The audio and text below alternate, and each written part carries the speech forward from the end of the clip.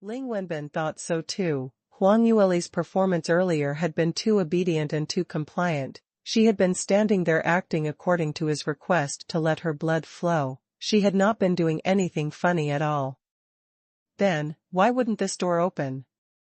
Ling Wenbin frowned, but after thinking for some time, he wasn't able to find any leads. Out of desperation, he could only retrieve the treasure map from his realm ring and raising it against the light, he started studying it carefully. As he was reading it, he mumbled nonstop, "Weird, this lass had totally followed according to what the treasure map requested. As long as her blood filled up the entire door frame, the phoenix in the middle livens up, then this door will be opened. Why is it that it's not opening now?" Huang Yueli was still standing in front of the door as she started shouting. "Hey, old man Ling, have you read properly yet or not? Can you hurry up? Don't tell me your age is catching up and your eyes can't see clearly?" Ling Wenbin originally was feeling depressed because the door wouldn't open and after being relentlessly ridiculed by her, above the depression was a stuffed feeling as the expression on his face turned even uglier. He turned around and lectured, "Wretched lass, shut up. Can't you tell that I'm already reading it? Urge, what's there to urge about?" Huang Yueli looked as though she was about to faint as she replied breathlessly, Of course I need to urge. You're just there reading the map, which is an easy job, but here I am losing blood. You know how much blood I've lost in order to fill so many carvings? I feel that I've lost too much blood and I feel very cold now. My head feels dizzy as though I'm about to lose consciousness anytime now. You. As a practitioner, how could you be so weak? Ling Wenbin replied in a bad mood. Huang Yueli's feet shuffled and swayed and just as she was about to fall down, she hurriedly put out her other left hand which had not been cut as she held on to the wall, steadying herself. So dizzy. I really cannot take it anymore. If you don't tell me clearly how to open this door, after I die from excessive blood loss, then you can search for another person to open this door for you. Ling Wenbin's expression grew darker still, but he could tell that Huang Yueli seemed as though she really couldn't make it any longer. If this wretched lass were to really die, where on earth was he going to find another person to release blood and open this door? Then, why don't you tell me what to do? Ling Wenbin started to become anxious. Huang Yueli said, "Why not you show me that treasure map? I've already told you this earlier, you're not an armament master, so regarding mechanisms, you might not be able to tell." At this juncture, Ling Wenbin had no other way, on thinking that Huang Yueli was indeed a real talented armament master, so he nodded his head, "All right, I'll let you take a look." He walked towards Huang Yueli and raised the map to show her from afar. Huang Yueli frowned as she looked and mumbled to herself, "Well, there's really a problem. Old man Ling, what you say isn't right at all. This place should. Why can't I see it clearly? Can you bring it nearer a little bit more?" Ling Wenbin walked closer a little, but Huang Yueli still expressed that she couldn't see clearly. Ling Wenbin finally lost patience and directly placed the treasure map in front of her eyes. "All right, this should be near enough. Such a young age and your eyes can't even match up to an old man like me? Hee, this is so embarrassing, let me take a careful look." Huang Yueli lowered her head. Ling Wenbin looked at the four surroundings in apprehension. Suddenly he felt something being pulled from his hands. Huang Yue actually grabbed the treasure map from his hands and upon using strength, she easily took it away from him. "What are you doing?" Before his question was finished, suddenly a scorching flame came burning from his back area, so hot that he started screeching out loud. "Ah? Who tries to sneak an attack on me from behind?" Ling Wenbin turned his head around to capture the mastermind, but whoever knew that the minute he turned around, a sharp-pointed prick-like thing pierced deeply into his left eye. At that instant, an intense pain was felt from his eye and at the same time, his vision turned blood red. "Ah! My eye! Ling Wenbin covered his eye as he started hollering loudly. Huang Yueli gave a shocked, but joyous expression as she praised, "Well done, Wang Kai."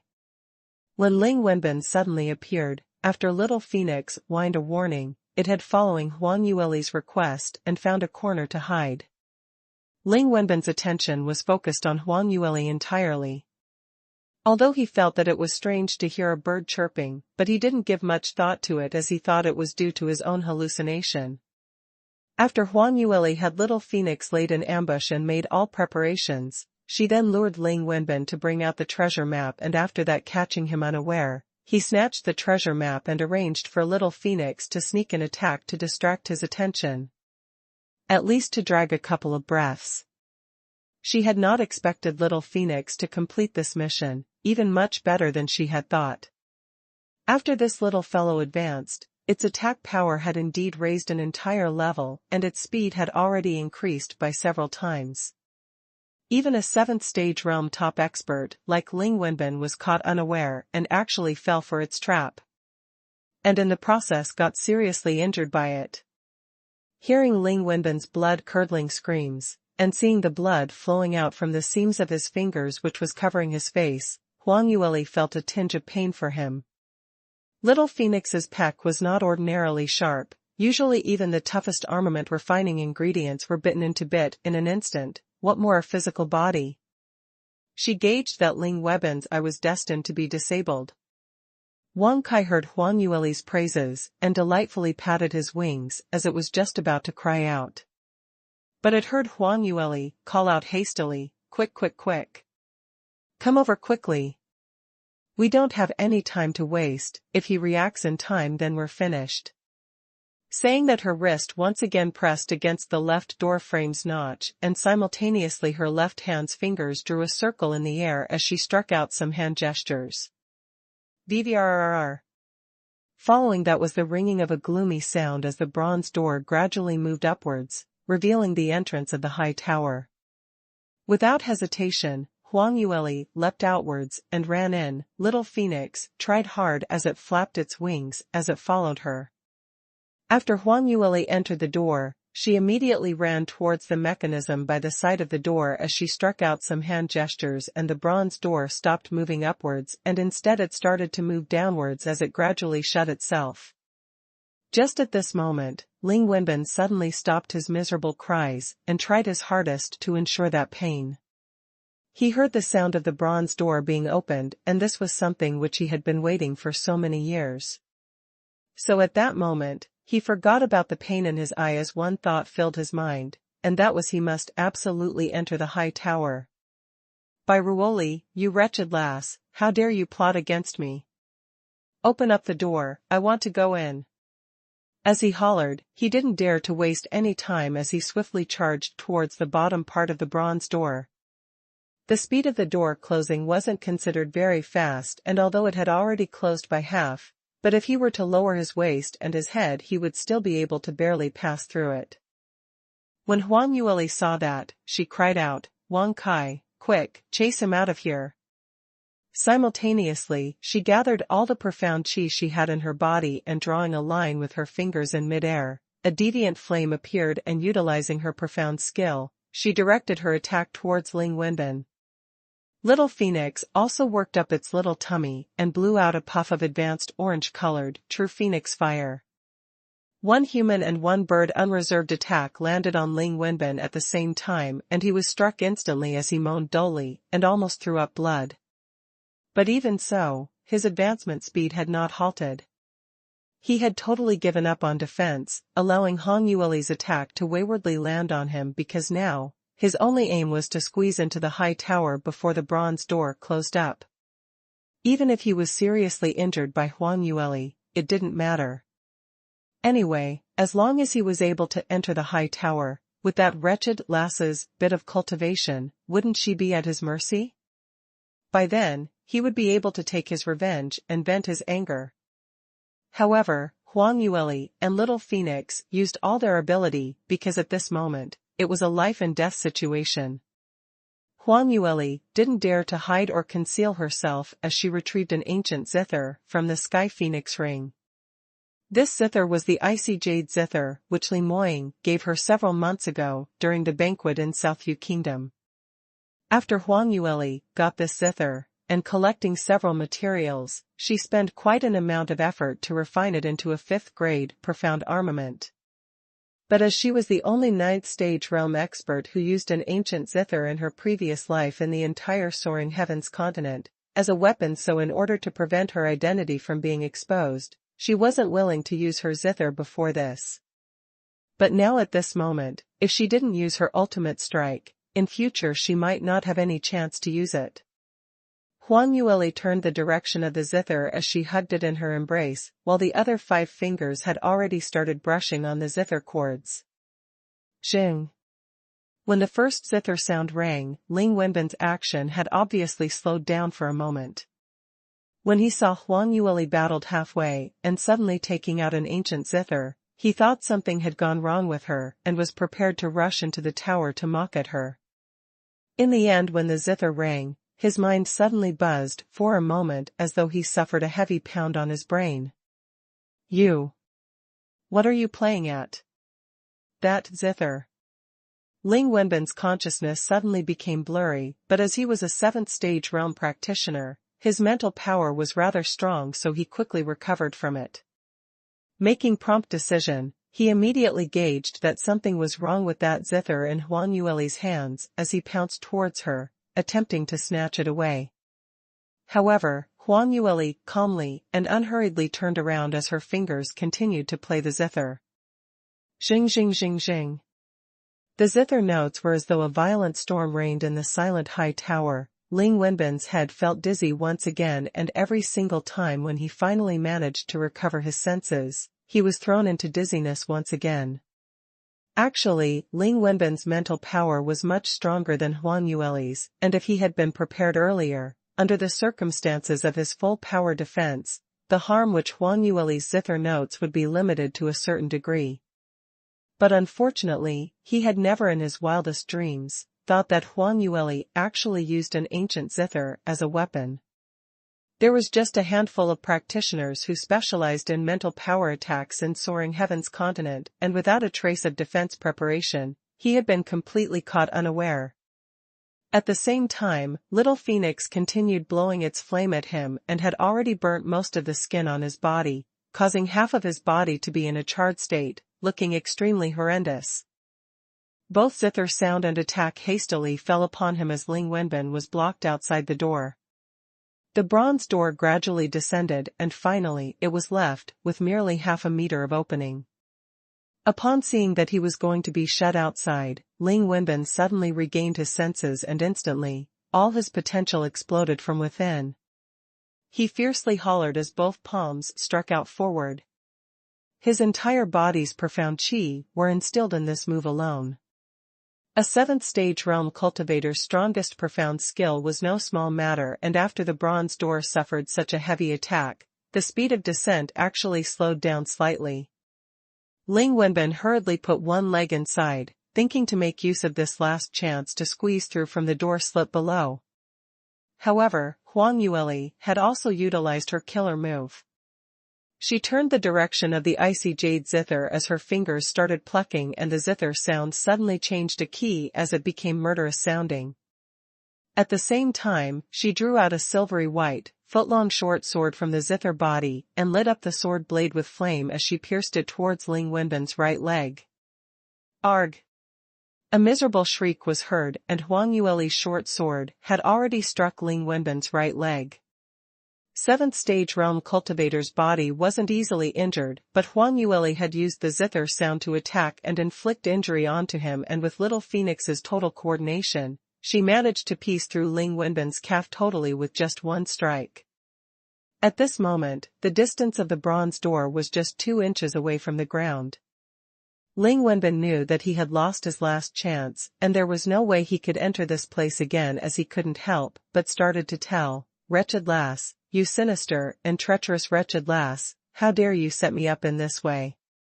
Hide in the tower for your entire life if you dare, and don't come out, because if you do, I will absolutely let you die without any burial ground." Huang Yueli waved her hand at him as she replied lazily, if you had such an ability, then I can only say that's my fate. But unfortunately, the one who always gained the advantages seems to be me. Old fart, goodbye, slowly wait outside. Ling Wenbin was so angry that he threw up blood wildly on the spot. However, what was more tragic was right behind. As his right leg had already extended into the inner part of the high tower, Ling Wenbin had wanted to take advantage of the last chance before the bronze door closed up to withdraw his leg.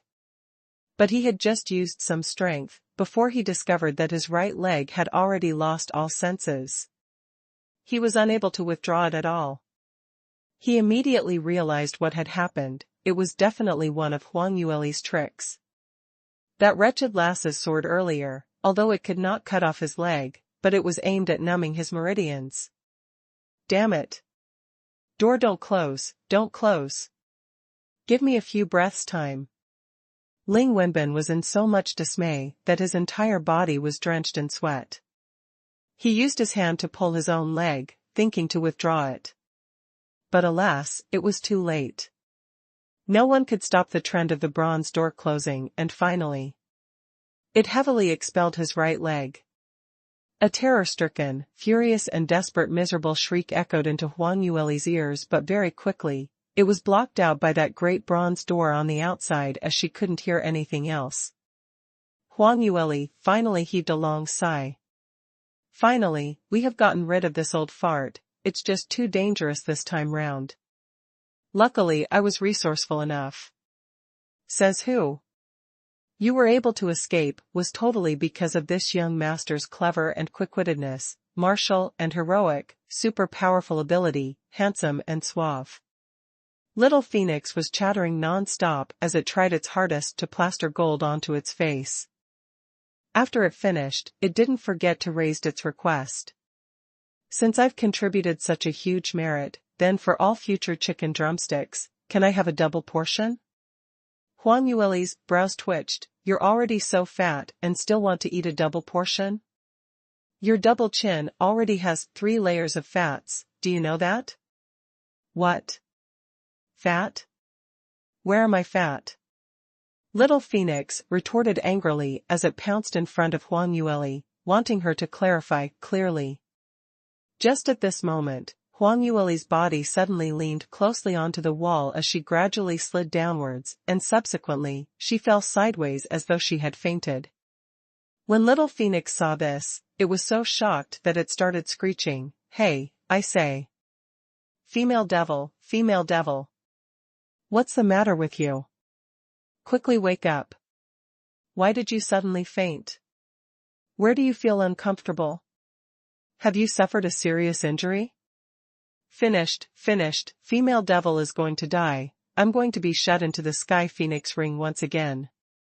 What can I do? What should I do?" Little Phoenix was so anxious that it kept turning round in circles, and it started flying here and there in the inner portion of the high tower, making a big fuss at the same time. Huang Yueli leaned against the side of the wall, and her consciously was a little blurry, but Little Phoenix's sharp screeching calls seemed to be like a demonic sound as it dove straight into the brain, causing her to have a bout of headaches. Actually, it was normal for her to faint. Earlier when she was outside the bronze door, she was coerced by Ling Wenbin to use her blood to open the door, and she had released quite an amount of blood. In actual fact, she didn't need to come out with so much blood, but in order to drag some time, to coax Ling Wenbin into bringing out the treasure map, she intentionally blocked a chink, stopping the blood from flowing into it. In this way, the door remained closed and her blood kept flowing. It was much later when she really felt her entire body turn cold from too much blood loss and her head became groggy, so she wasn't cheating Ling Wenbin at all. Under that kind of circumstances, she still depleted all her profound energy to stop Ling Wenbin from entering the high tower. Especially at the last part where she used the icy jade zither, displaying her killer move, a profound skill which she grasped in her past life when she was in 9th stage realm. The consumption on mental power was extremely huge, and to a 3rd stage realm peak cultivator like her now, was a huge expense which she could not bear. It was the combination of several elements that she could last till now, before fainting, and this was already a miracle. For her now, in order to rest properly, borrowing the high tower's inner portion's high-intensity heaven and earth profound chi to restore her body's injuries, which was the best option. Silence was extremely important. But unfortunately, the little phoenix, which she reared, always acted out of the book, and it actually flew everywhere, crying to an earth-shaking point, making so much noise that she couldn't rest at all. For that one instance, Huang Yueli really wanted to stuff that little thing back into the sky phoenix ring, but she didn't have that much mental power to control little phoenix. She tolerated and bore with it, and after a long time later, little phoenix probably got tired from crying out and started to become silent. Huang Yueli finally drifted off into a deep sleep. Unknowingly, 3 days went by. Celestial Light Sect was filled with jubilation. Ever since Morong Fei returned to the sect and indicated that she had spent an amount of time together with Li Moying, many people felt that she was going to get married to Li Moying. Even Morongde believed that deeply and kept encouraging her to take good care of Li Moying, grabbing this peerless expert's heart tightly, to make him stay in Celestial Light Sect. Morong Fei felt guilty, but at the same time she set her determination to double her efforts to display her virtuous and elegant look in front of Li Moying. She wanted to show a stark contrast against Huang Yueli, that immature and inexperienced, willful and proud lass, letting Li Moying knew that only a mature and elegant refined lady like her was worthy of him. Hence, whenever she had time, she would bring the medicinal soup and herbs that she made to the rear mountains courtyard where Li Moying was staying. However, no matter how diligent Morong Fei was, Li Moying refused to meet her even once. The person who appeared in front of her was always the expressionless Moe, or Mo heir, who spoke in an eccentric tone, and either one of them could make her die of anger. Li Moying was in fact totally unaware of how bustling it was outside. Ever since he returned to Celestial Light Sect, he shut himself in his courtyard and went into closed-door cultivation. Breaking up with Lear had made his world turn gray, and no matter what he did, he wasn't able to lift his spirits up. The images of Huang Yueli's usual expression while she was with him kept popping out in his mind, and every single time he thought of the cunning look with her pointed teeth when she laughed, his heart felt a pang of throbbing pain. Under this circumstance, only cultivation could make him forget this kind of pain momentarily. So every day he refused to meet anyone and chose to shut himself in his courtyard to cultivate. Even his shadow guards had not seen him for 3 days already. Today, a figure shot from the front mountain towards the rear mountain, but even after he reached Li Moying's courtyard, his footsteps didn't stop and continued to rush inside while shouting, "Young sect master, something's up, something bad has happened." Moe frowned as he went up to welcome that person. Who is it who dares to barge into young sect master's closed-door cultivation location? Saying that, he took a look and immediately recognized that person, Principal Jiang. "Why have you come here?"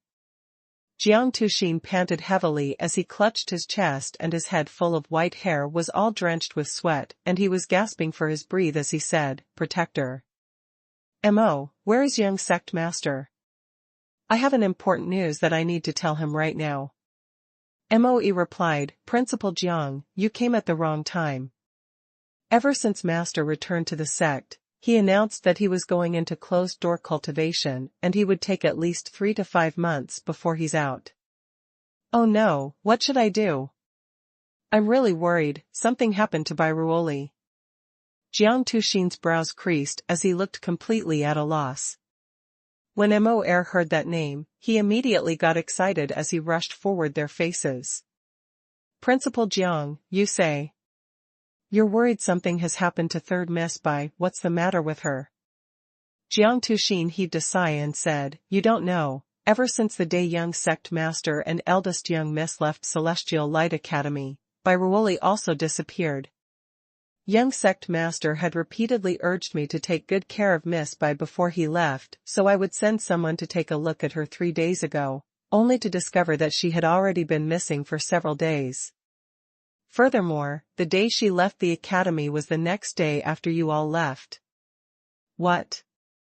Moe and Mo Er exchanged glances as they saw the pleasantly surprised expression in each other's eyes. Moe gave a cough and said, Principal Jiang, you need not be overly worried, I'm guessing. Third Miss should be chasing after my master?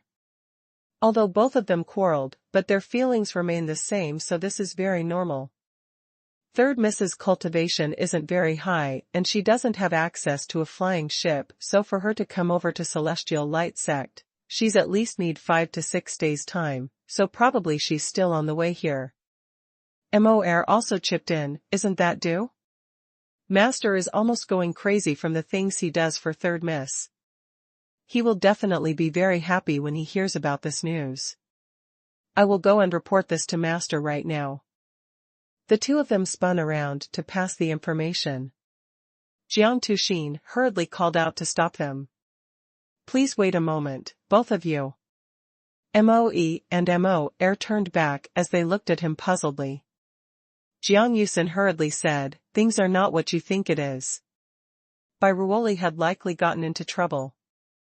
What? Both of them cried out in shock as their expressions were filled with astonishment. Moe was in a rush to ask what had happened clearly, but before he could even speak, the courtyard door was suddenly opened from the inside. You say, what happened to Lear? A deep, hoarse voice was heard from behind the trio. The three of them were shocked as they were startled at Li Moying's sudden appearance. Master, why are you out? My respects to Master. Moe and MOR made their salutations one after another, whereas Jiang Tuxin went into a daze as he looked in astonishment at the man in front of him. If it hadn't been for the fact that he recognized his voice and with Moe and MOR by the side as a witness, he almost couldn't recognize that the slovenly dressed and absent-minded man, who was usually suave and peerlessly handsome, was the young sect master Li Moying. Li Moying's face was exceptionally pale and his hair was scattered messily by the side of his face. There were black patches under his eyes, but even though he seemed to be in a despondent state, he still bore the usual indescribable overbearing imposing manner, which was enough to attract any woman's gaze. Young sect master. Li Moying walked over and stood in front of Jiang Tuxin as a cold glint flashed past his eyes. What did you say earlier? Lear, she. Something happened to her? What exactly happened to her? Before I left, haven't I asked you to take good care of her? How long has it been only, and something had happened to her? Tell me clearly right now. Moe looked at Li Moying's agitated look and amidst worries, there were also some signs of emotion. Master still denied that the both of them had no more relationship and didn't even look back as he ran back to Celestial Light Sect, in the end. Just based on his reaction, if he could really let go of Third Miss, something really was wrong. Jiang Tuxin continued ashamedly, I have let you down. That day after you left, I'd sent a number of people to take care of Miss Bai, but she said she wanted to go into closed-door cultivation to recuperate and shut everyone outside, whereas she slipped away. I'd only discovered this 2 days ago, and thought she came to look for you in Celestial Light Sect, so I sent a few bodyguards, thinking to chase up to her and send her here. But the bodyguards followed the path here and searched for a long time, but they weren't able to find anyone at all. Instead, they heard a rumor. What rumor? Li Moying's voice was extremely peaceful, but those who knew him well knew clearly that he was the kind whom would become more and more calm as he got angrier, and now he was already on the verge of acting up. Jiang Tuxin's sweat drenched his entire back, but he didn't dare to raise his head. Yes. A group of Jade Wind Merchant Guild merchants were on the way to West Sky region to do some business, and someone said that a few days ago, they met a young lady who was around 14 or 15. From their description, she sounds very similar to Miss Bai, and that young lady wanted to follow them to Celestial Light Sect, but midway on the road here, a mysterious man dressed in a hood suddenly appeared, pointing her out. That young lady didn't want to implicate them, so she immediately appeared and lured the mysterious man away. Mysterious man? Li Moying's brows knitted tightly together. Jiang Tuxin nodded, I heard that this mysterious man's cultivation is very high and that young lady totally wasn't his match, so she kept escaping. Later on, the both of them disappeared and even the merchant guild didn't know where they went to. In actual fact, the merchant guild leader's original words were not sure if that young lady was dead or alive, but Jiang Tuxin was afraid that it might agitate Li Moying once again, so he could only change it to whereabouts unknown. But even so, Li Moying had already gone mad. With a casual flick of his sleeve, a powerful profound chi struck out in midair. All of a sudden, lightning filled the skies. That plot of land which cultivated several thousand-year-old silver leaf spiritual trees were all snapped off across the middle, in complete disorder. Jiang Tuxin, Moe, and Mo hurriedly stepped aside, and although Li Moying had evaded their direction, but it still made their chests tremble greatly as they almost spat out blood on the spot. Jiang Tuxin clutched his chest. On one hand he was startled by Li Moying's exceptional potential, while on the other hand, he was silently crying out in shock by his intense reaction. Even after Li Moying struck, the melancholic feeling on his chest did not decrease in any way. The moment he thought his Lear had suffered a top expert's interception, and her life and death was totally unknown, his heart was thrown into incomparable pain. At the same time, he was extremely remorseful. If only he hadn't left Lear's side, she wouldn't have set off alone to look for him in Celestial Light Sect, and such a thing wouldn't have happened. At this point in time, he even started to hate himself. Even if Lear didn't like him forever, why couldn't he continue to protect her silently? Why did he let Lear get hurt just because of his pride? Li Moying gritted his teeth as his two hands clenched into fists, his 10 fingers totally sinking into his palms as his blood started to drip. He managed to control his anger and didn't make another move, but he took quick steps as he flew towards the front mountain. While he was walking, he sent out his commands to the few of them. Moe, immediately arrange for people to search along the path between Celestial Light Academy and Celestial Light Sect, not missing out even an inch. Even if they have to dig underground 3 feet, they must find Lear and the person who hurt her. Yes. Moe, lead a team and ask around the neighboring cities, towns, and villages. If Lear managed to escape, in order to prevent her identity from being exposed, she would definitely find a place and hide herself. Yes. Jiang Tuxin. I'm here. Jiang Tuxin subconsciously shuddered because he had obviously heard Li Moying silent grinding his teeth when he called out his name. Li Moying said, quickly return back to Celestial Light Academy and run through a checklist on all the practitioners in the academy who are in 7th stage realm and above, to find out who is the troublemaker. Jiang Tuxin was stunned. Ah? Li Moying's voice grew doleful. Earlier in Celestial Light Academy, Lear was attacked by a masked 7th stage realm practitioner. Luckily, I managed to save her in time, but I was unable to capture that person. I reckon that the person who attacked Lear this time is him. This person is definitely related to Celestial Light Academy, so you must dig this person out. Yes, I understand. Jiang Tuxin started to sweat profusely. If Huang Yueli was really dead and the murderer was in Celestial Light Academy, then his position as principal would most likely be difficult to retain. Inside the high tower, Huang Yueli was having a dizzy spell as she didn't know how long she had been in deep sleep for. When she awoke, she felt her entire body feeling warm, as though she was soaked in hot spring water. Furthermore, the profound chi in her body was abundant as the damages to her meridians and internal organs were completely healed. She extended her hands and feet, feeling that she was never in a better condition, and even there seemed to be signs of a breakthrough in her cultivation. What situation is this? She murmured to herself as she frowned. Female devil, you're finally awake. You simply scared me to death. Woo woo woo woo.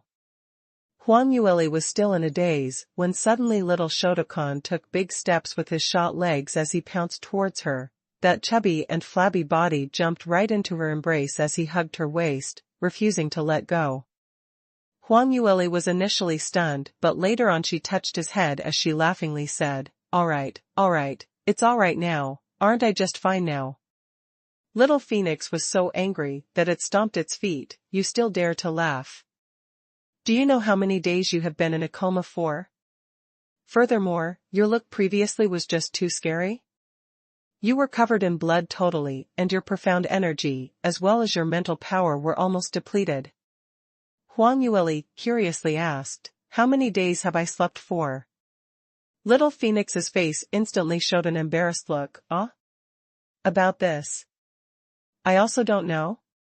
This tower doesn't seem to emit the sunlight from the outside, and there's only a fire on the wall, which seemed like it doesn't extinguish. How would I know how many days has it been? Then why did he still say it in that way earlier? Huang Yueli was rather speechless. Just at this moment, suddenly a voice entered her ears. It has been 5 days since you entered the inheritance grounds. Huang Yueli was firstly stunned before screaming out in shock, who's that talking? Not too far away, a good-looking, long-haired man looked towards them from afar. Ghost. Ghost. There was obviously no one here earlier. Little Phoenix trembled from head to toe after he saw him and turned around as it jumped into Huang Yueli's arms. The man slowly shook his teeth as he said helplessly, you yourself is a spiritual body, and you still dare to say that other people are ghosts? Huang Yueli had already calmed down by now. She took a look at the man's unusual good-looking face, and the way he walked and the expression he put on as he talking as she sort of made some guesses in her heart. You are this high tower's guardian? So you're also a spiritual body? That's why you can suddenly appear. Huang Yueli opened her mouth to speak. That high tower's surface area, from the outside, seemed not very big, and the inside was even smaller. From one end to the other end, it was merely 30 steps distance, and just one glance, and one will be able to see the ending point. When she entered the high tower, she took a clear look that there was no one in this tower, so this man before their eyes was definitely not someone ordinary. When the man heard her words, he nodded, looks like a junior, like you have some knowledge. Huang Yueli's mouth twitched as she felt slightly unable to accept it. After all, she had lived for several decades in her past life, and to be called as a junior. But changing her thoughts, the man in front of her was guarding this high tower, and probably he had been here for tens of thousands of years. So as compared to him, she indeed was a junior. Furthermore, she was the most junior kind of junior level. But by now, Huang Yueli could tell that this man had no evil intentions towards her. Otherwise, just based on the fact that she was in lethargic sleep for so many days, if he wanted to kill her, it was an easy feat. Even if he was too lazy to take action, all he needed to do was to throw her out of the tower, which would also lead to her death. Thinking of this, Huang Yueli stood up as she clasped her fist into her other hand and paid her respects. This junior is Huang Yueli. May I know your name, senior? And where is this place? From the outside, it seems that this place is a part of an early historical remains. The man's brows rose in surprise as the expression on his face was an indescribable strange look. You say, you don't know where this place is? How is that possible? Then how did you come in? The more Huang Yueli couldn't understand, the tighter her slender brows grew. It's like this, my father left me a piece of treasure map and he wanted me to follow the hints on the map to look for this early historical remains. The man replied, that's right, those who knows this place are all passed down by their parents. But since your father wants you to come here, didn't he tell you what use this tower is for? Regarding this, my father didn't say. In actual fact, Huang Yueli had no time to look at the treasure map, which Bai Lu Feng left behind, so she didn't know if he left any other clues. But now that she has said like this, surely she can't retrieve the treasure map now, and took a look right. So she could only pretend till the end. The man shook his head as he said in total displeasure, your father is simply too irresponsible. Such an important matter, and yet he didn't tell you clearly. What kind of that is he? Huang Yueli hurriedly explained for Bai Lu Feng, Sr., don't be mistaken. My father had been missing in an expedition since I was still at a very young age, so he didn't purposely not tell me about this. The man then responded, no wonder, since that's the case, towards the clan's matters, you know nothing at all? Huang Yueli was dumbstruck. Clan? The man didn't reply her immediately, but stared at her dazed look for a while before sighing. This is a long story. Let me self-introduce. My name is Huang Zixiao, the guardian for this inheritance grounds. As what you have seen, I am in a spiritual body state and have been living in this inheritance grounds for 80,000 over years. 80,000 years? Huang Yueli cried out in shock. She had thought that this high tower had been here since 10,000 years ago, but whoever knew that it had already been in existence since 80,000 years ago? What concept was that? Simply unbelievable. 10,000 years ago, Soaring Heaven's continent underwent a huge change and the past history had all disappeared, only leaving some early historical remains behind. How was it like 80,000 years ago? That was something no one had any way to find out. She discovered another strange point. Wait a moment, your surname is also Huang? And you said, this is an inheritance ground? What inheritance ground? Huang Zixiao laughed as he said, you and I are all members of the Sacred Phoenix clan, so isn't the surname Huang a matter of fact? As for this place, it is the Sacred Phoenix clan's inheritance grounds. Sacred Phoenix clan? Huang Yueli repeated after him, not knowing why that it was supposed to be a strange name, but it seemed to tug some strings in her heart. Huang Zixiao nodded and continued, the Sacred Phoenix clan had originally been one of the strongest families in Soaring Heaven's continent.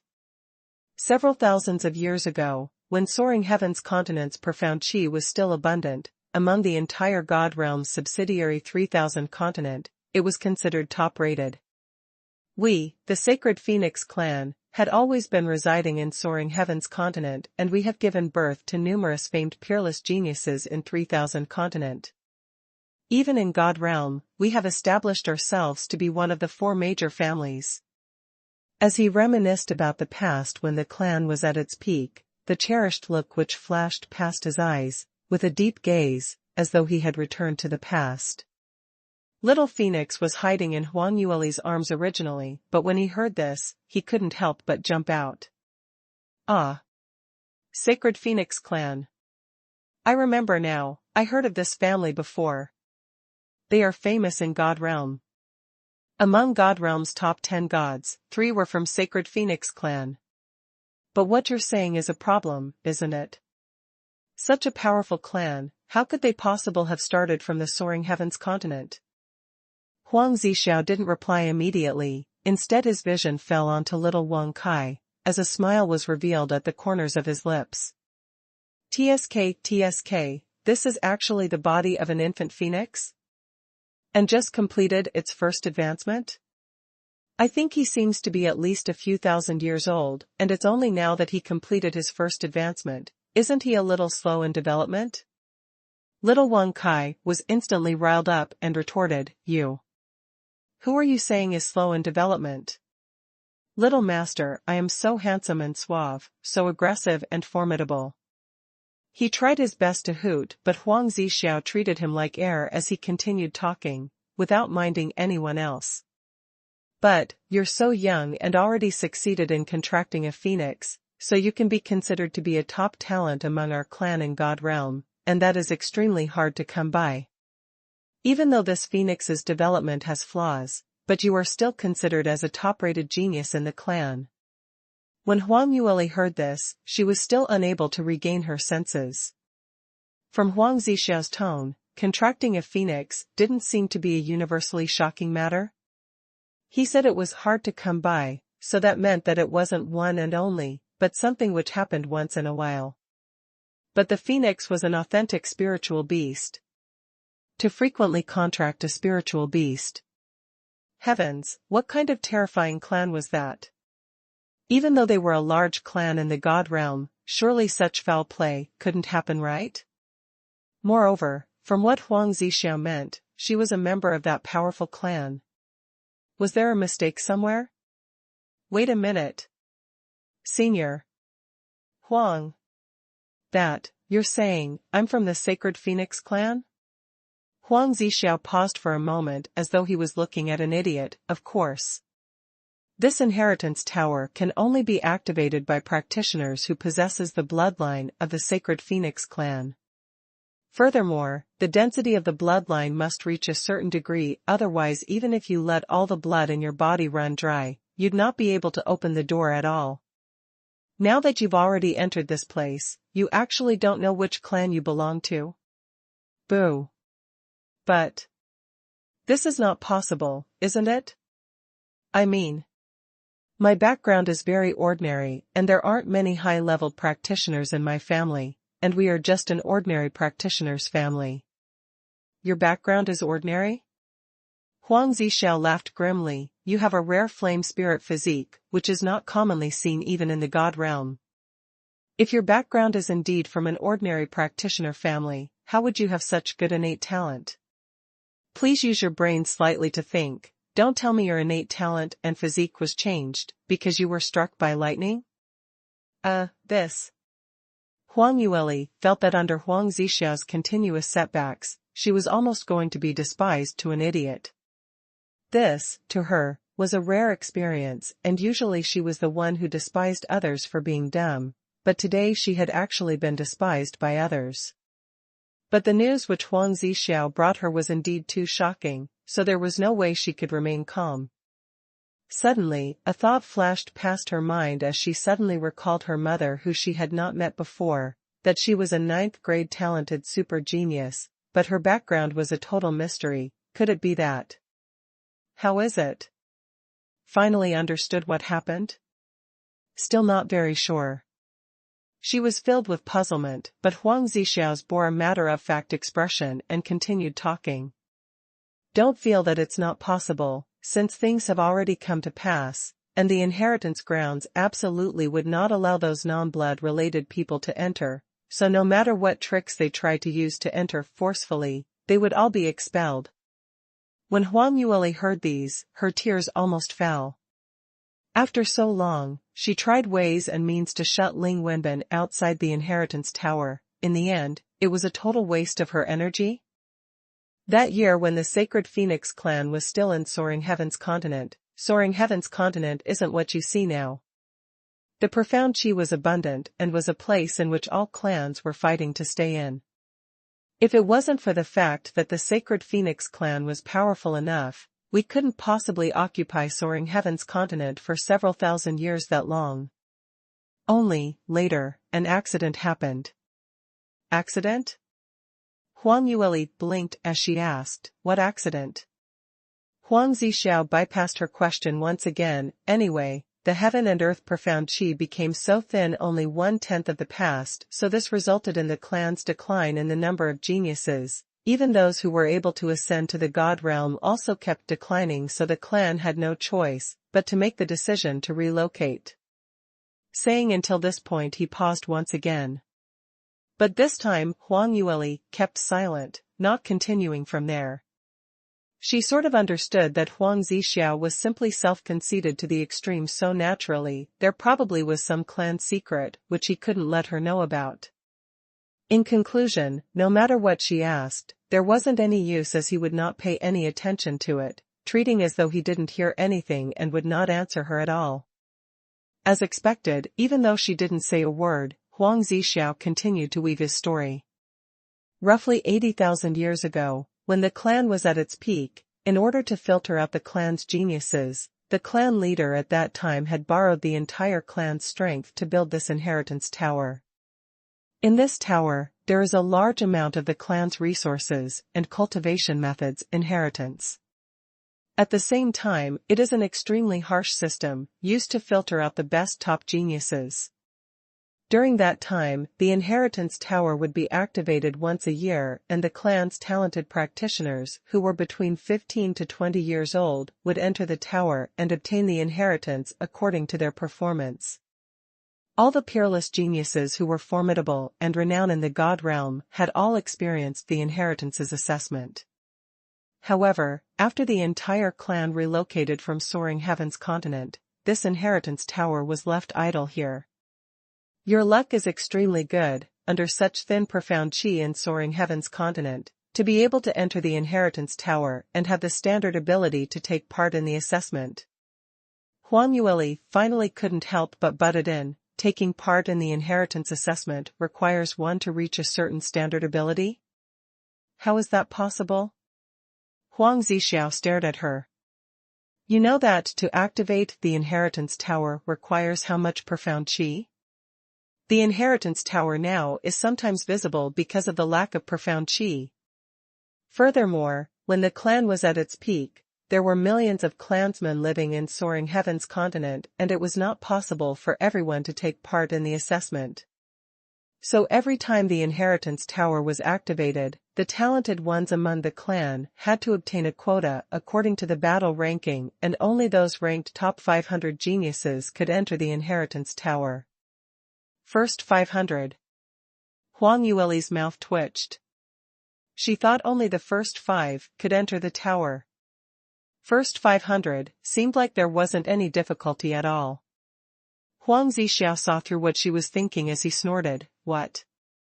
Looking down on the first 500 geniuses? Let me tell you, at that time, those geniuses who had the qualifications to enter the Inheritance Tower, without any exception, were able to break through to the 10th stage realm before they turned 30 and ascend to the God realm. What? How is that possible?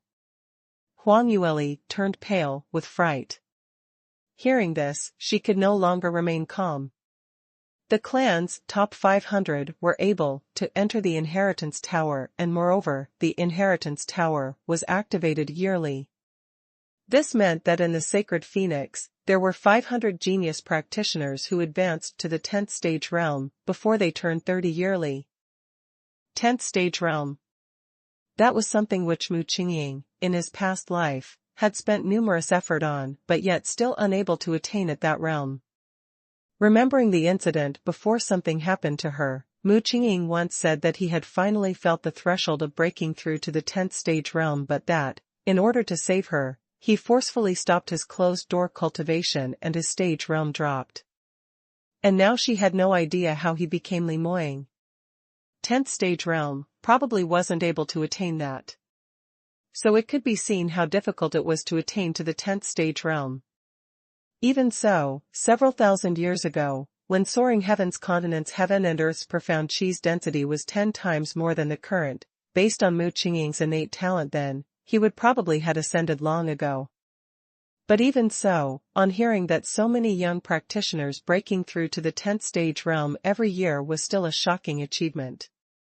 No wonder little Wang Kai said the Sacred Phoenix race was one of the 4 large clans in the God realm. This potential was indeed outstanding. Huang Zixiao saw her gasp in admiration expression as he felt more comfortable in his herd. This inexperienced young lass, when she first entered here, she was totally clueless about the clan's glamorous history, which simply made him, someone who was bursting with glory with the clan's honor, felt like his chest was so stuffed that he could die. Now, her performance finally seemed normal. Now do you understand? Know how big of an advantage you've picked up? Huang Zixiao hummed as he said chillingly. Huang Yueli nodded her head, indeed rather surprised. But surely this cannot be called as picking up an advantage, right? I feel that with my innate talent, even if it was several thousand years ago, I would still be able to enter the Inheritance Tower. Huang Zixiao had thought that after Huang Yueli heard what he said, she would absolutely put on a look as though a huge pie had dropped from the sky, knowing how lucky she was. In the end, this lass actually seemed as though it was a matter-of-fact thing to happen. Did she think that having a flame spirit physique was something incredible? Certainly, the flame spirit physique wasn't commonly seen among the sacred phoenix race, but in the way of cultivation, it wasn't purely just based on the innate physique only. Huang Zixiao spoke in displeasure. Looks like you're very confident? Feel that your innate talent is very good? Then why not hurry over and do the assessment? Assessment? Huang Yueli blinked. Huang Zixiao's wide robe sleeves waved towards the sky as the center of the high tower, which was originally empty, suddenly appeared a long crystal-like pillar, and under the strong reflection of the light, it looked sparkling and translucent with brilliant lights and vibrant colors, looking very magical. Although Huang Yueli had guessed something in her herd, but she still opened her mouth to ask, "What is this?"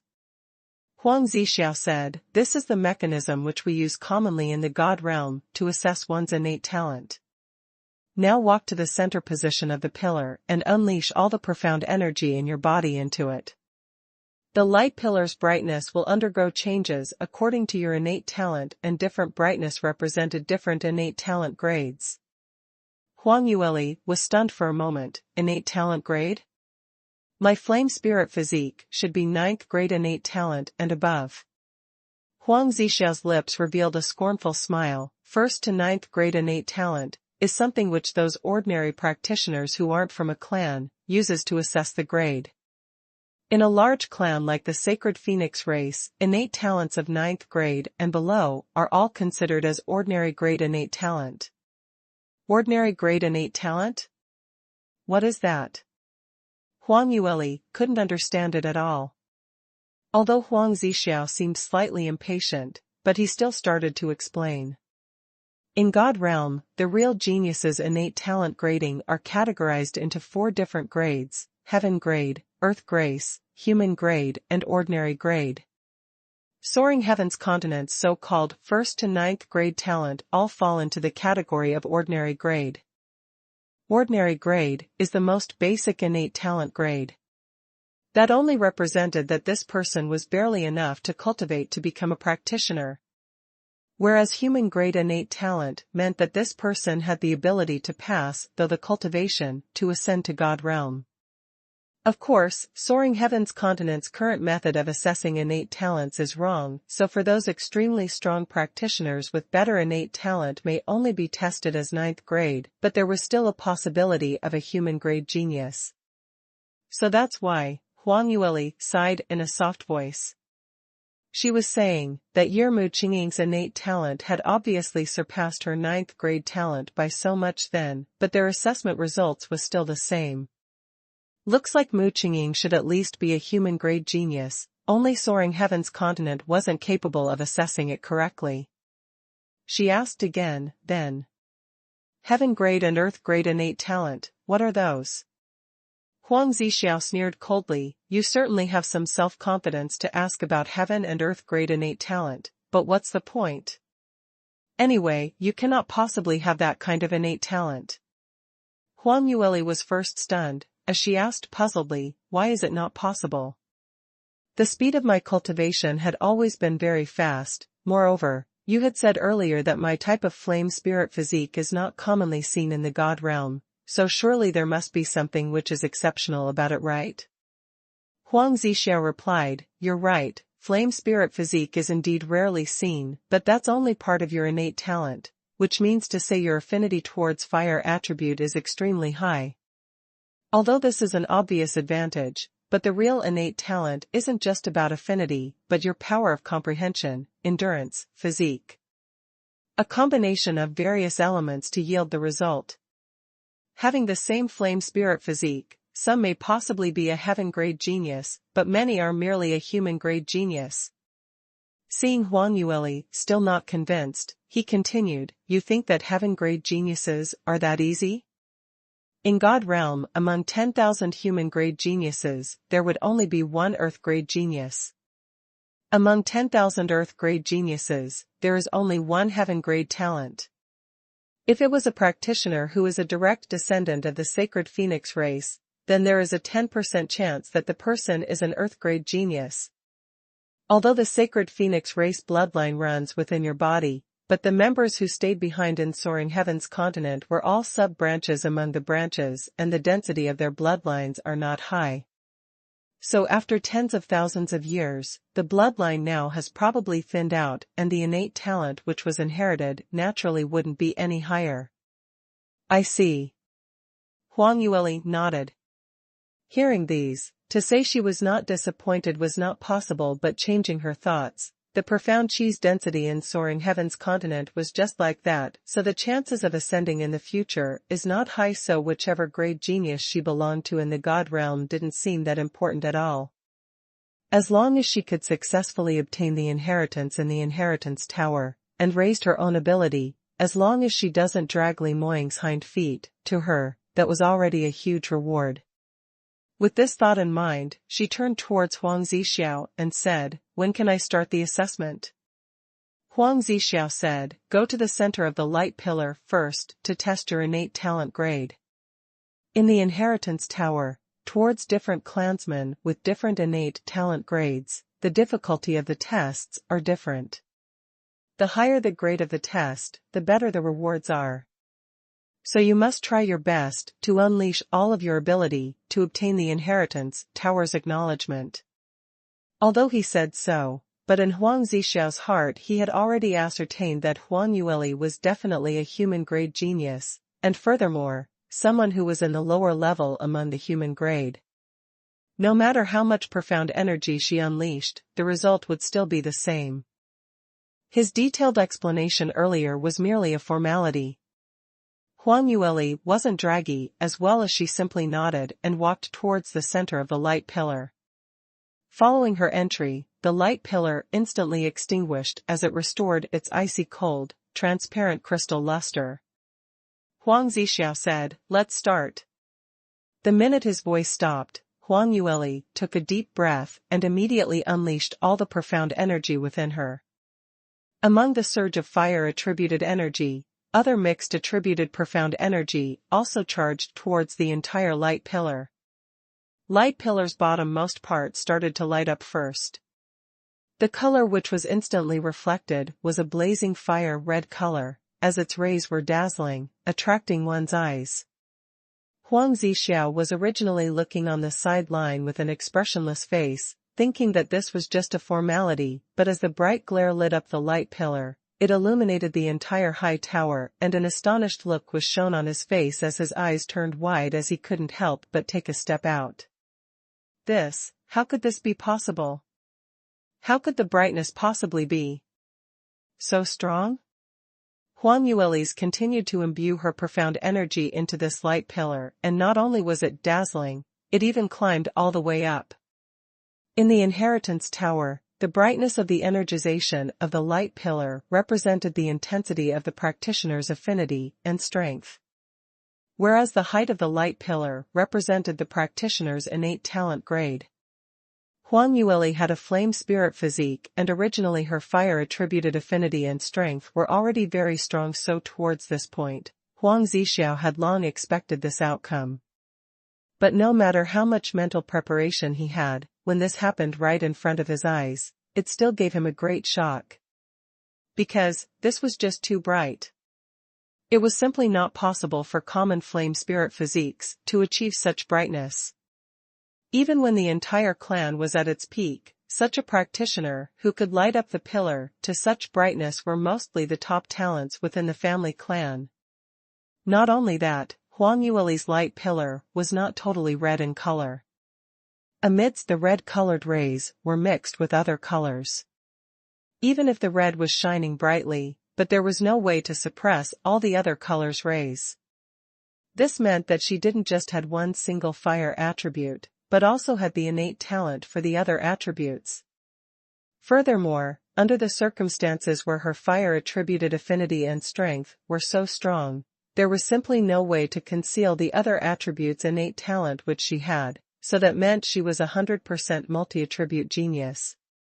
The other attributes' innate talents as compared to fire attribute were not inferior in any respect. Heavens, how could this be? Her fire attribute affinity and strength is actually so high. Even if her power of comprehension, determination, and others are not so good, but with this kind of affinity, there are hopes for her to become an Earth-grade genius. But immediately following that, Huang Zixiao shook his head as he mumbled to himself, "But, this is only a possibility. Only 1 or 2 Earth-grade geniuses among the sacred phoenix race would appear every several decades. And basically those were all direct descendants or side branches clansmen who could become Earth-grade geniuses, and sometimes there might not even be one after several thousand years. This young lass naturally couldn't be one." Just as he was in deep thoughts, the light pillar continued to climb up. Very quickly, it had already shot past the bottom-most portion and reached the height of human-grade genius, but the light pillar didn't stop there and continued climbing upwards. But after rushing past half of the height, the speed of the light pillar started to slow down gradually, especially the nearer it reached Earth-grade genius's height, the speed of ascension became slower and slower.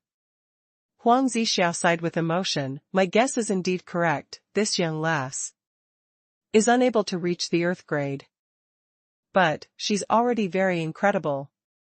This innate talent, amongst the human grade geniuses, is already at the forefront. Adding on to her multi-attribute innate talents, if she could obtain the clan's inheritance, even if she met the lowest tier of Earth grade genius, she might be able to fight it out." The light pillar's ascension speed continued its snail pace and finally, as though it was about to stop, Huang Zixiao sighed, about to end. Just at this moment, a much more glaring ray than before shone brilliantly, and following that, it ferociously jumped by up a notch as it directly shot past the Earth-grade talents checkpoint.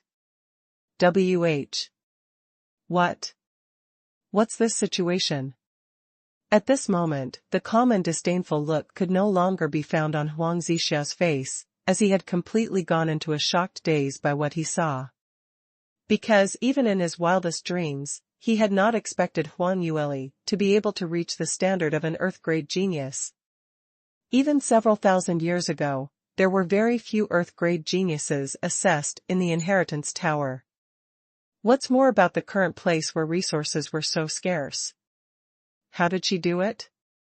Could it be that because she possessed a flame spirit physique, so those side branches remnants of the sacred phoenix race who were left behind in Soaring Heaven's continent had all thrown whatever resources they had onto her, which was why they were able to nurture such a unique Earth-grade genius? But this saying wasn't totally correct. Sacred phoenix race's valuable inheritance had all been brought to the god realm, and those which could not be taken away were all in the Inheritance Tower. Even if she was one of the clan's side branch valued peerless genius, how much resources would she possibly get? Probably what she could not even be compared to what God Realm's lowest leveled rubbish could get. Under such circumstances, she actually became an Earth-grade genius? However, what Huang Zixiao didn't expected was, Huang Yueli not only did not get any resources from the God Realm's direct descent, in actual fact, she did not enjoy any resources at all, not to mention anyone nurturing her. If he knew the truth behind this, his tears would absolutely flow. While Huang Zixiao was in deep thoughts, the light pillar, which was energized by Huang Yueli, continued climbing upwards. Besides that, after stepping over the boundary which marked out the Earth grade, she seemed to break through a bottleneck as the light pillar's speed actually didn't decrease, and had been stably rising upwards. Even though it wasn't as fast as initial stage, but it was extremely stable.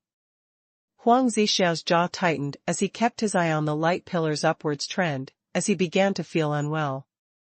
Huang Yueli's performance had exceeded his imagination, because if the light pillar continued to ascend higher. Heavens, have I been shut in the Inheritance Tower for too long, which is why I'm hallucinating? How could anyone possibly reach heaven grade? Among the direct descendants in the clan, only 1 heaven-grade geniuses appeared every 3,000 years. This absolutely is a misperception. Even if she could get closer to heaven grade, but she couldn't possibly reach heaven grade. Because when the light pillar reached the highest 1/10th part, to hope to ascend just 1 inch was as difficult as reaching for the skies. So no matter how close she gets, she will not be able to reach it. But, she actually had reached such a forefront position among the Earth-grade geniuses. This innate talent is simply incomparable. Even though the profound chi density in Soaring Heaven's continent is so low now, she has a 90% chance of being able to ascend to God realm, but she will need to spend hundreds of years to do so. Even if she returns to the clan in God realm in future, she would be highly valued and nurtured by the clan. Wait. What's that? He saw the light pillar had slowly reached the top of the tower, leaving only just 1/10 of a distance from the peak. But the light pillar had not stopped ascending. Rather, it steadily broke through this checkpoint and continued climbing. Could it be impossible? This probably is already her limit. At this point of time, Huang Yueli, who was standing in the center of the light pillar, was indeed reaching her limit. When she entered this innate testing mechanism, she discovered that this mechanism which was left behind from the ancient times had indeed been as overbearing as the sacred Phoenix clan. It wasn't like what Huang Zixia mentioned earlier, to let her inject her profound energy of her own accord. On the contrary, the minute she stepped in, the light pillar began to actively absorb the profound energy within her. After entering not too long ago, her profound energy was almost being sucked dry. This was why when she just reached Earth grade, the profound energy in her hadn't much left and the light pillar seemed to have halted in ascending. Actually, to be able to reach a standard near the Earth grade genius, to her as a practitioner who grew up in the lower realm was already an universally shocking innate talent. In her own continent, she was already considered to be a top-rated peerless expert. But at this moment, she heard Huang Zixiao's ramblings to himself. Side branches clansmen, who could become Earth-grade geniuses, and sometimes there might not even be one after several thousand years. This young lass, naturally couldn't be one. What Huang Yueli hated the most was to be despised by others, not to mention that others saying that she could not do something. Why was it not possible? She just had to do it to show him that she could do it. Furthermore, the result of the innate talent assessment was not just about figures, it also decided the difficulty and rewards which she would gain after the training, and she must give a shot on this. Thinking of this, Huang Yueli clenched her teeth hard as she persisted and continued to throw in whatever profound energy that remained within her body. 9 Phoenix Transformations was a cultivation method which specialized in recovery, which enabled her to regain her profound energy much faster than other people in the middle of a battle. She tried her best to extract her own capacity, hoping to regain more profound energy to inject into the light pillar. As expected, although the speed of the light pillar's ascension had grown extremely slow, but it was still climbing upwards. But her effort and perseverance were still limited, and just as she was a line away from the Earth grade standard, Huang Yueli's profound energy was completely sucked dry, which meant that she really had reached her limit. Huang Yueli's face was pale as she bit her lip, with no choice but to accept that this indeed was her innate talent. Just as she was waiting to be transmitted out, suddenly, the Sky Phoenix ring, which had melded into her, started to vibrate. Immediately following that, the Sky Phoenix ring suddenly emitted a glow, as her entire dantian was enveloped in it, making her feel as though she was soaked in the medicinal bath while she was advancing. Her entire body felt as though she was being torched by flames, so hot that she always cried out loudly. These glowing energy started to spread apart, dissipating into each and every meridian of hers. Huang Yueli could feel that this energy was not profound energy, but a kind of much more strong and more dangerous energy, but she totally didn't know how to use it. Luckily at this moment, she was at the center of the light pillar, and she was required to actively use these energy. The light pillar automatically absorbed these energy. Relatively, the light pillar's length swiftly extended by a notch, as it steadily surpassed the Earth grade's checkpoint. The energy in the Sky Phoenix ring was as though a steady flow. No matter how much the light pillar absorbed it, it still steadily unleashed the power outwards. Because of that, the light pillar also rose upwards, and it didn't met with any further obstruction. It was all the way until the distance was 1/10 away from the peak, when Huang Yueli felt the energy in her meridians gradually turning lesser. By the time it had reached a distance of 1% away from the peak, the energy in her was almost depleted. What should she do? It's just that little bit left again. Huang Zixiao was already in so much shock that he was totally unable to sit still. Heaven grade. This was heaven grade. This young lass was actually so near to heaven grade. What concept was that? Heaven grade genius was a rare existence in the entire god realm.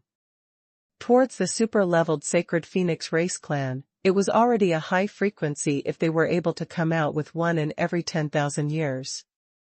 As for those slightly smaller influences in God realm, in the hundreds of thousands of history, if they were able to get just one, their ancestors' graves would fume green smoke. If Huang Yueli could reach it, then. But don't think that it was just 1% away. The later it was, the more difficult it became. At this moment in time, in order for the light pillar to step over that last natural moat, and reach the most excelled standard, which everyone looked up to, it wasn't just based on their inborn physique, potential, comprehension, but purely determination. It was all based on a heart filled with determination, only thinking of moving forwards and not giving up. If there wasn't any slightly bigotry determination, no matter how good the inborn qualifications were, then one would not have any possibility of breaking through. So, there were numerous superior geniuses who had great inborn talents, but they were unable to be recognized as heaven grade, so after they had confirmed that all their potential had been unleashed, they chose to give up. Whereas for Huang Yueli, would she give up? Huang Yueli didn't give up, and she didn't want to give up. It was just this little bit left, and she had gone through so much to come to this step, so how could she possibly give up? She knew that she needed more strength and needed to grow up more. She wanted to stand side by side with Mu Qingqing, and she wanted to exact revenge towards those who had caused her death in her previous life. All these required her to become strong. Furthermore, she must turn stronger in the shortest amount of time. She must persevere in taking this last step. But after the energy in the Sky Phoenix ring was depleted, the light pillar could not extract any more energy from her body, hence it started to draw her blood essence. Blood essence was a person's underlying foundation, and once it had been drawn out, their lifespan would be swiftly weakened, and even a huge possibility which would lead to their deaths directly. Huang Yueli only felt that there were two different energies in and outside her body, which kept tugging and pulling, as though it was about to split her up into two halves. But even under such pain and pressure, she still forced herself to remain calm. Earlier, although there was Sky Phoenix ring to supply energy to the light pillar, but she had not given up on using the 9 Phoenix transformations to regenerate her own profound energy.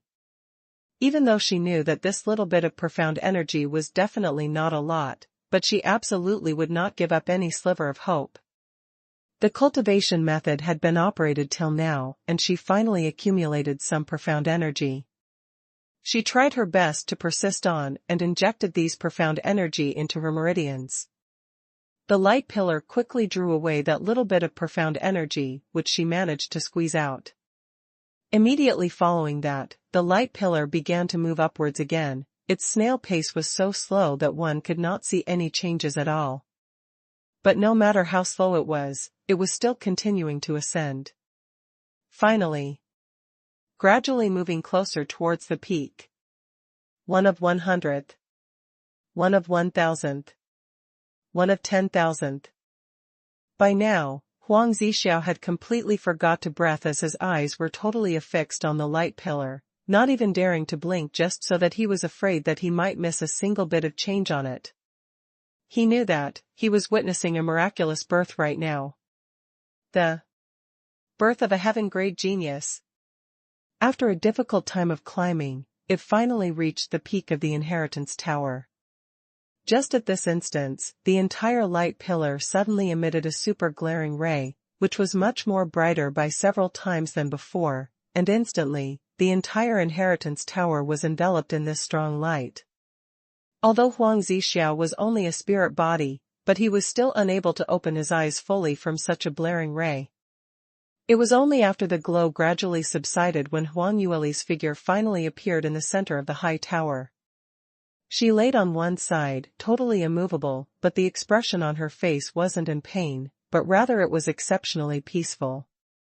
The light pillar had already shattered into pieces by now, as it enveloped her entire body. The shattered pieces, one after another, dropped down onto her body as it began to be absorbed into her. Female devil, what's happened to you? Finished, will you die or not? If you die, who will cook chicken drumsticks for me to eat? As Huang Zixia was afraid that little Phoenix would disrupt the entire process, he had kept it sealed within a boundary so no matter how he bounced or hopped, he was not allowed to leave it. Now that everything had ended, he finally waved his hand to remove the boundary. When little Wang Kai was released, it immediately pounced onto Huang Yueli, bawling loudly. Huang Zixia was still soaked in the shock from the birth of a heaven-grade genius, but on seeing this, his forehead creased as he suddenly felt that an act was put on. What on earth was happening? This young lass actually fed a phoenix chicken drumsticks? And from what it said, she seemed to have fed him a lot. No wonder this phoenix was so fat, and it had dysplasia. Sigh, a young lass was after all a young lass, she was still so young and had no knowledge, so even if she was heaven grade, but she still didn't know how to rear a spiritual beast. Later he must educate her properly. Not knowing how much time had passed, Huang Yueli finally awoke from her concussion.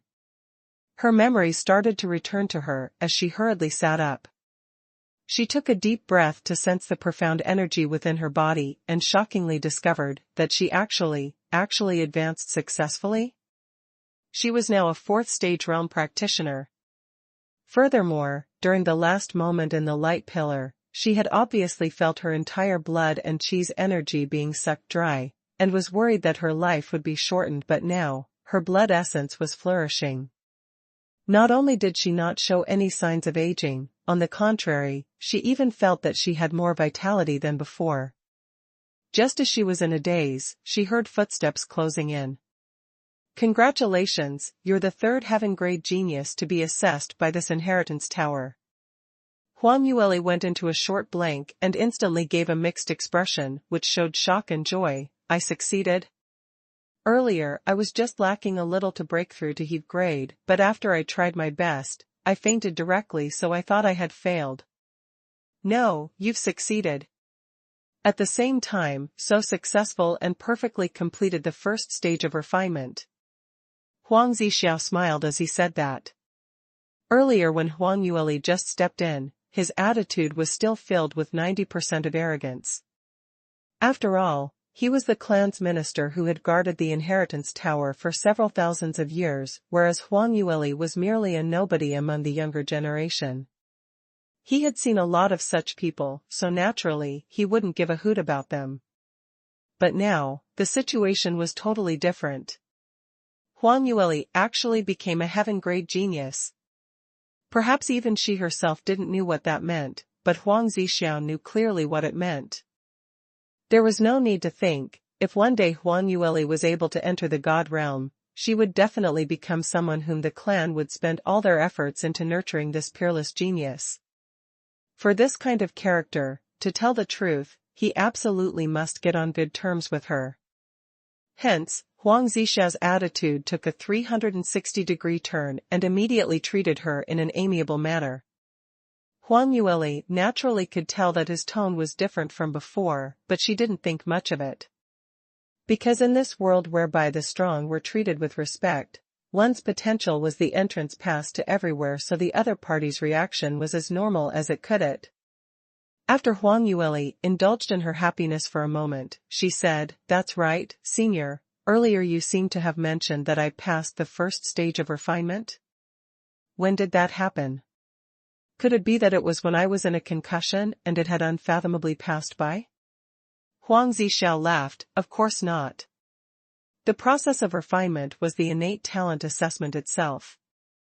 This wasn't just an assessment on your potential, but also towards your determination, Earlier while you were being accessed, the light pillar had halted twice in its ascension, so had you met with a bottleneck?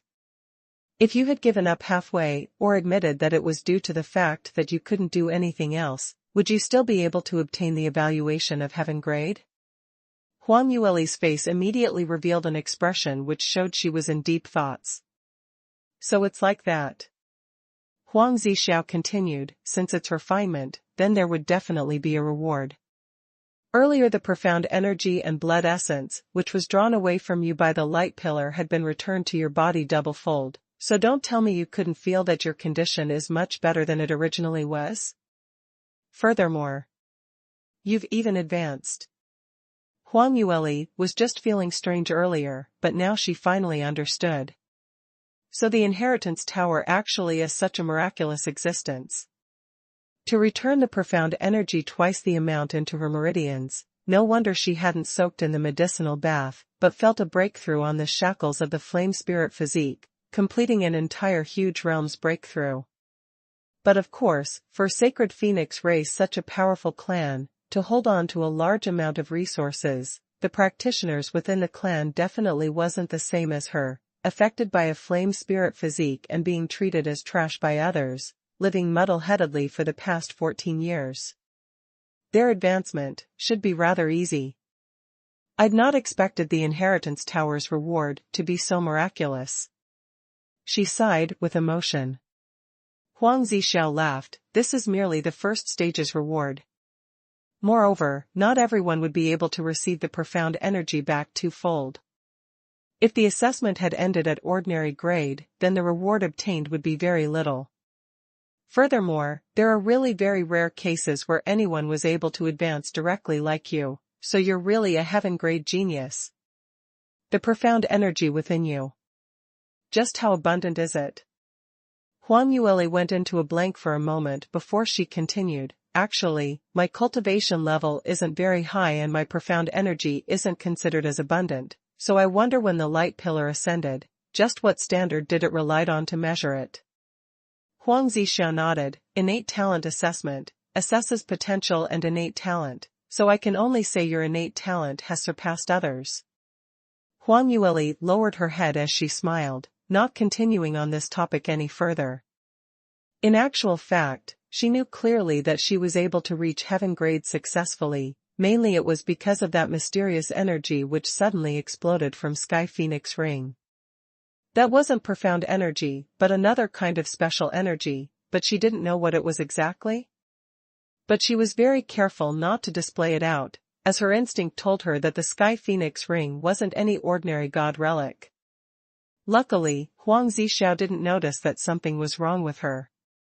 He continued, following this, are you going to continue with the second stage of refinement immediately? Huang Yueli asked, curiously, second stage of refinement? How many stages are there in total? Huang Zixiao answered, the refinement has a total of 3 stages. But as of now, you can only complete the first 2 stages of refinement. Why? Because only 9th stage realm practitioners can withstand the 3rd stage of refinement. Furthermore, the foremost condition which determine if you can enter it is if you are able to complete the 2nd stage of refinement perfectly. Let's not talk about how many thousand and 100 miles your cultivation is away from the 9th stage realm, just this 2nd stage of refinement, you might not be able to obtain the result which you want. Why is that so? Huang Yueli quipped curiously. Huang Zixiao explained, because you have obtained the heaven grade genius evaluation, so you will need to take part in the heaven grade refinement. The difficulty of the heaven grade refinement is much higher by several notches as compared to the other 3 grades. Do you remember that I mentioned earlier that you're the 3rd in this inheritance tower to be accessed to be a heaven grade genius practitioner? The 2 before you weren't able to pass through the 2nd stage of refinement perfectly. Ah? It's that difficult? Huang Yueli immediately became dumbstruck, as thought flashed past her mind. If she knew this earlier, she would have directly stopped at Earth grade. She made a huge loss this round. Huang Yueli totally didn't conceal the expression on her face, so that little expression was just too obvious. Huang Zhixiao took a look at her and knew what she was thinking, so his face turned green immediately. Why? From your expression, you're regretting it? How can youngsters have no wish for success and only look at what they will gain from it? Huang Yueli laughed dryly, but she thought to herself, rubbish, if it wasn't for the refinement reward, I wouldn't have risked my life and fought hard to take part in the refinement. These days, it wasn't easy for anyone to survive, so if there are no gains, who would do it? Huang Zhixiao stared at her as he continued, heaven-grade genius reward would of course be much better than earth-grade geniuses. If you can pass through this second stage of refinement perfectly, the reward that you obtain would be the same as an earth-grade genius's third stage reward. As for earth-grade genius passing the third stage refinement, the probability is probably not even 1 in 10,000 people, and one must be in ninth stage realm in order to obtain this reward. If you think in this way, don't you think you've earned it big time? Huang Yueli's surprised and joyful eyes instantly grew big. Seems like I really earned big time. Huang Zhixiao almost fainted. Among the sacred phoenix race clansmen whom he had encountered, which one of them didn't have the demeanor of a large clan's disciple?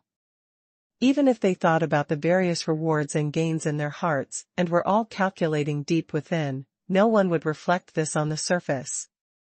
How devalued was this? When had he ever met anything who acted like Huang Yueli, totally a money grubber face? The most mysterious part was this expression surfacing on such a pure and elegant face, but it didn't make anyone have the slightest bit of dislike. Instead it made her look even more lovable.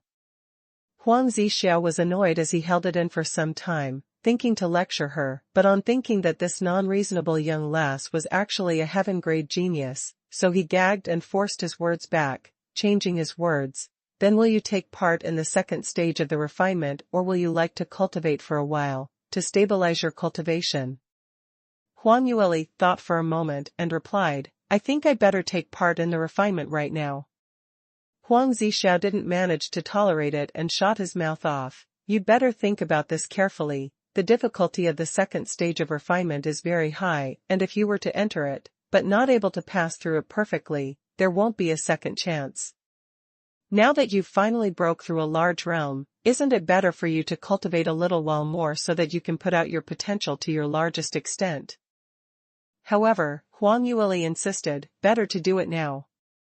How would she not understood what Huang Zhixiao said? But in order to solidify her cultivation, it would take at least a month's time for it to be completely stabilized. She was still in a hurry to get to Celestial Light Sect and meet up with Li Moying, so she wasn't able to waste any more time. Since that's so, why now she should strike the iron while it's still hot, and using this timing where she had just advanced, since the profound energy in her was most abundant right now, perhaps she might be able to work it up to complete the refinement at one go.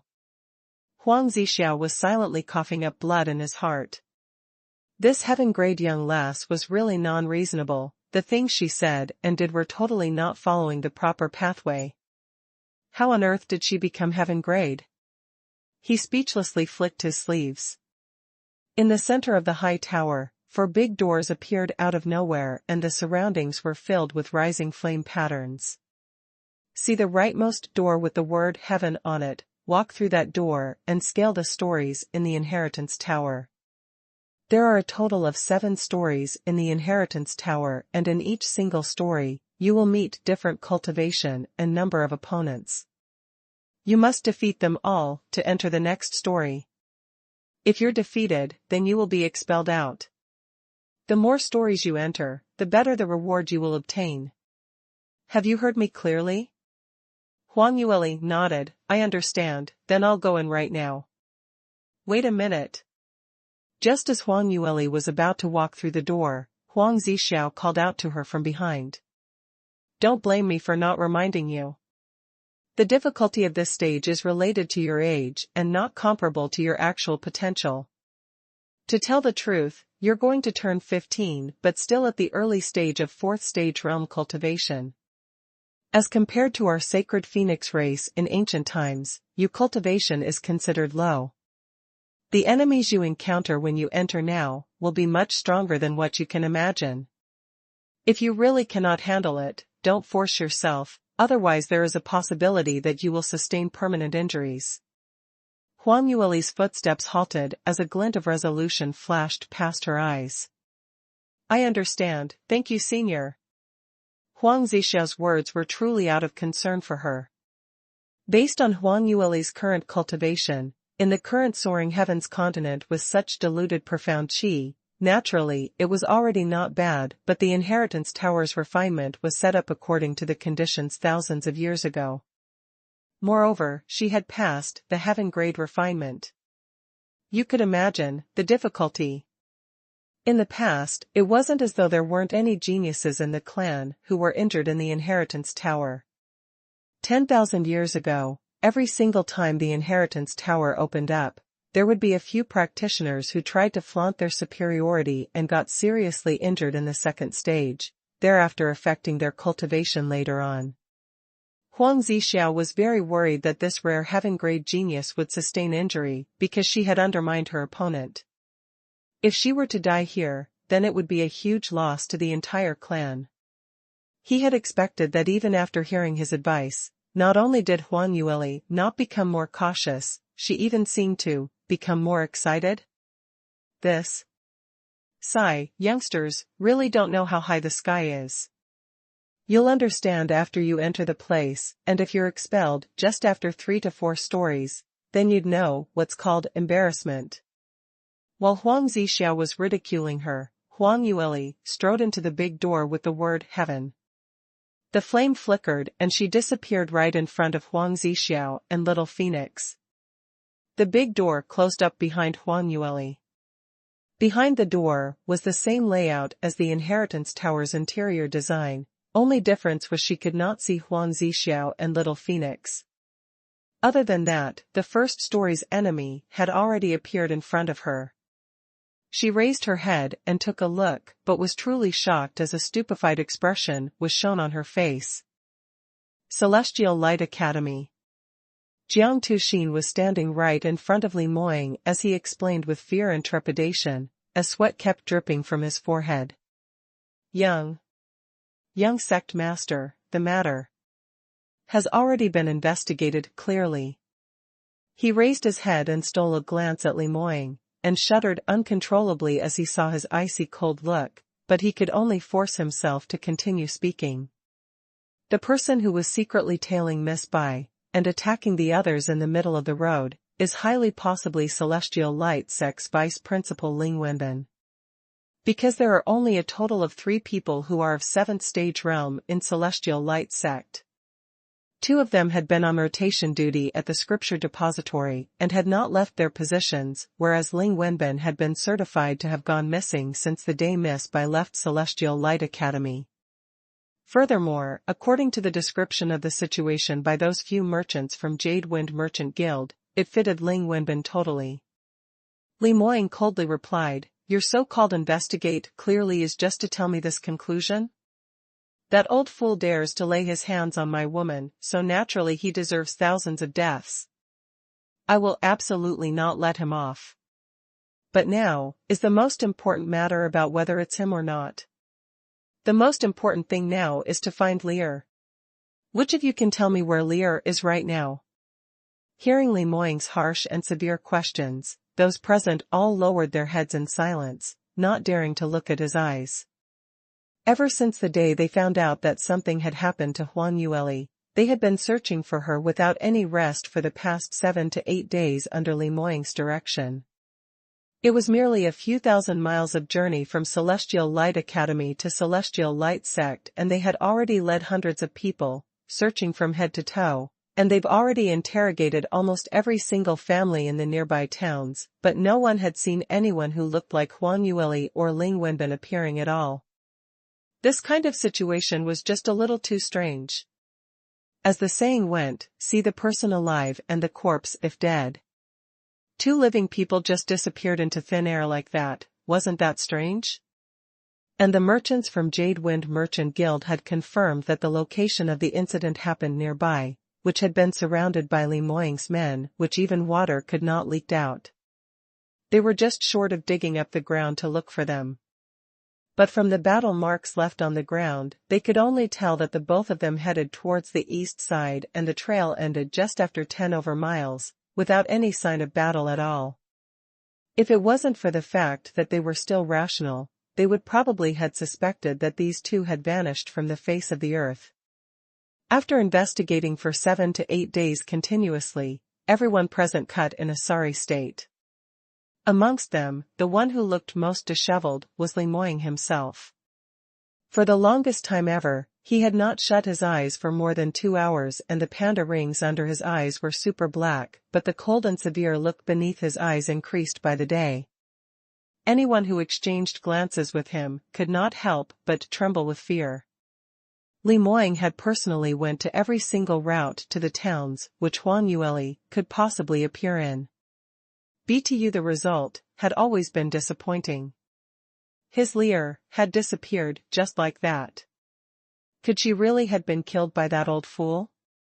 Lemoyne totally didn't dare to face that kind of conclusion, moreover, he felt that it just wasn't possibly deep down in his heart. His Lear couldn't possibly have died easily like this. She is so resourceful and so witty, and with that strong innate talent and response, even if it was facing a 7th realm practitioner, she would definitely have a way. No matter how much Lemoyne tried to convince himself that Huang Yueli wasn't dead, but as the investigation went on day after day without any progress, he started to doubt himself. If Huang Yueli was still alive, on seeing so many people searching for her, and even seeing Lemoyne and those familiar shadow guards appearing nearby, how could she not possibly show up? Lemoyne had not expected that Huang Yueli actually entered an early historical remains. Besides that, as the inheritance tower's energy wasn't enough, so every 49 days then would it appear once in the wilderness, not to mention that the location of its appearance would always be slightly different. Those without the treasure map in their hands had a 99% possibility of not being able to find its position. Lemoyne was getting very anxious, plus the fact that he had not rested for a long time, not even eating anything much. So his mind started to whirl as he fell towards the ground. Young sect master. Master. Shadow guards hurriedly crowded around him as they held him at, simultaneously advising him to rest. Master, we have not done well in not being able to locate 3rd Mississippi, don't be anxious, rest properly for a day. I believe that 3rd Miss, with her intelligence and wit, even if she met with a perilous situation, she would be able to turn the bad things around. That's right, young sect master, you can't be overly anxious about such matters. You're the entire sect's hope, and if your body collapses, then... Enough. Lemoyne's hand held his groggy head. Lear is suffering in some place suffering, and you want me to rest? How could I even have the heart to rest?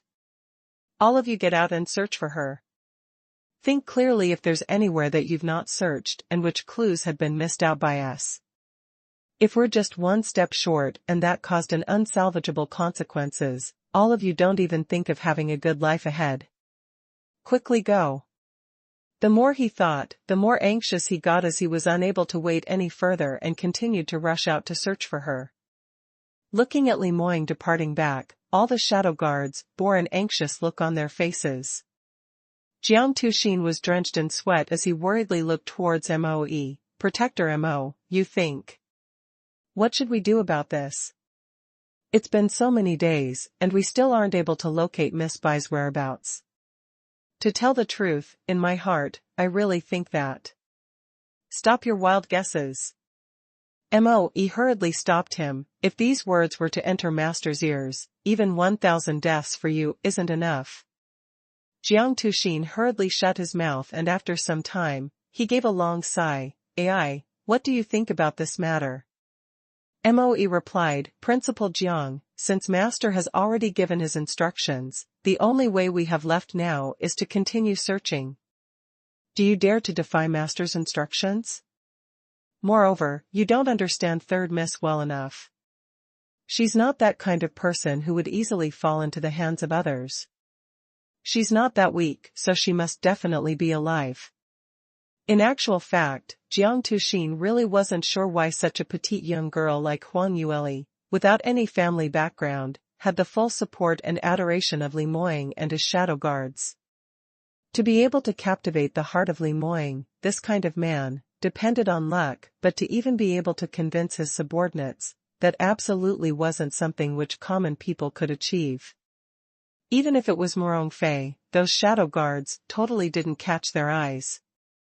Moe hurriedly added, as compared to Third Miss's whereabouts, I'm more worried about another matter and I'm afraid by then, I'd need Principal Zhang's help on it. Jiang Tuxin shivered as he subconsciously felt that it wasn't a good thing.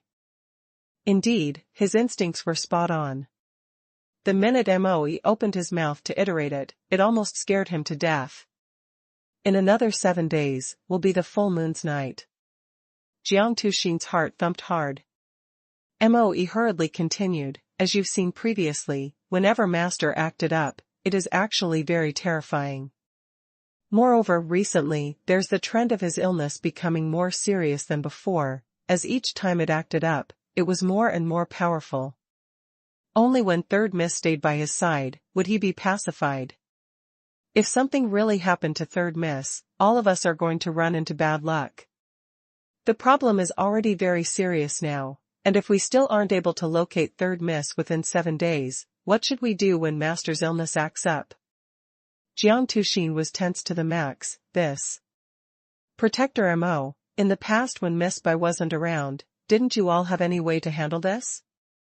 Moe replied, there is a way. In the past, Divine Dr. Liu had specially refined some medicinal pill for Master and it could slightly control his illness, but as a prevention, we need at least 4 ninth stage realm and above sect elders to stand guard at the same time for Master. If Master refuses to return to the sect and if his illness acts up halfway during the journey, things are going to turn out very badly. Ah? Then what should we do? Jiang Tuxin was totally at a loss. Moe's lips revealed a calculated smile. Hee, that's why I said I need Principal Jiang to coordinate with me. Let's think of a way to trick Master back. At least we gotta wait till full moon's night is over and only let him out after his body has recuperated. Ah? This, you're not afraid that after young sect Master finds out about the truth, he will go mad? Do you still want your little life? Jiang Tuxin was drenched in a headful of sweat as he never expected Moe to have so much guts to this extent. Moe was actually pretty helpless. There's no other way. You think I'm willing to defy Master? But as compared to his life, I'm willing to accept my punishment after this deed is done. Don't worry, you just need to coordinate with me to tell a few lies. I won't confess anything about you after the deed is completed. But, this. Jiang Tuxin had wanted to shirk, but he was held on by Moe's carrot and stick approach, so in the end he could only agree to it. Moe solved a huge problem and on the surface, he was relieved but within his heart, it had turned extremely heavy. He looked away at the eastern part of the sky and went into deep thoughts. This time even if they were able to trick Master back to the sect, but surely they weren't able to do it every single month, right? Master couldn't possibly be tricked every single time too? Third Miss, where on earth have you gone to? If you still don't return, everyone's not going to be able to continue living. In the Inheritance Tower. Huang Yueli was facing the first story's opponent and she felt that she was totally stupefied.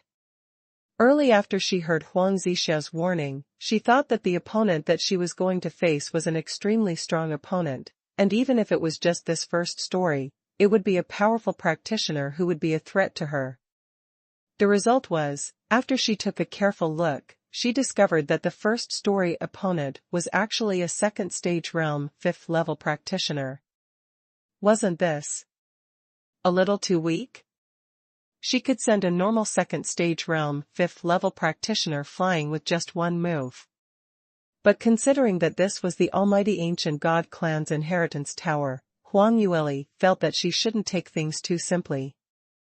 This opponent might look weak, but there must be some secret behind it. Perhaps it was to confuse her, so she absolutely cannot undermine the opponent. As Huang Yueli just stood there without moving, the opponent on the opposite side couldn't hold on any longer as he proactively charges towards her. Hearing the sword sound breaking in empty space ringing, Huang Yueli didn't dare to pretermission and immediately concentrated fully. Her right hand pointed upwards and a burst of flame appeared in her hand. She used around 30% of her profound energy, displaying her profound skill as she attacked towards the opponent. This move of her had a higher percentage of probe, as she mainly wanted to find out what was the secret about the Inheritance Tower's refinement opponent. Why did he look so weak?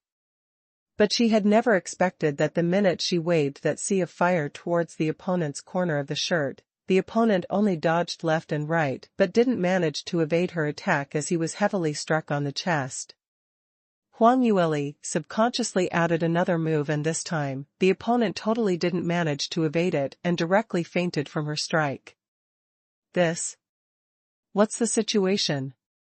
Huang Yueli blinked as she couldn't make head or tail out of this. When she faced this opponent, as compared to ordinary second stage realm 5th level, he indeed was much stronger and adding on to the cultivation methods and profound skill, his potential had reached second stage realm's peak. But surely this wasn't comparable with her, right? No matter what, she was a 4th stage realm practitioner? Giving her such an opponent, did that meant to give her a free win intentionally? Just at this moment, a voice counting down rang in the Inheritance Tower. Congratulations Huang Yueli, you've successfully passed the first story of the Inheritance Tower, using only 6 breaths. In the past 10,000 years among the practitioners who had passed, your rank is 1,500. Your reward is a 5th tier lower grade medicinal pill, a bottle of spirit restoration pill. Please continue to strive for the best. After 10 breaths later, you'll be transported to the second story. Please ready yourself for the next battle. 10, 9, 8, 7. Huang Yueli was shocked because she was ranked 1,500 in the past 10,000 years, and that was indeed an extremely forefront position. In the past, whenever the Inheritance Tower opened yearly, there would be 500 people who took part every time, and after accumulating the amount of people for several thousands of years, there should be a few 100,000 at least. Among so many people, what concept was it to be ranked 1,500? Furthermore, when she just entered, she actually hesitated for a very long period of time. If she had put in her full effort in attacking the opponent, to tell the truth, she might not even need 1 breath's time before she could counter the opponent to obtain victory. In that case, what rank would she be able to achieve? Huang Yueli felt that she was slightly not calm as she originally thought that the first story of the Inheritance Tower was so easy. But now from her ranking, it was easy to guess that the Inheritance Tower's refinement couldn't possibly be that easy. Otherwise, the others would also need at most a few breaths to pass through this stage easily, so how could she possibly obtain such a high ranking? In this case, did that mean that her assessment was especially simple? But why was it like this? There's just no way to explain it. Could it be that because she's a heaven-grade genius? 4, 3, 2, 1. Begin. Huang Yueli had yet to make head or tail when she was transported to the middle of the second story. She hurriedly shook her head to drive away all the distracting thoughts in her mind. Stop speculating, perhaps it's all a coincidence only. What's more, perhaps they gave me an easy opponent first and later on, the difficulty would increase largely, so things are definitely not so easy, so I absolutely cannot undermine the opponent.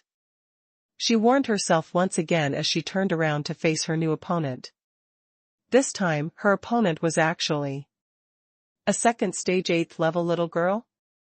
This last looked as though she wasn't even 10 years old. Why, did she become her opponent? Huang Yueli was standing in the blistering wind in a complete daze. Even though she had thousands of question marks in her mind, but Huang Yueli already knew this time that the time taken to pass through the round contributed to the ranking. So she didn't hesitate any further as she drew out a long sword from the Sky Phoenix ring and combining it with her fire-attributed profound skill, she directed it towards little Lolita. This little Lolita's potential was indeed much stronger than the previous opponent. Enough though she was only in 2nd stage realm 8th level, but her actual potential could easily challenge a 3rd stage realm 3rd level practitioner. One must know that it was extremely difficult to battle across the realm level, especially if it's crossing over a large realm. To challenge a powerful opponent, only top-rated geniuses could do that. This little Lolita was really worthy of being the Sacred Phoenix race's appointed refinement opponent. If the person who took part in the refinement had the same cultivation as her, then it would be a difficult task to deal with her. Thinking of this, a thought fleeted past Huang Yueli's mind, but she wasn't able to grasp it. She thought carefully for a while, and that little Lolita had already fallen beneath her feet. At the same time, the countdown in the Inheritance Tower was activated once again. Congratulations Huang Yueli, you've successfully passed the 2nd story of the Inheritance Tower, using 40 breaths. In the past 10,000 years among the practitioners who had passed the 2nd story, your rank is 300. Your reward is a 5th tier upper grade profound armament, hexapole sword. This time, her ranking had indeed risen. Rank 300, it sounded very incredible, so much that even Huang Yueli was shocked beyond words. She didn't felt that she was that strong? She had not even used 10% of her actual potential. 4, 3, 2, 1. Start. The shining glow sparked and Huang Yueli was transported to the 3rd story. In the Inheritance Tower. Xianxia laid a rug on the ground and sat cross-legged. A flask of wind appeared out of nowhere in his hand as he poured it into a cup and slowly enjoyed it. Little Phoenix sat obediently by his side. Actually, this fellow usually wasn't that obedient, especially when he was with a stranger, all the more he wouldn't behave properly. Only, to be beside this kind of practitioner who was also a spiritual body, and his potential was really much more powerful than him. Just casually pointing would render him immovable, so that gave little Phoenix no means of resisting. Alright, after your master had entered the refinement, she will need at least 20 over days before she can come out, so let's just wait here slowly. It needs to be that long? What kind of rubbish refinement is that? How could it possible take such a long time? Little Phoenix grumbled. Huang Zixia knocked on its head and said, what do you know?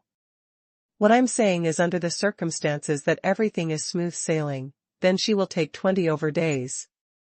I haven't even touched on the situation whereby it's not smooth sailing yet. The difficulty of the refinement in the Inheritance Tower is very high.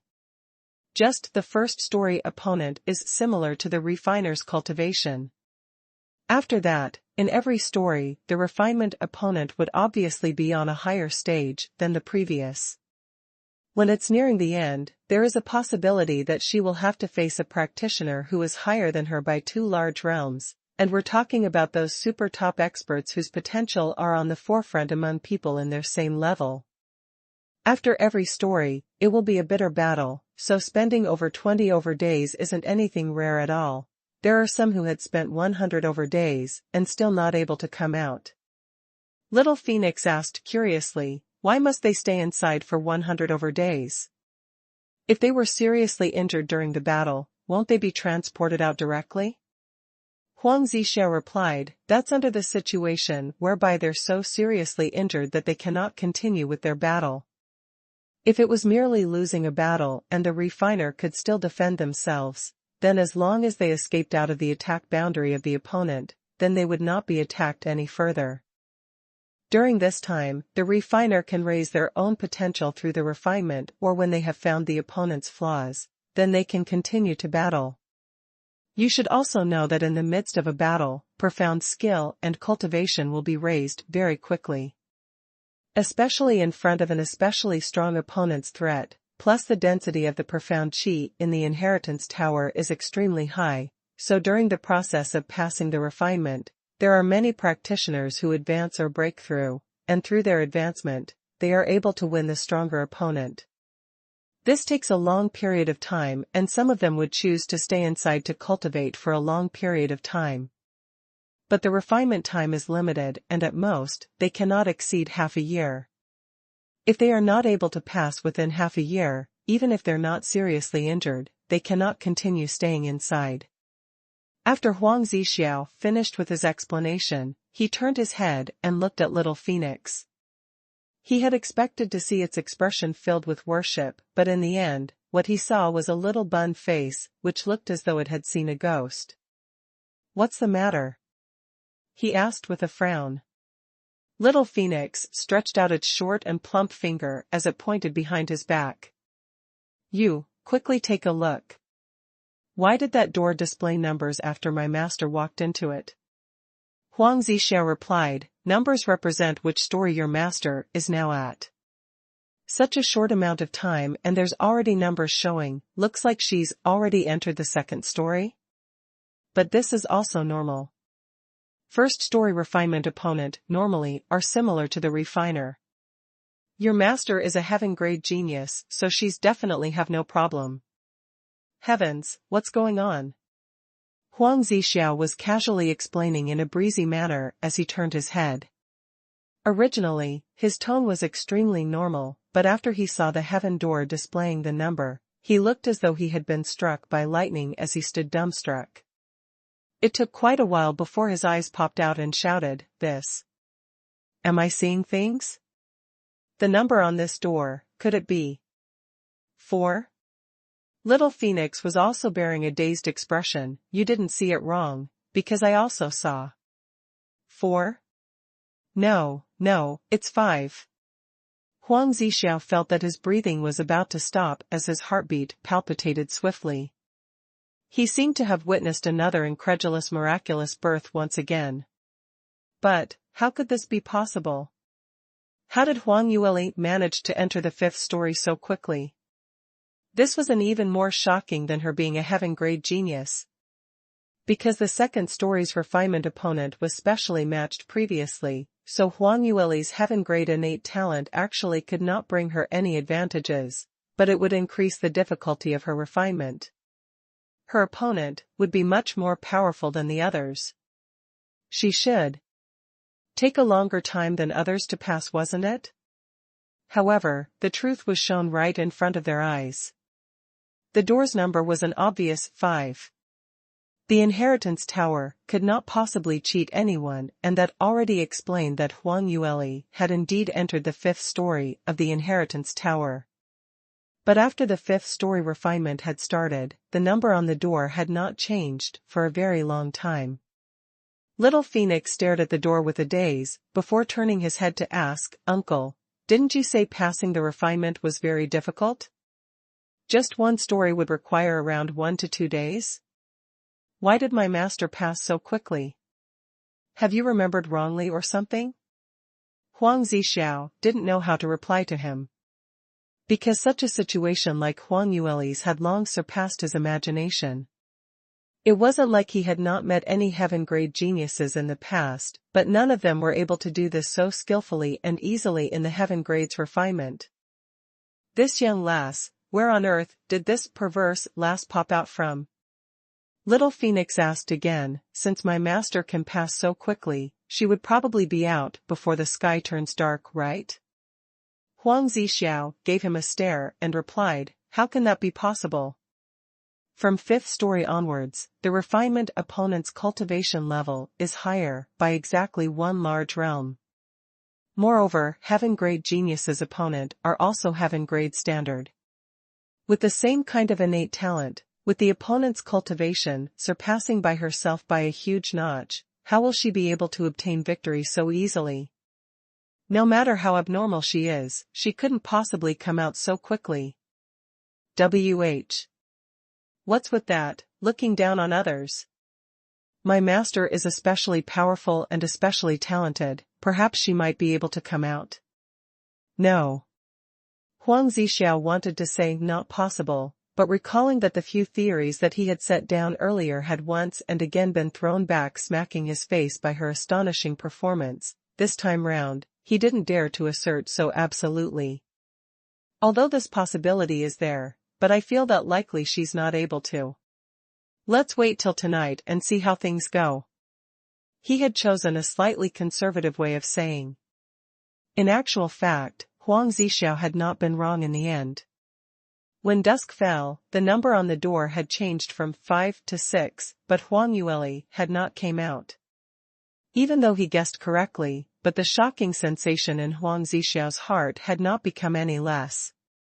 Because Huang Yueli took around 8 hours to pass the 5th story, and if he didn't recall wrongly, the last practitioner who clocked the record was an Earth-grade genius, and the time he left behind was 22 hours. Huang Yueli had already surpassed him and became the record holder for the 5th story. Following that, there were 2 more stories. And the amount of time she spent was already faster than others by half.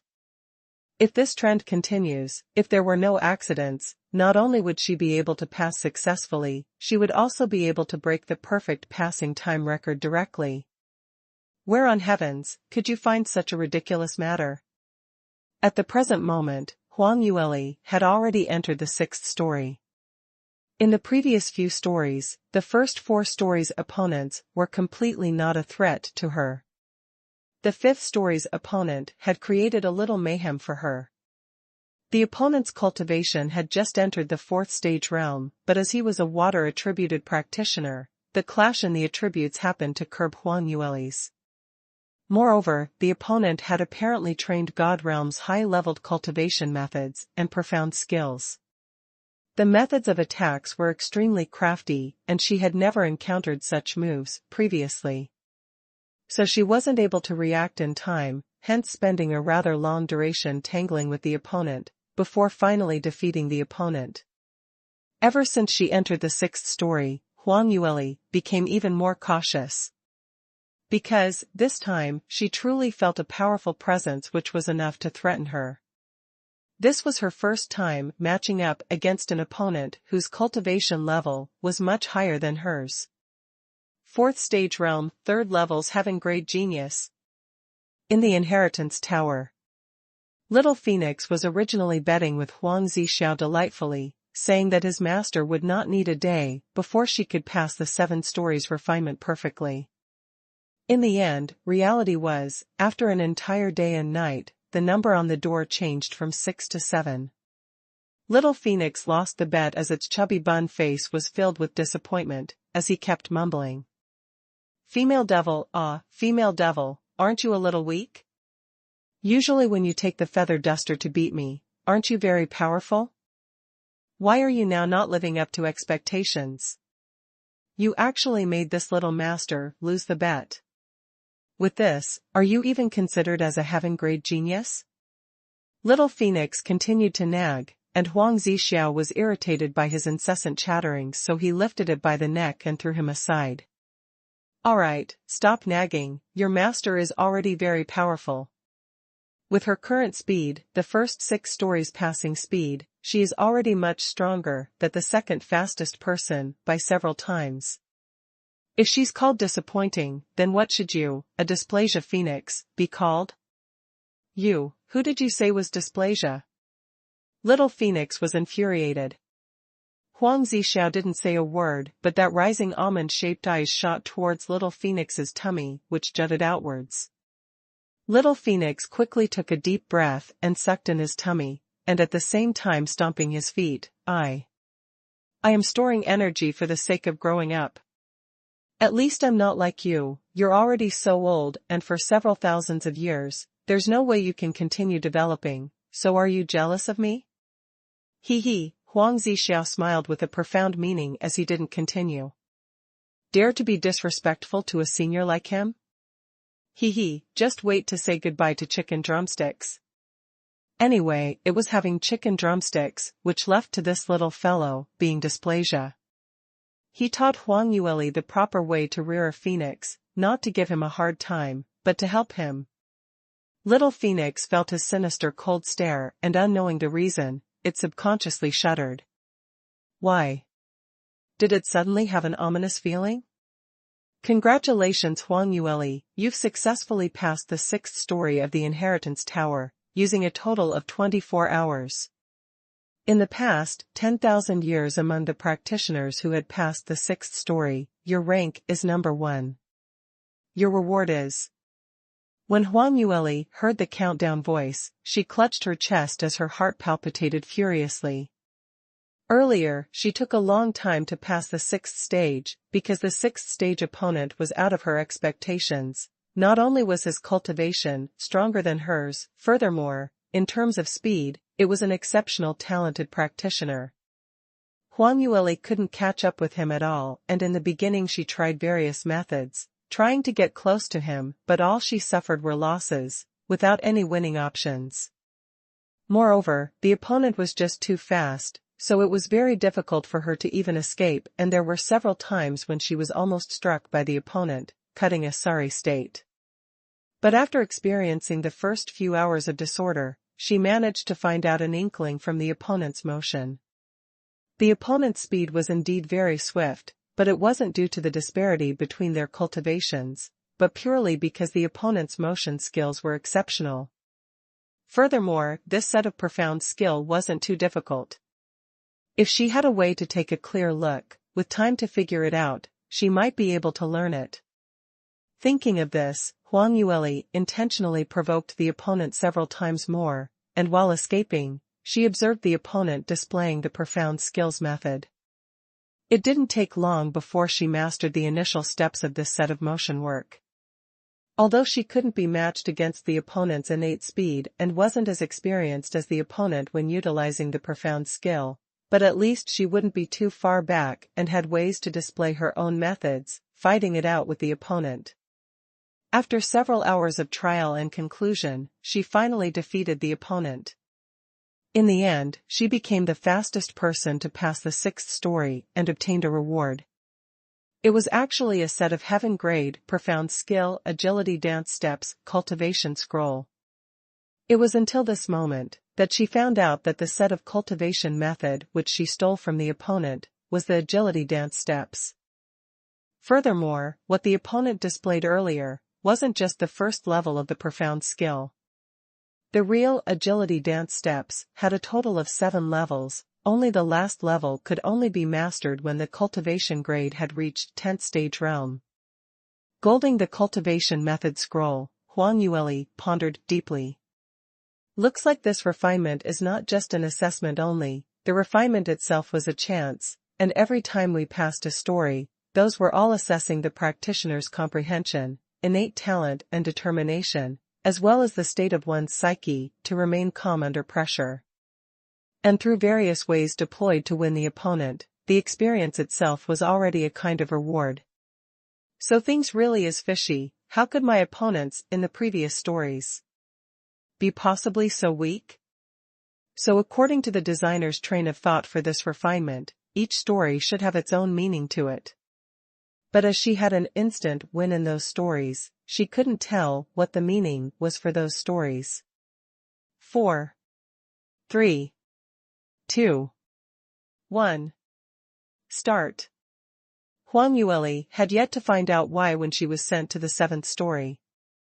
At the 7th story, she finally met a real opponent which was of great threat to her, 4th stage realm 5th levels heaven grade genius. Using her 4th stage realm 1st level, going up against a 4th stage realm 5th level. If it was an ordinary 4th stage realm 5th stage practitioner, Huang Yueli wouldn't even bat an eyelid.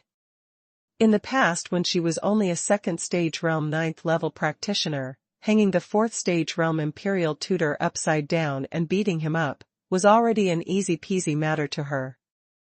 Now that she had broken through to 4th stage realm, her potential was much stronger than before. The problem was, the opponent whom she was now facing, was a heaven-grade genius just like her. It was only until now that she finally had the chance to find out how strong the God Realm's heaven-grade geniuses were. Facing this kind of opponent, even Huang Yueli was unable to avoid entering a tough battle. During the battle, there were several times when she got injured, but using the agility dance steps initial level skill which she had just acquired, she managed to escape and hid in one corner as she repeatedly comprehended and grasped the experience which she had just obtained from the battle. Not only that, while she was facing extreme conditions during the battle, her cultivation had also hit a breakthrough. Huang Yueli had spent a total of 7 days in the 7th story, and during this period, she had continuously advanced twice, reaching 4th stage realm 3rd stage. Under the fact that her cultivation was merely 2 small realms away from her opponent, and that she had spent exactly 7 days to observe her opponent carefully, Huang Yueli finally accumulated enough knowledge and used it to her advantage as she defeated the opponent. Finally, ended. Huang Yueli heaved a long sigh of relief. Congratulations to refiner Huang Yueli for passing the 2nd stage of heaven grade assessment perfectly. You are the first in 10,000 years to have passed this assessment. Your reward will be awarded by the Inheritance Tower's guardian. 10 breaths later, you will be transported out of this refining mystic region. 10, 9, 8. 3, 2, 1. Following that, a blinding ray shone and Huang Yueli was once again sent to the bottom of the Inheritance Tower. Right before her was a shocked Huang Zixiao and an agitated little phoenix. You actually did it, you actually passed the heaven grade refinement perfectly, furthermore. So quickly.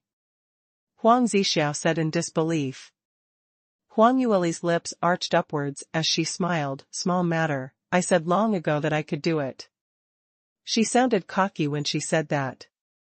If she had said this right before the refinement, Huang Zixiao definitely would silently curse this youngster for her arrogance and self-satisfaction.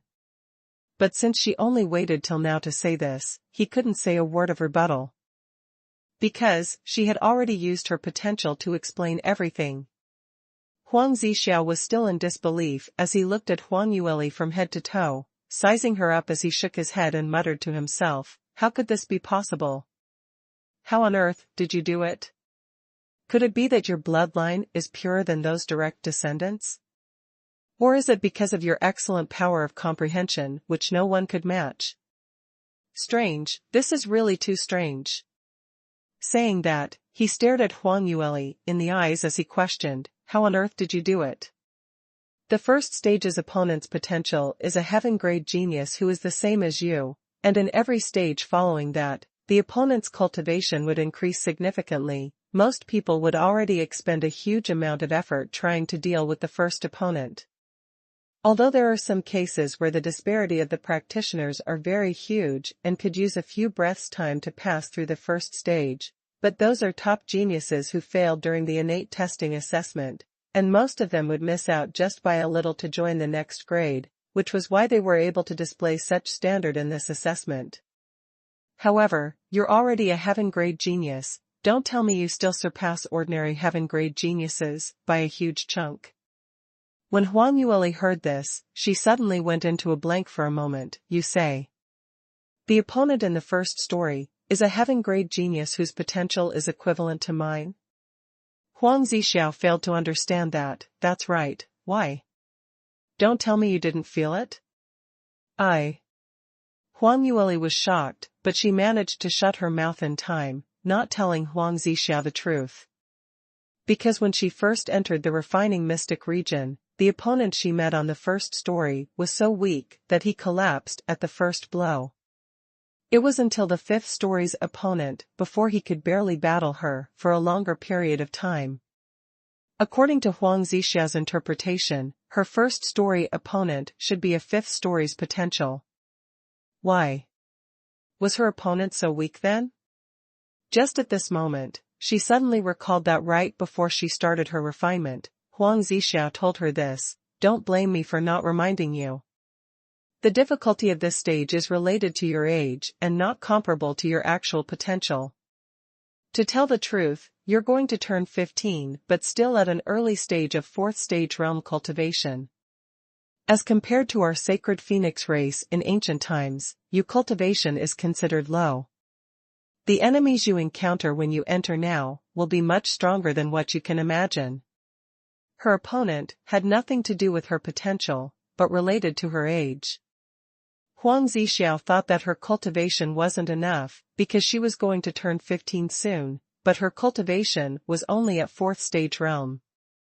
To a god realm's heaven-grade genius, this cultivation speed was really slow. But what Huang Zixiao didn't know was, She just started cultivating barely half a year ago, and in her past 14 years, she was a trash who didn't had any profound energy. Perhaps, Huang Zixiao's understanding of the inheritance tower's refining regulations wasn't too clear. The refining opponent's difficult, to put it more precisely, wasn't in accordance to her age, but according to the number of years of cultivation. To God Realm's top geniuses, they started cultivation at the age of 4 or 5, and that was a commonly seen thing, so by the time they reached 14 or 15 years old, they had already cultivated for almost 10 years. Only at 4th stage realm, indeed wasn't outstanding at all. But, what if one had only cultivated for less than a year? Less than a year, and already advanced into 4th stage realm, shocking should be the word to describe this. And the refining opponents whom she met were accorded based on her cultivation time, so naturally, they would be much, much weaker than her. An enlightened expression finally appeared on Huang Yueli's face. In this way, all the strange things that she had met with earlier were all explainable. How is it? Why are you not saying a word? Huang Zixiao urged. Huang Yueli's eyeballs rolled as she smiled. I can't remember what my first story opponent was like, but he simply felt too weak. Just like what you guessed, looks like as compared to ordinary heaven-grade geniuses, I'm really much more powerful than them. Huang Zixiao was rendered speechless as saying that was equivalent to not saying anything at all. But saying that, if she was really so strong to such an extent, then defeated the opponent who was much weaker than her indeed didn't take much effort. To describe how she had won was indeed a tough thing to do. In this way, could it be that this unremarkable young lass really had the innate talent to crush all the other geniuses among the sacred phoenix race? Huang Yueli took a look at his confused expression as her lips curled upwards, but she kept silent, letting his imagination run wild. Actually, what she had said earlier was not to trick Huang Zixiao. Because she was able to use a time frame of less than a year, before she was able to attain at the same cultivation level as the other heaven-grade geniuses, who had spent many years, although there were other elements mixed in this, but in totality, this also proved that she indeed was much stronger than the other geniuses. At least in terms of cultivation speed, she seemed to be much more outstanding, shining above the others. She paused for a moment before she switched topics. That's right, senior, since I've already passed the 2nd stage of refinement perfectly, then am I entitled to a reward? You know, if it wasn't for the advantages, I wouldn't take part in some refinement. Huang Zixiao took a helpless glance at her, as he almost forgot that this young lass was not only an incomprehensible genius, she also had an incomprehensible money grubber.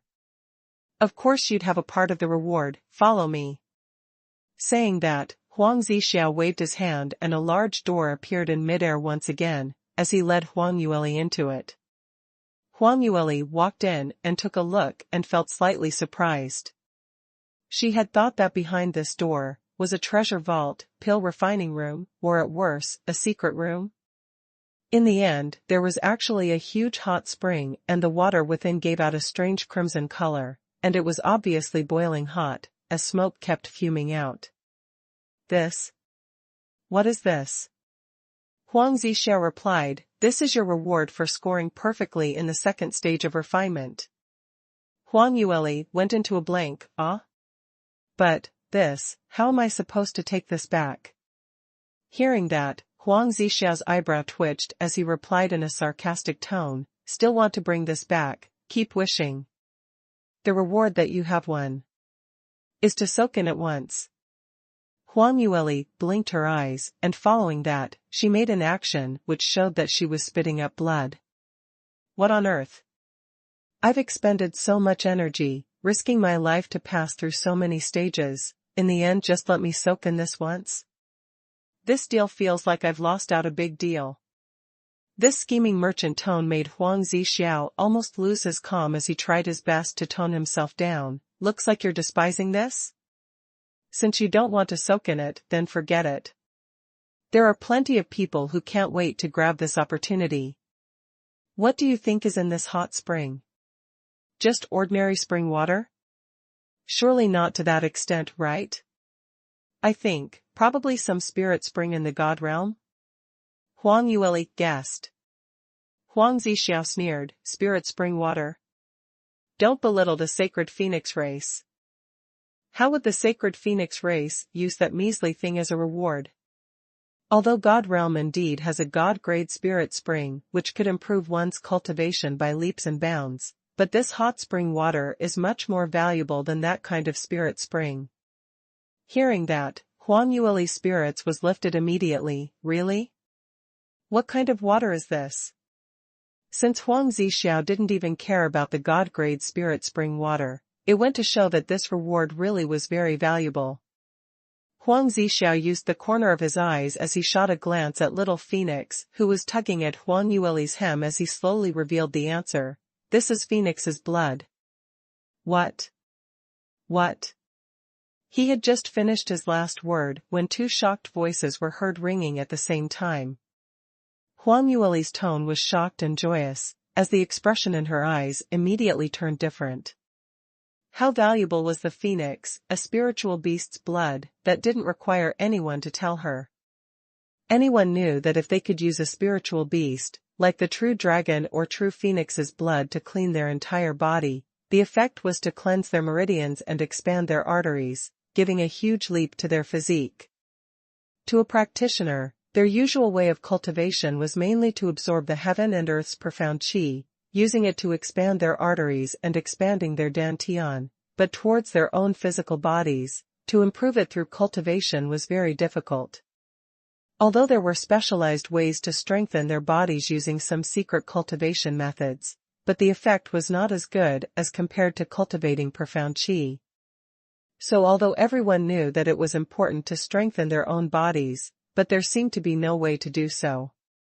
Because to strengthen one's physical body, they mainly needed to use some rare treasures, but those were something which they hoped to obtain, but could not wished for. Whereas among these rare treasures, the most valuable of it all were spiritual beasts' blood. Of course, there was no longer any more spiritual beasts in Soaring Heaven's continent, so using the spiritual beast's blood to strengthen one's body, this only existed in ancient manuals and legends. But now, Huang Yueli was facing a pool of phoenix blood, furthermore, such a huge pool of it. Not only could she use it to clean her body, she could even soak in it. Just what concept was this? Huang Yueli felt that she was in a dream. She only had one thought right now: sacred phoenix race was indeed a true god realm aristocrat. The definition of this was called rich and imposing. Just as Huang Yueli was getting excited, little Wang Kai's heart was filled with shock and fury. He used his sharp and tender little Shota voice to scream out loud, "What? How could you be like this? How can you kill phoenixes and let out their blood? How could such a cruel, terrifying and scary matter happen? This is an absolute humiliation and maltreatment to us phoenix race."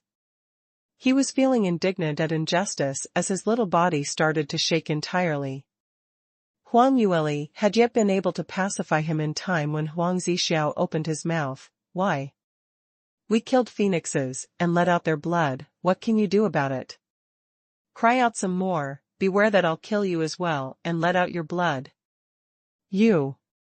Little Wang Kai shook even more violently, as though it was about to faint at any moment. Huang Yueli helplessly rolled her eyes as she said, "Senior, earlier when I was in the refinement, had my little Wang Kai offended you somehow? Please stop scaring him, he's still young, and isn't used to be scared." She didn't believe that the sacred phoenix race would kill phoenixes and let out their blood. After all, this clan used phoenix as part of its name, and furthermore, there were often heaven-grade geniuses who could contract phoenixes. So that meant that sacred phoenix race and the phoenix race's relation should be rather good. Huang Zixiao had said those, obviously intentionally, so she didn't know what trouble the little fellow Wang Kai had gotten into again. Huang Zixiao gave a humph and he lectured, "This phoenix of yours is really trashy, all because of how you have pampered him. I have a book here, Guide to Raising a Phoenix. Later before you leave, I'll give it to you. So bring it back and learn from it properly." Huang Yueli immediately replied, "Okay, that's just great. I'm grateful to Senior."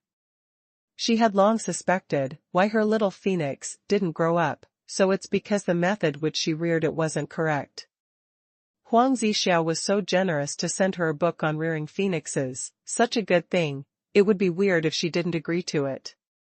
Although she knew that it was because of her outstanding potential, so Huang Zixiao was trying to entice her, but Huang Yueli was still rather grateful. But little Wang Kai, on hearing these words, seemed to be standing on an empty field as the skies were filled with lightning, and it had just struck onto his head as he was struck dumb. Finished, it's all finished. Earlier that evil-intentioned old man said he should be eating chicken drumsticks, and now he even gave female devil a guidebook on how to rear phoenixes. There was no need to even think, to know that there must be several ways in it on how to torture it. Female devil was already malicious enough, and how with this guide to rearing a phoenix, his future days? Will there still be any good days to pass? But, not waiting for little Wang Kai to protest, Huang Zixiao suddenly changed topics as he pointed to the red water and said, "This is real phoenix blood, but it wasn't obtained by hunting for phoenixes.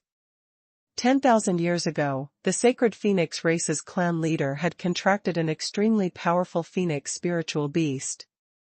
But the clan leader had unfortunately died in a battle within the god realm. His phoenix didn't want to live alone, so it decided to end its own life.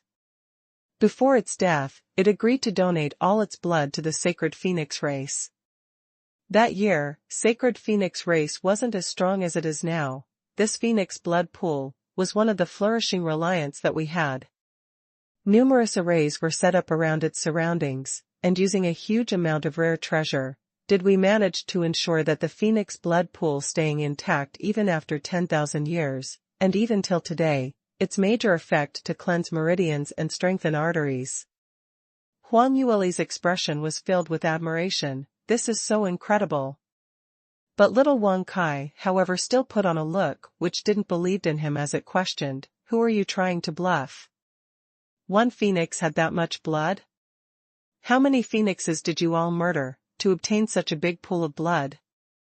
Or should it be said, after murdering the phoenix, then considered as donation?" Huang Zixiao shot him a glance filled with disdain as he sneered, "You think all phoenixes are suffering from dysplasia like you? To tell you the truth, a true matured phoenix, its wings extends to several thousand miles, and when it's soaring up into the sky, it's already to hide the sky and cover the earth, extremely overbearing. This is just a portion of the phoenix blood which was left by that phoenix, a large portion of it is stored away in God Realm's clan. If every phoenix were like you, would they even dare to be called as a spiritual beast? What difference are you from those mother hens who other people rear in their backyards? You. Little Wang Kai had thought that its questions were witty, but it had not expected to be looked down upon, and got so worked up that it almost fainted.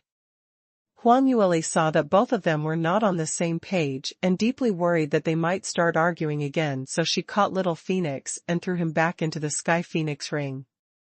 In this way, they weren't able to argue, but after little Phoenix was confined, he was overturning the skies inside as he tried his hardest, hooting about in the Sky Phoenix ring, asking Huang Yueli to let him out immediately. Huang Yueli pretended not to hear anything as she turned around and asked Huang Zixiao, "Then, can I go into the water right now?"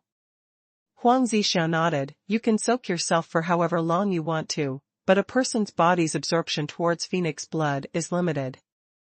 After you reach the limit, there wouldn't be any more effect for the time being, so by then, you can come out." Huang Yueli nodded. "I understand." Huang Zixiao turned around to leave, leaving her alone in the phoenix blood pool. Huang Yueli didn't waste any time as she directly took off her outer robe and jumped into the phoenix blood pool. She had originally braced herself that soaking in the phoenix blood would be especially terrible feeling. After all, the past few medicinal baths which she had soaked in were basically like that, the more the effect, the more difficult the process of the bath. But reality made her slightly surprised. Because phoenix blood was actually very mild, although the water temperature was very high, but it was still within the limits of an ordinary person.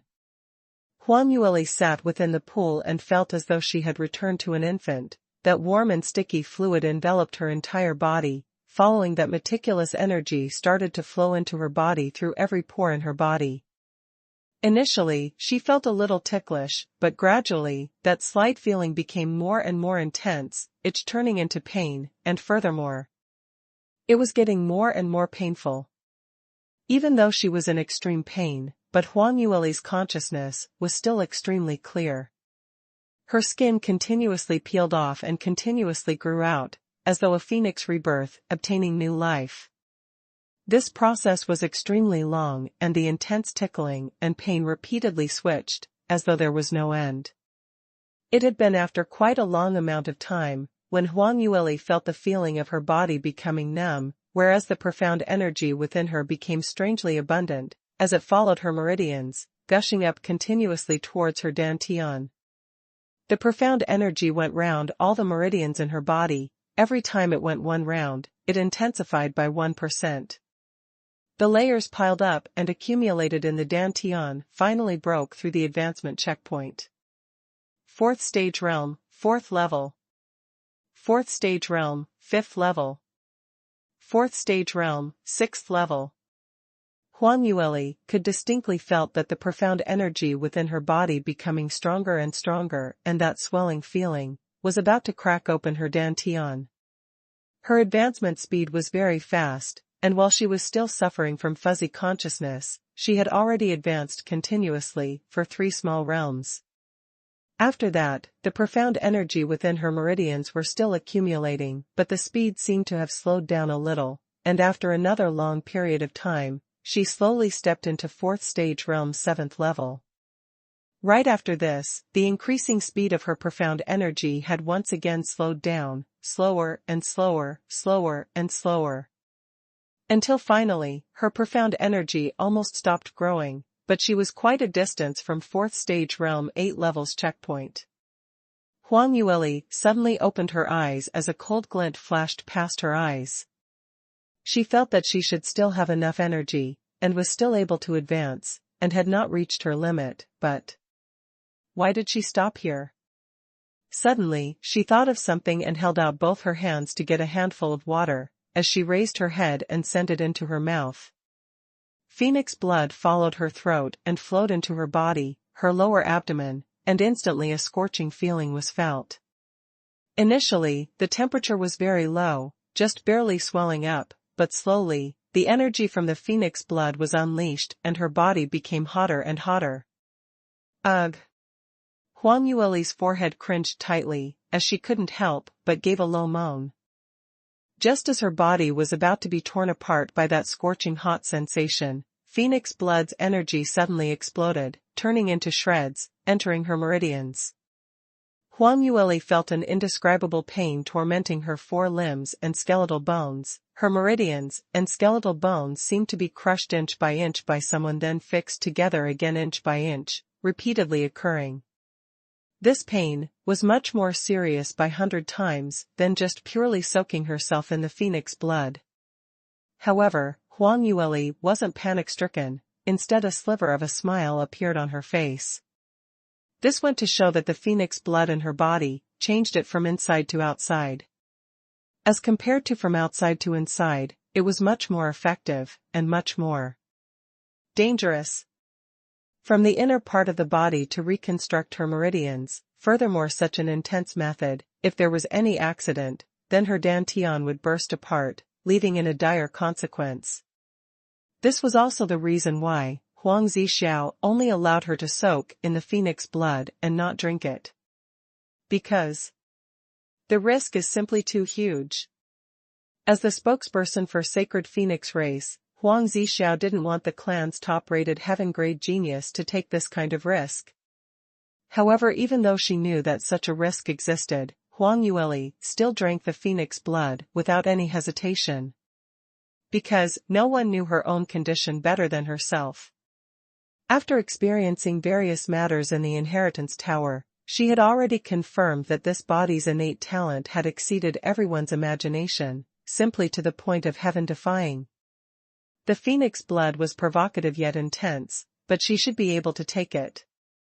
As long as she had enough determination, she should be able to get over it. Although she had this confidence, but the process was extremely hard to endure. Huang Yueli laid in the phoenix blood pool semi-consciously. Her consciousness was sometimes clear, and sometimes blurry. After God knows how long later, she finally felt the intense pain within her body's inner portion gradually subsiding, and her meridians had been widened while the profound energy within had been compressed, causing it to become purer than before. At the same time, profound energy in the meridians flowed much quicker as it started rushing towards her dantian. 4th stage realm. 8th level. This checkpoint had been passed by easily. Profound energy continued to flow, as the speed became faster and faster. 4th stage realm, 9th level. Profound energy kept accumulating and very quickly, she reached the peak of 4th stage realm. Huang Yueli knew that, at this point in time, she must muster up all her strength to continue breaking through to 5th stage realm. There was a certain rate of success. But she didn't do that. Instead, she stopped the flow of her profound energy as she calmed her heart to congeal qi, as she started solidifying her own cultivation. Ever since she entered the inheritance tower, these days, she had continued to advance repeatedly. This kind of advancement speed was simply too fast, so fast that it was ridiculously perverted. In this way, her cultivation would become unstable easily as her foundation wasn't stable. Then she would not be able to bring out the corresponding grade of potential which she should have. Furthermore, there was a possibility that it would affect her future cultivation speed. In the past, although her cultivation speed was fast, but she was after all a 3rd stage realm low-level practitioner, so no matter how unstable her foundation was, the influence wasn't that great. From the 4th stage realm peak to 5th stage realm, that was a huge realm promotion. Such a short span of time, to continuously promote 2 large realms, no matter what, it was just too fast. Thinking of this, Huang Yueli coerced herself to stop absorbing the energy, but chose to continue staying in the phoenix blood pool, to solidify her cultivation.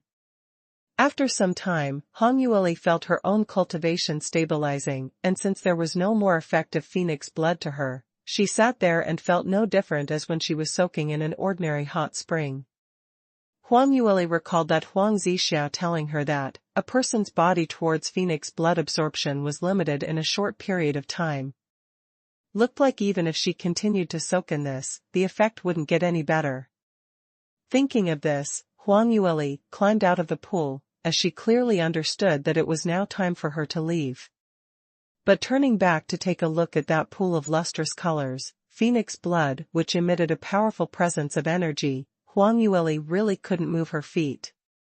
So much phoenix blood, and its effect was so good, but yet she could not take it away. Wait, perhaps it wasn't that she could not take it away. Huang Yueli's eyes shone as she opened up the sky phoenix ring.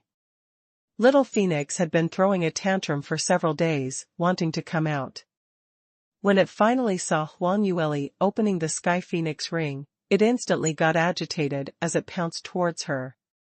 Female devil, you finally found your conscience. Willing to let me go out and play already? Huang Yueli replied, ugh. This going out to play can wait till slightly later. Help me get all the containers and tubs which can be used to contain stuff out. I must try all possibilities to save a little phoenix blood. Little Phoenix instantly deflated as it turned around and used its butt to face her. HMPF, you only know how to ask me to work and not feed me chicken drumsticks, not allowing me to go out and play too. I don't want to work for free. Forget it if you don't wish to help. Anyway, you're so fat, you don't have much energy, so I think you're probably not of any help anyway. Huang Yueli shot him a look of disdain as she held 2 bathtubs, running out to fill it with blood. Very quickly, phoenix blood filled all the wooden bathtubs in the sky phoenix ring and neatly lined up into a long straight line, right under the room's windowsill. Huang Yueli nodded her head in satisfaction as she touched her chin, secretly planning, phoenix blood, a drop of it is priceless. There's so many tubs here, if I bring it out to auction. Wow, how much would it be worth? But she was also clear that the more priceless treasure was, the more it shouldn't be shown to others, otherwise, it wouldn't just be money which she would be getting, but also fatal disaster. Her experience in her past life was the best example. Even if she had absolute ability to crush everyone, but she would still meet with various kinds of harassment. Sigh, looks like selling it for money is not going to do, so I better keep it for myself. I wonder how long should I wait before using it for the second time. Right, when I return, I can let the handsome dude at home soak in it as well, and I can also see the good-looking man come out from his bath. Hee hee. The minute Huang Yueli recalled the last time she saw Li Moying's sturdy and firm chest and that vaguely visible 8-pack muscles, her senses started floating. Little Phoenix was propping up his chin as he watched her from the sides, and questioned out in curiosity, Female devil, why is your saliva dripping down? Have you dreamt of some good food? What flavored chicken drumstick is that? Huang Yueli touched the corners of her lips when she heard his question, and she really felt some dampness. Her face flushed red as she threw little Phoenix into the Sky Phoenix ring. Humph, what kind of lousy spiritual pet was it? It had no ability to make discerning judgments, and still dared to ridicule its master. Continue to stay in confinement. Huang Yueli had just kept the phoenix blood and changed into a new set of clothes as she left the room. Huang Zixiao was just outside the door, waiting for her. Seeing Huang Yueli coming out, he looked at her from head to toe as he gave a surprised expression. You're finally out. You actually stayed in the Phoenix blood pool for such a long time, I almost thought something happened to you. Now it looks like you benefited a lot from this Phoenix blood pool. From 4th stage realm 3rd level, you advanced to 4th stage peak? Huang Yueli smiled as she asked, why? Have I broken the record again? Huang Zixiao said, that isn't so. Phoenix blood strengthening effect differs on each individual. Some effects are especially good, even possible to leap over 2 large realms. But as your previous cultivation speed was slow, 14 or 15 years old, and still have not advanced to 4th stage realm, so now you suddenly advanced so quickly, so that made me slightly surprised. Huang Yueli gave a dry cough, in the past I have not been cultivating properly. She didn't tell him about her cultivating for just 1 year, as instinct told her that this shocking matter would better be left as her ace. Huang Zixiao continued, now you know how good the Inheritance Tower's rewards are? Now that you've passed the 2nd stage of Heaven grade assessment perfectly, then when you reach 9th stage realm, you can come to the Inheritance Tower once again and accept the 3rd stage refinement. If your refinement succeeds, you'd obtain an even better reward. Of course, that includes the chance to enter the Phoenix blood pool again. Huang Yueli blinked, thinking to herself that she had already collected a huge pool of Phoenix blood in the Sky Phoenix ring, so she had a guilty conscience. She had already taken so much Phoenix blood, and whether she had the second chance to enter the Phoenix blood pool, it didn't seem that important now. Only this resourceful thinking, surely she wasn't the only one who had thought about it right. Huang Yueli was puzzled, so she might as well have tried to probe to get the answer. Senior, earlier when I was in the Phoenix blood pool, you didn't keep an eye on me. Aren't you afraid that I'd steal some Phoenix blood? Huang Zixiao was stunned for a moment, then subsequently, as though he had heard an especially funny joke, he started laughing out loud. Ha ha ha. I say, young lass, aren't you thinking just a little too much? Actually, you can try to keep some Phoenix blood into your realm ring earlier. Then you'd know that this is practically impossible. Ah? Why? Huang Yueli went blank. Huang Zixiao replied, because Phoenix blood is an existence which is much higher than God relics, so ordinary realm rings practically aren't able to contain the pressure from the Phoenix blood, so it's caused the space to distort, thereby causing the realm ring to shatter directly. Want to put the phoenix blood into a realm ring and bring it out? That's just a beautiful wish. Phoenix blood can only be stored in a higher-leveled existence than a god relic. For example, this inheritance tower. Huang Yueli was stunned. So that's the case, I've gained more knowledge again. Although she said that, but her heartbeat was starting to speed up. Realm ring would directly shatter when it meets phoenix blood? Some higher-leveled existence than god relic could store the phoenix blood? Then why had she easily stored the phoenix blood into the sky phoenix ring? Linking it to her innate testing earlier, her profound energy was depleted, and the sky phoenix ring unleashed a gust of energy, helping her pass the difficult juncture. Heavens, what kind of thing was the sky phoenix ring? She died in her past life, because of the sky phoenix ring, so this wasn't strange at all. Huang Zixiao didn't notice the abnormality in her as he continued talking. Now do you understand? Young lass, your innate talent might be high, but after all you grew up in Soaring Heaven's continent, so your knowledge cannot be compared to the direct descendants in God Realm. Inheritance Tower had some books which came from God Realm, so now it should be lost in Soaring Heaven's continents, right? Later on, get some books and go back to read it, in case if you ascend to God Realm in future, you'd be a laughingstock. Huang Yueli nodded and suddenly thought of something, as she asked excitedly, that's right, Senior, do you have any books here related to armament refining? Armament refining? Why are you asking about this? Are you an armament master? Huang Zixiao's eyebrow rose. Huang Yueli nodded. Huang Zixiao didn't find it strange at all. Sacred Phoenix race was a fire-attributed clan, whereas pill refining and armament refining all required high fire-attributed innate talents to achieve some accomplishments, so there were many high-leveled armament masters and pill masters in Sacred Phoenix race. And this was one of the reasons why the Sacred Phoenix race could stay strong for so many years. But he advised, there are many books on armament refining and the Inheritance Tower has quite a few. Since there are few who can come to the Inheritance Tower, I shall give all these books to you. But although armament refining is broad and deep, but your cultivation innate talent is much better. You have a boundless future in front of you, so don't waste too much energy on armament refining, this kind of sideline. Pay more attention to your cultivation, and just dabble a little on armament refining. Huang Yueli nodded as she replied, all right, I understand. She knew that Huang Zixiao had his logic. Mu Qingqing in his past life said similar things, so he never bothered wasting any time to research on these skills. But armament refining was Huang Yueli's interest and was something which she loved doing the most. She wouldn't bear to give it up. Both of them continued talked for a while, and Huang Yueli found out quite a number of information regarding the Sacred Phoenix race from Huang Zixiao. Huang Zixiao probably hadn't met any living humans for a long time, so when they were chatting, he told her everything he knew and couldn't stop talking, as he also told her a lot of gossips regarding the God Realm.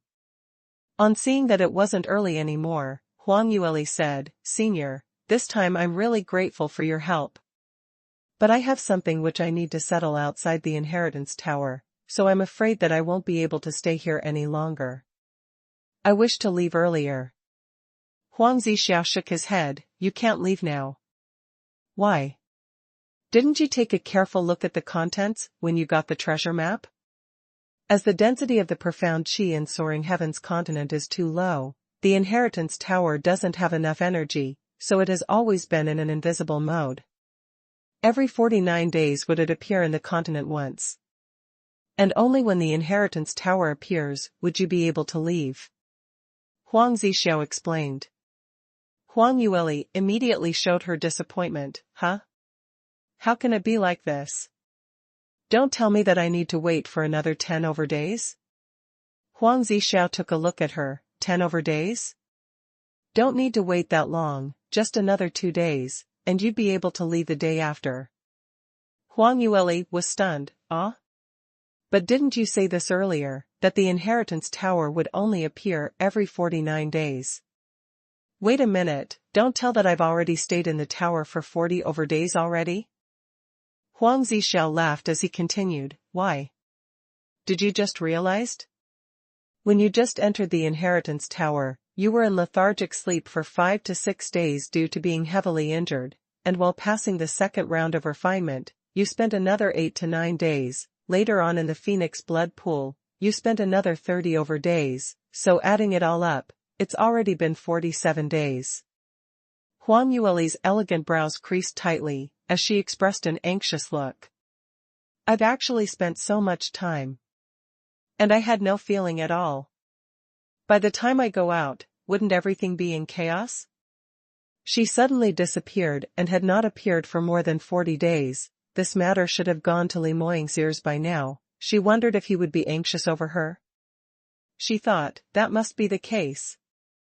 Because that man, no matter in the past life or not, had never changed.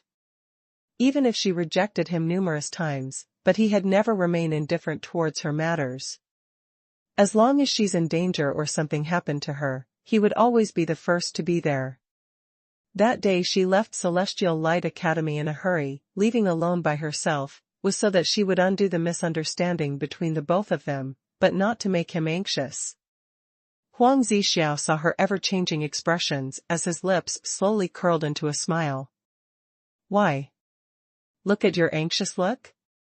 It's normal for a practitioner, going into closed-door cultivation to take several years. You've just gone missing for a month and already so worried to this state?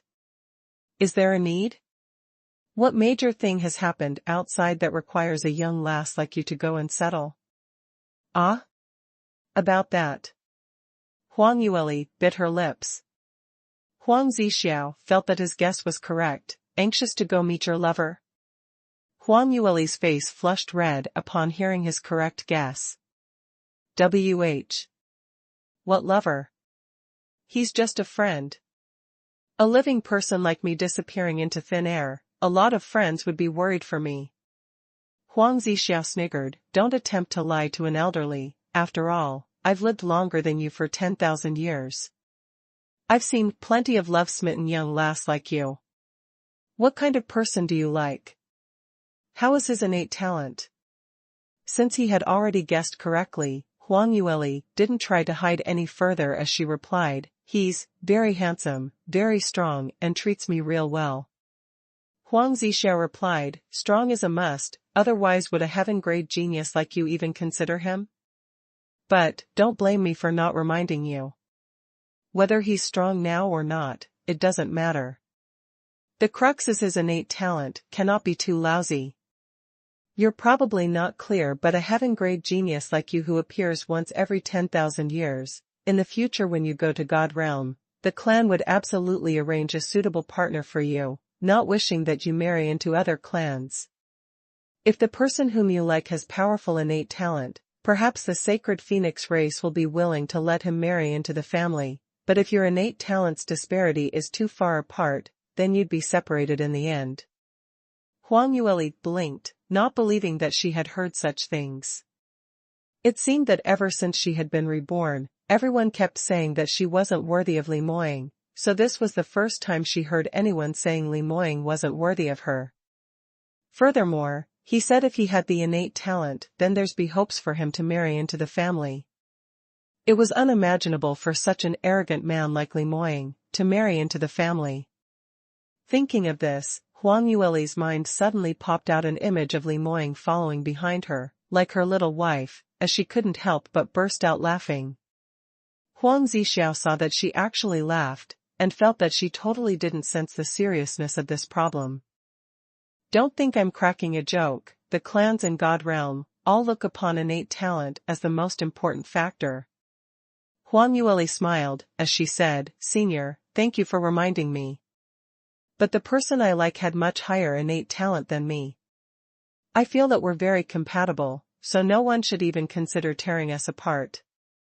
Don't say Li Moying's innate talent was much higher than hers, even if it was lower than hers, she would not possibly separate from him because of this.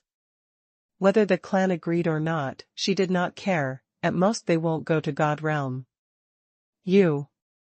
Sigh, youngsters, Huang Zixiao sighed. He didn't believe in Huang Yueli's words, because based on the current condition in Soaring Heaven's continent, to appear a heaven-grade genius like her was already an unbelievable thing. How would there be a man who had a better innate talent than her? To tell the truth, he felt that beauty was in the eyes of the beholder, and Huang Yueli had valued this man too much. That man probably had a much better innate talent than ordinary practitioners, but at most he'd only be Earth grade. No, not to mention Earth grade, if he could reach the forefront position of human grade, it would already be an achievement. But, now that this young lass was head over heels for him, no matter what he said wouldn't be of any use.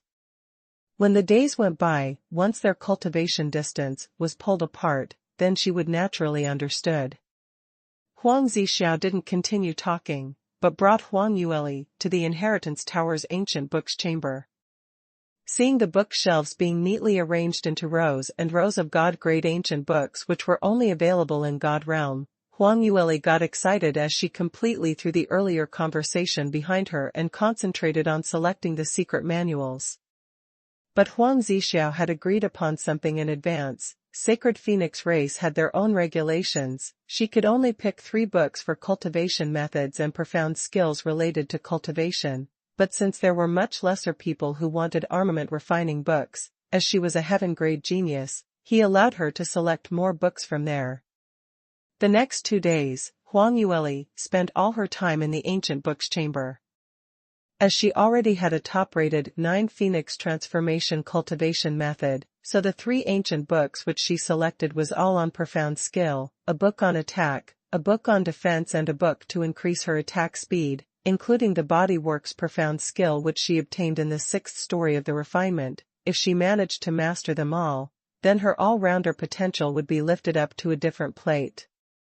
Besides that, she selected another 5 ancient books related to armament refining. It wasn't that she didn't want to take any more, but it was because she couldn't understand most of the portions. God Realm's armament refining ancient books were all used to refine God relics. Her current attainment still wasn't there yet, so there were still many places which she needed to raise up. Other than that, before she left, Huang Zixiao also passed her that guide to rearing a phoenix, which he had promised earlier.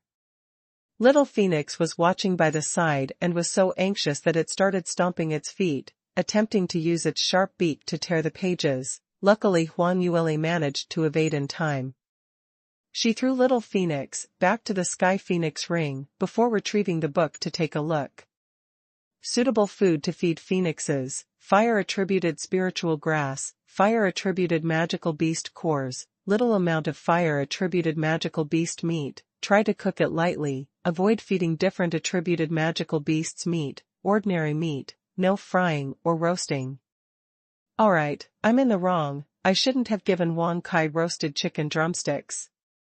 In order to let your infant phoenix grow up healthily, you must make it fly for 100 miles and above daily, and at the same time, under a dense fire-attributed environment, cultivate for 6 hours daily.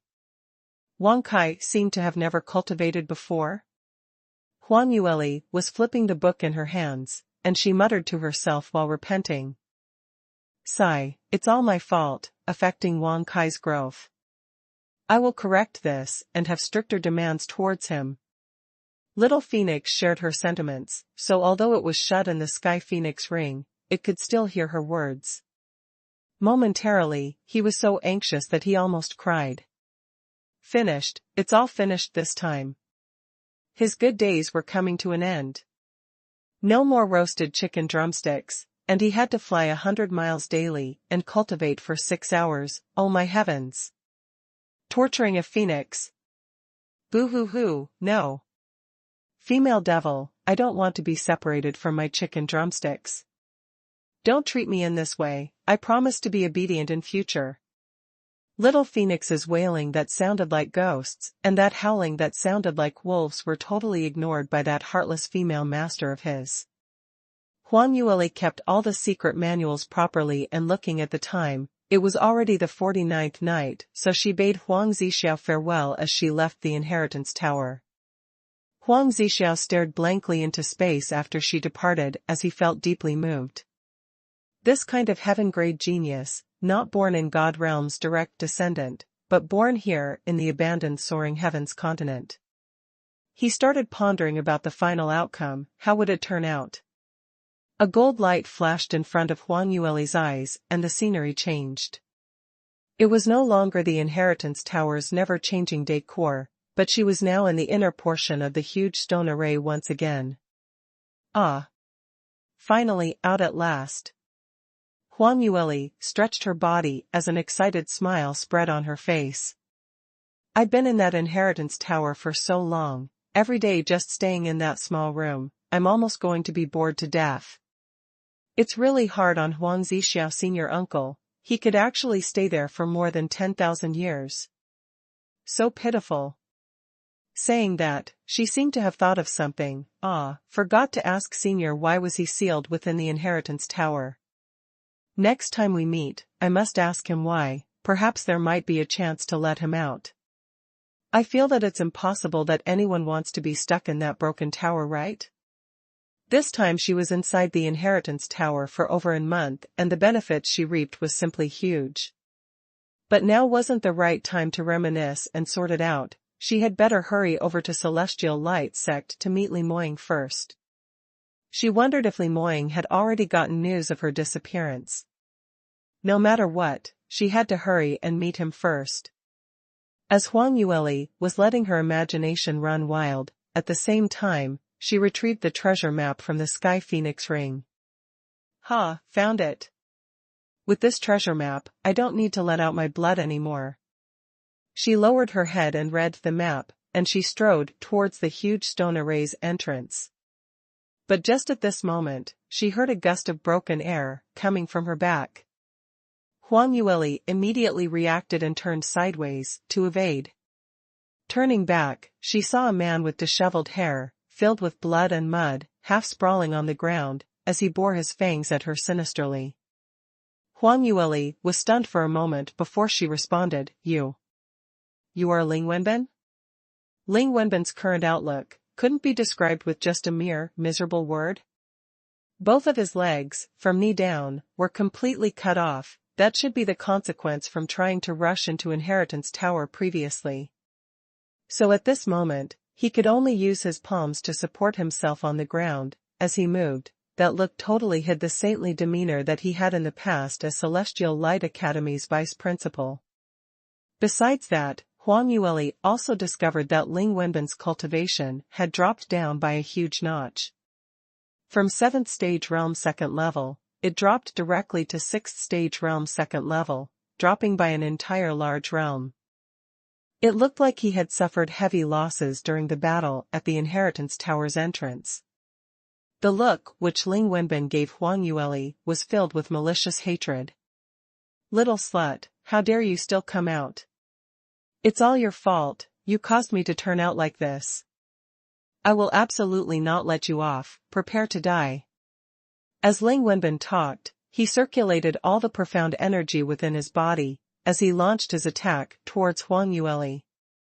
Huang Yueli utilized the agility dance steps which she just learned, and easily evades his attack, and she gave a light smile as she turned her head. I say, Vice Principal Ling, I really didn't expected that you are still alive. I thought that since you suffered such a serious injury, you should have died long ago.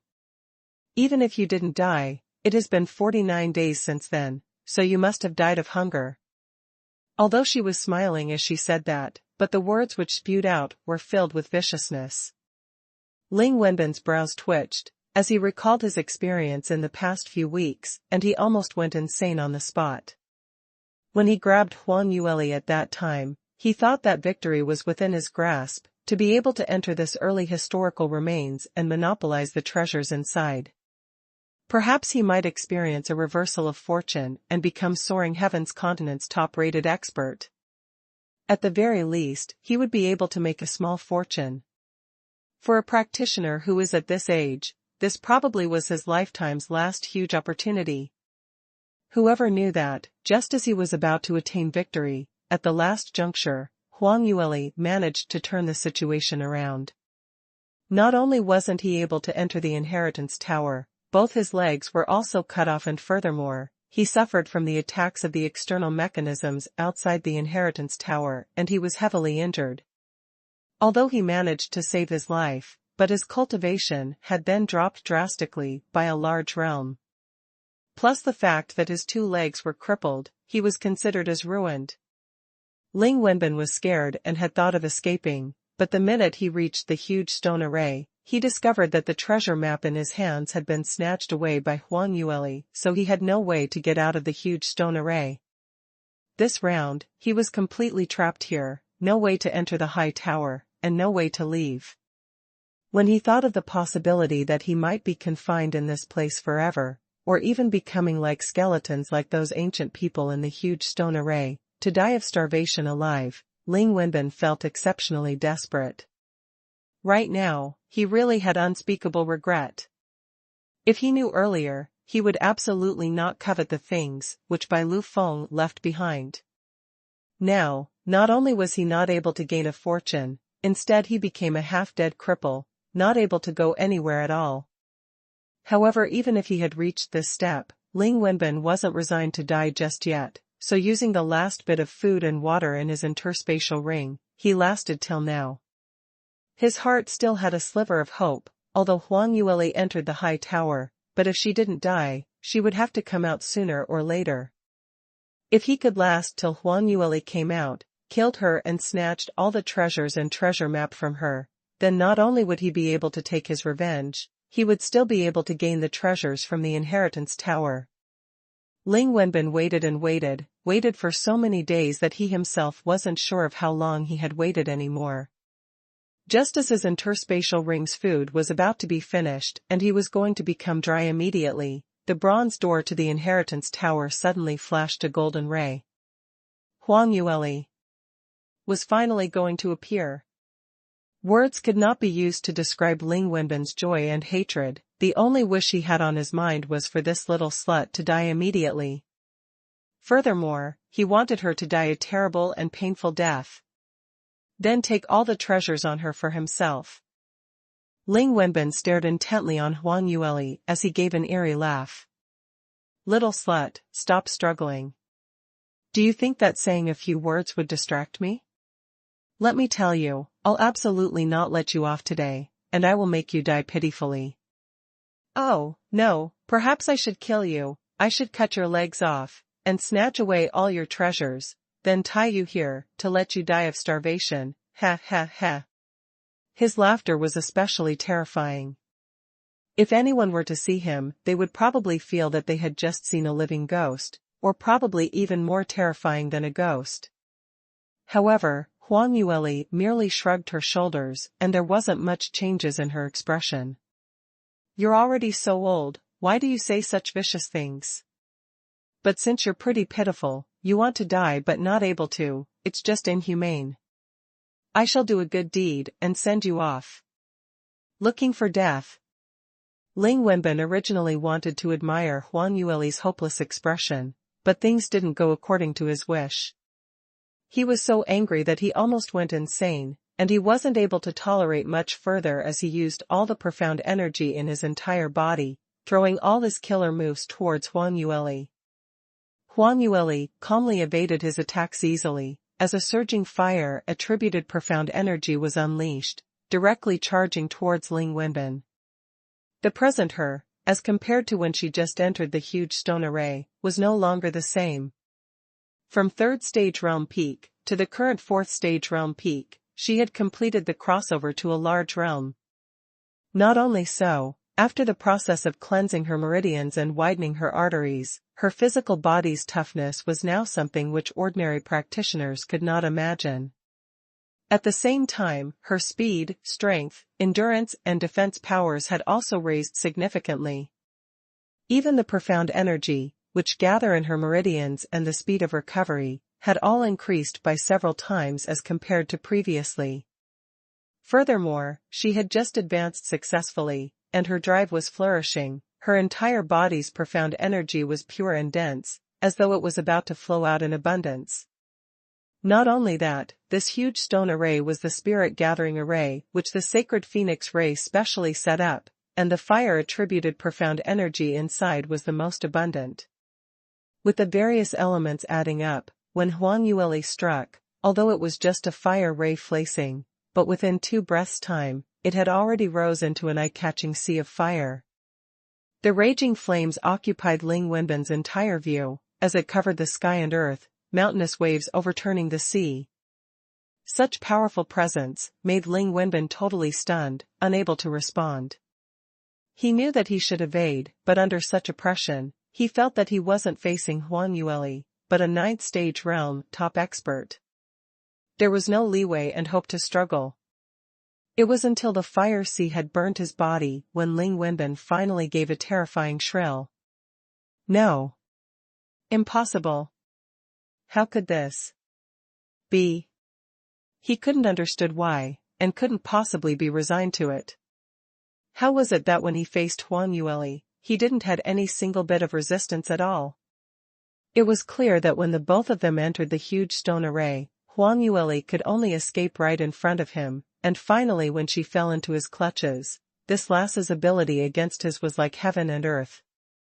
Although later on he suffered heavy injuries, but a dead starved camel was still bigger than a horse. His cultivation was still at 6th stage realm, as compared to the 3rd stage realm Huang Yueli, he still had an overwhelming advantage. Even if Huang Yueli had obtained more treasures in the tower, but surely it wasn't possible for her to gain the potential to defeat him in just slightly over a month.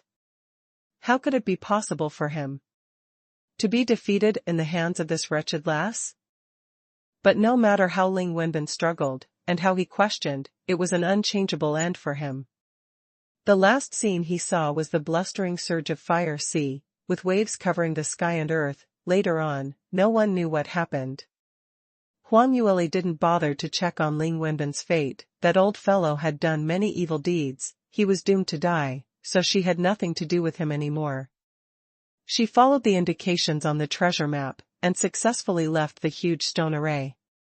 Soaring Heaven's continent was presently in the middle of the serene night. Huang Yueli raised her head high up as she gazed at the stars in the sky, and using the stars, she distinguished her current location. Without further delays, she set off towards celestial light sect's direction. Not a sound was heard. In a small town, just a short distance of less than 5 miles from the inheritance tower, inside an inn, Li Moying was sitting in front of the bed, a wine cup in his hands, as he raised his head to look at the pitch-black sky. It had already been over a month since Huang Yueli's disappearance. He had mobilized every single person he had on his hands, searched all the places surrounding Celestial Light Sect and even sent someone to search along the way back to Southview Kingdom, but he had yet to find any real clues. For a while, Li Moying had even suspected if it was Lu Bian who had secretly saved Huang Yueli. Hence, he intentionally sent someone to follow Lu Bian, but discovered that he had just found out about Huang Yueli's disappearance and was searching for her too. Huang Yueli seemed to be like a fog, blown away by the wind, as she dissipated under the sun, disappearing without a trace. Li Moying's feelings had first started from being anxious, infuriated, frustrated, changing into the current deep obsessiveness. Lear, where on earth are you? Why is it that you've met with danger, but had not come to look for me to protect you? Or, have you already been saved by someone? No matter what, no matter how long it has been, I will never give up. I believe that you're not dead. You must be somewhere, waiting for me. Li Moying silently raised his wine cup, as he put into his mouth and downed it in one gulp. Whereas not too far away, on the other side of the corridor, the shadow guards exchanged looks, and all they could see from one another's eyes were a deep sense of worry. Among them, the only one who was missing was Moe. Now it was Mo who was leading them, and all their gazes fell onto him at the same time. Mo alertly shrugged his shoulders, as he lowered his voice. Why are you all looking at me for? Second brother, you know, the full moon's night is coming again. Sweat immediately formed on Mo's forehead. Of course I know, in another 7 days it will be full moon. But even if you all looked at me, I don't know what to do as well. Last time brother Moe colluded with Principal Jiang, and both of them weaved a lie to cheat Master back to the sect. After Master's illness recovered, he flew into a huge rage. If it hadn't been for the fact that eldest brother had followed him loyally for many years, his life would probably be lost by now. I'm a coward, I don't dare to imitate eldest brother. But, second brother, how can we go on like this? Master had spent the entire time searching for third miss, under the conditions of neglecting sleep and food every single day. If his illness were to act up under these conditions, it would be very severe. If he's not in the sect, won't it be very difficult to control? Do you think I don't know that? But now, to make Master agree to return would be either he himself come round to it, third miss showing herself and we managed to find her. Mor replied. Master's feelings towards third miss really runs deep. Isn't that so? Previously someone were guessing that Master despised third miss for her background and separated with her, in order to marry the sect Master's daughter. You all don't know how many people are spreading such things within the sect, as though they've seen it with their own eyes. We should really make them come over and take a look personally. Alright, stop talking about all these, the current problem is still.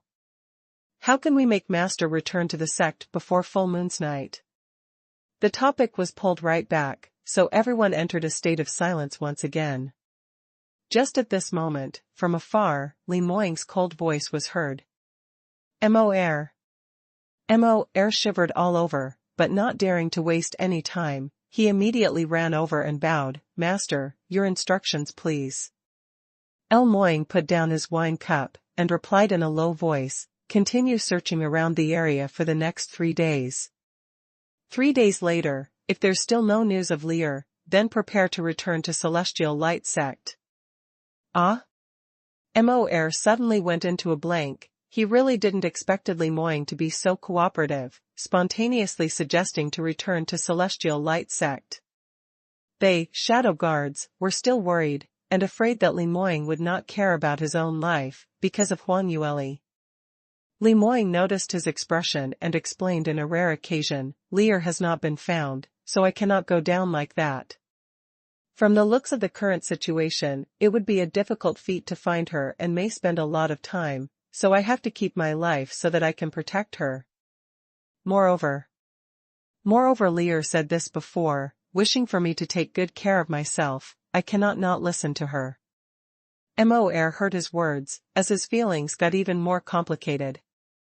On one hand, he was filled with joy, yet on the other, he was filled with worry. The joyous part was, Li Moying finally knew how to take care of his own body, at least he wouldn't ignore his soul detachment illness, putting his life at stake or taking it as a joke. But what made Mor worried was, Li Moying still kept talking about Lear whenever he opened his mouth. For his feelings to run so deep, if something really happened to third miss. Mor simply didn't dare to continue thinking along that line. He hurriedly lowered his head and responded, Master, please be assured, even if you return to Celestial Light Sect to recuperate, the rest of us will do our best to search for her and absolutely not delay Master's matters. Li Moying nodded, as he was just about to say something. Just at this moment, a blinding light flashed from outside the window, as though a lightning had descended from the sky, but in a flash, it disappeared without a trace. Li Moying frowned, what was that? Mor was stunned momentarily, as he replied, I have no idea.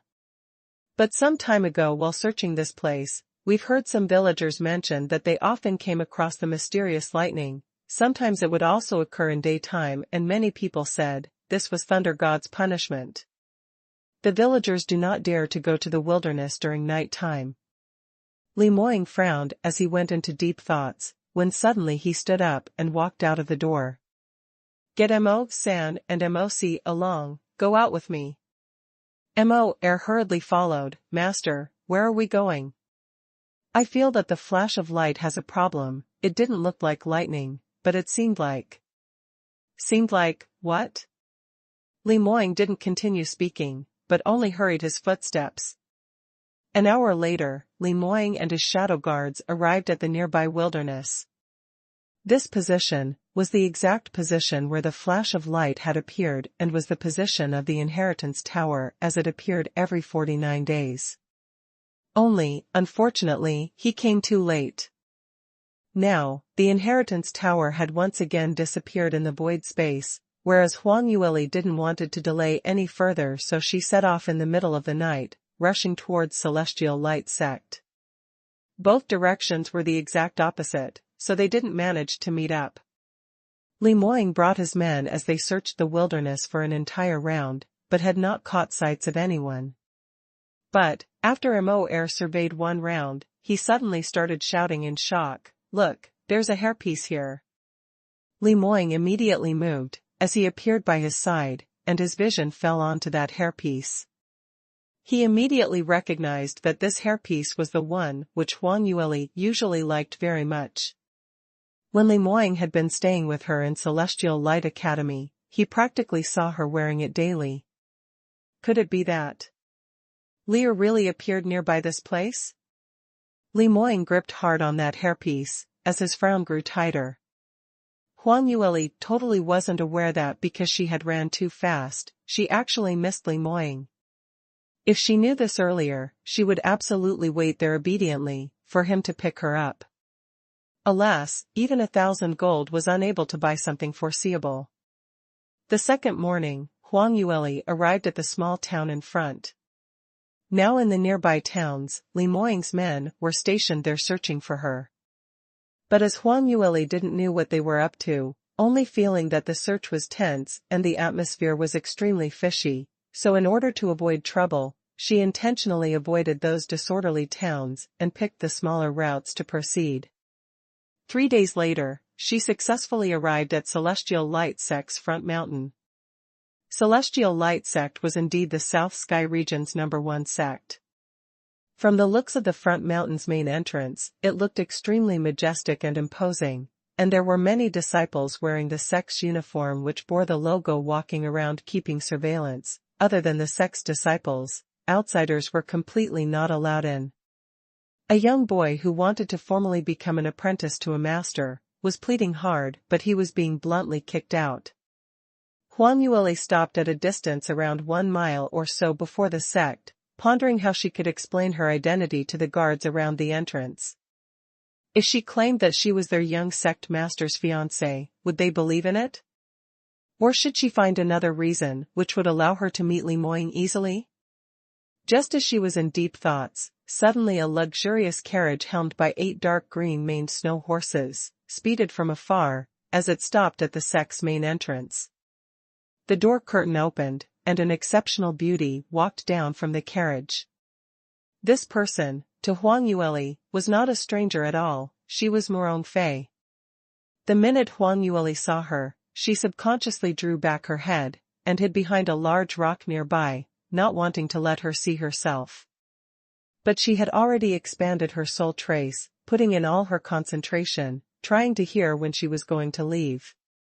Morong Fei got off the carriage and all the guards went up to welcome her.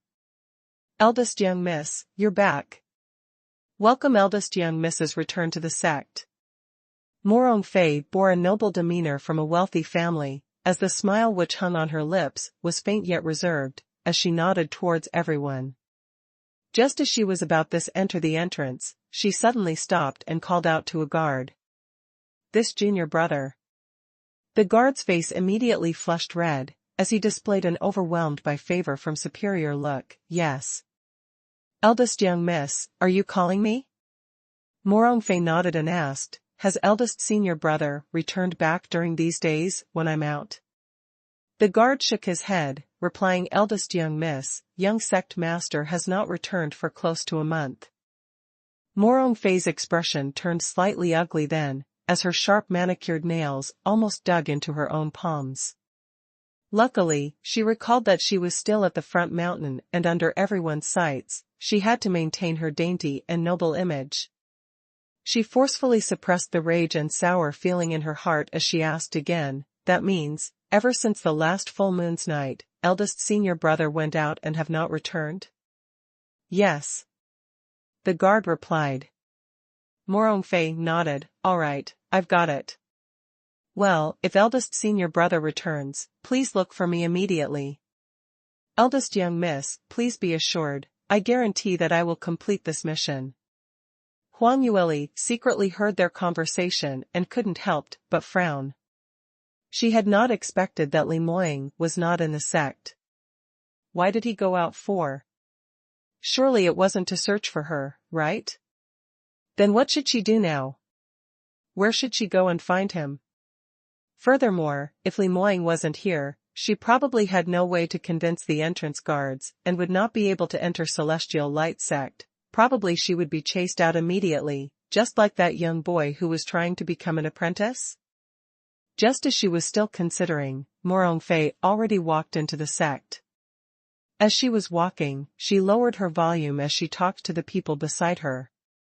Even though she had already intentionally suppressed her volume, but after soaking in Phoenix's blood, Huang Yueli's 5 senses became exceptionally agile, which was something that ordinary practitioners could not imagine, and she faintly heard what the duo's conversation.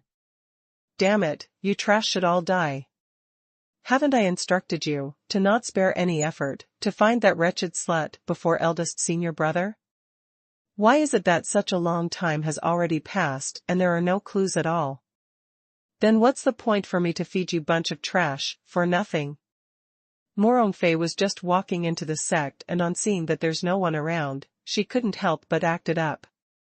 Her few bodyguards lowered their heads, not daring to look at this eldest young miss who acted like a gentlewoman in front of others, but an unruly woman behind. Eldest young miss, please listen to our explanation. We have already tried our best to search for her.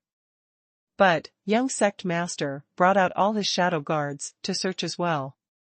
We must avoid his men, so we could only act in secret. Otherwise, if young sect master finds out our whereabouts, and starts to suspect eldest young miss, then that would really be great trouble. Excuses. All these are excuses. Haven't I told you this already? The person who is trying to assassinate Bai Ruoli is Celestial Light Academy's Vice Principal Ling Wenbin. Eldest senior brother doesn't know how to find him, but I have a secret code with Ling Wenbin. You all know the secret code, but still unable to find them? When Huang Yueli heard these, her entire person was in shock. From Morongfei's words, she had already understood that Li Moying was not in Celestial Light Sect, because he knew about her disappearance, and ran out to search for her. Furthermore, he had already been searching for more than a month. Not only that, Ling Wenbin assassinating her, indeed was linked to Morongfei who had collaborated with him beforehand. Morongfei was the mastermind who wanted to secretly kill her. Her bodyguards hurriedly tried to explain, eldest young miss, this is a huge grievance. We had already followed according to the secret code that you've given us, and tried ways and means to contact him in all channels, but Vice Principal Ling didn't appear at all. Surely something shouldn't have happened to him, right? Morongfei immediately gave a cold harumph. Accident? What accident could there be? Do you think that Ling Wenbin belongs to the same kind of trash as you? He is a genuine 7th stage realm practitioner who had been established for a long time. The opponent he is assassinating is a mere 3rd stage realm peak practitioner. Will he not be able to deal with her? That little slut with the surname Bai can't even defeat me and only knew how to hide behind eldest senior brother's back, pretending to be weak. This time eldest senior brother doesn't bother about her, what else can she come out with? It's impossible for her to escape. Morongfei gritted her teeth as she said that. But, although her words were firm and her vow was solemn, but there was a faint restless feeling in her heart. Because although she used words to look down on Huang Yueli, despising her to dregs, but in her inner heart, she admitted that Huang Yueli indeed had some ability, and was very abnormal. Last time when she challenged her in Celestial Light Academy, not knowing what happened, her attack was actually rebounded, causing her to fall into a miserable state. This wretched lass was sinister and sly, perhaps.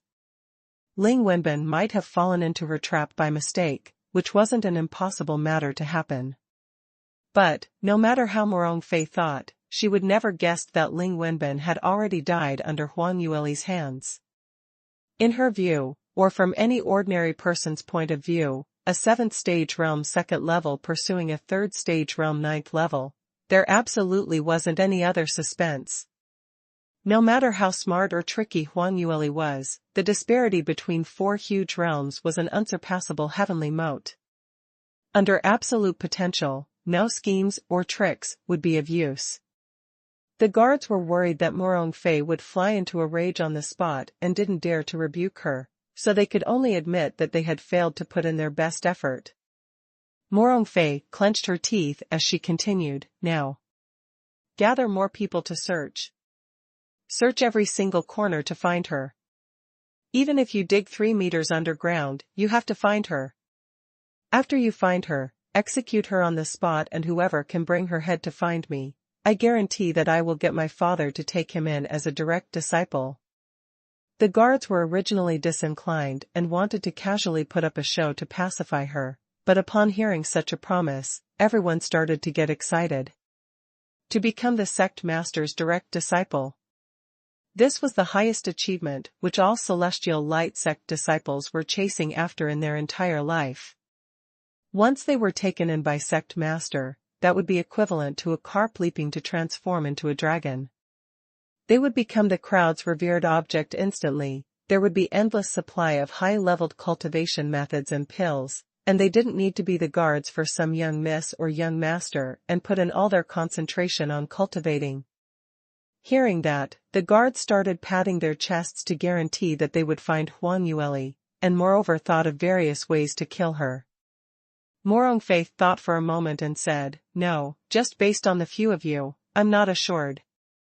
That little slut, by Ruoli, had very high innate talent. Perhaps you're all not her match.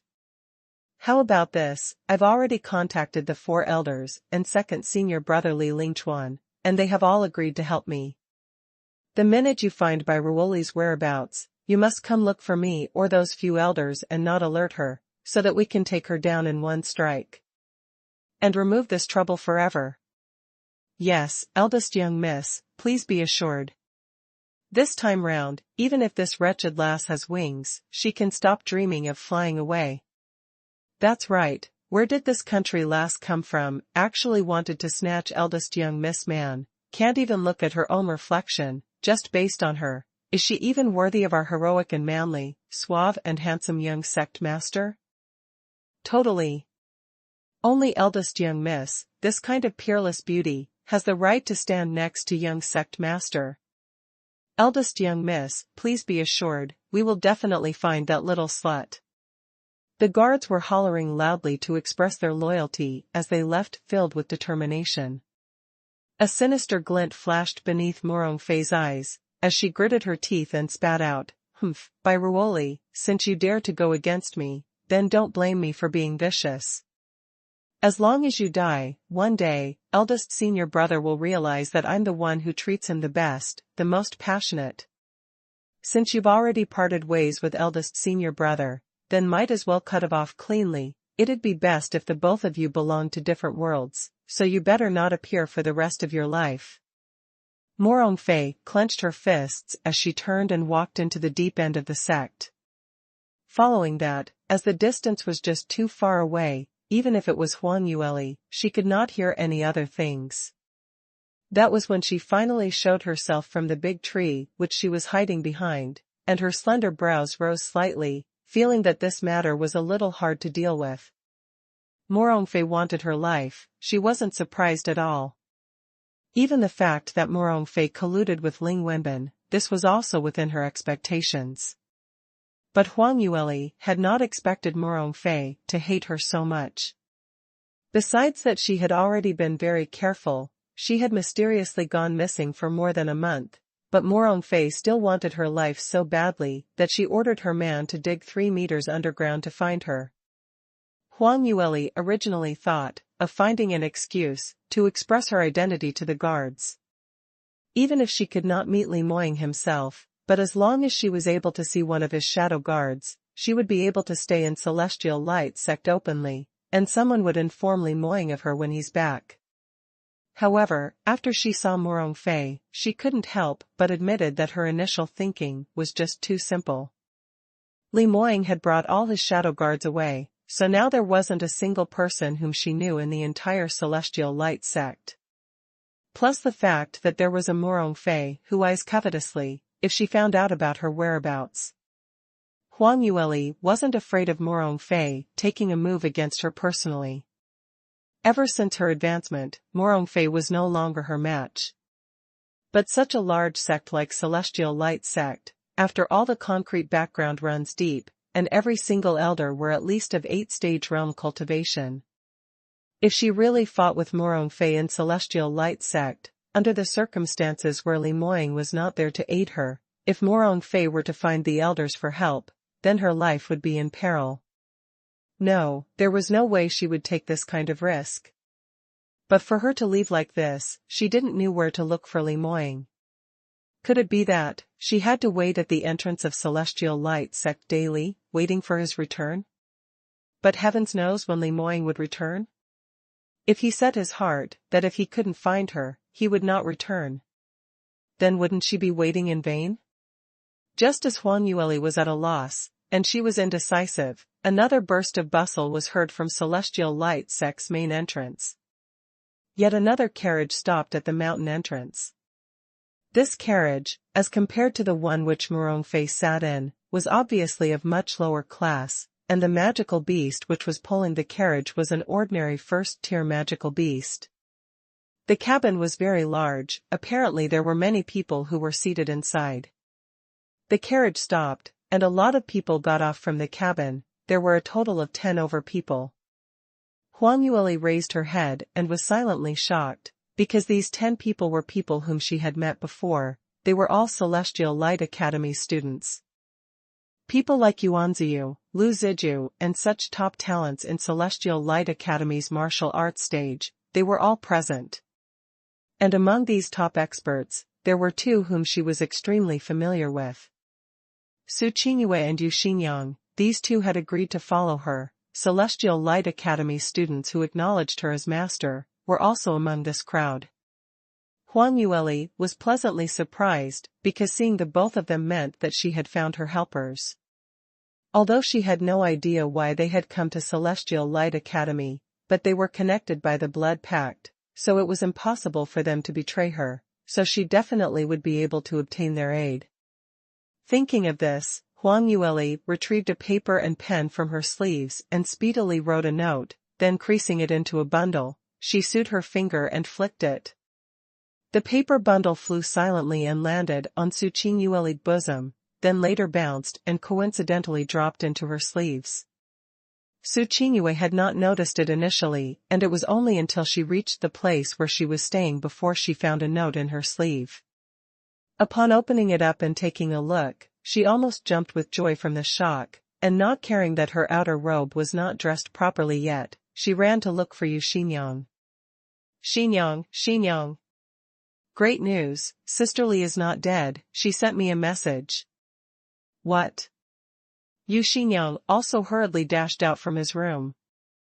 The both of them held on to the note, and looked at it against the light, and it was written, I'm near Celestial Light sect, staying in the town's largest inn on the west side, 3rd room. Tonight at 12 o'clock, find a chance to come and look for me. Anonymous. Although it was stated as anonymous, but both of them recognized Huang Yueli's words. We must find a way to slip out and meet Sister Li, Shui Qingqing said. Yu Xinyang appeared to be more cautious, but wasn't it said that 3rd Mrs. whereabouts probably bode ill? Why would she suddenly appear at Celestial Light sect? Could this be fake? Even if this is fake, for Sister Li, we have to take the risk and go over. Midnight that night, the night was quiet. Huang Yueli sat alone in the room, waiting for the both of them. Just after midnight, knocking sound was heard from the outside of her door. Come in, Huang Yueli said in a low-pitched voice. Shui Qingqing and Yu Xinyang pushed the door open, and they were so agitated that they almost screamed out loudly. Sister Li, it's you. It's really you. You're still alive. yes, third miss, we thought something happened to you, and we're all very worried. Huang Yueli asked, curiously, how did you know that something unfortunate happened to me? I remember that before I left, I told you all that I'm leaving just to settle something. Su Qingyue replied, Sister Li, you don't know, when you just left, we indeed didn't realize that something was wrong. Just that Yu Xinyang once told me that the link between his and your blood pact seemed to become weaker than usual. We thought it was because the distance between you two were too far, so we didn't suspect anything. But, later on, after many days, you didn't appear. Instead, Senior Brother Li suddenly returned to the sect, bringing a lot of men along. From that day onwards, Principal Jiang sent his men to watch out for your whereabouts in the academy, and every single person in the academy was interrogated. As Xiaoyang and I are closer to you, we've been interrogated several times. It was then that we realized that you have mysteriously disappeared. Furthermore, Senior Brother Li is actually Celestial Light Sect's young sect master. Yu Xinyang also chimed in, that's right, when we heard that Senior Brother Li was actually young sect master, the entire academy bubbled up, because this news really made everyone surprised, totally shocked beyond words. Especially those people who are usually jealous of you, for example, Li Shuer, when she heard that your fiancé is Celestial Light Sect's young sect master, she was so scared till she fainted there and then. Su Qingyue smiled, as she continued, when young sect master returned to the sect, weren't there quite a number of people who said that you were ditched by him, and was a pitiful, unlovable abandoned woman? That day when young sect master rushed into the academy in anxiety, his expression looked as though he was about to murder someone. TSK, no matter who saw that, would not misinterpret it wrongly, young sect master simply loves you to no end. Sister Li, you really made all of us envious, to think that you can control young sect master. Huang Yueli started to get a little embarrassed upon hearing what Su Qingyue said. When did I control him? It's all because he's a willing party. Moreover, what's wrong with young sect master? Don't say young sect master, even if it's Soaring Heaven's continent's #1 expert, if he wanted to be with me, then he'd have to treat me like his goddess? Originally, Huang Yueli and Li Moying's status was just too far apart. If it was another girl bearing the same status as Huang Yueli saying such things, one would definitely feel that she's overestimating herself. But hearing Huang Yueli said that, Su Qingyue and Yu Xinyang just felt that it was a matter of fact. They understood Huang Yueli's innate talent, potential, and knowledge the best, so naturally they knew that based on her own ability, even if it was in front of a large sect like Celestial Light Sect's young master, she would not make a fool of herself. On the contrary, only a man like Li Moying was worthy of Huang Yueli, to allow her to humble herself out of her own will, to be together with him. Su Qingyue smiled for a while, before her expression started to turn solemn. From the start, although we were all surprised, but hearing that young sect master had personally brought his men over, we felt that they probably would be able to find you quickly. But as time went by, you were not found. Xinyang and myself also joined in the search party, looking for you everywhere but still wasn't able to locate you. Many people guessed that something probably happened to you. Young sect master was said to fell very ill, so sad that he wished to die. As Su Qingyue was saying, she carefully checked on Huang Yueli's expression. Huang Yueli's brows were indeed tangled together. What she thought of was Li Moying's soul detachment illness. She wasn't by Li Moying's side, so when that man's illness acted up, he would definitely feel especially upset, plus the fact that he was so worried about her, under both elements crisscrossing, it might just drag his body down. Su Qingyue saw her worried look, and hurriedly persuaded, luckily, we heard that young sect master had regained conscious, and is now out and about, looking for you. As long as he gets the news that you're safe and sound, I believe no matter how serious his illness is, it would be cured without the need for any medication. Huang Yueli heaved a deep sigh, let's hope so. Following that, she asked again, what's the matter with the both of you? Why are you with Yuanziyu and the rest, appearing in Celestial Light sect? Coming to this topic, Su Qingyue's face revealed a smile. Sisterly, you didn't expect it, right? 10 days ago, was Celestial Light sect's yearly examination date for selecting outer disciples among the core students. Yu Xingyang and myself took part in this examination, and we ran into luck, passing this round's examination and officially became Celestial Light sect's outer disciples. Huang Yueli blinked her pretty eyes, as she appeared extremely surprised with joy. Oh. So it's like this?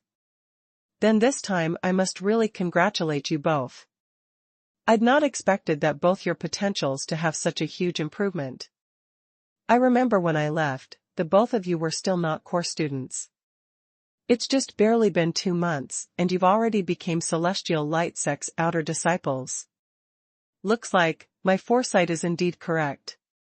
Yu Xingyang was full of smiled, as he humbly replied, Third Miss, you're overpraising us. You know best what quality we are. If it wasn't because of the cultivation methods and profound skills which you've given us, and those pills which raises cultivation and cultivation speed, I'm afraid we'd not get to even become core students, not to mention the day to join Celestial Light sect. Huang Yueli smiled as she shook her head, even if I have given you the cultivation methods and pills, but if you didn't had enough power of comprehension to comprehend the cultivation methods, and didn't had enough determination to continue cultivation day and night, you wouldn't be able to achieve so much within such a short span of time. I believe in the both of you. As long as you can aid me properly, I still have plenty of better cultivation methods, profound armaments, and pills. I will not treat you poorly. Su Qingyue and Yu Xingyang exchanged glances, as their eyes were filled with joy. When Huang Yueli went missing, they were upset for quite a long time. Other than the relationship and feelings that they shared, they also felt that without Huang Yueli's aid, it was not possible for them to gain any higher achievement in the way of cultivation. They had not expected that Huang Yueli actually came back to life. There were hopes for their future. Su Qingyue hurriedly asked, That's right, sisterly, I haven't had the time to ask, why did you go missing this time? Is it really like what the others were spreading, that you were being assassinated, and was heavily injured? Huang Yueli kept silent for a moment, and briefly explained the scenario of her death pursuit by the assassinator. Of course, she didn't mention the matter regarding the inheritance tower, but only mentioned that Murong Fei and Ling Wenbin's colluding, trying to kill her during her way here. In the end, she managed to escape to a hidden place and hid herself as she recuperated. It was only after she recovered that she left that place, thinking to find Li Moying. The both of them were infuriated as they listened to her story, helping her berate Ling Wenbin and Murong Fei's shamelessness. Huang Yueli heard them for a while, before she shook her head to cut them off. Alright, the matter's already happened, so there's no meaning in saying too much. Anyway, Ling Wenbin is already dead, and as for Murong Fei, since she attempted to scheme against me like this, I'd personally take my revenge sooner or later. Absolutely will not let her off easily. Only, what's urgent now, is that I must find Li Moying as soon as possible, so what suggestions do you have towards this matter? Su Qingyue thought for a moment and said, Actually you need not specially look for young sect master. Because I heard from the others in the sect today mentioning that, young sect master had already confirmed, that he will return to Celestial Light sect 3 days later. Hearing that, Huang Yueli suddenly thought of this. 3 days later, seemed to be full moon's night. Yes, if Li Moying was still rational enough, he should know that no matter how anxious he was, he shouldn't be outside swaggering, and should return to the sect. That meant that, she only needed to wait for him in Celestial Light sect. Huang Yueli nodded and said, Alright, I'll wait for him in Celestial Light sect. Do you have any way to help me get into Celestial Light sect? Yu Xingyang showed a difficult expression as he advised, Third Miss, I feel that you better not take the risk to enter Celestial Light sect. What if Murong Fei found out, then you'd be in danger. Huang Yueli shook her head and said, No, if I'm not in Celestial Light sect, how would I be able to meet Li Moying the minute he's back? But, I don't want to tear our faces apart with Morong Fei right now, so I have to go incognito. It'd be best if I can secretly infiltrate in, do you have any idea? This is not an easy feat. That's right, Celestial Light Sect's security is very tight and all the disciples can only enter based on their own identity tags. We also used tremendous strength before we managed to slip out secretly today. The two of them racked their brains for a moment, when Su Qingyue's eyes shone. I've an idea. Huang Yueli looked at her in anticipation. You have a way? Su Qingyue nodded as she said, among the students who became outer disciples, there is a junior sister Yi Xiao. She's just slightly older than you, 16 this year, extremely talented and among the students, to become outer disciples this year, she's the youngest. But her luck isn't very good. Just a few days before reporting to the sect, she suddenly ran into qi deviation while cultivating, which led to her suffering from heavy internal injury. She wasn't able to get up from bed, so she had no way to report. According to Celestial Light Sect's rules, if outer disciples were to get into an accident, their place would be preserved and if she managed to report within a year, it will be counted. Junior sister Yi Xiao specially asked me to bring her identity tag along, to help her apply for leave from the sect's administrator. She raised her head and looked at Huang Yueli. You can pretend to be junior sister Yi and assume her identity to smuggle in. Huang Yueli joyously nodded as she said, this is a good idea, we shall do that. Su Qingyue paused, and suddenly said perplexedly, but, in this way, we have to find a skilled artist who excels in disguise, to change your looks into junior sister Ye's looks. Because all the Celestial Light Academy students whom we came along with, all recognized junior sister Yi. Huang Yueli smiled when she heard that, we don't need to trouble anyone, I myself is a master of disguises. Just tell me how does Yi Xiao looks like will do. Su Qingyue's eyes opened wide as she looked at her in disbelief. Yu Xinyang also bore a shocked expression on his face. The both of them were having the same thoughts, this by Ruoli is just too abnormal, wasn't it? Why was it that she knew everything? She was even proficient in disguise, what else did she not know about? As they didn't have Yi Xiao's portrait, and it was all based on Su Qingyue's verbal description, so Huang Yueli spent an entire night's effort before successfully changing her countenance to Yi Xiao's looks. The minute dawn broke, the trio headed back to Celestial Light Sect. The disciple who was on guard duty took a look, and discovered that the three of them were wearing outer disciples' uniform, as a hint of disdain flashed past his eyes. Who are you guys? Show me your identity tags quickly. The trio retrieved their identity tags and showed it to him. After the guards saw it, his eyes were filled with even more disdain. Outer disciples who had just joined yesterday were on Celestial Light Sect's lowest level. Among the outer factotum, they belonged to the lowest level, those kind where anyone could bully. He gave a cough as his tone turned extremely severe. You few, how dare you? As an outer disciple, you actually left the sect late at night and had not returned for the entire night. Do you know that this is against the sect's regulations? Just your first day here and you already dare to defy the regulations. Do you still want to mingle around here? Which administrator's disciples do you belong to? When Su Qingyue and Yu Xinyang heard that, they couldn't help but shuddered. They actually knew that slipping out of the sect yesterday was against the sect's regulations, but in order to meet Huang Yueli, they couldn't not take this risk. Furthermore, they had planned to rush back throughout the night. Whoever knew that, not only have they spent the night outside, furthermore, they brought back Huang Yueli, an imitation who had dressed up in disguise. The two of them already had a guilty conscience, and after being sternly interrogated by the guard, they were both shocked and frightened, not knowing how to reply. If the news about the just joining Celestial Light Sect and sent to the administrator for flouting the sect's regulations, they would be finished and perhaps, they might be thrown out of Celestial Light Sect on the spot. Ruining their own future was still alright, but the plans which Huang Yueli made to smuggle into Celestial Light Sect would immediately fail. This senior brother, please be appeased. Senior brother, it's our fault, please give us another chance. Su Qingyue and Yu Xinyang exchanged glances, as she hurriedly pleaded for mercy. The guard remained unmoved. Why? Now you know you're in the wrong? Pleading me for mercy? When you slipped out, why didn't you think of the consequences? I'm telling you, it's too late. Sect Master is just too nice to actually take you trashing from those small places.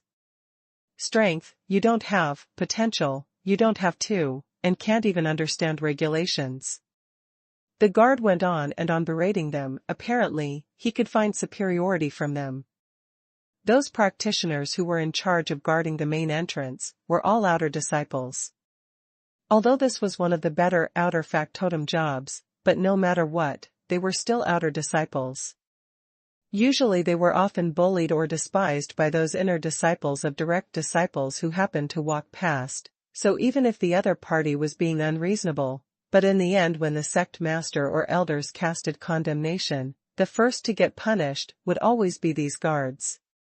He had long stomached an unpleasant feeling, so finally there were a few whose status were much lower than him, so naturally he must use all his might to bully them.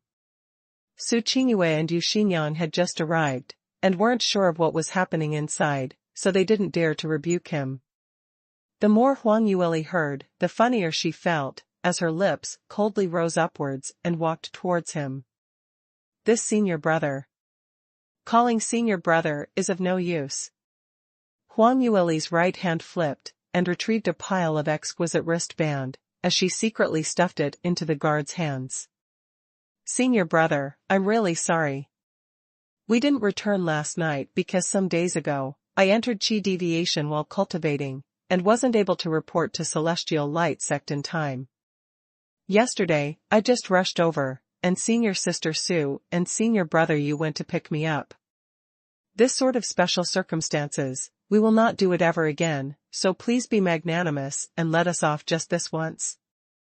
The guard had received something and his expression turned slightly better. Originally, he said so much, was just to use his authority, and hoping that they would present something, in the end. Those two blockheads were so silly, other than pleading they did nothing else. He was still hesitant if he should made his words even more obvious, and finally someone had responded. This young lady seemed to be the youngest, but she knew how to act. At least she's much better than those two papaya brains. The guard mumbled as he said, Who do you think I am? Am I someone who you can casually bribe? He originally wanted to hold for a moment, to see if he could squeeze something more out of them. But when he lowered his head to take a look, the minute he looked at it clearly, his eyes almost popped out, and momentarily, all the things he wanted to say were all stuck at the back of his throat. The young lady who stuffed the thing in his hands, was actually a pair of third-tier upper-grade wristband. He himself had merely just advanced to 4th stage realm cultivation. Although he was in South Sky region's top-rated sect like Celestial Light Sect, but as an outer disciple, the advantages he could obtain was limited. Third-tier upper-grade, profound armaments, to him, was absolutely an extremely valuable thing. If he wanted to buy it, he would have to throw in several years of savings into it, and he could only purchase the most inferior quality type. But now this young lady just offered a piece of third-tier upper-grade, profound armament. Wasn't this a little too extravagant? What was her influence? The guard raised his head in astonishment, as he stared at her, and at the same time Huang Yueli timely unleashed her own profound energies coercion. The guard shivered, and finally realized that the young lady in front of him was actually a 4th stage realm practitioner. Furthermore, her cultivation was much higher than his. The guard's gaze towards her changed instantly, and his tone immediately turned much more polite.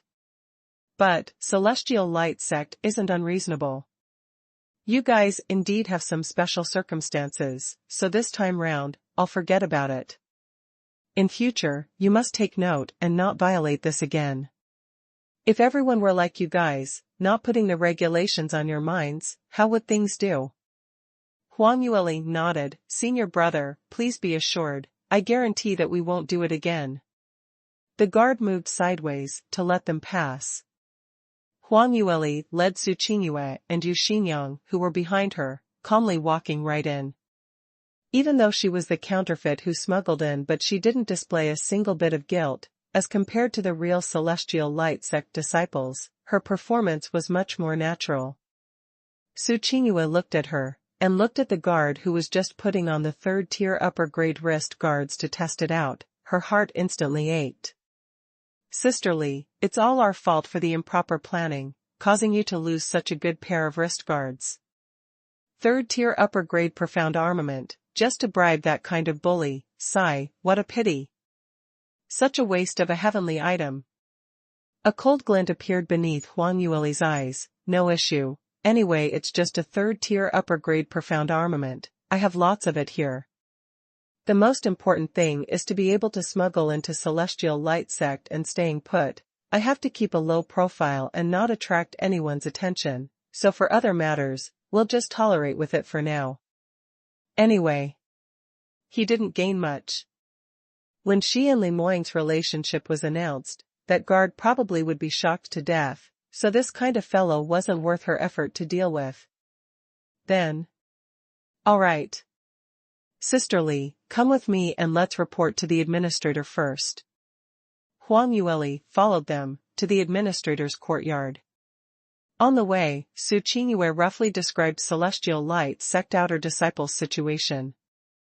There was a large number of Celestial Light Sect Outer Disciples. Other than those practitioners who passed the examination to enter the sect, there were various upper-level elders or protectors' children, and some were talents, who were worth nurturing, sent over by large clans to Celestial Light Sect. Other than those, there would be some who came to the sect to ask for an apprenticeship. Although most of them were like that little boy whom Huang Yueli met yesterday, being thrown out, but there would be an extremely small number of lucky ones who would be selected by the sect's higher management who happened to pass by, who were then accepted under their wing. As Su Qingyue was explaining, she started to grumble softly. Before entering the sect, I never knew that there were so many outer disciples. Furthermore, the status of outer disciples in the sect is very lowly, being ignored by everyone everywhere. Huang Yueli laughed as she thought nothing of this. What's so strange about this? When we were in Celestial Light Academy, weren't ordinary students also bullied by core students? In Soaring Heaven's continent, power talks. Whoever has more power, naturally would have the right and ability to bully others. They were talking while walking, and it didn't take much time when they reached the administrator's courtyard entrance. After getting someone to inform him, and after waiting for a long time, till the trio started to get impatient, finally a voice from inside summoned them in. The administrator's surname was Chen, and he looked like he was 40 over years old, with 2 strokes of mustache, which made him look wretched. He kept looking at Huang Yueli from head to toe, sizing her up, as he had an unfriendly tone. Why? Heard that you were into Qi deviation a few days ago while you were cultivation, so you weren't able to report to the sect on time?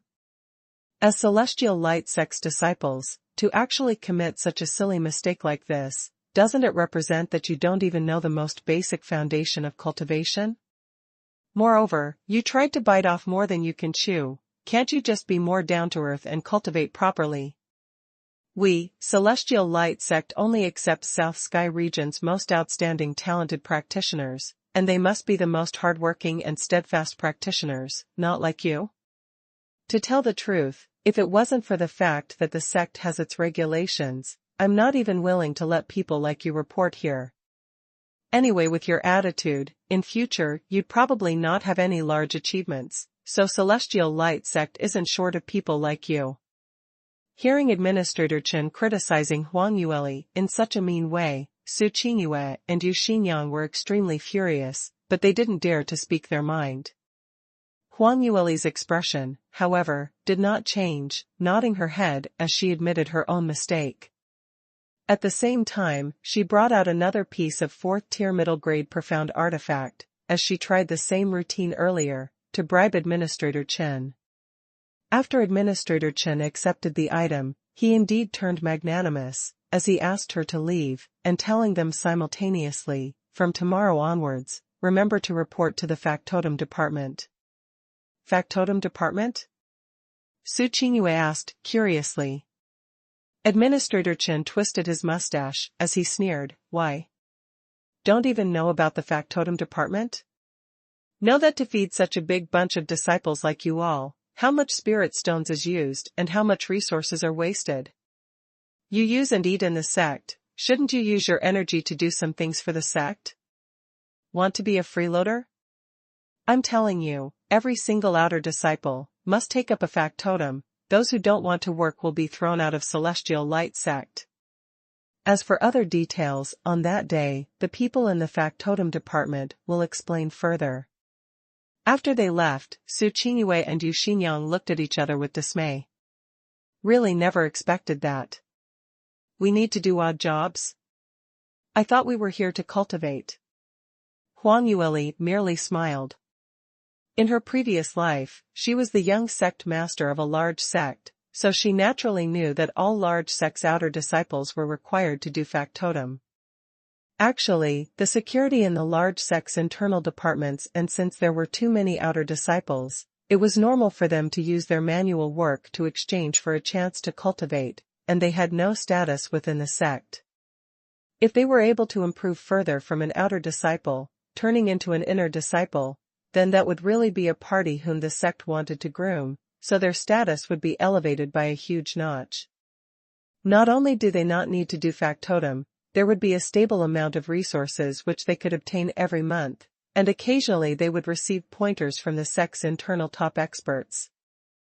But, the amount of nurturing which inner disciples could get were still very casual, and if they really wanted to make an achievement for themselves, they still need to become an apprentice formally to the sect master or those elders, to become direct disciples. Every elder would only have 10 direct disciples under their wings for their entire lifetime, so every single direct disciple would be able to get the sect's utmost nurturing and the elders' careful pointers, so their future achievements would also represent the elders' reputation. But wishing to become a direct descendant, the difficulty was just too high. Celestial Light Sect is the #1 sect in South Sky region. The standard which they used while selecting direct disciples, naturally were South Sky region's top-rated talents. From the people whom Huang Yueli met, Li Moying naturally was ridiculously strong, and this wasn't the normal standard, so he would naturally not be taken into consideration. But other than Li Moying, his second junior brother Li Lingchuan, fifth junior brother Luo Jiyun, and including Murong Fei, were all exceptional talents who had 8th grade innate talent. The other direct disciples whom the ordinary elders took in, totally could not be compared to sect master himself. But at the very least, they had at least 6th grade innate talent and above. To most practitioners, 6th grade innate talent simply was an existence which was legendary and unimaginable genius. In Celestial Light Academy, Huang Yueli had already witnessed the so-called martial arts stage top 10, who were all famous talented youngsters in Sky Cloud City, but only Yuanziyu had barely reached 6th grade innate talent and above. As the others, don't assume that they had passed the examination and managed to join the sect, but in this place, they merely had the life of a cannon fodder.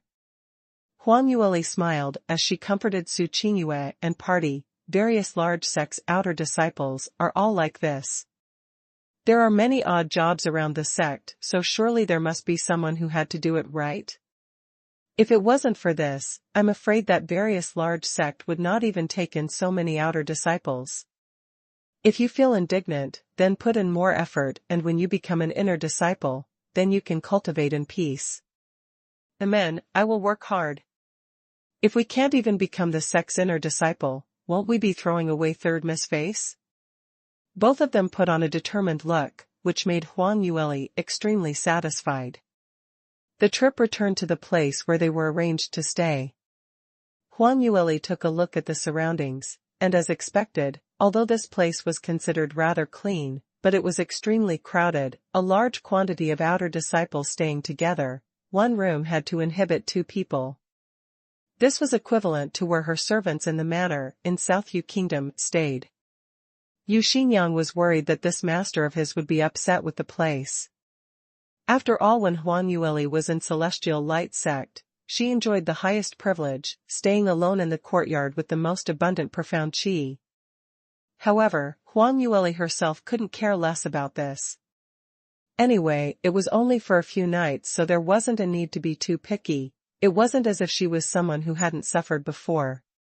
Hearing the junior sister Yi, who went into qi deviation, suddenly recovered, and had rushed over to Celestial Light sect to report, those 10 over students from Celestial Light Academy who had joined the sect, all came over to visit her. In the past, when they were in the academy, all of them were still battling against each other, but it was only a day when they reached Celestial Light sect, and all of them had already realized that it wasn't easy to get about here. They were all from the same academy, so at least they were considered as related, so they must stay united together. So, everyone's attitude towards Huang Yueli was affectionate, and they even prepared presents for her, wishing her a speedy recovery. Only Yuanziyu seemed to sense something, as he stared at Huang Yueli's face for a long time before his eyes flowed out a suspecting look. But Huang Yueli remained calm and collected from the start till the end, plus the fact that Yi Xiao was usually an extremely introverted young lady, seldom speaking to other people, so in the end Yuanziyu didn't manage to ask her anything. When everyone left, Huang Yueli finally heaved a sigh of relief. At least, she passed another round. The second morning, while Huang Yueli was still in her dreams, she heard a continuous bam bam bam knocking sounds from outside. She rubbed her eyes as she sat up. On the bed opposite her, Su Qingyue had already woken up and was looking towards the window, in fright. Huang Yueli asked, curiously, "What's up with this?" Su Qingyue frowned. "I have no idea, the noise outside is so loud, it seemed like someone quarreling." "Quarreling so early in the morning?" "Something's wrong, let's go take a look." Huang Yueli got up from the bed and took a look at the mirror to ascertain that her disguise hadn't changed before opening the door, walking out. Su Qingyue followed right behind her, and the both of them had just reached the entrance when they heard an intense argument going on from the courtyard. "What is your meaning to this? This courtyard is personally allocated to us by Administrator Chen. What right do you have to ask us to move?" Lu Ziju blocked the entrance, as he cried out agitatedly. On the outside of the door, a tall and fat young man bore an arrogant sneer as he pushed Li Ziju hard. Lu Ziju was considered as a top-rated expert in Celestial Light sect, but after one push by this fatty, his leg slipped and he almost fell onto the ground. He kept retreating back several steps before he managed to stabilize himself, as his face was immediately replaced with a guarded expression, looking anxiously at the fatty who pushed him. Fatty sneered, "You're asking me, Sir Fatty, what right do I have? Hee, just based on the fact that I'm stronger than you and based on the fact that I'm Celestial Light sect Elder Wang's great-grandnephew. This courtyard has the densest profound qi among all the outer disciples' residents. How can students of such inferior quality like you guys even afford to stay here? Now that I've taken a liking to this courtyard, all of you hurry and scram. You simply are bullying intolerably." "Right, what's the big deal, all of us are outer disciples only." "Correct, even if you're Elder Wang's relative, surely you can't bully people based on your status, isn't it?" Fatty Wang looked at them with disdain as he continued, "Why? Still dare to resist? Looks like, if I don't teach you newcomers a lesson, you don't know how high the skies are, or how deep the earth is. I'll give you 10 breath to consider, you want to scram yourselves, or I'll break your legs and throw you out." Those newly ascended outer disciples present were all specially selected from Celestial Light Academy. Even though they were all newcomers, but which one of them weren't core talents who were revered by the others in the academy? In the end, when they came here, it was only the third day when someone came over to pick a fight with them, and even ordered them to scram from their residence? Those who had a bit of rage in them would not be able to tolerate such a matter when they met with it. Immediately someone cried out, "Fellow surnamed Wang, don't think yourself as an upper-class person and that you are more superior than the others. So what even if you were here earlier in the sect? Do you really think we're all soft persimmons, for you to pinch to your liking? Let me show you some colors." Saying that, he shot upwards, and struck out a fist towards Fatty Wang's chest. Fatty Wang saw his aggressive punch incoming, but not only was he not worried, he even laughed heartily. "Ha ha ha ha, you're making me laugh so hard. Just this little bit of ability, and you even dare to be arrogant in the sect. Today, Sir Fatty, I will show you how things goes about here." Shui Qingqing cried out in shock, "Ah! Isn't that our academy's Guihan? Why is he so rash?" Yu Xinyang had also came out for some time and was just standing behind him, displaying an angered look. "What rash? That fellow have already bullied us to our doorstep, this manner. Who can tolerate it? Senior brother Gu, well done." Shui Qingqing stared at him and said, "Why are you getting on with the bustle too? We've just arrived, and if we were to start fighting with the elder's relative, what good would come out of it? Senior brother Gu is so rash, other than getting beaten up, what other advantages could he gain?" Yu Xinyang heard that and replied in an extremely unconvinced manner, "What does that mean? How do you know that senior brother Gu would surely lose? That Fatty Wang is merely at 3rd stage realm, peak cultivation, senior brother is at least on 3rd stage realm 8th level. The disparity between the two of them are not large, senior brother Gu has lots of experience in battling opponents, so he might have a chance at victory." Yu Xinyang's words just ended as he heard Huang Yueli sighing by the side. "Senior brother Yu, I think you're too optimistic.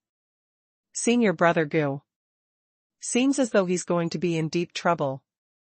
Everyone hurriedly raised their heads to take a look. While they were talking, Guihan and Fatty Wang had already exchanged multiple blows. Guihan's strikes were fast like lightning and aggressive, whereas Fatty Wang only kept giggling, totally disregarding his attacks. Anyone with eyes were able to tell that Fatty Wang was just playing around with him.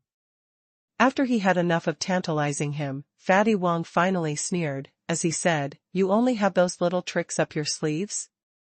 Is there any more? If no, then this Sir Fatty is not going to stand on ceremony." Saying that, he suddenly struck out, as a remnant figure flashed past in mid-air. Immediately following that, Guihan gave a miserable shriek, as his body was thrown up into mid-air, crashing heavily on the tree branch far away. The entire place was silent. No one had expected that Fatty Wang, who looked as fat as a pig, actually had such swift movements. Moreover, he intentionally showed off his might, so he intentionally hit out a heavy strike. Some students rushed beside Guihan, and while trying to help him up, they realized that several ribs were broken, and he had sustained a very serious internal injury, so he couldn't get up at all. Senior brother Gu, how are you? Heavens, how could your injuries be so serious? Isn't that Fatty's moves a little too vicious? This really is too much. All of us are celestial light sect's disciples, no matter what we are pupils under the same master. How could you be so vicious? That's right. The sect regulations said that you cannot lay murderous hands on pupils from the same master. Let's go report this to the administrator. Those newly ascended disciples present were feeling indignant, but among them, Guihan was already the top 5 most powerful person, so if even he had been beaten till this stage, then Fatty Wang's ability was somewhat imaginable. No matter how infuriated everyone was, but all of them had their own worries, so they only dared to stand there to berate him, and not daring to go up to punch him. Fatty Wang apparently understood this point, as his smile got even more gleeful, that wobbly fats on his face were shaking oily ly, looking extremely disgusting. "You bunch of cowards, if you have the ability, then come over and beat me back?" What ability is that to secretly report to the administrator? Trash will be trash. You can go ahead and try reporting to the administrator, see if he will care about you all. The sect regulations indeed mention that we cannot lay a murderous hand on pupils from the same master, but I've not killed him, isn't it? Moreover, it was this trashy goo guy who started the fight, so Sir Fatty, I was only acting in self-defense. Hearing such thick-skinned, shameless, turning black into white words, all of them were choking with anger, but none of them dared to stand out. Because Fatty Wong didn't come alone, he brought along a large group of outer disciples as his underlings. Fatty Wong waited for a moment, and seeing no one talk, he laughed loudly as he left his last diplomatic note. All right, since no one objects, then everyone let's hurry up your actions and move out quickly. Sir Fatty, I haven't slept well for the entire night, so I'm waiting to go in and sleep. Huang Yueli frowned, as she couldn't force herself to continue listening to his words. Although she didn't want to risk exposing her real identity on the first day of smuggling in, by fighting with someone, but this fatty was just too arrogant, which no one could tolerate. She took a step forward and was just about to make a move. Suddenly, a voice was heard from the outside of the door. Senior Brother Wang, although we newcomers have just reported to the sect and haven't gone around greeting the senior brothers, that is indeed our wrong, but surely you needn't push us so far, right? After all, we are all senior and junior brothers, so in future we will be meeting one another rather often, so why do this? Everyone hurriedly looked outside and a few of them expressed a joyous look. It's Senior Brother Yuan. That's great, Senior Brother Yuan is here. With Senior Brother Yuan here, he will be able to teach this disgusting fatty a severe lesson. Everyone started cheering immediately. Actually, among these people, some of them had a feud with Yuan Ziyu, for example, Yu Xinyang and the rest. In the past, they were bullied by Yuan Ziyu's underlings. But, now was not like the past. Everyone was trying to get on with their lives in Celestial Light Sect, especially now that the practitioners in Celestial Light Academy were all staying in the same courtyard. There was no exception for Yuan Ziyu. In order not to be chased out, he definitely would represent this courtyard to make a move. Everyone present knew clearly what was Yuan Ziyu's ability. Before Huang Yueli and Li Moying appeared, he was number 1 in Celestial Light Sect. Even the number 2's Lu Ziju wasn't his opponent. So even Huang Yueli heaved a sigh of relief. These Celestial Light Academy students' cultivations weren't much different from that bunch of guys who Fatty had brought along. The only difference was Fatty Wong was Celestial Light Sect's older people, so they had learnt various high-level profound skills, and it was especially advantageous when they faced each other. But Yuan Ziyu was a 6th grade upper-level talent, and he was born in the number 1 family in Sky Cloud City. The number of high-leveled profound skills he learnt wasn't any lesser as well, so he was able to match up against Fatty Wong. Indeed, after Yuan Ziyu walked in, he didn't bother with talking as he struck out towards Fatty Wong. Fatty Wong originally was sneering, "Ha ha, another one, coming to deliver his death. Since you don't want your life, then you shall allow this, Sir Fatty, to loosen your skin." However, he had just finished his words when Yuan Ziyu's profound skill was already right in front of his face. The speed was so fast that it surpassed his expectations. What? Fatty Wong sucked in a mouthful of cold air as he reacted to evade it, but it was too late. His ability was originally weaker than Yuan Ziyu, plus the fact that he had underestimated his opponent. It gave the opponent an opportunity. Fatty Wong was struck heavily by that strike as he instantly retreated several steps, as blood started to trickle out of the corner of his mouth. Great! Senior Brother Yuan is really too powerful. Show that fatty some colors. That's right, damn fatty, who asked you to look down on Celestial Light Academy? Just wait for Senior Brother Yuan to beat you into a pancake. Senior Brother Yuan, we're cheering for you. The crowd started to get excited, and started to encourage and cheer for Yuan Ziyu. But Huang Yueli realized that something wasn't right, as her brows creased slightly. After Fatty Wang was injured by Yuanziyu, he wiped off the traces of blood on his lips hard, as he got so infuriated that his fat started to shake. Fatty Wang, although wasn't powerful, and his cultivation isn't high, but just based on the fact that he was a distant relative of Elder Wang, he was considered to be the chief among the outer disciples. Along with these lackeys beside him, he went around bullying those outer disciples with no background, especially those newcomers who joined yearly, which of them had not been repeatedly squeezed and exploited till they were left with only their trousers? Today he heard that a new bunch of outer disciples came in, so Fatty Wang happily rushed over with his lackeys, thinking to earn a fortune from these newcomers, as well as to show off his might. After all, with his cultivation and power, he could only put up a false pretense in front of those newly joined outer disciples. In the end, just as he was gleeful, he had been struck with a pole and viciously slapped on the face. Fatty Wang's embarrassment turned into anger, as his face flushed red and pointing at Yuanziyu, he said maliciously, "You fellow, don't be too delightful, things are not done yet. Sir Fatty, I haven't displayed all of my power. I advise you to kneel down on the ground and kowtow to me to apologize, otherwise I'll show you some colors later." Obviously Yuanziyu didn't bother about his nonsensical words, as he used a neither servile nor overbearing tone to reply, "I have obviously won, why do I need to kowtow and apologize? Senior Brother Wang better leave here quickly, in case we really get into a real fight later on, then both of us will incur losses. You dare to treat this Sir Fatty words like air?" Fatty Wang's anger arose, and he was unable to tolerate the raging fire in his chest as he simply lashed out. His right hand rose up, and a gold light flashed past. Following that, a large iron claw silver wolf appeared in front of everyone. The iron claw silver wolf was a 4th-tier magical beast, and furthermore it was famous for its powerful attack and speed. This kind of magical beast, although wasn't rare, but was extremely difficult to capture alive, so there were few people who were able to contact an iron claw silver wolf. This Fatty Wang was merely a 3rd-stage realm peak practitioner, but managed to successfully contract an iron claw silver wolf.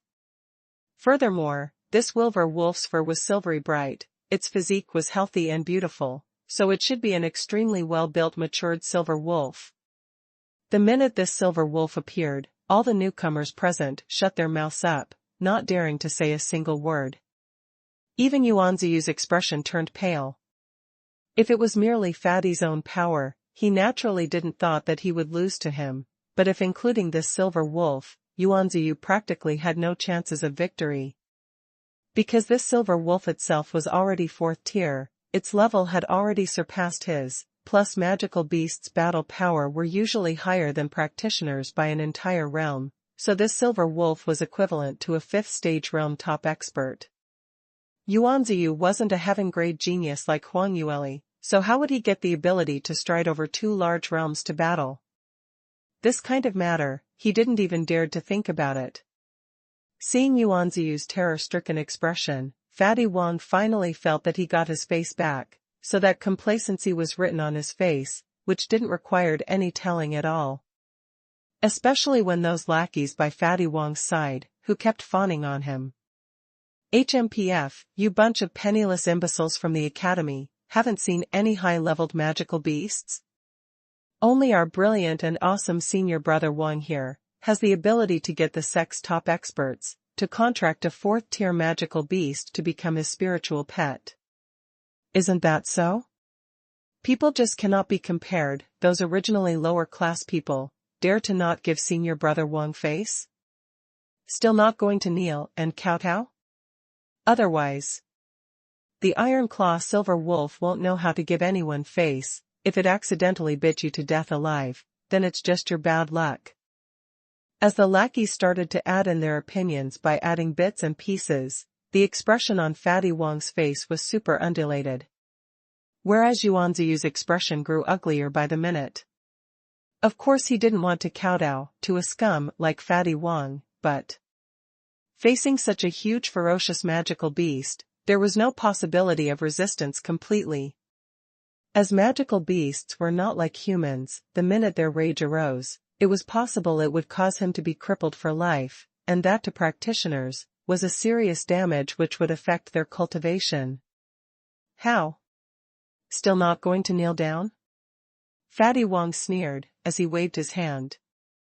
Iron Claw Silver Wolf slowly inched in towards Yuanziyu, as though it only required a command from Fatty Wong, for it to pounce upwards to tear him apart.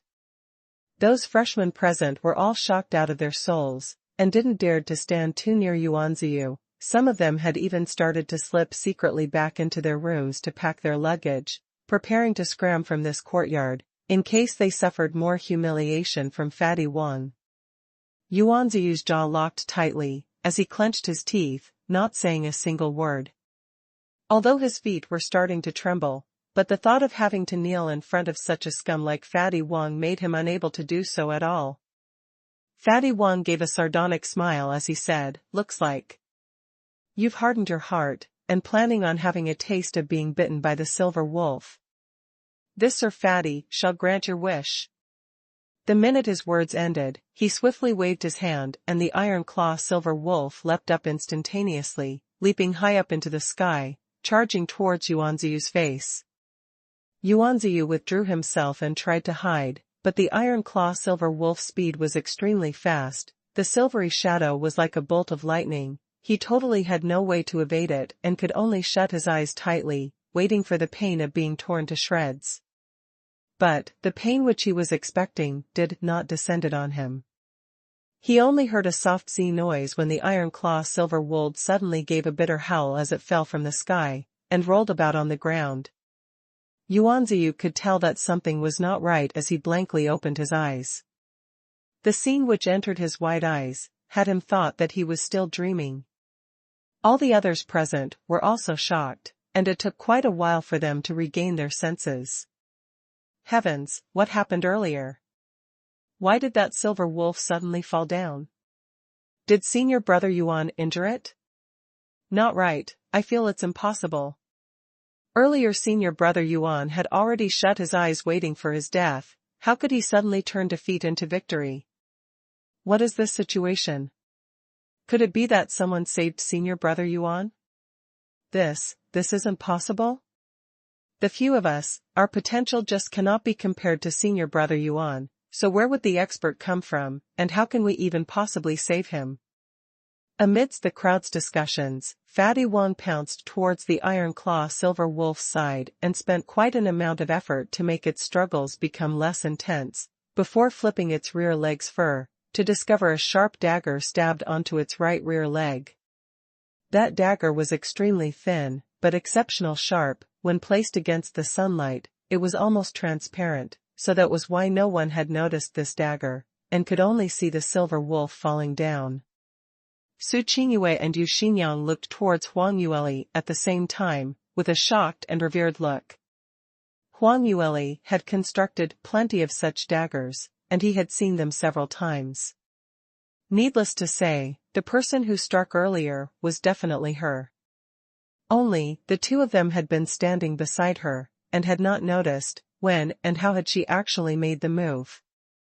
This meant that Huang Yueli's ability, compared to when she was in Celestial Light Academy, she had improved yet again. Such a perfected technique of using the concealed weapon. What level was her current cultivation and ability right now? The two of them were unable to guess the answer, and in their hearts the reverence towards the sweet-looking third miss had increased. Don't think that her outer appearance was so gentle, but only those who understood her would know that her gentle appearance laid hidden an extremely powerful peerless expert. Fatty Wong tightened his hand's round dagger as his hand started to tremble. He had been fooling around in Celestial Light Sect for his entire time, and he knew good stuff when he saw it. The dagger right before his eyes was obviously a 5th grade and above profound artifact. Even among those inner disciples in Celestial Light Sect, not everyone were able to afford this. Could it be that the one who saved Yuanziyu was actually an inner disciple, or perhaps even a direct disciple? How was that possible? These people had just arrived, So how was it possible for them to know any upper management people within the sect? But, if that was not the case, why would the other part be willing to casually throw out such an expensive 5th-grade profound artifact? Further, the speed of the strike was so fast that it was never heard of, and it could even match the silver wolf's moving speed, pinpointing the attack accurately on its rear leg's meridian. Such powerful potential, how could it possibly be anyone ordinary? The more Fatty Wong thought, the more frightened he was. Don't think that he was usually so arrogant, but he could only relied on his status as Elder Wong's distant relative to swindle people only. There was no one among the outer disciples who knew his background. In actual fact, he had not even met Elder Wong before, and Elder Wong probably don't even knew who he was, so how would he possibly give him preferential treatment? If today there really was a direct disciple who couldn't stand his ways, and even made a move to teach his silver wolf a lesson, then he really had no possibility of resistance at all. Fatty Wong's legs softened into a heap as he knelt onto the ground and furiously kowtowed. His mouth started spurting out repentance on all the evil deeds that he had done. May I know which senior brother or senior uncle had made the move? This disciple knows I'm done wrong. Please do not punish me. I will not bully any freshman in future and will absolutely change my evil ways for the better, please. Will senior, please let me off. The action of Fatty Wong suddenly kowtowing in midair made the surrounding crowd went into a daze. But, Fatty Wong's lackeys immediately reacted and started kowtowing behind him. As for the new disciples, their reactions were slightly retarded, and it took some time for them to realize that it should be some powerful existence within Celestial Light sect who lent a helping hand in secret, thus saving Yuanziyu. As for Fatty Wong, who only knew how to bully the weak and feared the strong, even though that mysterious expert hadn't revealed himself, but this had already scared him out of his wits. Haha, isn't Fatty Wong a little too laughable? Earlier, isn't he still trying to force senior brother Yuan to kowtow, and now? Why is he kneeling on the ground himself, kowtowing nonstop? Isn't that so? Looks like, you can anyhow eat, but you can't talk anyhow. Earlier he said to kowtow, and now he's kowtowing himself. This is called retribution. Everyone was rejoicing over his misfortune. Fatty Wong was so angry that he was going insane, but unfortunately he was apprehensive about the senior top expert who had not revealed himself, so he didn't dare to act up immediately. But in his heart, he kept cursing nonstop. Just you all wait, today the top expert happened to pass by, so I'll just let you all off for the moment, but after today, I will definitely make you repay this back double-fold. Fatty Wong's malicious expression naturally had not escaped Huang Yueli's eyes. If it was usual times, she would definitely have stood out to teach him an unforgettable lesson. If he wasn't convinced, she would continue beating him. All the way until he's convinced. If he still wasn't, then just send him off the heavens.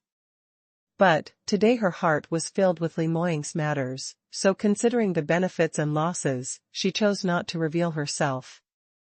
Anyway, this Fatty Wong would not dare to take any action for the next few days, and she didn't need to reveal her own identity. This was the best outcome of having the best of both worlds.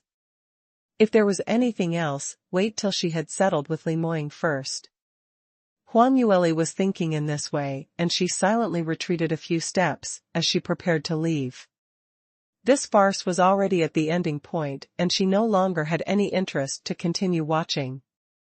But just at the instant when she turned around, the iron claw silver wolf, which was continuously howling on the ground, suddenly leapt upwards.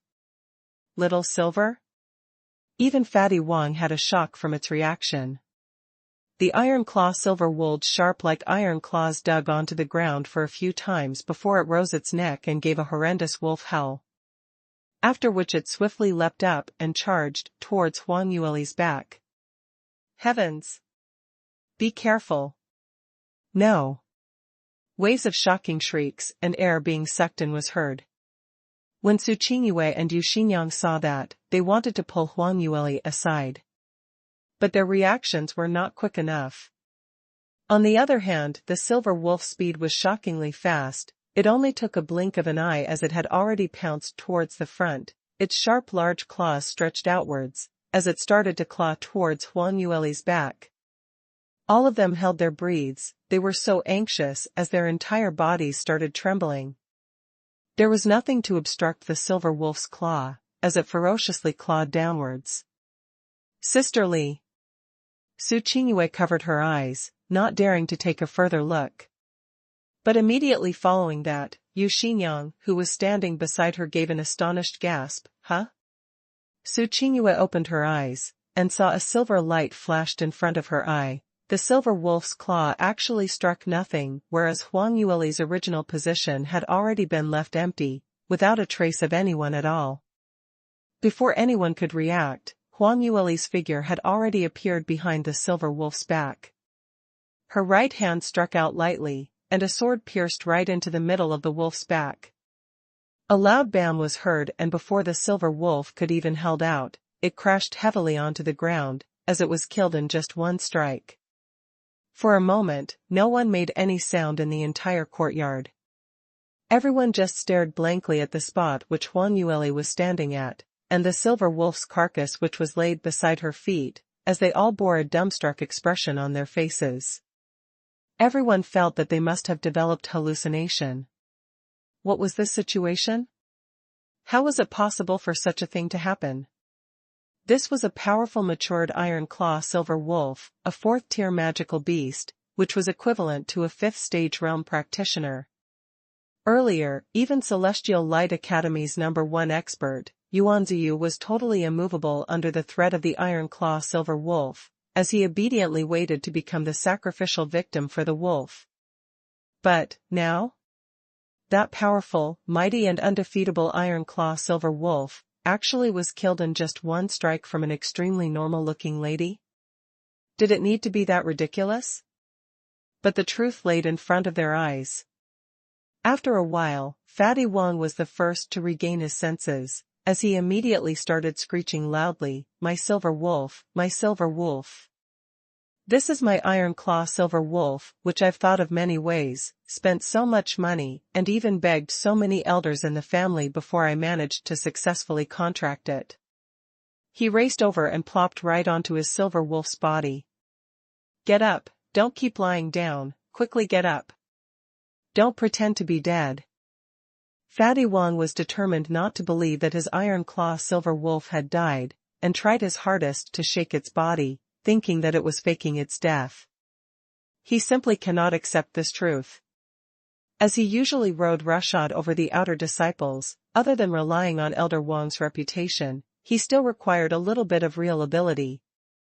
But as his own cultivation couldn't mate it, just based on his own ability, sometimes he wasn't even able to match up against those freshmen, like Yuanziyu, who had just joined the sect, so in order to be able to hold up the situation, he could only rely on this iron claw silver wolf.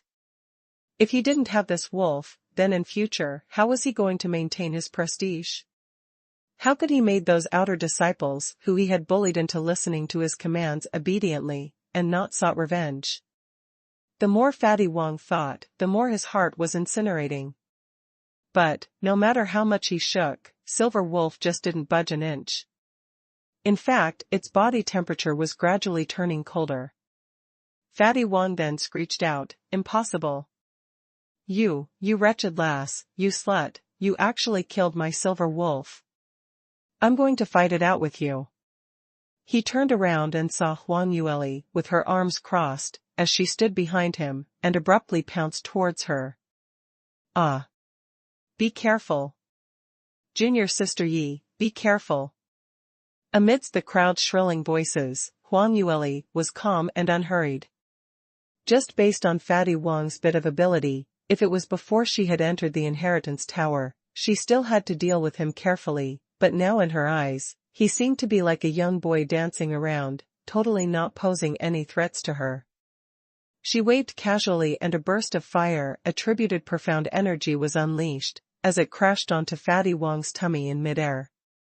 Fatty Wang was originally rushing forward wildly, but had been dismissed by a simple move, as he instantly flew the opposite direction. He totally seemed to be like a broken kite. Fatty Wong flew in the air for a while before crashing onto the courtyard's other end of the wall, smashing the entire wall to smithereens. When the wall crashed, it gave out a loud boom sound. All the birds which built their nests on those surrounding big trees all flew away in shock, chirping as they started to fly round in circles above Fatty Wong's head. Everyone were dumbfounded, and by the time they regained their senses, they dashed towards the rear courtyard, to see Fatty Wong's miserable condition. Before they could close in, from far, a strange fragrance entered their nostrils.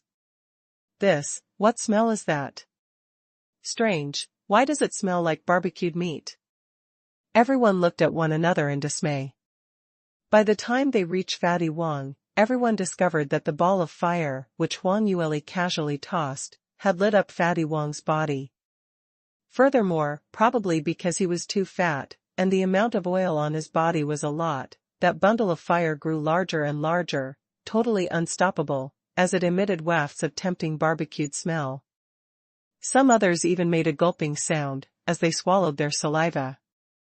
If it wasn't for the fact that the situation was too strange, probably a lot of them were already rolling themselves on the ground from laughter. Although Fatty Wong was in this state, which was very satisfying to appease their anger, but this place was after all still within the sect, and if anyone was found murdering another in the sect, the situation would become severe. Those present would be driven out of the sect, and possibly even sent to the water prison. So after everyone surrounded Fatty Wong to take a look, they started to put out the fire on him. Some water-attributed practitioners surrounded Fatty Wong and utilized their powers before they finally managed to extinguish the fire on him. This attributed to Huang Yueli being merciful as well, that she didn't use her deviant flames, otherwise Fatty Wong would really be turned into barbecued meat. Just sprinkle some salt over him and he could be served right on the dining table. But even so, Fatty Wong cut an extremely sorry state right now. Most of his skin were burnt, revealing a charred black color, and some places even exposed his bones, blood, and flesh. Huang Yueli was the last to arrive, and on seeing this, she was extremely speechless as well. To tell the truth, she only wanted to teach Fatty Wong a small lesson, just breaking a few of his bones would do. She had not expected Fatty Wong to be so fat. Once he was burnt, his oil kept dripping, and subsequently the fire could not be stopped. It was such a tragedy. But, she wasn't a saint, so no matter how miserable Fatty Wong was, it was something which he deserved. So, Huang Yueli merely expressed her sympathy emblematically and was preparing to leave. But at this moment, Fatty Wong finally regained consciousness.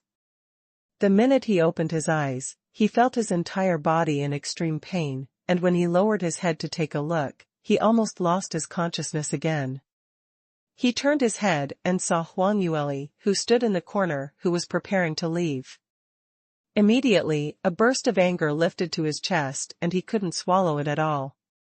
Fatty Wong expended all the energy in his body, before he managed to lift out his finger, as he pointed his trembling finger towards Huang Yueli.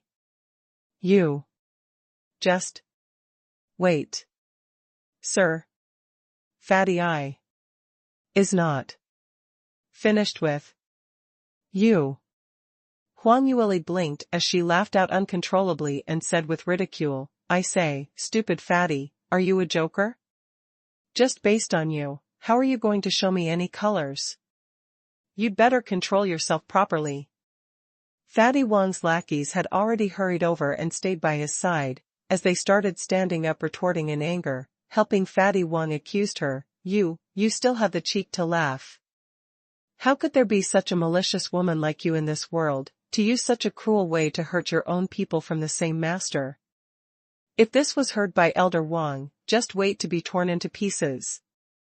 Huang Yueli's smile totally could not be stopped. Alright, stop creating a comedy, let's not talk about whether this Mr. Wong has the ability to contact Elder Wong. Even if you had the ability, what can you do to me? I was purely defending myself. Everyone present had seen that it was your iron claw silver wolf which pounced over to bite me first, so I'm acting in self-defense by stabbing it once. In the end your embarrassment turned into anger and tried to kill so surely I cannot just sit there and wait to die, right? How would I know that I merely struck out in defense lightly, and caused you to be injured to such a state? This fat senior brother, I'm really sorry for that. Although she said sorry for that, but anyone could tell that her apology wasn't sincere at all, but was merely fleeting words of ridicule. Moreover, the more infuriating part was, she kept emphasizing that she was acting in self-defense. This was simply slapping Fatty Wong on his face alive.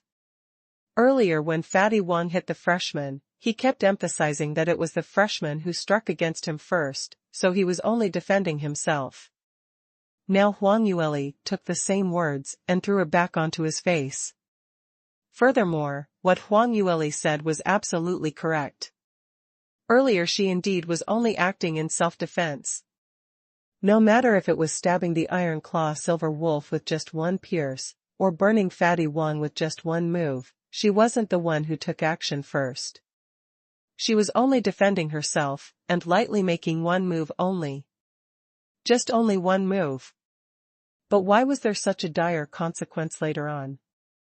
Anyone just needed to think through it, that was, because Fatty Wong was just too weak. Fatty Wong was humiliated completely, and he couldn't hang on much further as his vision turned black and he fell onto the ground, fainting once again. That bunch of lackeys hurriedly ran over and holding his fat figure up, they turned around and left, not daring to say another word more. What joke was that? Such a terrifying fourth-tier magical beast, Iron Claw Silver Wolf, and it had been killed with just a single strike from the weak lady's sword. The cultivation levels from the few of them couldn't even match up Fatty Wong, and now they're jumping out to challenge her. Wasn't that equivalent to looking for their own deaths? They remembered to carry Fatty Wong away, and that was already considered sentimental enough. After Fatty Wong left, everyone's gazes towards Huang Yueli were filled with terror, astonishment, and reverence. As she was playing Yi Zhao's identity, Yi Zhao's character was usually very introvert. She belonged to those kind whose face would flush red when talking. Although Yi Zhao's innate talent wasn't bad, and her cultivation level wasn't too low, but due to her character, it caused her actual combat side to be lacking. But today, she had actually shown such resoluteness when she struck, not leaving any room to maneuver, using just one move to defeat the opponent. This kind of thing had never happened on Yi Zhao before. Huang Yueli saw the crowd closing in, and silently felt a little vexed. It was all that damn fatty's fault, and his overly sensitive-smelling silver wolf.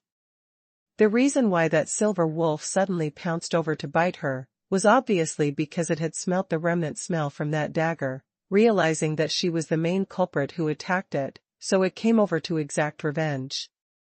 Whereas Huang Yueli had reacted naturally under a critical situation, as she subconsciously did her killer move, which claimed its life. In the end, her thoughts of continuing to become an invisible woman in the sect, after bearing for an entire morning, was exposed just like that. She hadn't even lasted for an entire day.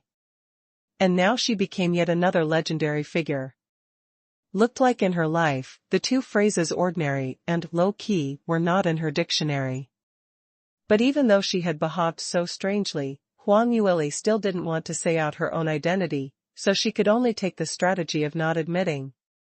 A bunch of freshman disciples crowded around her, asking her various questions. Junior Sister Yi, when did you become so powerful? You actually managed to defeat the fourth-tier magical beast in just one move. That's right, the last time you had a battle with me, you were still very nervous and could not even hold up your sword stability. How many months has it been since, and you suddenly made such a huge improvement from then? Junior Sister Yi, have you been taken in as disciple by some hidden expert? Quick, point me a clear route? Facing everyone's inquiries, Huang Yueli only gave a false smile. My potential have been raised? That's right, the last time I was in a hurry to cultivate, so I went into chi deviation.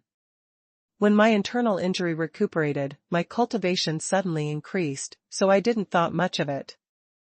How did I defeat the magical beast? This. I was too shocked then and totally don't know what I was doing. There was a thought that flashed across my mind, and that was I couldn't die. By the time I regained my consciousness, that silver wolf was already dead. Ah.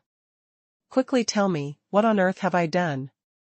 Everyone had on a dull expression when she countered them with the questions. On seeing everyone in a daze, Huang Yueli took the opportunity to put oil on her feet as she slipped away. That speed was so fast that no one had any way to stop her. The new disciples were not familiar with Yi Xiao, and because Huang Yueli's disguise was extremely well done, her imitation was perfect. So most of them had not thought that anyone would assume her identity. On the contrary, it was Yuan Ziyu whose gaze deepened as he looked thoughtfully at Huang Yueli's departing figure. Huang Yueli couldn't be bothered to care about what others thought. Anyway, Li Moying was going to go back soon, so as long as she could last till then, that would do. So, her main energy was left on researching on how to meet Li Moying as she specially formulated several plans. Su Qingyue appeared rather worried, although that fatty Wang doesn't seem like he knows Elder Wang, but I heard that he was Administrator Chen's nephew. Now that we're under Administrator Chen's charge, I wonder if this matter was spread to his ears, would he find trouble with you on behalf of fatty Wang? Yu Xinyang, however, seemed very excited. What's there to be afraid of? Third Miss has such strong ability, even if that Administrator Chen dared to, she could send him flying with one slap. Huang Yueli merely smiled when she heard what he said, as she didn't reply nor placed any concern on this matter. That night, in Administrator Chen's courtyard, fatty Wang was hugging his thigh, as he sobbed a pool of tears and mucus dripping, looking extremely miserable. Uncle. I'm ruined this time round. My silver wolf was killed and I've been burnt into this state, you must help me get back at her. Administrator Chen looked at his charred face and had a huge fright. You, what happened to you? Who injured you to this state? Have you offended any elders' direct disciples? Haven't I told you this many times, just that little bit of ability, you can only mingle around among the outer disciples. Don't go around ruffling up the inner and direct disciples, they would not even be the least bit scared of me, neither would they believe that you are Elder Wang's relative. Fatty Wang hurriedly explained, Uncle, I've really listened to you, and not go around creating trouble. The person who beat me up this time is an outer disciple. What? How is that possible? Didn't you said that your Iron Claw Silver Wolf has been killed? For outer disciples to injure you, that's possible, but to kill your 4th-tier Iron Claw Silver Wolf? How could that be possible? Administrator Chen said in astonishment. Fatty Wang raised his hands up to vouch, as he explained further, Uncle, I really am not lying to you. The person who injured me, if the newly advanced outer disciple who just reported 2 days ago, I heard she's one of them who passed Celestial Light Academy's ranking examinations to join the sect. What? Celestial Light Academy? Administrator Chen frowned as he tried to recall, but still felt incredulous. Not possible, right? I've taken a look at the name list of those who came from Celestial Light Academy and among them, only Yuan Ziyu is slightly more powerful. Is he the one who injured you? Then that would be difficult to settle. I heard that the Yuan family had an elder in the sect, too. Fatty Wang shook his head, no, not him. It's a 16 or 17-year-old lady. I've specially sent someone over to check on her. She's called Yi Xiao and her family background is very ordinary, but she's a 6th grade talent. Administrator Chen responded, Yi Xiao? The one who was late because she went into Qi deviation? Seems to have some impression of her. Fatty Wang immediately replied, Uncle, you must help me. I cannot be beaten up by someone for nothing, and my silver wolf cannot die for nothing. Otherwise other people would think that Uncle your words are not of use at all. I've checked very clearly that Yi Zhao's family has no background, so dealing with her would definitely not cause any problems. He was sure that he only needed to open his mouth to ask and Administrator Chen would immediately agree to it. This uncle of his had always doted on him. If it hadn't been for Administrator Chen's protection, a scum like Fatty Wang would have long been killed by those seeking revenge on him, so how would he be able to stay so lively until today? But this time Administrator Chen didn't nod in agreement immediately, but revealed a difficult expression. If you only need to give her a light punishment, that's no problem, but if you want that last life or come out with any large actions, then this probably would be tough. Fatty Wang was injury-ridden, was in extreme pain, but he still endured all of that to fawn on Administrator Chen. All that was just because he wanted him to help get back at her. Even in his dreams, he wanted Huang Yueli to die immediately. In the end, Administrator Chen only gave him this reply, and that made Fatty Wang so infuriated that he almost jumped up. Why? Uncle? Aren't you my biological uncle? That wretched lass killed my silver wolf. How much money my family had spent in order to get me that wolf, you know that best. Even I almost died in her hands? And you're not going to help me at all? He wailed, and as he cried, he acted shamelessly, almost to the point of dropping to the ground and rolled about. Administrator Chen was helpless as he hurriedly replied, "Sigh, this child, why are you so anxious? Have I said that I won't help? But I have my own difficulty as well." What difficulty? Why don't you rack your brains and think? Today, if you're the one who injured Yi Xiao, I can help you torture her to death, but now she killed your silver wolf, and it was right in front of so many people's eyes, killing it with one strike. What did that mean? It means that her actual combat ability is at least 5th stage realm and above. She's only 16, and with such ability, it already spelt clearly that she's an exceptional talent. When Fatty Wang heard that, he suddenly thought of other crucial points, and instantly, as though struck by lightning, his entire body turned icy cold. Administrator Chen continued, so with her innate talent, to become an inner disciple, or even a direct disciple, it would be a matter-of-fact thing. Furthermore, your battle was done openly, so many people had seen it. It would probably not take a few days' time before this reaches the sect master or elder's ears. Now that our sect and West Sky Region's sect is on bad terms, we are now eagerly seeking after men of worth and ability, and hearing about such a moldable character, would they not immediately come and take them under their wing? But, what should we do then? Don't tell me we really can't do anything to her? Administrator Chen sighed and said, not that there's no other way, but we need to plan a strategy in advance. You should have heard about this too. Young sect master will be returning to the sect on the day after, and all of us administrators will need to go and receive him. Right now, young sect master is the most important person in the sect, and moreover, hadn't he been staying in Celestial Light sect for a period of time earlier? Perhaps by then he might want to meet up with those people whom he knows, so if we intend to deal with that lass, we must at least wait till young sect master leaves. Fatty Wang was so anxious that he stomped his feet. Wait.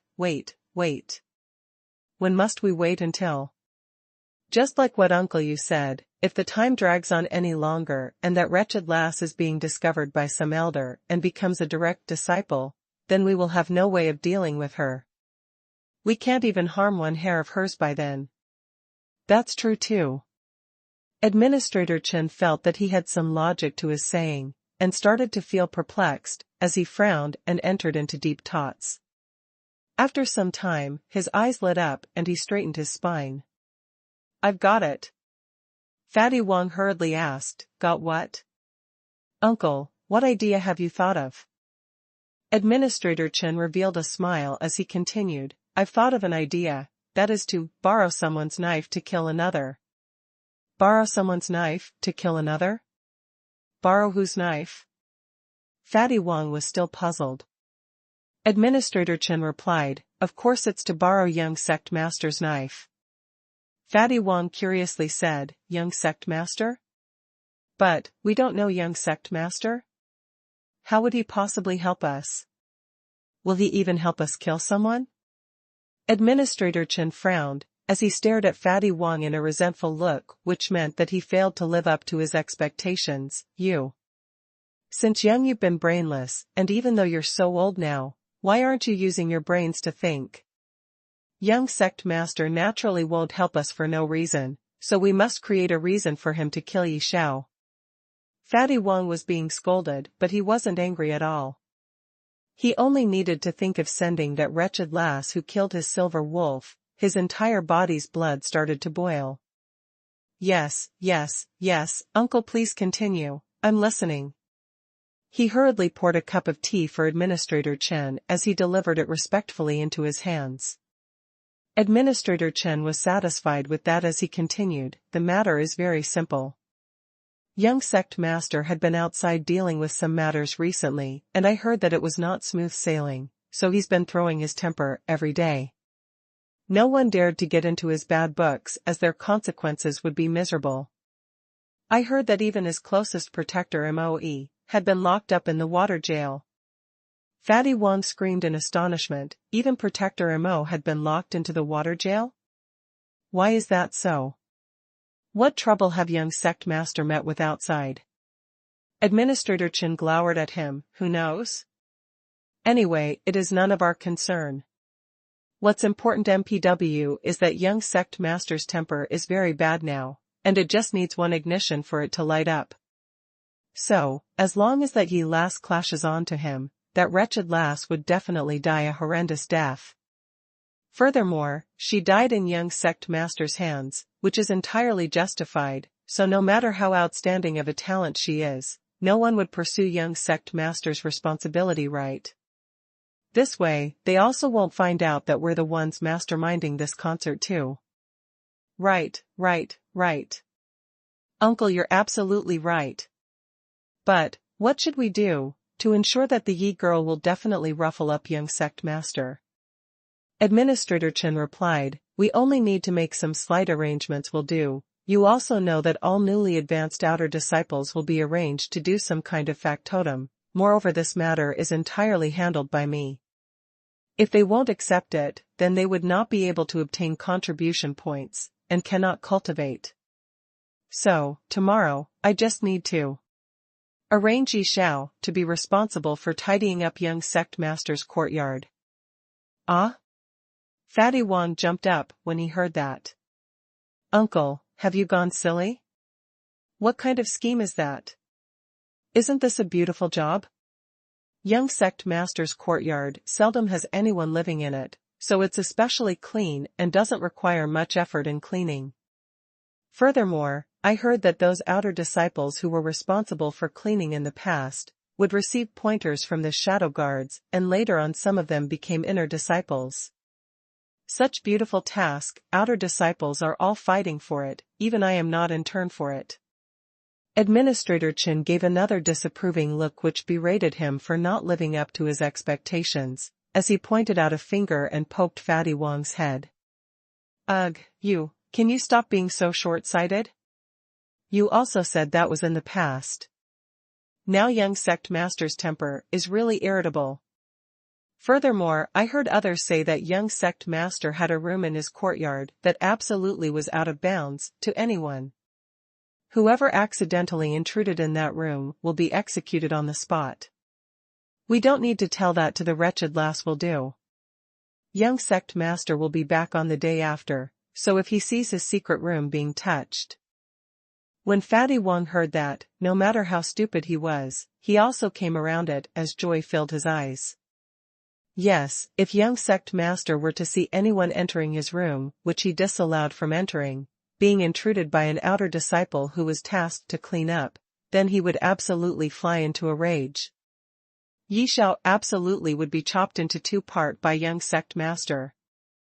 The more Fatty Wang thought, the more exquisite he thought the plan was, as he kept prancing about in the room, as he began to rain all sorts of praises onto Administrator Chen. Uncle, you're just too smart, this borrowing knife scheme is simply perfect. This time Yi Xiao is a goner. No matter how much innate talent she has, but in front of young sect master, no one is able to withstand a single blow at all. She's definitely dead, ha ha, she's definitely a goner. Wretched slut, who asked you to ruffle with this, Sir Fatty? This time round, just go to Hades and cry, ha ha ha ha. On the second morning, Huang Yueli got up rather early. The night earlier, she had already gotten notification to report to Administrator Chen's courtyard as he was going to officially arrange all sorts of factotum for the outer disciples today. Huang Yueli took her breakfast and headed off together with Shui Qingqing and Yu Xinyang. When they walked to the courtyard, a few other newly advanced disciples from Celestial Light Academy were also preparing to set off, and when they saw Huang Yueli, all of them started to head over to greet her. Junior Sister Yi, have you rested well yesterday? Junior Sister Yi, it was all thanks to you yesterday, at least we don't need to be chased out. That's right, Junior Sister Yi, at least we don't need to kowtow to anyone, and that's already the biggest advantage. As for other disadvantageous parts, we just need to bear with it. Anyway, they don't dare to go overboard. After the conventional greetings, someone patted Huang Yueli's shoulder as she gave advice with a deep expression. Huang Yueli was totally puzzled when she heard that and asked, curiously, what do you mean by other disadvantageous parts? What did that mean? How come I don't understand you at all? The person who said the only female student in the martial arts stage top 10, Su Jiaxing. Junior Sister Yi, we also got to know about this yesterday. That fatty Wang yesterday was not only the grandnephew of Elder Wang, he is also the nephew of Administrator Chen. Administrator Chen is responsible for managing us, and the factotum which we will be arranged to do from now on, will all be arranged by him personally. Huang Yueli blinked. I really couldn't tell that, fatty Wang indeed has some backing. Su Jiaxing continued, isn't that so? So, yesterday night, fatty Wang had already sent someone over to scare us, saying that Administrator Chen wouldn't sit and do nothing about our evil deeds. So today when arranging the factotums, he will definitely show us some colors. When Huang Yueli heard that, she frowned, this fellow, is there an end to this? Simply looking for death, or must I go and punch him one more round? Although she really wasn't willing to deal with rubbish like fatty Wang, because this was simply too degrading. But, even if it was one unremarkable mosquito which kept buzzing by her ears daily, that was also very irritating alright. It was so irritating that it really made someone wanted to slap it to death. When Su Jiaxing heard that, she immediately became anxious and hurriedly persuaded, sigh, Junior Sister Yi, you usually look like a prudent person, but ever since you entered Qi Deviation, why have you become so rash? Don't be rash to look for fatty Wang, do you hear me? Huang Yueli went into a blank, why say that? Surely you all don't want to be allocated some disgusting factotum, right? Su Jiaxing added, of course we don't wish to, but you've already taken such a huge risk on our behalf, hurting fatty Wang seriously, so I'm sure Administrator Chen and him definitely hate you to the core. If you were to go find trouble with them, won't you be walking right into their trap? Nothing should happen to you now, and you cannot let them have any chance to trap you. Huang Yueli asked hesitantly, but, you all. Su Jiaxing immediately cut her off, there's nothing much for us to, isn't it just slightly tougher factotum? Actually the type of factotum is standardized, so no matter how overboard Administrator Chen goes, he will not be able to make us eat shit, merely just giving away the nicer tasks to others and let us work harder only. These are small matters, so we'll just treat it as part of self-training towards our cultivation. Huang Yueli still wanted to say something, but a few of them had already walked towards Administrator Chen's courtyard. Under the attention of others, they didn't dare to say anything much as they quietly lined up and walked in. Administrator Chen's courtyard was already filled with people. The outer discipled who were under the care of Administrator Chen's allocation of factotum was not only limited to the small bunch of those from Celestial Light Academy. There were many other outer disciples who were taken in from elsewhere, and there was a total of 100 over people, which filled the small courtyard fully. Administrator Chen kept everyone waiting for quite some time before he arrived late. He walked to the high stage in the middle of the courtyard as he cleared his throat. Everyone, firstly congratulations to all of you, for passing the various stages of selection and officially entering Celestial Light Sect to become outer disciples. Although you're only outer disciples, but based on the reputation of Celestial Light Sect as the #1 sect, I believe that in everyone else's eyes, you're already a dragon among the carps. But, the first step after becoming an outer disciple, to have some achievement in the path of cultivation, you cannot afford to slack, and must diligently cultivate. At the same time, you must understand and be grateful to the sect for their nurture, to pledge your loyalty to the sect, and complete the tasks which the sect had arranged for you. As an outer disciple, you actually aren't genuine Celestial Light Sect's disciples yet, and will need to complete factotum for the sect. Remember, the factotums, which had been passed to you, are all very important and you're not allowed to pick and choose. Whatever you're allocated, you must try your best to complete it. Every time you complete a factotum, you will gain equivalent amount of contribution points, and these are something which could be used to exchange for cultivation's methods and resources in future, so you must cherish it. Saying that, Administrator Chen coughed lightly once more. Alright, now I'm going to arrange factotum for all of you. Will those disciples whose names are being called come over to me to retrieve the token for your task? #1 Zhong Weifeng. Your task is, responsible for West Region Storeroom's administration and stock taking, to listen to the commands from the storeroom administrator. #2. Next one is. From the start, there were only a few people who weren't from Celestial Light Academy, and the tasks they were allocated were pretty good. If there's not something to gain from it, then it would extremely idle. But very quickly, it was Celestial Light Academy's disciples' turn. Next, Yuanziyu. Your task is, in charge of Eastern Zone's inner disciple sword sparring training grounds, and accompany them to train. The minute he said that, it caused waves of shocking gasps among the disciples who were present. Some of them started to discuss in whispers. That Yuanziyu, I heard he's #1 in Celestial Light Academy? It's heard that he has a high innate talent and is a moldable talent. Why is he being allocated to such a scamming task? Right, to accompany them for training, isn't this task a little too terrible? And to accompany inner disciples, to train. An outer disciple like him over there, isn't he there just to be a sandbag for them? I think he'd probably be beaten up badly every day, so isn't this a scam or what? But I heard that Fatty Wong went over to extort protection fee from the Celestial Light Academy's courtyard, so make a guess what happened in the end? I heard about it too. It had said that they refused to pay the protection fee and even beat Fatty Wong up. This guts, isn't it a little too fat?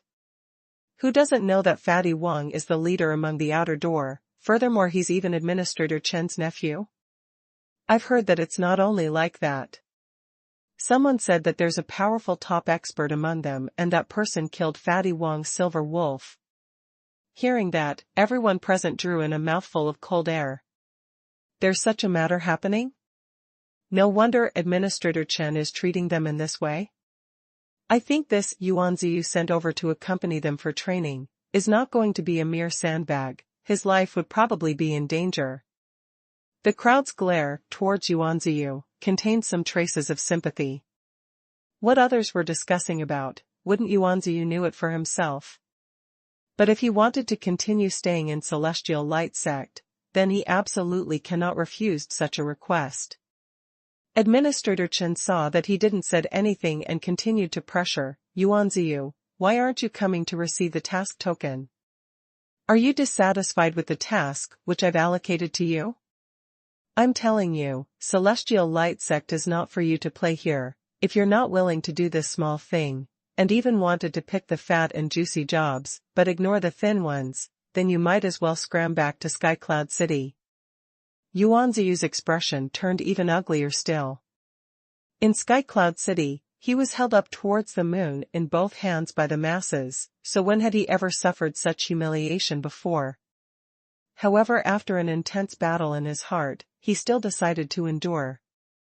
He came over because he wanted to pursue a higher realm in the cultivation path, and how would such small difficulty possibly defeat him?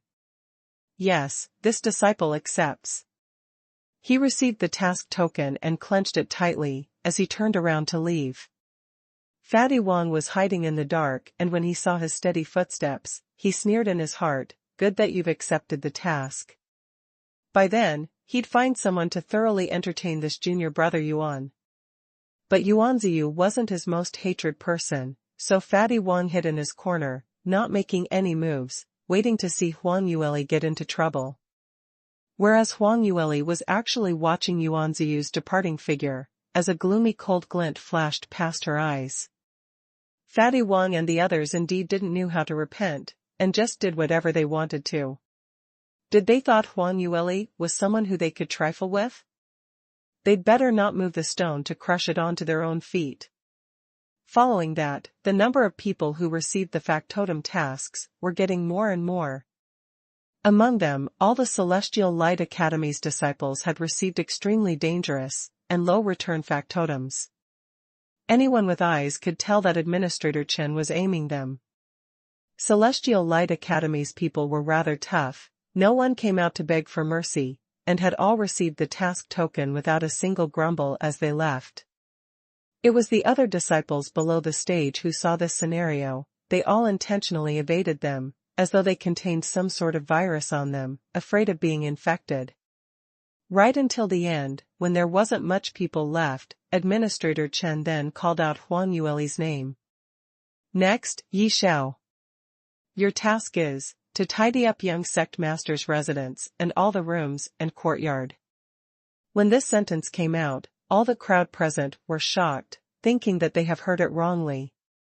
By the time they could react, the stage below was already bustling. Earlier, when they heard those Celestial Light Academy's practitioners had their tasks allocated, one of them were unluckier than the other, as the tasks were more scamming than the previous one. Everyone had already guessed that the person who offended Fatty Wong the most was definitely Yi Xiao, who killed his Iron Claw Silver Wolf. The others' allocated tasks were already so lousy, so if it was Yi Xiao's turn, they wondered how miserable would it be? Many of them, after they had received their task tokens, they refused to leave, wanting to hear the answer personally. In the end, waiting for more than half a day, they received such an unexpected result. The task which she received in turn was not some tough task. Not only was it not tough, it was an uncanny beautiful task. Although the task of cleaning up wasn't too high class, but that was to clean up in the young sect master's residence. Who was the young sect master? In Celestial Light Sect, although the position of sect master seemed to be the highest, but to those who understood Celestial Light Sect clearly, Celestial Light Sect's most revered position was not anyone else, but Li Moying. It was only because he was Moronda's disciple and had maintained some sense of respect towards his own master. To be able to stay beside young sect master to do duties, even if it was just a cleaning factotum, that would be considered as another step advancing to the sky, and she was probably going to fly into riches pretty soon. If young sect master took an interest in her, it was even possible to become a direct disciple, and even if she wasn't able to enter young sect master's eye, then she would at least obtain young sect master's shadow guard's pointers, which was also a good thing, since many of them were all direct disciples. Other than this, young sect master was so handsome, even if there wasn't any advantages, just based on the fact that she could look at young sect master from afar, that would be a factotum which numerous female disciples were willing to go ahead and snatch this opportunity. Momentarily, everyone's gazes towards Huang Yueli were mixed with envy, jealousy, and hatred. Especially those female disciples, when they looked at her, their eyes were practically breathing fire. Such a wonderful factotum, when would it be their turn? Hadn't she had a feud with Administrator Chen and Fatty Wong? Why did they arrange such a nice task for her? Who wouldn't want to stay beside young sect master? If they had better luck and young sect master had taken a fancy to them, allowing them to climb onto his bed, then even as a concubine, that would be the most fortunate thing which happened to them. When Huang Yueli herself heard this, she was extremely astonished, as she blinked her watery huge eyes, unable to react instantly. Ugh. Administrator Chen, your meaning, is for me to help Li Young Sect Master clean up his room? A malicious glint flashed past his sinister eyes, but his face held a blossoming smiling expression, as he used his fingers to play around with a few strands of his beard on his lower jaw. Of course, you haven't heard me wrongly. Your factotum is to clean up young sect master's residence. You're a girl and you're meticulous, so I believe that you will definitely be able to do this factotum properly. This is the best task among this batch of factotums. If it wasn't for your outstanding innate talent, with a bright future, I wouldn't allocate this to you at all. Administrator Chen bore a tone which seemed as though he eagerly sought after people of worth and ability. If it was anyone else, they might think that he was really thinking of Huang Yueli's behalf. Don't you underestimate this task. It might be simple, but young sect master's demands are very high. You must maintain a high degree of cleanliness in every single room.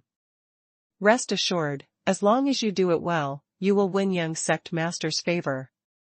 Huang Yueli listened to Administrator Chen describing the task passionately, as her brow started to furrow. She didn't need to think before she knew that the factotum which Administrator Chen allocated to her definitely has a problem. Perhaps there was some sort of scheming plot involved. Otherwise, even Yuanziyu and the rest were arranged such dangerous tasks. Why was she the only one who was given a beautiful task? Not only the others couldn't believe it, she wasn't going to believe it anyway. Only she didn't know what these people were thinking of. Although Huang Yueli was skeptical, her hands had already stretched out to receive the task token. Thank you, Administrator Chen, for your care. This kind of factotum really isn't found anywhere easily. You really take good care of me. I will work really hard to make sure that young sect master is satisfied. No matter what Administrator Chen was thinking about, this task to her was totally advantageous for her, without a single disadvantage. It was simply like a cake falling right from the sky, dropping onto her head. She was worried about how to meet Li Moying, and in the end, Administrator Chen specially gave her a chance, so that she could get closer to Li Moying openly. Such a good matter, how could she possibly push it away, so she must definitely hurry and grab it. As for what plot Administrator Chen and Fatty Wang were scheming. Anyway, they didn't pose any threat to them. To her, they were just two clowns, so what could they possibly do to her? When she and Li Moying have reunited, then she naturally needn't be afraid of them any further. Huang Yueli was in a good mood, as her face couldn't help but reveal a smile. Administrator Chen watched her leaving with an at ease look, as he couldn't help but sneered in his heart. This wretched lass indeed hadn't noticed anything wrong, and thought that she had been allocated a beautiful task, even smiling so happily. He, just let her smile since she could, it was just merely for these 2 days. When young sect master returns, she would immediately turn into a corpse. After Huang Yueli left, the remaining outer disciples broke out. Heavens, have I heard wrongly? Administrator Chen actually arranged such an easy and good factotum task for Yi Xiao. Why? Wasn't she supposed to have a feud with Administrator Chen and the rest? Yes, this is too strange. Could it be that we've really misunderstood Administrator Chen? He doesn't set people up intentionally? But how about the earlier few, Yuanziyu and the rest, how do you explain theirs? Those accompanying to train jobs are simply too dangerous. Dangerous, it depends on how you read it? Perhaps Administrator Chen just wanted to train them? Otherwise, to help young sect master, sigh, how would such a factotum even be Yi Zhao's turn? The crowd were chattering non-stop, and all of them were envious of Huang Yueli's luck. Fatty Wang was hiding in one corner listening, and he almost wanted to jump out and tell everyone that that little slut was going to be dead soon. Furthermore, this was the consequence of offending him, Fatty Wang. But he recalled Administrator Chen's reminder, that before Huang Yueli reported to Li Moying's residence, this matter absolutely cannot be revealed, so Fatty Wang tried his hardest to control his mouth. Humph, just let you continue to be happy for these 2 more days. In the early afternoon, everyone's tasks had all been allocated. According to Celestial Light Sect's regulations, in the late afternoon, everyone will have to report to the respective factotum administrators which they were allocated to. Huang Yueli was extremely excited as she casually ate a little lunch and ran over to report. But unfortunately she had not met the person whom she wanted to meet. Li Moying's housekeeper was originally Mo Qi, but Mo Qi had been chased out to join the search party. So the person who was currently in charge of handling Li Moying's residence's factotum was an elderly administrator whom Celestial Light Sect had temporarily arranged. This administrator happened to be Elder Wang's relative, so he's considered to be Fatty Wang's great-granduncle. Fatty Wang shoved a huge sum of spirit stones to him, so that he would help to scam Huang Yueli. This sum was really huge. In order for Fatty Wang to seek revenge for his Iron Claw Silver Wolf, he had indeed dug out all his treasures. Administrator Wang was tempted by the large sum of money, and recalling that Fatty Wang was their own relative, plus the matter that he was tasked to do was as easy as lifting a finger, so Administrator only took a moment to consider before agreeing to it. Huang Yueli walked up to Administrator Wang and handed the task token to him, explaining her presence. Administrator Wang opened his dazed eyes as he cast at her a sideways glance. "I know, you're the new cleaning factotum." This old man will first say the ugly words, although this factotum is a beautiful task, but if you must do it well. Young sect master especially loves a clean environment, and hates things which are disorderly. You must be especially meticulous to ensure that your cleaning doesn't miss any corner. Otherwise, if young sect master were to blame you, no one will be able to help. Have you heard me clearly? He especially emphasized not missing any corner, which implied that Huang Yueli had to enter every single room to clean properly. Huang Yueli felt that his tone was weird, but didn't give it much thought as she just obediently nodded her head. Li Moying's residence, she naturally must clean it properly. Furthermore, that man indeed loved a clean environment, sometimes to the point of being misophobic. But Huang Yueli wasn't afraid of him blaming her, because from her past life, no matter how much that man was dissatisfied, he hadn't dared to say her, and would only start cleaning up by himself, as well as to service eldest Miss Huang. Even when in Celestial Light Academy, when she and Li Moying were cohabiting, it was Li Moying who made the bed, while she was having breakfast by the side. Administrator Wang saw her non-objecting expression as he secretly laughed in his herd.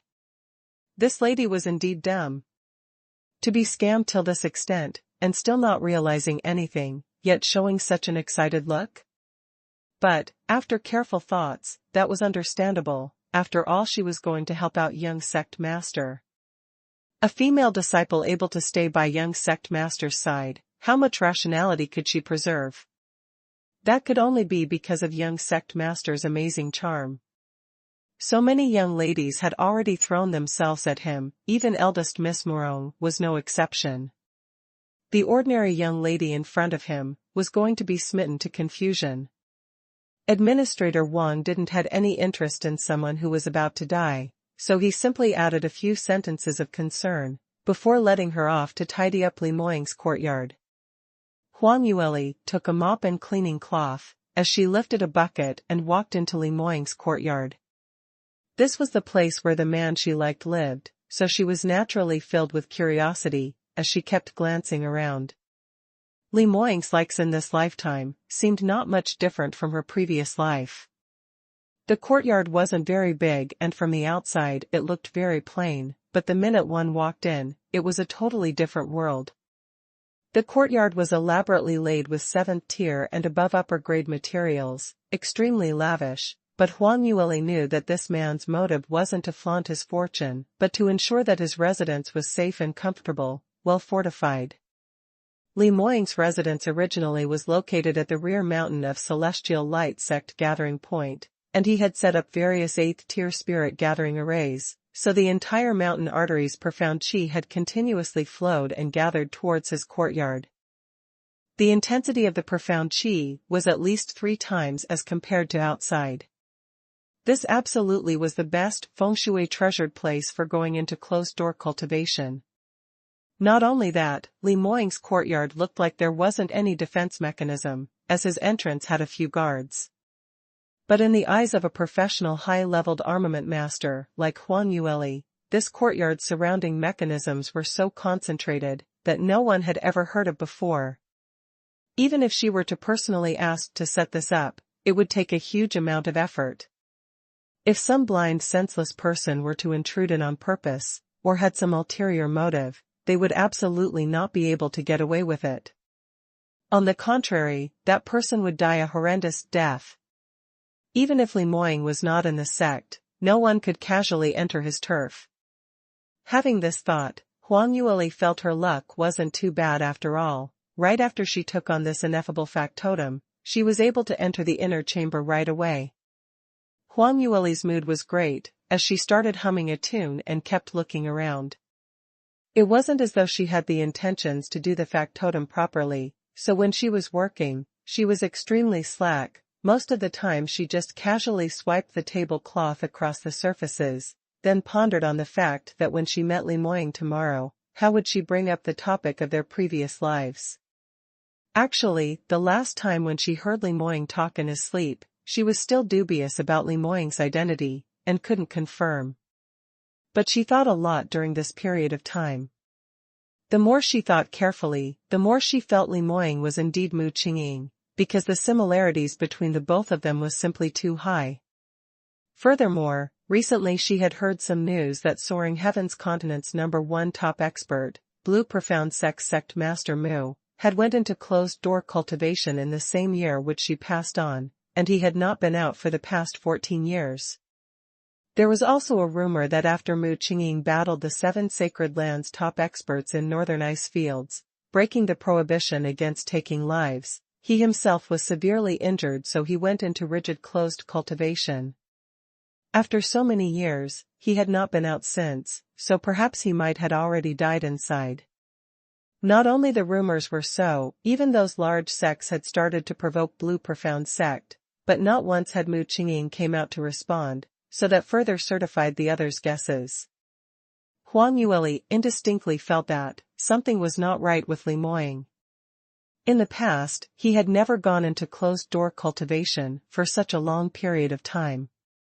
As he was a thunder-attributed practitioner, so normally he would need to energize his potential in the middle of battles, before HS could advance, so just based on closed-door cultivation won't do any good. But after finding out about Li Moying's matters, she wasn't willing to accept this deduction subconsciously, and refused to think about the possibility something happening to Mu Qingqing. But now, since she started to doubt Li Moying's identity, then linking all the cause and effects together, she got more and more certain that her guess was correct. I wonder, what happened to Mu Qingqing after I self-exploded? But he seemed to have totally lost his memories, so probably he himself doesn't even know? Looks like I can only slowly check. After Huang Yueli went through one round, on seeing that the day was not young anymore, she headed back to the outer disciples' residence. Shui Qingqing had already returned to her room. She was considered lucky, as she didn't made any move while arguing with Fatty Wang, so the factotum which she was allocated wasn't that bad at all, just responsible for the West Mountains medicinal farm to water the herbs and get rid of weeds. Although taking care of such a large medicinal farm was extremely tiring, but at least there wasn't any danger. Seeing Huang Yueli's return, she immediately rushed up and putting on her gossip cap, she asked, "Sisterly, how was it? Is young sect master's courtyard very pretty?" Huang Yueli was very delighted, but the minute she saw Shui Qingqing's anticipated expression, she bashfully raised her chin, as she coughed lightly. Still all right." Shui Qingqing smiled. "How could it be just all right? It's rumored that young sect master's residence is the best spot in the entire Celestial Light sect. Taking a short walk to the back for around 1/4 of an hour would be the Reflection Sword Cliff, which is especially suitable for cultivation.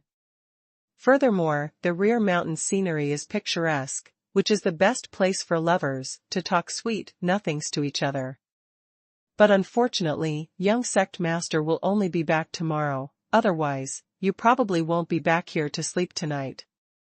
Huang Yueli's thoughts started to run amok, as her face flushed red. By the time she regained her senses, she saw Shui Qingqing with a teasing smile hanging on her face. To hide her own embarrassment, she intentionally gave Shui Qingqing a fierce stare as she said, "Stop talking nonsense. We don't know what will happen tomorrow. Have you forgotten, Li Moying had a huge fight with me, so he left Celestial Light Academy, which is why many people are saying I was ditched by him. Perhaps he's still angry." Hearing that, Shui Qingqing asked curiously, "That's right, I haven't asked you, why did you quarrel with young sect master? And it was such a fierce argument, to the point of almost separating?" About this. Huang Yueli apparently couldn't tell the truth, so she just casually found a reason to skimp over it. "Anyway, there was a friend who went over to Celestial Light Academy to look for me some time ago, a male. After that Li Moying misunderstood. This wasn't considered a lie, anyway that was one part of the reason why they parted ways, although it was just a minor, very minor part of it." Shui Qingqing's eyes opened wide like full moons, as she said in astonishment, "What? You mean, young sect master had seen you meeting your illicit lover, so he was jealous, then quarreled with you?" Huang Yueli replied unhappily, "What meeting illicit lover, I and Lu, have a pure friendship. No, it's actually not even friendship, just mere acquaintance. As for jealous, right, he's always been like that." Saying that, previous life Shui Qingqing also especially loved to be jealous. Any male creature that got close to her within 100 meters would be slashed by his eye sword hundreds of times, from 3-year-old to 300-year-old, none were spared. Huang Yueli bashfully expressed her discontent towards Li Moying's jealousy, but at the same time, she intentionally left out the fact that her jealousy wasn't any better. Shui Qingqing was filled with envy. Really hard to imagine that such a cool and stern man like young sect master would be filled with jealousy. He must really love you dearly. Did you know that after you disappeared, he almost flipped the academy upside down completely? So many people sympathized with young sect master. Rest assured, if young sect master knew that you were back, he'd definitely be very happy, so the two of you will be able to reunite smoothly tomorrow." Huang Yueli actually wasn't very certain of that, because the truth was very different from what Shui Qingqing understood. Regarding Li Moying's previous life's secret, he himself couldn't recall it, so she wasn't sure if he would believe in her words. Would he felt that she was playing a trick on him? After all, the one who said she hated him, and then now the one who said she liked him, was her. If their roles were reversed, she would probably feel that the other party was temperamental, simply toying around with her feelings. Would Li Moying not believe her? Thinking of this, Huang Yueli started to get apprehensive. Knock knock knock. Just at this moment, a knocking sound resounded. It was so late already, who would come looking for them at this hour? Huang Yueli and Shui Qingqing exchanged glances as they cried out, "Come in." The room door was pushed open, and the person who walked in was actually Su Jiaxing.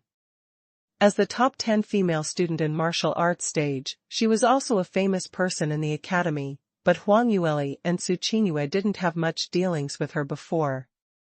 It was only during this early afternoon, when they were being allocated factotums, Su Jiaxing spoke a few words to them. Huang Yueli curiously asked, "Senior Sister Su, why have you come? Please do take a seat inside."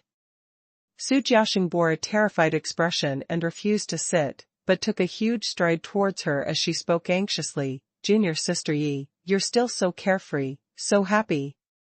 Do you know that you've been schemed today?" Shui Qingqing was shocked. "Really? Why do you say that? Someone is scheming against Junior Sister Yi?" But Huang Yueli didn't take it to heart as she smiled saying, "It's very normal for someone to scheme against me. Senior Sister Su, don't be overly anxious, come, sit down and talk slowly, I have just brewed a pot of tea. Aya, you still have the mood to drink tea. Shui Qingqing was so anxious that her heart was jumping out of her mouth. The beautiful task you received today, to clean up young sect master's courtyard, are you especially happy about it? But why didn't you consider the fact that, after beating up Fatty Wong to that state, why would Administrator Chen help you, instead of scheming against you? I'm telling you, there's a huge plot behind all this. Plot? What plot? Huang Yueli blinked as she asked, curiously. Actually, she had indeed been puzzled for an entire day, regarding what Administrator Chen was plotting behind her back. But she thought for an entire day, and still couldn't figure out what they were plotting, which could cause any threat to her. On hearing that, Shui Qingqing thought that she had finally realized the seriousness of the matter as she hurried on. Today I came back slightly later and on my way back, I heard someone talking in a corner. I thought the voice sounded familiar, so I stopped to eavesdrop a little more. Then I discovered that the person talking was actually Fatty Wong and a friend of his. They were discussing how to deal with you. Huang Yueli's interest was perked as she smiled. What did he say? Shui Qingqing stared at her. You, AI, your sister, Yi, can you stop smiling? This isn't funny at all.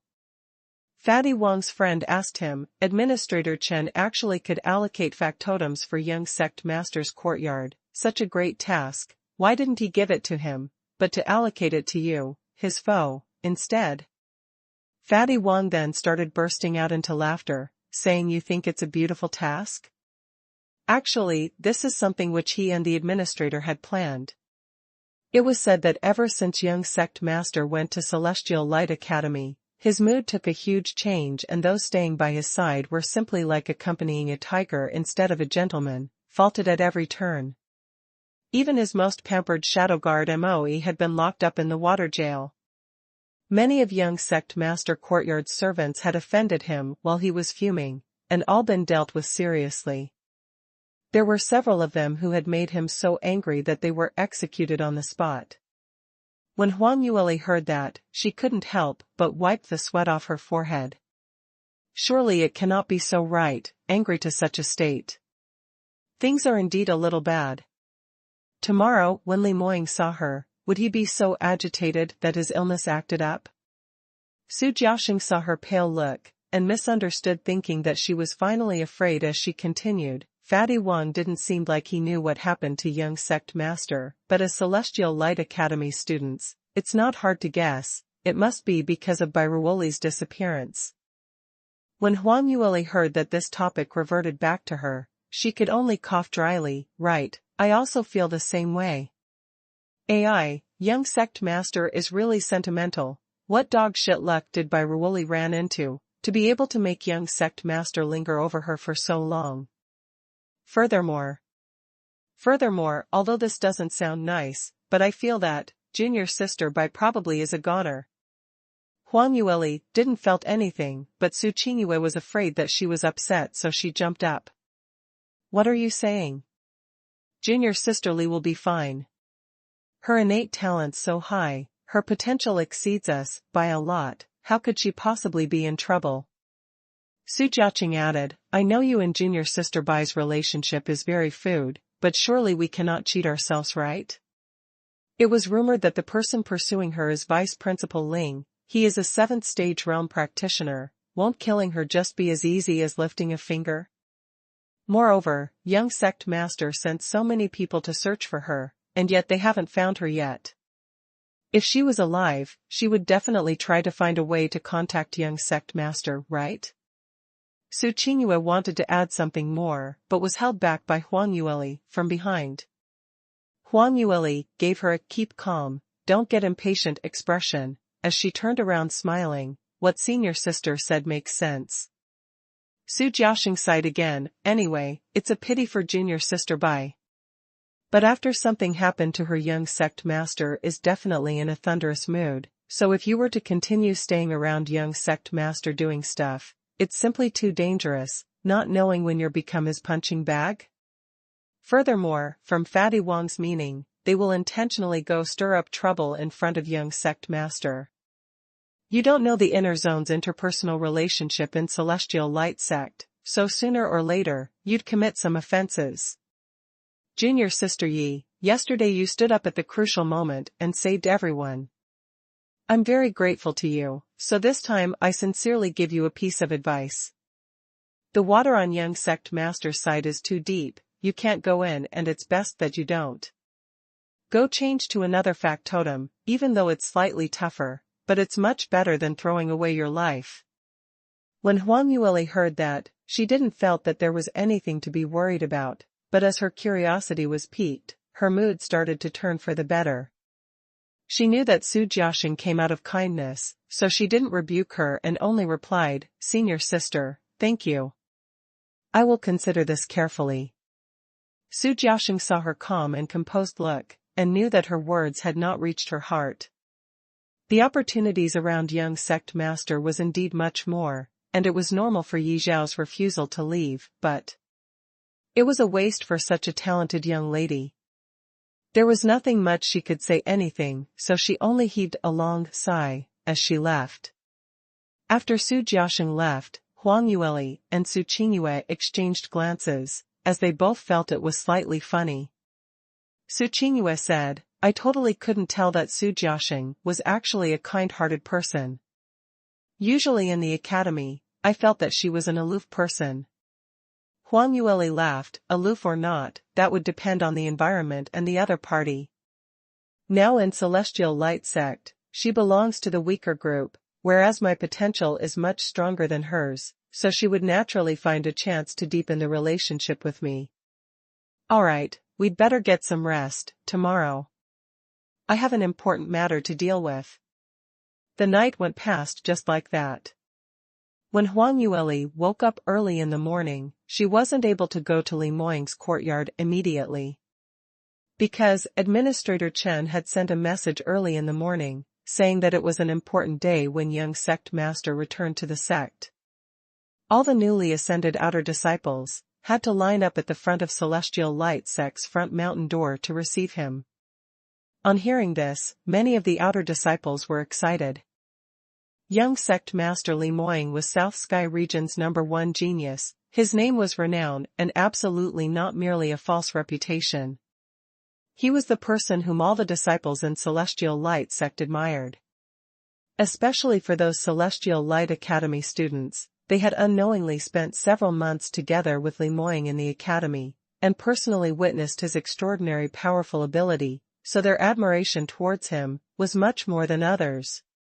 From early morning, a large group of outer disciples had on Administrator Cheng's request, dressed in the Celestial Light uniform robe, lines up neatly into different groups, as they waited at the mountain door entrance. Huang Yueli was mixed among these people, and thought it was just a short wait, but in the end, they waited and waited, all the way till mid-afternoon, but had not seen any traces of Li Moying.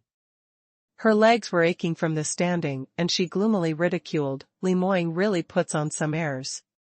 When is he going to arrive? He actually made everyone wait for such a long." "Shut up." Huang Yueli suppressed her voice as she spoke to Su Qingyue, but unknowing when, the outer disciples behind her heard what she said. "You're merely a newly joined outer disciple, how dare you be so disrespectful towards young sect master? Do you know how talented young sect master is, and how powerful he is? An exceptional genius like him should be sought after by everyone. He's a role model whom we should learn from. I'm willing to stand here to wait for his arrival, to be able to welcome young sect master. It's our glory. If you don't want to come, you can go back, there are plenty of other people who wishes to come." This disciple spoke with justice, as it gave Huang Yueli a shock. She instantly shut her mouth, not daring to say anything more, in case anyone else heard it and gave her another lecture. She had not expected Li Moying to be so popular and adored in Celestial Light sect. These outer disciples were simply blindly admiring him. Li Moying indeed was a genius, very powerful, but not as exaggerated as what that person had said. Su Qingyue saw her beaten look, as she couldn't take it and laughed secretly. Huang Yueli felt like she was going to vomit out blood. What was this? She couldn't even ridicule her own man. It was close to 11:15 when Li Moying finally came running late. His flying ship descended in front of Celestial Light Sect's mountain entrance, causing everyone to compete for his attention. Young sect masters arrived, finally arrived.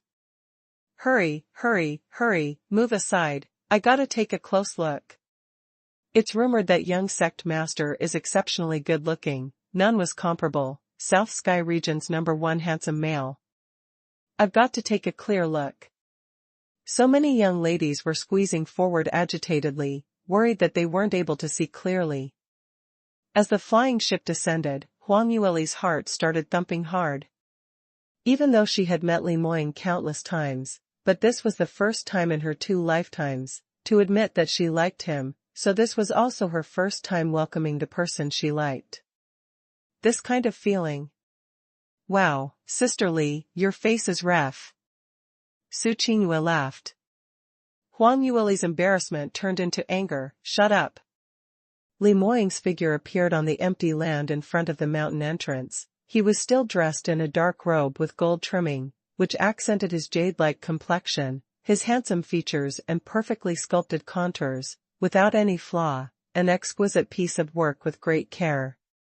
He slowly walked towards the mountain entrance. That cold, proud, almighty presence was unleashed as he moved. Even though he was gifted with such suave looks, from certain angles, he looked much prettier than a young lady, but everyone could distinctly felt the superiority presence which was emitting from his bones. Huang Yueli's eyes opened wide, as it was fixated onto him without blinking, feeling that she was forgetting about how to breathe. She discovered that Li Moying seemed to become better looking. Furthermore, he seemed to become more and more alike Mu Qingqing. This kind of similarly was not only in terms of looks, but in terms of the presence, possibly due to his increasing age, which made his elegant contours gradually turn rigid, adding a matured man's look. At this moment, the front mountain was totally silent, and it was until Li Moying was about to pass by when Administrator Chen reminded from the back, "Hey, what are you in a daze for? Didn't I ask you to welcome young sect master back to the sect?" All of them were rudely poked awake from their beautiful dream as they urgently cried out loudly, "Welcome young sect master." But Li Moying was still expressionless, as though he hadn't heard anything at all, as he continued trudging forward. Huang Yueli almost cried out to him, but at the last moment, she recalled that she was in front of Celestial Light Sect's entrance, and there were too many people here, so it wasn't suitable as a place for talking. After Li Moying walked further away, the young ladies in line started to get excited. Wow! Young sect master is really good looking. The moment when he walked over, I felt that I was about to suffocate. His name indeed isn't in vain. Young sect master's presence is really strong. He's only 20 years old and already at 7th stage realm. This kind of potential simply surpassed everyone's imagination. That's right, he's so handsome and so powerful, whoever marries young sect master is really too fortunate. Even if you ask me to become young sect master's concubine, I'm willing. Che, just based on you. Who is young sect master? He has plenty of maids who can warm up his bed, and there are plenty of large sex young missies who would automatically offer themselves. Wish for your turn? Furthermore, young sect master seems to be getting engaged with sect master's eldest young Miss Murong Fei. What? How could that be possible? Hearing this gossip, several of them started shrieking loudly, and they were all Celestial Light Academy students. They had personally witnessed Li Moying and Huang Yueli's unrestrained endearing love for each other in every single corner of the academy. Later on, Huang Yueli's disappearance made Li Moying super anxious, which was what many had seen as well. But now, the people from Celestial Light Sect actually said that Li Moying was going to get engaged to Murong Fei? But, when he was in the academy, young sect master obviously said that junior sister Bai was his fiancée? The person who started talking about the gossip was a young lady with a goose egg-shaped face, and she was already in her 3rd year as an outer disciple. Earlier, she had merely said this casually, but she had not expected so many people to stare at her, making her feel tensed immediately. What? Have I said anything wrong? This rumor. The entire sect knows about it?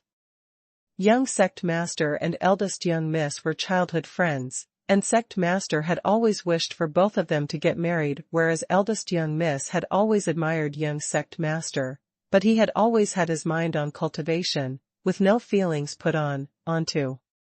When Huang Yueli heard that, she wasn't angry, but the corners of her mouth started to twitch. Li Moying always had his mind on cultivation, with no feelings on? Apologies, she couldn't tell that at all. She could only see that when Li Moying's beastly traits acted up, he really didn't seem like a human. That goose egg-shaped young lady continued, but, this time young sect master went out on a training experience, and actually brought eldest young miss along. Both of them even sat on the same flying ship back. Looks like their relationship had taken a huge step forward. So, everyone said, this round. Their wedding bell should be nearing. When Huang Yueli heard that, her expression turned slightly ugly. Great, it seemed that when she wasn't around, Li Moying actually flirted around. Su Qingyue was secretly looking at her expression as she whispered, why would young sect master bring Morong Fei along to train? I think these are all rumors only, so don't be angry. Huang Yueli replied, I'm not angry. Of course I know it's fake. Although she said that, but she still felt a sour feeling, so no matter what she still felt upset over it. Su Qingyue was scared witless, not knowing what to say, so she hid by one corner, not daring to open her mouth. Unfortunately at this moment, Morong Fei appeared at the front mountain entrance. She was dressed in a flowy yellow satin long dress, laced with chiffon, with delicate makeup as she put an extra effort in dressing up, taking elegant steps, heading towards Li Moying. Eldest senior brother, you're finally back. Morong Fei's voice was soft and sticky, gentle and soft, making one's bones turn flaky from hearing it. Whoa, eldest young miss is just so pretty and her voice is so melodious. It's no wonder young sect master is tempted by her. Sigh, indeed, when people complete with each other, it will only infuriate one to death. Eldest Miss Morong's background and innate talent are extremely outstanding, so she's that compatible with young sect master. As for us, we'd better stop daydreaming. Huang Yueli was so angry that she clenched her teeth, as her eyes stared intently on Li Moying and Morong Fei's actions. Morong Fei walked in front, and leaned against Li Moying's direction, attempting to stretch out her hand to hold on to his arm. But, Li Moying seemed as though she didn't see him, as he moved aside directly, making Morong Fei pounced onto empty space, and losing her balance, she almost fell flat on her face. Seeing that, Huang Yueli, then humph, at least you know your limits, didn't try to get fresh with another woman behind my back. Morong Fei had once again been rejected by Li Moying and she was feeling extremely vexed, but didn't dare to fly into a rage with him. She bit on her lips, using a tenderly soft gaze, looking upwards at Li Moying, attempting to use her eyes to touch him. But Li Moying didn't even bother to look sideways. In actual fact, not only did he not felt any tenderness or feel touched, instead he felt extremely irritated. If it wasn't for the fact that Morong Fei was sect master's daughter, he would have sent her flying with a slap long ago. All he had on his mind was his missing Lear, and originally he was already very frustrated. In the end a housefly kept buzzing around him, so how would it not make him even angrier? Just as Li Moying was about to act up, Morong Fei seemed to have noticed something as she didn't dare to be rash as she obediently stood there, opening her mouth. Eldest senior brother, I'm here on behalf of my father to invite you. My father says, he has an important matter to discuss with you, so when you return to the sect, to invite you over to his residence. Li Moying nodded his head, all right. He thought for a moment and said, "Forget it, I will go with you to Master's place right now."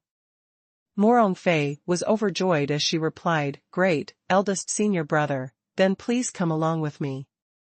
Normally, even if it was her father who invited Li Moying, he would require repeated urging before he went. Today he actually went over immediately? Could it be that it was really because of her personal invite? Eldest senior brother really had given up on that dead wretched lass, and prepared to consider being together with her? Morong Fei didn't knew that Li Moying totally didn't notice her, but merely thought that tonight was a full moon's night, so his illness would probably act up any time now. After he recovered, he would still need to continue searching for Lear, so he couldn't afford to waste any time. So, it'd be best to take this opportunity to quickly deal with Morongda. By the time Li Moying and Morong Fei had exchanged their last words, they had already walked quite far away, so those spectators at the entrance weren't able to hear it clearly. Everyone only saw Morong Fei and Li Moying exchanging several words, and subsequently Li Moying left along with her. Looks like the rumors are true. Eldest young miss personally came over to receive young sect master, and young sect master left along with her immediately. Are they going on a date? Very likely. After all, we heard that young sect master had gone out for an entire month to experience training. As the saying goes, absence makes the heart fonder. I really envy eldest young miss. This is called the perfect match, an ideal combination. No, impossible. Young sect master already has a fiancé. Furthermore, she's not the eldest young Miss Morong, who you all are talking about. Just as everyone were discussing in envy, suddenly, a discord voice butted in. Huang Yueli turned her head to take a look and discovered the person talking was Yuanziyu. The expression on his face was slightly stiff and his tone wasn't good. When young sect master was in our Celestial Light Academy, he was already together with a junior sister. And because that junior sister went missing, he was searching everywhere anxiously for her. This just happened 2 months ago, so there's no way young sect master would have a change of heart so soon. Everyone was stunned for a moment, and by the time his words were absorbed into his brain, they couldn't help but started to laugh out. This junior brother here, what you say is really interesting. Young sect master likes a junior sister from your academy? How is that possible? That's right, the number of women who likes young sect master are just too much. Those who could get close to him are usually some daughter of some large sect. There are plenty of ladies with excellent innate talent and peerless beauty, so why would he be interested in any ordinary young lady? It must be that lady who is bragging outside on her own, spoiling young sect master's reputation. That's right. The number of women who wants to stick to young sect master are plentiful. She won't be able to get her way. Yuanziyu's righteous words were in exchange for the crowd's ridicule. He was so infuriated that his face flushed red, as he contended on strong grounds. He treated Li Moying as his idol, but in the end, his idol was slandered to the extent of being a face-changing scum, so how could he stand this? But unfortunately, no one believed in his words. Huang Yueli shook her head silently, as she was very clear on what the lady's way of thinking. Morong Fei was sect master's daughter, so her status was much higher than theirs. So, if she became Li Moying's fiancée, then could at least comfort themselves that Li Moying had married Morong Fei because of her status. But if Li Moying were to marry an ordinary student whose status just worse off than theirs, then that was something which they absolutely could not accept. Huang Yueli was in a trance from listening when suddenly, she felt a pat on her shoulder from behind. Yi Xiao. Why are you still here in a daze? A voice snapped right from her back, giving her a shock. Who's that? She hurriedly turned her head back. Administrator Chen was standing right behind her, as his expression was rather ugly, and upon seeing her turn back, he immediately showered his verbal abuse at her.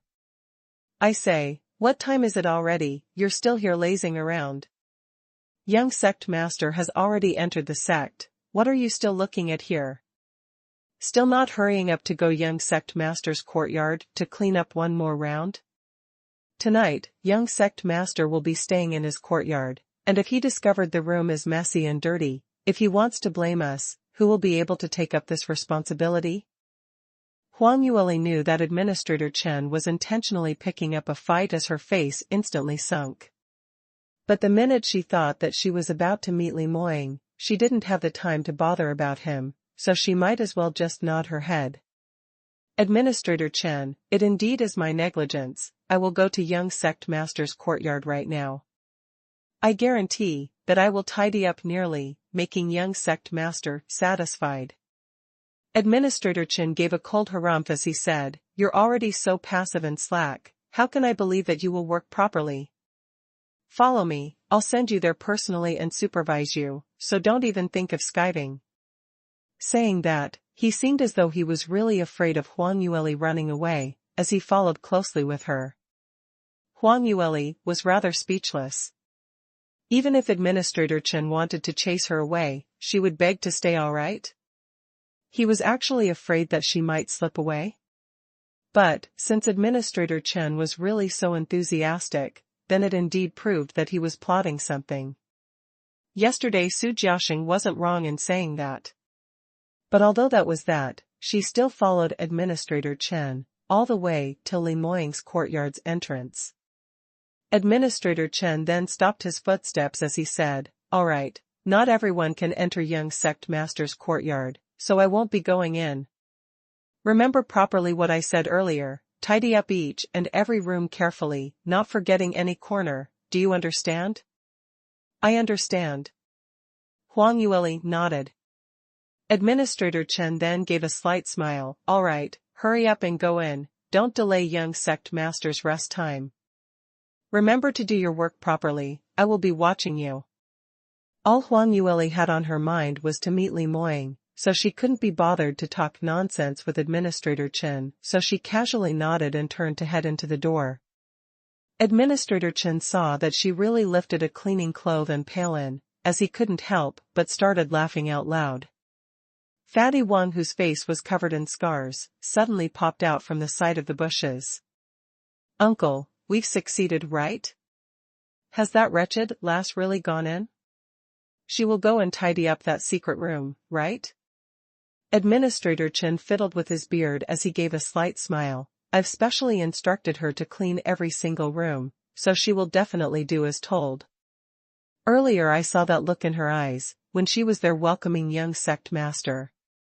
It's exactly the same as those love-struck lasses, hoping to swallow him in one mouth. She was especially worried that young sect master would be dissatisfied, so she will try her hardest to make sure she does her work properly. So, she will definitely tidy up that room." Fatty Wang replied in a sour tone, "Why are women all so superficial, only know how to like those handsome ones, and those with strong abilities? No matter how incredible young sect master is, he would not take interest in them young lasses?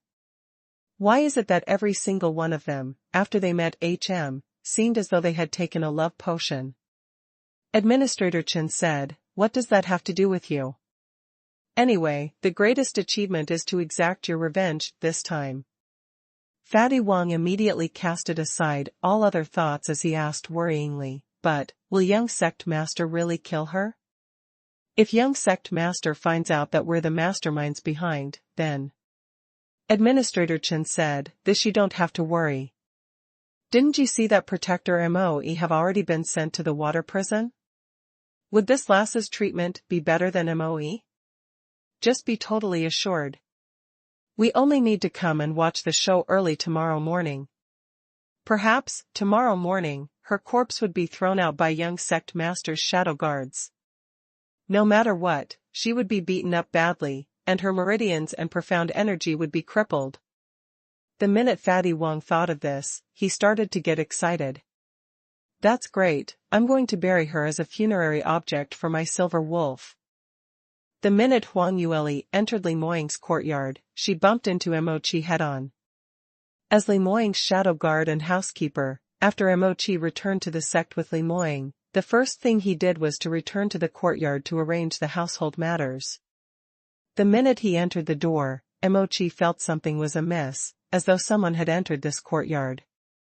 Moreover, the person in charge of cleaning was not very responsible. He had obviously repeatedly requested before he left that the items in the house should not be moved, but the person who cleaned up had casually misplaced the items everywhere. Who on earth was the unreliable person who had done such a thing? If young sect master were to see this, that person would be in deep shit. Emochi was just feeling angry over this, as he couldn't wait to grab that irresponsible factotum for a beating. In the end, when he turned around, he saw a 16 to 17-year-old young lady standing behind his back. "You're the factotum who's responsible for tidying the courtyard? How do you even work? Are the things in this house something which you can casually touch?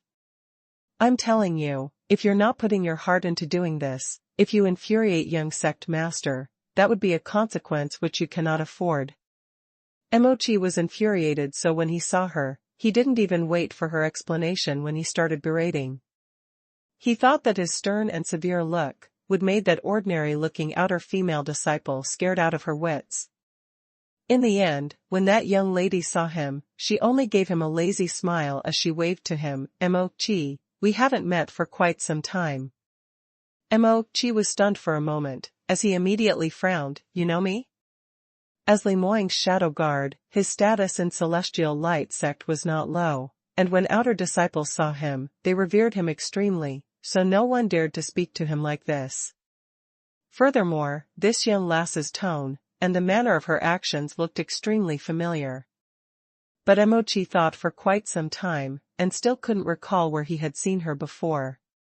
Seeing Emoe with a puzzled look, Huang Yueli blinked her eyes as she suddenly cried out in astonishment, "Ah, right, I forgot to wash away my disguise, no wonder you couldn't recognize me.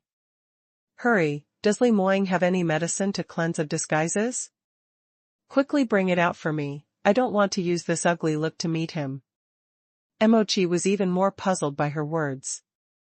Just as he was in a daze, Huang Yueli suddenly recalled it herself. "Right, yesterday when I came to tidy up, I saw some in that medical room, I'll go get it myself." Saying that, she jumped up and ran over to the room by the side. Emochi then regained his senses. As his expression changed, he hurriedly chased up to her. "What are you doing? How dare you barge around by yourself? Do you know what place this is? So gutsy, if you were to accidentally trigger any mechanism, you will lose your life." Emochi ran over to the medical room entrance, and saw Huang Yueli putting her hand into the medicinal cabinet, as she grabbed a bottle of medicine. At the same time, she turned her head back and looked at him with an innocent look. "What did you say earlier? I didn't hear you clearly." Emochi pointed his finger at her, as it trembled non-stop. You. What situation was this?" This young girl had actually stretched her hand into young sect master's medicinal cabinet and took out the medicine. He had simply seen a ghost alive. As the housekeeper, no one was clearer than Emochi on how many mechanisms had been set up in this small medical room. Lemoyne's collections in the medical room were all priceless, so in comparison, he had also set up a lot of defense mechanisms. If a thief were to enter the medical room to steal anything, then he probably hadn't even stepped into the room door before he was turned into a beehive by the flying darts mechanism. And in the front of the medicinal cabinet, there were large amounts of array set up, which could confuse one's sight. Unless Lemoyne personally led the person, otherwise, most people were not able to find the medicinal cabinet. But now, this exquisitely set up mechanisms seemed as though a child playing house, spoilt by someone's casual wave of hand. While Emochi was left dumbstruck, Huang Yueli took out another bottle of medicine from the other side. "This is the medicine which Lu Bian prescribed for Lemoyne, right? It smells exactly the same as what I had smelled previously. Speaking of that, today is full moon's night. Has Lemoyne taken his medicine? When will he be back?" Hearing this, Emochi seemed as though a lightning had struck his brain silly, as he finally regained some consciousness. Combining all the things which the young lady said earlier and adding on to her casual way of breaking a high-leveled array and the sight and ability to see a mechanism, his brain revealed a name. A name of someone who had been missing for some time. By third miss? Your third miss by? Huang Yueli then raised her head up and smiled at him as she said, "Isn't that me? Although I know, we haven't met for such a long time, and everyone definitely misses me, but surely you don't need to show me this expression as though you've seen a ghost, right? Isn't this considered as seeing a living ghost?" Mochi felt as though he was about to faint from fright, as he took several deep breaths, and speaking in a quivering voice, Third miss, why are you here?" Huang Yueli replied, "I heard that you all had been searching for me, and I'm worried if I go and look for you guys by myself, I might miss you all again, so I just came directly to Celestial Light Sect and wait." Mochi still hadn't gained back his senses, but, aren't you being pursued by Ling Wenbin, and after that? After that you disappeared? Where have you gone to? Why were we not able to find you at all? And, where is Ling Wenbin right now?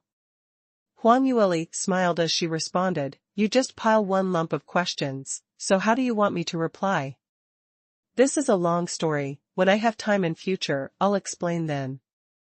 Now, can I trouble you to look for Li Moying urgently, and tell him that I'm here, asking him to come look for me?" Hearing this, Mochi seemed as though he was awoken from his dream as he immediately jumped right up.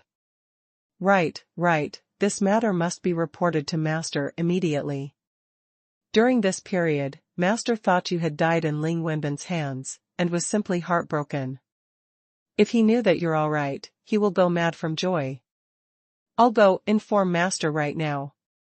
Third miss, please wait here for a moment. Don't move anywhere. Huang Yueli smiled, "Go ahead, where could I run off to?" Mochi nodded, not daring to waste any time as he slipped out from the house in a puff. Huang Yueli stayed in the house alone, thinking that she was about to meet Li Moying soon, as her spirits lifted greatly. She found some water first, and mixing it with the medicine, she washed off the disguise on her face, revealing a delicate, dainty face.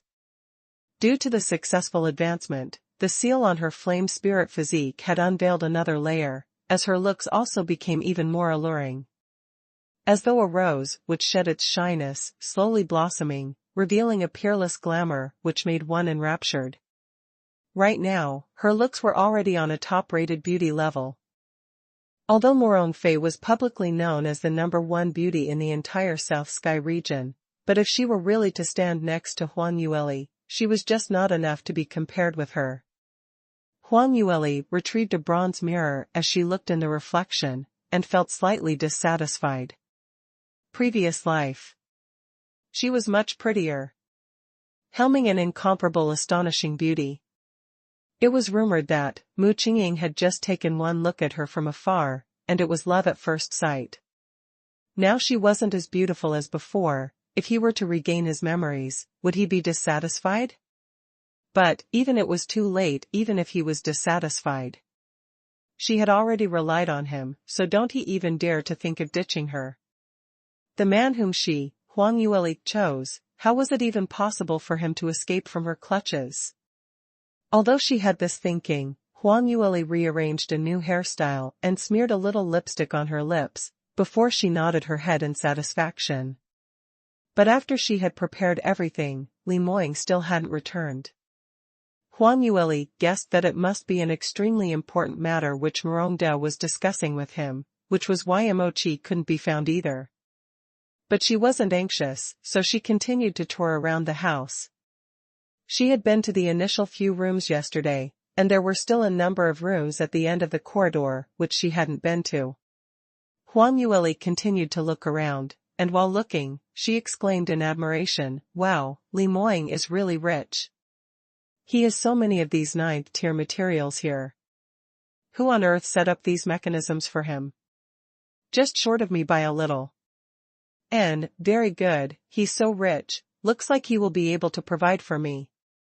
Huang Yueli mumbled to herself in satisfaction, as she reached the last room's entrance at the end of the corridor. She casually pushed open the door and unexpectedly realized that the door didn't open up. Huang Yueli lowered her head and discovered that the door had been set up with an array, which will obstruct those without any identification to enter the room.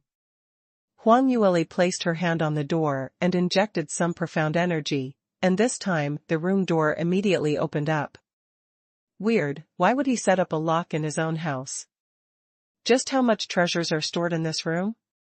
I gotta look carefully, not allowing him to have his own private stash in future.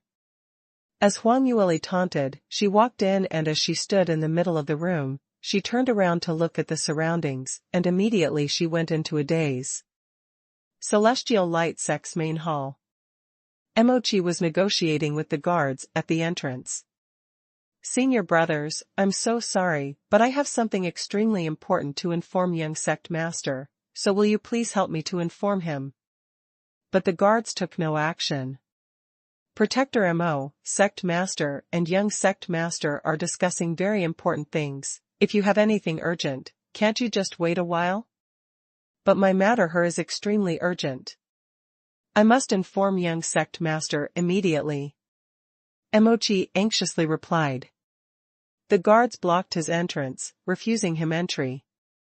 Protector Mo, we are considered as friends, so I'll tell you the truth. West Sky Region's Green Cloud sect has sent someone over again. Last time they suggested a tournament with our sect, in the end they were beaten hands down by young sect master. So this time, not knowing what trickery they are up to, they actually sent someone over again. I heard that something big is going to happen. Ah? There's such a matter? Emochi replied in surprise. Isn't that so? So no matter how important your matter is, can it be more important that the sect's benefits? Just wait a while more. The guards patted Emochi's shoulder as they closed the main door's entrance in his face. Emochi really wanted to cry, but no tears came out. He dared to bet that in Li Moying's heart, Third Miss's matter was the most important matter which overtook his own life. What West Sky Region's Green Cloud sect, the sect's life and death, as compared to Third Miss, was all a fart. However, others wouldn't think in the same way as him. So, Emochi was sorrowfully rejected outside the door, and no matter what he said didn't went through. But luckily, he was here to deliver good news, so even if Li Moying wasn't pre-informed about the news where Huang Yueli had returned, it was just a matter of being happy a little later, and it would not lead to any serious consequences. So Emochi didn't take any drastic action, only walking around anxiously at the entrance of the main hall. For Morong to look for Li Moying, it was definitely for a huge matter. Because beside the two of them, there were several elders in the sect, who were in the main hall, discussing for an entire day and still not coming out yet. It was only in the evening around 7 p.m. when the main hall's door suddenly opened. Li Moying's tall statue appeared from the entrance. Emochi shot up like an arrow and was just about to open his mouth when he suddenly noticed that standing right beside Li Moying was Morong Fei. The words which were by Emochi's mouth were swallowed back instantly. Everyone knew that Morong Fei couldn't stand all those ladies who appeared beside Li Moying, especially jealous of Third Mississippi. The last time she was in Celestial Light Academy, she even went to look for Third Miss's trouble. And now, she was just standing there, so if he were to speak about Third Miss's whereabouts, would it cause trouble for Third Miss? Just this, but of hesitation from Emochi, Li Moying had already departed forward continuously. Tonight was full moon's night, and now that the day was starting to turn dark, there was a possibility that his soul detachment illness would act up any time, so he didn't dare to delay any time, and must rush back to his own courtyard quickly. Li Moying's speed was extremely swift, even Emochi couldn't catch up to him. But, taking a turn of thoughts, wouldn't Li Moying see Huang Yueli when he returned? There was no difference whether he reported or not, so he might as well stop pursing him. But even though Emochi didn't pursue, Morong Fei on the other hand followed him closely, blindly following suit by Li Moying's side. Eldest senior brother, what do you think of it? Earlier, my father's suggestion. You don't seem to agree to it totally? Li Moying replied coldly, I respect Master's decision. As long as he feels it can be done, I have no objection. Really? But... Eldest senior brother, wait for me, you're walking so fast, I can't catch up at all. Li Moying's footsteps were so brisk that even though he didn't need to use any body movements or profound skills, Morong Fei was already having a hard time catching up. Just a little while later, she was already panting hard, and so tired that her feet turned to jelly, as she shouted out from behind, hoping Li Moying would stop in his tracks. But Li Moying totally ignored her, as he flashed and dashed into his own courtyard. When Mo, who had been following Li Moying, saw Morong Fei's withered look, a gloating smile appeared on his face, as he specially stopped and laughed, Eldest young miss, thanks for your trouble, following my master even though he's gone back to rest. But unfortunately, today is full moon's night. Morong Fei was filled with thoughts of following the man, and totally forgot what day was today. It was only after Mo's reminder when she suddenly recalled, and her expression instantly changed. Ah. So. Tonight is full moon. Yes, it's my negligence. Morong Fei immediately wiped off the sweat on her forehead, then. I won't disturb eldest senior brother from his rest today, I'll go back now. Saying that, Morong Fei immediately turned around and ran. What joke was that, when eldest senior brother's soul detachment illness acted up, that was extremely terrifying. Furthermore, by that time, he won't recognize anyone and would kill anyone he met. Morong Fei was still young, so why would she not care about her own life? The senior eldest brother at this timing, it was best to avoid him far, far away. Anyway, they have a long way ahead of them, so when he had returned back to normal, she would then continue to seduce him. Looking at Morong Fei's back as she left in a hurry, Mo gave a cold harumph of disdain, only know how to run away at this juncture, no wonder master only likes third miss, and not like you. Although they were only shadow guards, but Li Moying was surrounded by intelligent people, so it wasn't any wonder that they could differentiate the person's character rather well. Li Moying was usually extraordinary handsome, overbearing and strong, so naturally he was every female's favored match, but whenever his soul detachment illness acted up, at his deepest pain situation, when he turned into a devil from hell, no one was able to get close to him, so how many could treat him in the same way as before? Probably, there was only third miss who could do that. On full moon's night, Li Moying could not do without anyone taking care of him. Mo just raised his foot as he was preparing to step in when he saw Mo Chi panting heavily right behind him. Wait. Second brother, don't go in.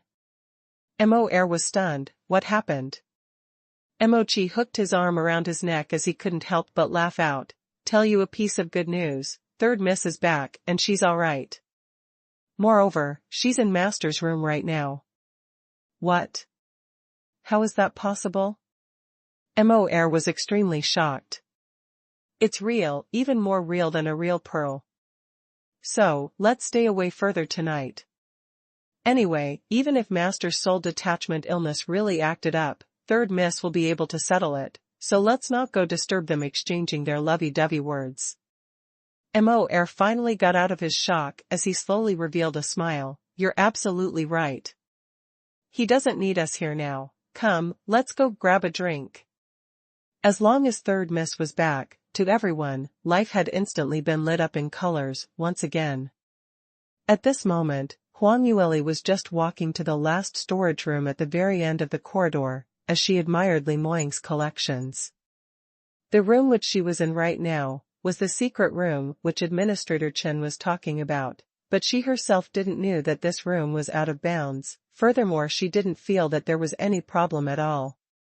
Because, this place had stored all the things which were related to her, including the various profound armaments which she had gifted Li Moying during their outdoor training, and various medicinal pills. Even the cloth which she used to help bandage his wound when they fell off the cliff, and the wooden tub which she gave to him with the Spirit Saint spring water, were all kept here, and arranged neatly in the room. An anti-dust array was even set up, storing it carefully as though it were some precious gems. The only thing which was missing was the profound lunar spirit mirror which she had refined personally, but Huang Yueli didn't need to think before she knew that this item must have been kept by his side. Seeing Li Moying valued the things which she had gave him, Huang Yueli's heart was touched, as her eyes started to sting slightly. What is this? This stinky man is really a Scrooge, a cheapskate. I took so much time to refine the profound armaments for him, and he actually can't bear to use it. I gave it to him for defense, and isn't it a complete waste to not use it? Really? Huang Yueli quietly mumbled to herself, and although her mouth was filled with complaints, but she was feeling incredibly sweet on the inside. Just at this moment, she suddenly felt an immense danger approaching. Immediately following that, the half-open door behind her was pushed open with violent force, and an overbearing and pure thunder attributed profound energy came charging mercilessly towards her back. Huang Yueli hastily moved aside. But the attack speed of the person behind her was simply too fast, as he used lightning's power, giving out an air-breaking sound. Just hearing the sound alone made Huang Yueli's scalp turn numb. She knew that she absolutely could not evade it, so she could only choose to scream out loudly, "Li Moying, it's me." What? When Li Moying was heading back from the outside, he already felt his head getting heavier and heavier, as there was a faint pain, which were the signs of soul detachment illness acting up. He tried his best to suppress this feeling, hoping that he would not lose his self-control so quickly. But the more he tried to control it, the more uncomfortable he felt. Just as his body was turning hotter and hotter, as the thunder-attributed energy was about to explode out, he suddenly heard a noise coming from his house. Furthermore, it was coming from his most valued secret room. The items in that room weren't extremely valuable, but it was all given by Huang Yueli to him personally, and those were all his warmest memories. In future, if he and Lear were really to separate, then he would use those objects to curb his missing her. But someone actually entered that important room? Li Moying hadn't got the time to think carefully yet on why that heavily secured room, which was set up with various arrays, was opened up by someone. Right now, his judgment had been invaded with the raging profound energy, and there was only one thought left, which was to immediately strike that daring thief to death on the spot. How dare he touch the things which Lear gave to him? It simply was. Dying 10,000 times wasn't enough. Li Moying instinctively struck his first move, and on seeing that thief about to be struck down, he suddenly discovered that this thief's figure seemed a little familiar. Following that, he heard a melodious and ultra-familiar voice, as it rang from not too far away. "Li Moying, it's me. What were you trying to do to me?" That voice was like a bolt of lightning in broad daylight, as Li Moying quivered and instantly awoke. This was Lear's voice. His body had already made a reaction over his brain, as he charged towards Huang Yueli immediately. Thunder-attributed profound energy had already left his body, and it could not be retrieved, but Li Moying's own speed was much faster than the lightning. He managed to reach Huang Yueli's side on time as he tightly hugged her slender waist, embracing her as they rolled on the ground. The lightning struck heavily on Huang Yueli's original position, and there was just half a meter of distance between that area and where they were lying on. As for the mahogany table which was struck, it had already turned into a charred piece of wood, as it kept fuming choking smoke repeatedly. When Huang Yueli turned back to take a look, and she immediately broke out in sweat. Heavens, she knew Li Moying was very powerful, but this was just too strong, and his speed was just too fast. In the past, she had never experienced it personally and had just seen Li Moying beating other people up, so she didn't know any better. Now that she herself became Li Moying's attack target, she then realized the extent of how powerful Li Moying was. Being the same 7th stage realm practitioner, in Ling Wenbin's hands, not only was she able to escape, moreover under special circumstances, she was able to counterstrike beautifully. But when facing Li Moying, she didn't even have a sliver of possibility to escape at all. At the instance when she was enveloped by Li Moying's overbearing thunder-attributed domain, she had been locked in as his target, invaded by that invasive presence as her mind went blank and her body totally immovable, only able to stand still and wait for death to descend. This simply was too terrifying. Even though she had escaped death, but just recalling it made Huang Yueli's heart palpitate wildly as sweat kept sprouting. It wasn't only her who was anxious, Li Moying was in fact even more anxious than her. The arm which he hugged Huang Yueli's slender waist kept trembling non-stop. It took quite a while later before he regained his composure, as he stretched out his hand and gently caressed her hair, as though he was afraid that she would disappear. Such carefulness made Huang Yueli's heart quiver.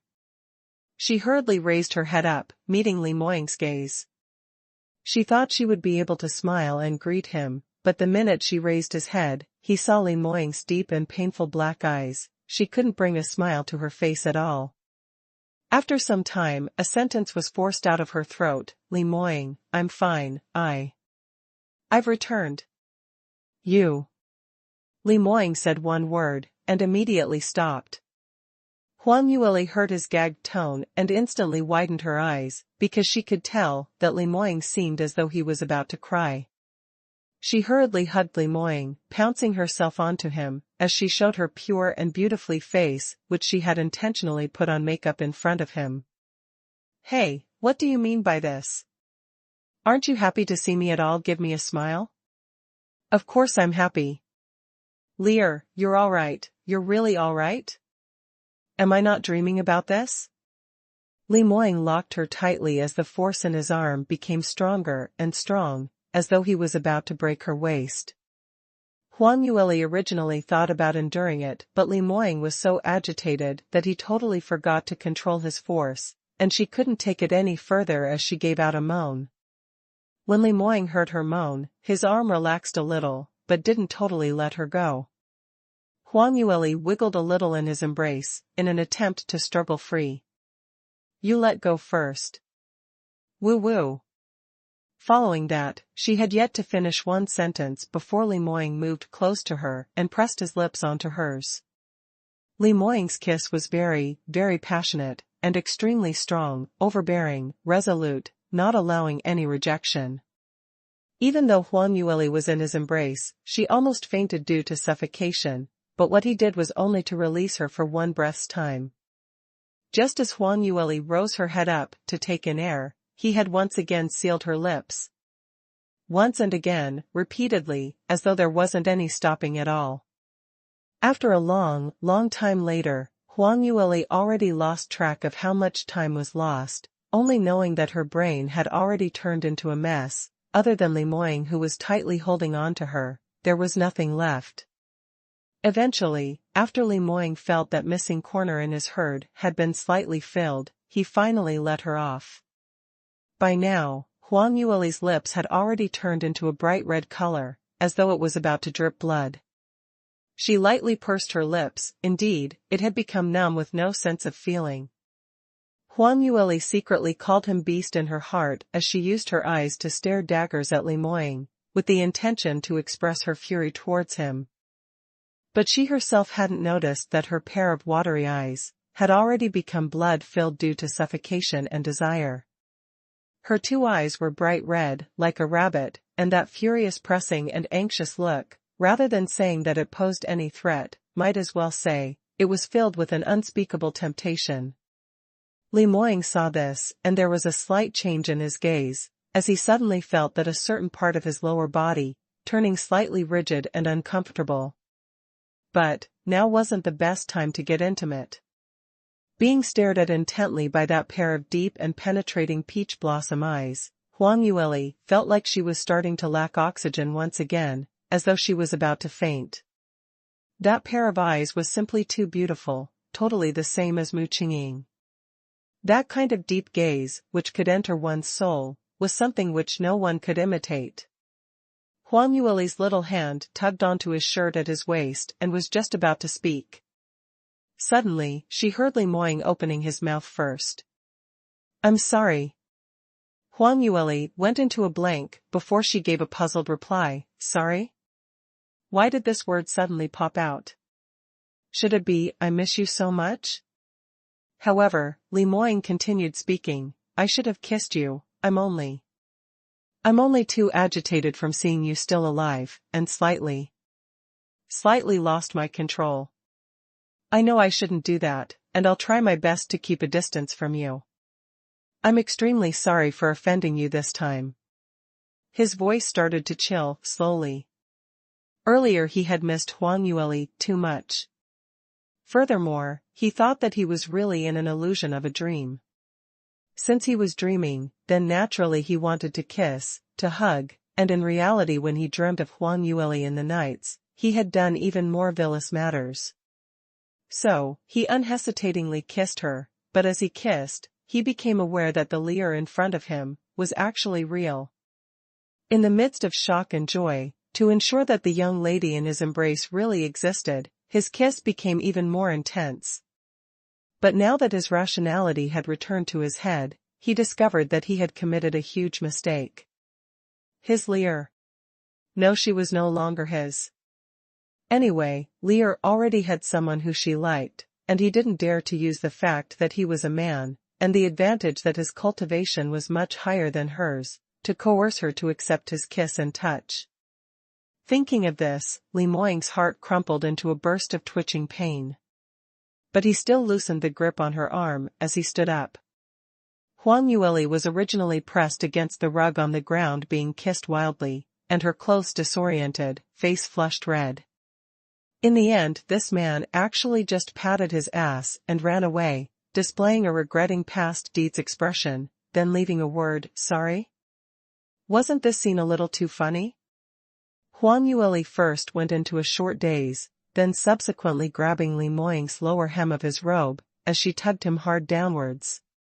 Li Moying was still nursing his distress, and he wasn't standing properly, hence he totally didn't expect to be sneaked an attack by Huang Yueli at all. So, just that tug alone made him lost his balance immediately as he fell down onto Huang Yueli. Seeing that he was about to fall onto Huang Yueli, Li Moying finally reacted in time, and at the last moment, he stretched out his hand to prop himself up, hovering just above Huang Yueli's body. I'm sorry, I didn't stand properly." Li Moying said that and was just about to get up. Huang Yueli was utterly flustered and exasperated. She might as well use both her hands to hug onto Li Moying's neck, and using force, she flipped over and pressed him below her.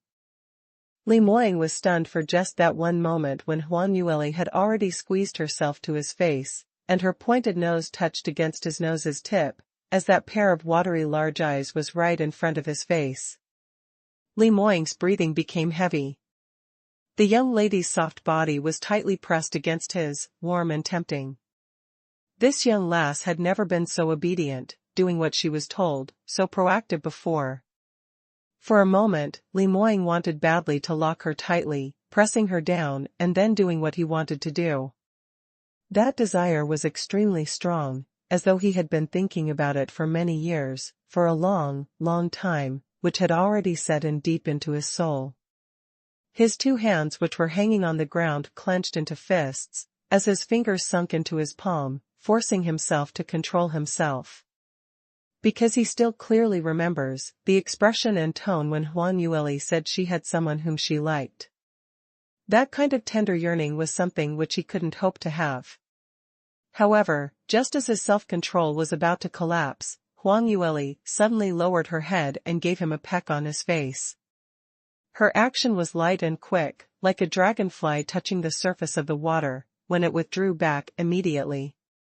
Li Moying took a couple of breaths' time before he finally reacted. He seemed to have been snuck a kiss by her? Huang Yueli's face was filled with a suspicious red blush, and that. "I'm sorry, because you're just too handsome, so I kissed you. Anyway, being kissed by me, you don't lose anything, right?" Li Moying was tongue-tied, as he felt that he must be going crazy. Was he in a dream, or had he developed hallucination?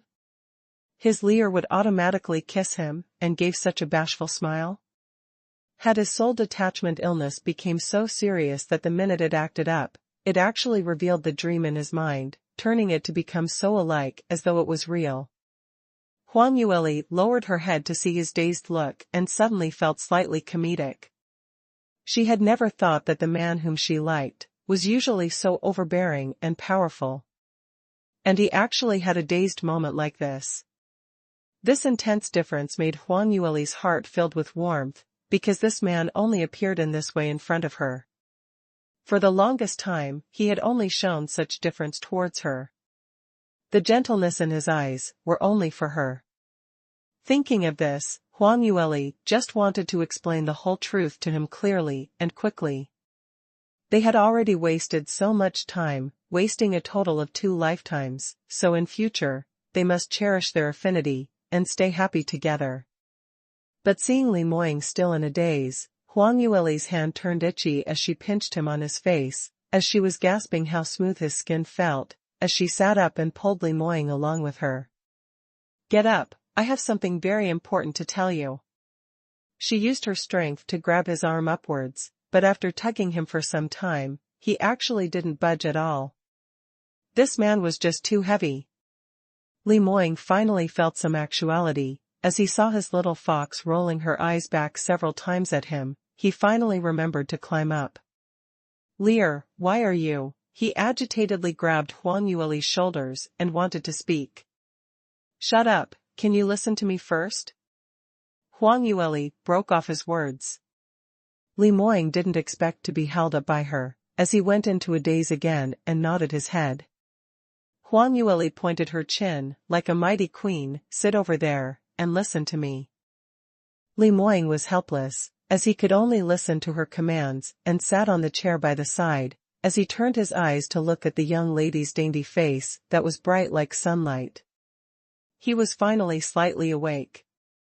Earlier, the warmth in his embrace was real, especially when the two of them were intensely tangled together, that kind of satisfaction which melted the terror in his heart. Other than Lear herself, there was no one else who could do that. So, his Lear had indeed returned? But, Li Moying's heart was filled with countless doubts. He just wanted to ask, but was shoved back by Huang Yueli. Helpless, he could only sit there obediently, waiting for his queen to give further instructions. Huang Yueli stood in front of him, as she said out the words clearly, "Li Moying, I like you." Li Moying had finally managed to regain some senses. In the end, the minute Huang Yueli opened her mouth, it seemed like a bolt of lightning, striking him disoriented once again. His thick brows creased slightly, as his penetrative black pupils stared at Huang Yueli for a moment, and his first reaction was actually, "Lear, are you all right? Are you sick? Or have you lost your memories?" Huang Yueli was stunned, as she didn't expect that for the first time in her life, in confessing to the person she liked, the male lead actually had such a response. She went into a mad rage instantly, as she shot upwards to Li Moying like an arrow, grabbing his collar. "Hey, what do you mean? Didn't you hear me say I like you? You actually asked if I'm sick or lost my memories? Are you getting your facts right? The one who is sick or lost memories is you. Is it because you don't like me anymore, or are you regretting it now? So, you're intentionally acting silly?" I didn't. I wouldn't dare." Li Moying was unable to give a convincing explanation for self-defense. After being tortured by his violent little fox, he began to reminisce. I really didn't hear you wrongly? You like me? How is that possible?" A huge shocking joy arose from his inner heart, as he simply didn't believe in his ears, not believing that what he heard was the truth. To win Lear's heart was something that he had yearned for night and day, but every time he had some hopes raised, but it was broken completely by Huang Yueli once and again. Just as he was completely devastated, and was prepared to give up any hopes, to silently protect her, his Lear actually said. She liked him? Even in his dreams, it wasn't so beautiful. Huang Yueli pouted her lips, why is it not possible? You're so handsome, and so powerful, and you treat me so well, if I don't like you, who else should I like? Hearing Huang Yueli's non-stingy praises, Li Moying's lips started to curl upwards, as he couldn't control his smile at all. Although what you say is a reality of what everyone knows, but, the last time you obviously told me that you already have someone you like, so you cannot like me? Huang Yueli's smile froze, as she embarrassedly replied, about this. This was actually a mistake. It's all my fault for being too dumb. Of course, you're also very dumb. Her last two sentences were said so softly, as though she was mumbling to herself so Li Moying didn't heard it clearly. He frowned and asked, what did you say? What mistake? I remember it clearly. You said, you liked a person for a long time, and he is a 9th stage realm, peerless top expert. And furthermore, he loves you and treats you really well, he's able to let you become the person whom all the young ladies in Soaring Heaven's continent envy? Recalling Huang Yueli's resolute words, Li Moying's heart started to grow in pain, silently. The gaze which he threw onto Huang Yueli started to become estranged. Although he didn't know why Huang Yueli suddenly confessed to him, and he indeed loved her till the end of his life, but he wasn't silly at all.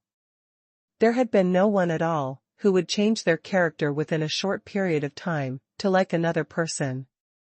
For Huang Yueli to say this, there would definitely be a reason, a motive. Actually, Li Moying didn't mind if the girl he liked had any motive, and no matter what Huang Yueli wanted him to do, he would disregard the price, or ask for any payback and helped her do what she wanted. But she didn't want to hear that kind of false confession, because he really would treat it as real, he really would believe her. And if in the end, Huang Yueli were to regret once more, this would definitely throw him deep into the abyss, consigned to eternal damnation. Before he met Huang Yueli, Li Moying had already thought of himself as having a heart of stone, there was nothing which he couldn't do, but now, he gotta admit that he had a fatal weak point, which was this young lady in front of him, who could easily make him totally refuted. Seeing Li Moying's face, revealing a pained expression, Huang Yueli's heart also started to tremble. She immediately pounced over to hug him, I'm not lying to you, I really like you. I've always only liked you. But there is really some misunderstanding, and I didn't expect it to turn out like this.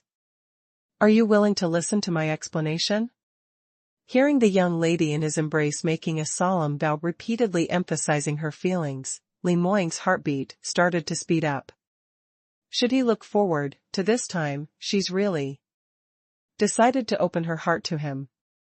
Li Moying stretched out his hand to hold on to hers, as he replied in a deep voice softly, all right, I'll listen to you, but you cannot bluff me.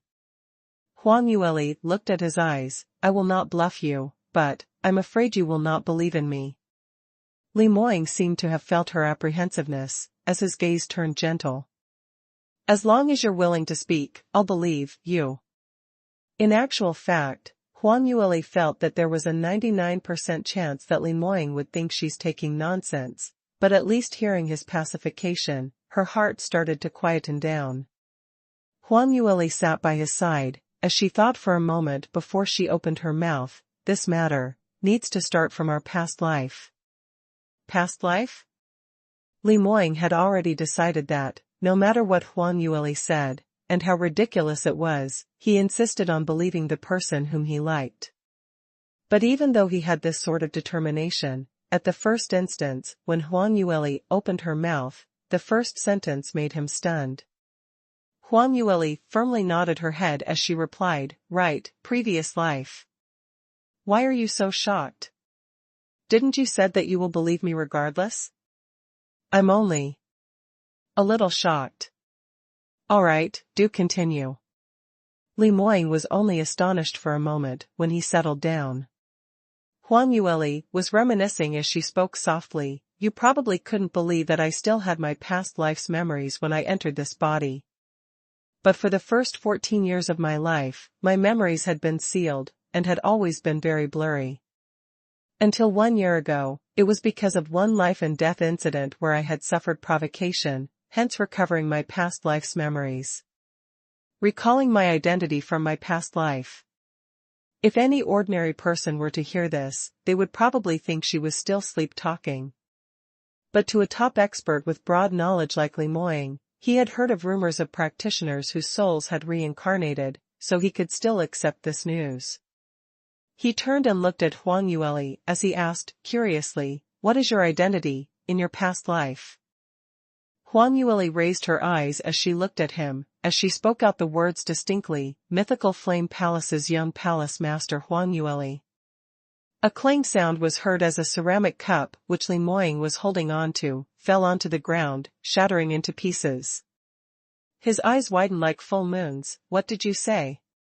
"Your previous life." W.S. Mythical Flame Palace's young palace master Huang Yueli? Soaring Heaven's Continent's #1 armament master? Huang Yueli nodded. This. Lemoyne felt that his heart wasn't able to accept such a huge shock. Who was Huang Yueli? Even though she had already passed on for more than 15 years, but her reputation still remained through the entire Soaring Heaven's Continent, like thunder. The previous #1 beauty of Soaring Heaven's Continent, #1 armament master, and the strongest among the fire-attributed practitioners. Her beauty, as well as her exceptional yet unconventional refining art, was something which no one could mimic even until today. And, the tear-jerking relationship she had with the #1 top expert, Mu Qingqing. Thinking of this, Lemoyne's heart jumped swiftly. But Huang Yueli didn't notice his slight change of expression, as she continued listing down examples, trying to convince him of her identity. "I know this kind of thing sounds unbelievable. But if you think carefully, you'd discover many evidences which could prove my identity. Armament refining is such a difficult skill to learn, but I've never had any master, yet easily became an armament master. To the fact that even when I still couldn't cultivate, I could already refine third-grade profound armament. Don't you find it weird? That's because of my previous life's experience, which allowed me to display my potential to the greatest degree. And, you also know that, I also know how to set up arrays, right? Haven't you ever thought of this? Why is it that at my age, I had such high accomplishments in armament refining and arrays? Most people, even if they started learning while still in their mother's womb, they couldn't possibly be this incredible? That's because, these are all things which I've learned in my previous life. But because of my cultivation that I was limited, hence, could not display my full power. Furthermore, in my first 14 years, I had always been treated like trash, who could not cultivate. But it has only been barely a year, not only am I not trash, I've also reached 4th stage realm in a jiffy. Don't you find it ridiculous? All these are because of the cultivation method which I'm using to train, which were also obtained in my past life's memories. And Huang Yueli added more and more examples, all of which were obvious evidences, just because she was afraid that Lemoyne wouldn't believe her, so she made it especially detailed. However, Lemoyne only heard the first few bits and had totally believed her saying. Because these suspicious points on Huang Yueli was something which he knew especially well. A strong, intelligent, elegant young lady, while attracting all his attention, she had indeed many suspicious points on her. Lemoyne always knew that his Lear had secrets on her, and furthermore, a huge amount of secrets, so all these suspicious points which Huang Yueli mentioned, he had all thought of it previously. But at that moment, Lemoyne didn't think of investigating thoroughly because the familiarity towards her came from the deepest depths of his heart, trusting and liking her. Even though those are her secrets, it also made Lemoyne felt that she was lovable. Now that Huang Yueli expressed her past life's identity, then those suspicious points had instantly become explainable. In this way, what reason did Lemoyne had to not believe her words? However, Lemoyne remained silent. Because there was something more important which kept nagging repeatedly in his mind. It was the matter related to Huang Yueli and Mu Qingqing. When Huang Yueli's real identity was exposed, the first thing Li Moying thought about was her relationship with her and Mu Qingqing. That year, this was the most eye-catching couple in the entire Soaring Heavens continent. Every single move they made captured everyone's attention, and was the most enviable couple. Every time they appeared, it attracted everyone's attention, and numerous people fell down to worship Huang Yueli, and there were numerous young ladies who had feelings for Li Moying, but right from the start, they only had each other in their eyes. Although Li Moying had never witnessed this grand occasion personally, but just based on the sect's few elders' memories, who had been lucky enough to see them, Li Moying could totally imagine how much this couple was envied by everyone. Once, Li Moying secretly hoped that one day, he and Lear would become such a couple as well. In the end, as things were unpredictable, Lear actually turned into Huang Yueli. Recalling what she said previously, the last time when she rejected him, didn't not make any sense now. The person she liked was Mu Qingqing, and he indeed was Soaring Heavens continent's #1 top expert, someone at a level which he cannot hope to achieve. These words were absolutely correct. Whereas Huang Yueli liked Mu Qingqing, wasn't just a matter of 1 or 2 days. Their relationship, naturally, wasn't something which he, the third party, could supersede. Huang Yueli was talking on, when she discovered the man beside her keeping her silence, and finally she found it curious, so she stopped. Her head tilted to a 45 degrees angle, as she got closer to size him up. Surely you're not scared, stunned, right? Or you don't believe me? I already said I'm not lying to you. Li Moying then opened his mouth. I know. You didn't lie to me. The minute he opened his mouth, he then realized how hoarse his voice sounded, and how uncertain his tone was. When Huang Yueli heard that, she pouted in dissatisfaction. Since you believe me, then why are you still showing me a face? Don't tell me that being the #1 armament master is something which is embarrassing for you? No, there's no such matter. Li Moying took a deep breath, as he tried his hardest to maintain his composure. You're so incredible, of course I'd be very happy, extremely happy. Huang Yueli's eyes were full of disbelief, as she stared hard at him. You call this happy? If you're really happy, why don't you show me your smile? Li Moying swept her a glance, as he cried out silently, how was he supposed to smile in this kind of situation? But Huang Yueli's little angry face look made his heart melt, so he could only tug an upwards into a curve on his lips. Huang Yueli angrily retorted, this is considered a smile, it's even uglier than crying. Li Moying remained silent for a while, as he couldn't keep up with the pretense, and broke down as he said, then what do you want me to do? Congratulate you and Mu Qingqing a blissful life? Huang Yueli was stunned, as she blinked her eyes, and blinked again. That enlarged eyes were simply too lovable, and Li Moying gloomily realized that no matter what, he would always be attracted by this young lady in front of him. Even though he knew that the person she really liked was someone else. This was like setting a curse on him.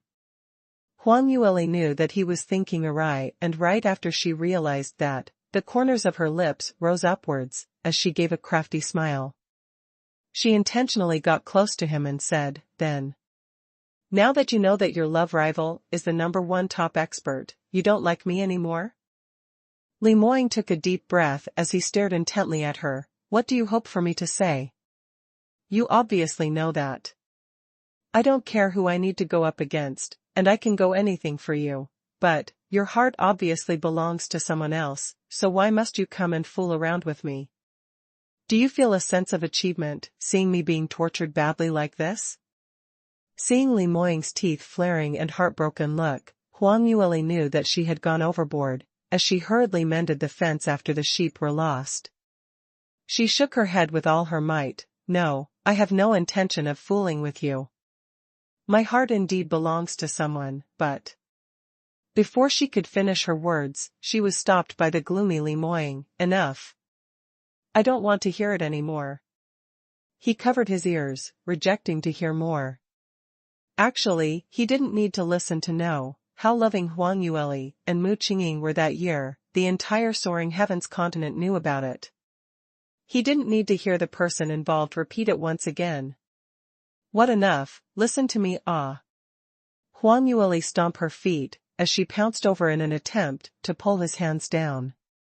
But Li Moying's strength wasn't something which she could resist against, and the both of them were in a deadlock for quite a moment. Huang Yueli's entire person dangled on Li Moying's body, but she still wasn't able to make him listen to her properly. With this, Huang Yueli finally got enraged. She simply used brute force to pull Li Moying's arm, as she got close to his ear and shouted, "Do you know what I'm trying to say? Don't tell me you really didn't have any inkling at all, that you are Mu Qingqing himself? The both of you are the same person." Li Moying's actions paused for a moment. Although he kept covering his ears, but Huang Yueli's shout was extremely loud, so much that even a deaf person was able to hear her. In actual fact, he had never thought about it, but this young lass was so petite, yet still able to make such a sharp, ear-piercing sound, so even though his palms were blocking his ears, he felt that his ears almost went deaf. He subconsciously put down his hand, as he spoke in shock, "You. What are you saying? Why is it that I totally cannot understand anything at all?" Huang Yueli finally managed to make him calm down, to listen to her, so of course she didn't want to waste any more time, as she hurriedly and anxiously continued talking. "I say. You're Mu Qingqing. Mu Qingqing is you. Alright, stop rebuking me, just listen to me finish up this, alright?" Seeing that Li Moying was going to jump up in shock, Huang Yueli hurriedly pressed on his shoulders, and as she was afraid that he would move around and not listen to her speak, she might as well sit down on Li Moying's thigh, pressed him down and grabbed his wrists. Li Moying lowered his head to look at her in astonishment, only to discover that Huang Yueli totally didn't notice their ambiguous position, and only cared about explaining. "It was only after the quarrel we had that day, when I discovered this point, and although before that, I did have my suspicions, but I had never put any deep thoughts into it. You yourself probably don't know, that you have a pair of beautiful peach blossom eyes, exactly the same as Mu Qingqing. Besides that, the gaze which you cast upon others, is exactly the same as well. Honestly speaking, if you were related by blood, it's very normal for your eyes to look the same, but that kind of expression which he gives off, I've never seen it on a second person yet. This? Perhaps it's just a coincidence, could you be thinking too much?" Li Moying felt that this reason was a little too implausible, as he couldn't help but butt it in. Huang Yueli took a look at him as she continued, "And, the tone which you usually speak, plus your actions are very alike. You are also a thunder attribute practitioner, and the habit the both of you have are the same when wielding your sword. You especially like to twist your wrist before you draw out your sword." Li Moying's mind went blank for a moment. He was taken aback because he indeed had this small habit, but as his speed of striking was usually very fast, even ninth stage realm practitioners might not be able to see it clearly. He had not expected Huang Yueli to have observed him in detail, so much that she even knew about this. Huang Yueli spoke frankly with assurance, "Actually, this is an unnecessary move, and it would lower the drawing speed, so if anyone else had did little action, they would have been rectified by their master or elders. Except for you, I've only seen Mu Qingqing done this. The reason for this? I'm guessing you two must be the same, which is your master don't dare to control you. Don't rebuke, you can never win me." Li Moying originally wanted to rebuke, but Huang Yueli had spoken out first, to shove his words back into his mouth. He bore with it for a moment, but still couldn't keep it in, so he opened his mouth and said, This is even more far-fetched. I know my drawing speed is a flaw, but I don't believe that only I and Mu Qingqing have this little action." "Alright, you don't believe. Then, there's." Huang Yueli used her hand to hold up his good-looking face, forcing Li Moying to look at her eyes. "The tone and habit which you talk, are exactly the same as Mu Qingqing in many ways. For example, you lie to call me Lear, little fox. These are something which only you and Mu Qingqing would call me, And even the action and feeling when you kiss me, the reaction you give when you're jealous, often makes me subconsciously feel that you're him. That's what you feel only. I'm not Mu Qingqing's replacement. Li Moying shouted out in an utterly discomfited manner. Not knowing why, his head felt a burst of terror, as though his entire brain was going to be split into half. Half of it believed in Huang Yueli's words, because if what she said was true, then he would be Lier's official sweetheart, former life's lovers, deep-rooted love, which no one was able to split them apart. But the other half of him was afraid of accepting this. The minute he thought that this might be possible, his brain started to work up in pain, as his heart was empty, with an ominous feeling that something bad would happen. As though, behind the truth, there was something which he wasn't willing to touch. Huang Yueli was speechless to the max, as she didn't expect Li Moying to not believe her, and even thought that he was a replacement. She shouted out loudly, You really want to anger me to death. Do you really not have any memories at all? The things you said when your soul detachment illness acted up, don't you remember a single bit of it at all? Li Moying was stunned.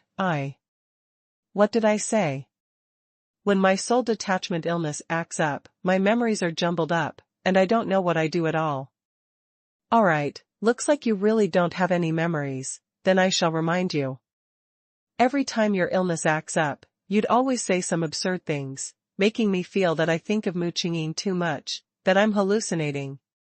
But the last time when we separated, you said a lot, and all those are what Mu Qingqing told me before, exactly the same. If you're not Mu Qingqing, may I ask, how do you know what he and I said when we're alone in the room? Were you eavesdropping on us outside our room?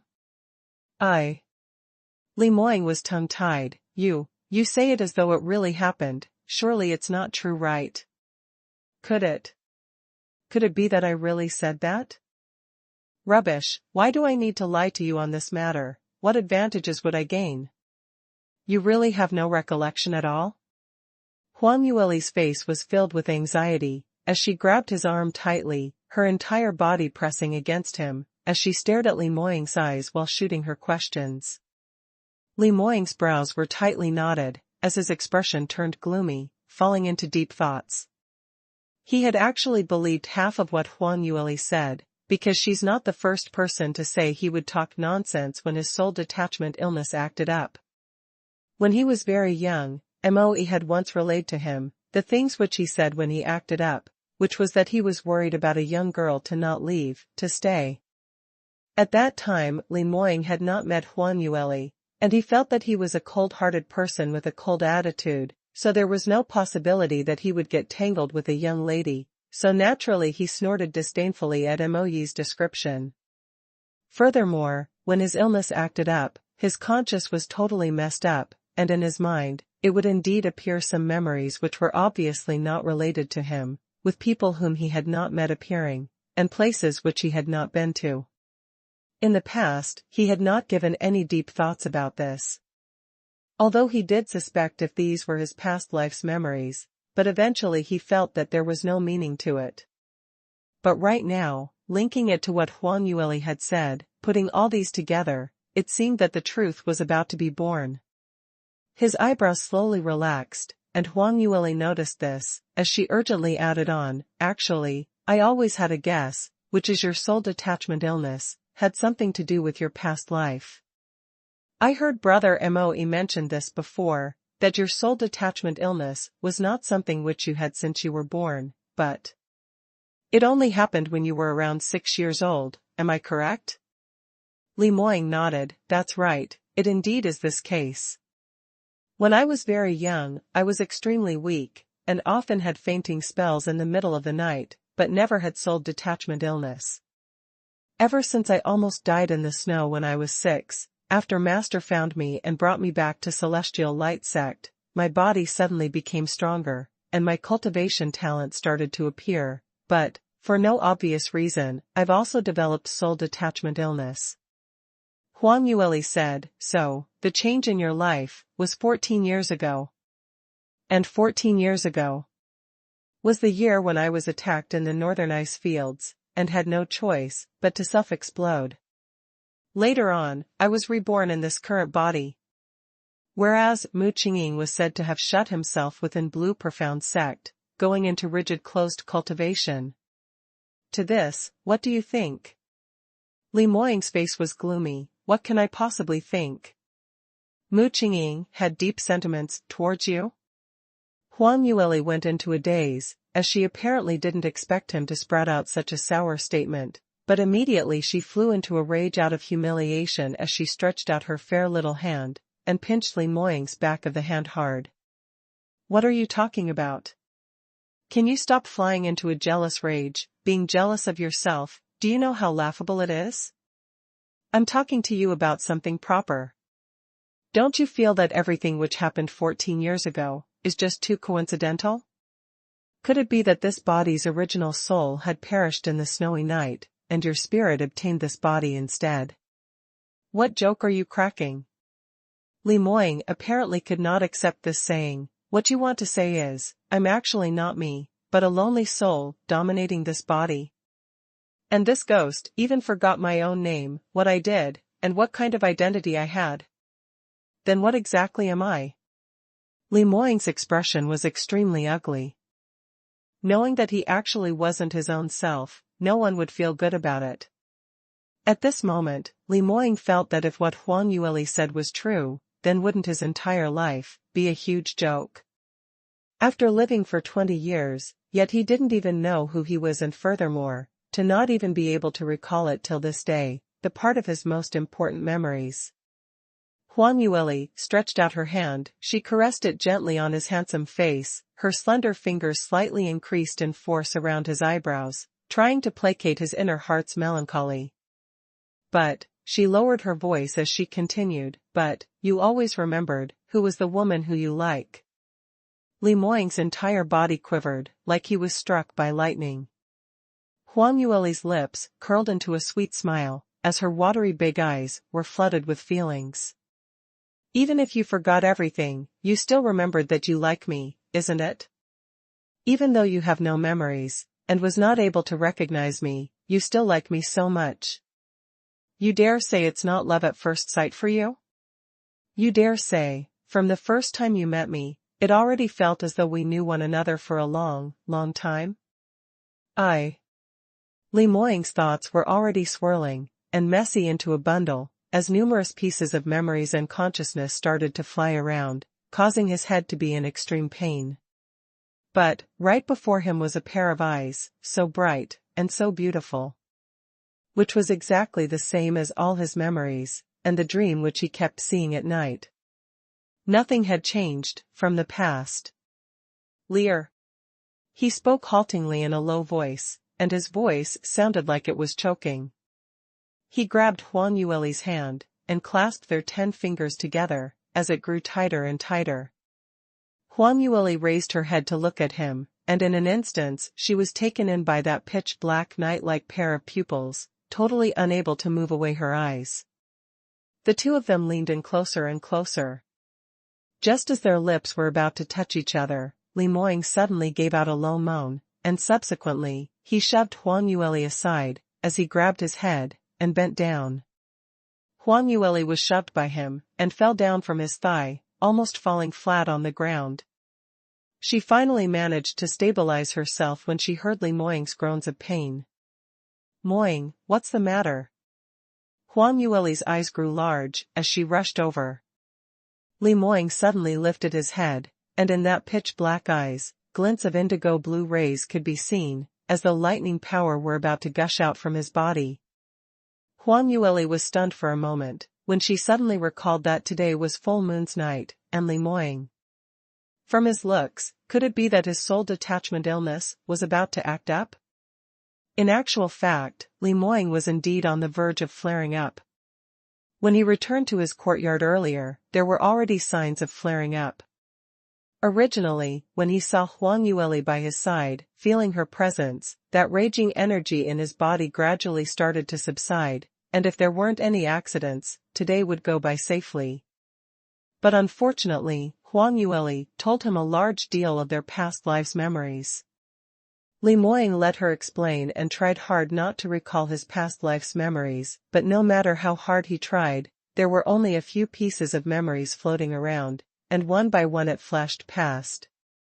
When he tried to look carefully at it, he then realized that there was nothing at all. He became more and more flustered, not accepting the fact that he had lost his memories, so he tried even harder to recall. But the more he recalled, the more painful his head became, as though it was about to explode. Finally, he seemed to almost recall something. For that one instance, he seemed to have seen Huang Yueli in her past life, wearing a light purple gold lining flowing dress, the figure dancing under that sakura tree, seeing her dressed in red, fearless embrace, with a zither in her hands, causing a fire sea which covered the earth and skies, engulfing the entire world. Following that, the image in front of him changed. He saw Huang Yueli being surrounded and attacked on the northern ice fields, and although she was already seriously injured, but her spine remained straight and on that peerlessly beautiful face, the usual aloof and arrogant expression remained. She said, Huang Yueli's life, is never given by anyone else. The flame was ablaze, as an earth-shattering explosion was heard, shaking the entire ice field. Amid the blaring flame, that young lady's sweet smile slowly dispersed. Li Moying's head started to be in more pain, so much that he was unable to differentiate if what he saw was reality or hallucination.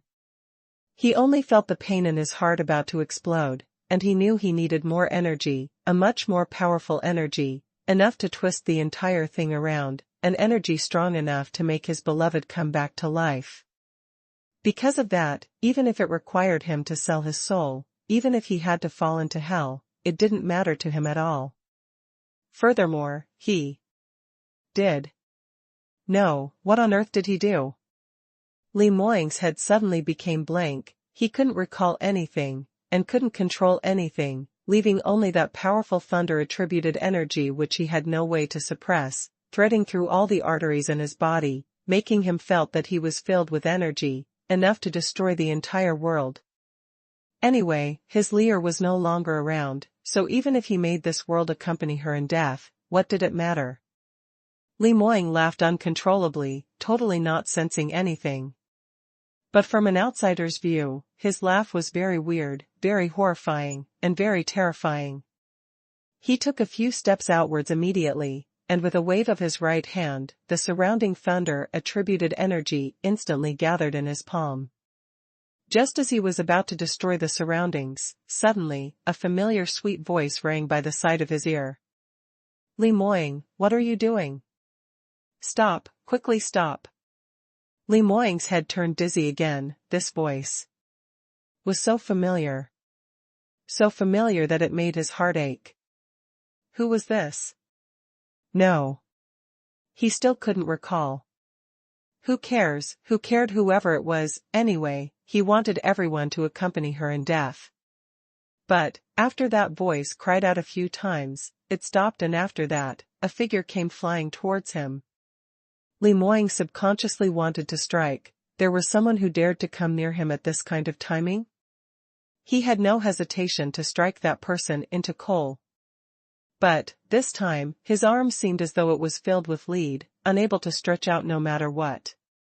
Not right, this wasn't right. What on earth was not right, he couldn't tell clearly, only feeling that his head was in more and more pain.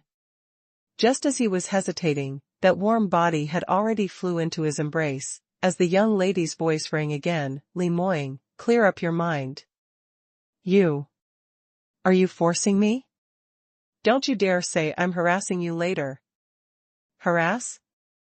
What harassment? Not waiting for Li Moying's messy memories to come out with a solution, something soft had already landed on his lips.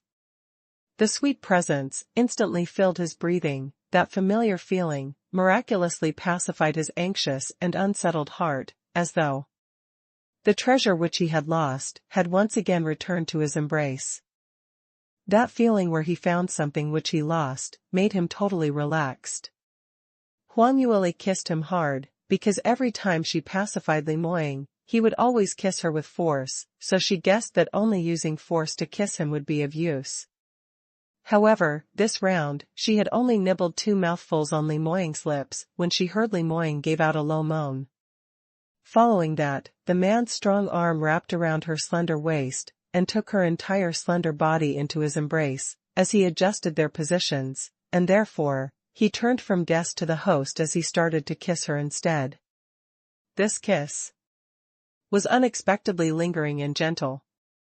Li Moying patiently kissed her, as though he was kissing an exquisite treasure, as though he was afraid that just using a little more strength would shatter her to bits. This kiss made Huang Yueli totally drunk initially, but after a while, she felt slightly dissatisfied. This man was so gentle today, but she liked his usual overbearing stance. What's the matter with him today? Huang Yueli gave a dissatisfied humph, as she grabbed Li Moying's collar, and bluntly bit his lips. Li Moying's body turned stiff for a moment, but subsequently, he seemed to be like a lion which had been awoken, as he pounced towards his own prey. He lifted Huang Yueli up, and with quiet steps, left the storage room, using 1 feet to kick open the door to the next room and threw her onto the bed. Huang Yueli was seeing stars from the throw, and she just managed to steady herself as she hurriedly used her arm to prop herself up, as she turned back to take a look. Moying, are you okay already? Right. Before she could complete her words of concern, Huang Yueli's eyes widened like full moons, with a shocked expression, as she started to stutter while talking. Because, right in front of her, was an image of a handsome man coming out of the bath. In the darkness, under the weak moonlight, she saw Li Moying already pulling away the hook off his collar, revealing an exquisitely beautiful skin and collarbone, and that smooth yet energetic lines, which made Huang Yueli subconsciously swallowing her saliva. But she realized very quickly that this wasn't the time for admiration. She hurriedly spoke out, Moying, don't be so agitated, I'm asking you a question, is your headache better, or not? Li Moying didn't reply to her, but stretched his hand downwards, as he slowly untied his waist belt. The waist belt was casually thrown onto the ground and Li Moying's shirt was wide open, displaying his perfect figure right in front of Huang Yueli's eyes. The minute Huang Yueli's eyes fell on his body, she instantly could not shift it aside. She was still stammering as she asked, No. Don't. You. First answer my question. That gaze looked as though she couldn't stop herself from pouncing over to feel him all over. Li Moying slowly walked to the front of the bed, and taking a stride, he climbed onto the bed, as he suspended above Huang Yueli. Every time he moved forward, Huang Yueli would move backward, trying to avoid him, but Li Moying kept getting closer. Not too long later, Huang Yueli's back pressed against the bed sheet, as she was entirely pressed down under him. Leer. A scorching man's breath blew against her face, that familiar and pleasant scent, made Huang Yueli dizzy, totally unable to find her will. Li Moying gave a low laugh, as his mellow voice made one drunk. When he bent down, and kissed her lips once again, Huang Yueli felt as though she was going to be bewitched till she fainted. While she was enjoying Li Moying's kiss, she was also attempting to struggle. Li Moying. Wait. Wait a while. Why must I wait? I want to kiss you, touch you, to feel your existence, so will you be obedient and listen? Didn't you say that you liked me? After Li Moying rebuked her, he bluntly peeled open Huang Yueli's hook in front of her chest, and the minute that fair slender neck was exposed, Li Moying's glare became deep. He lowered his head. Ah! Huang Yueli gasped loudly. Li Moying actually bit her on her neck, leaving visible teeth marks. You. Let go of me.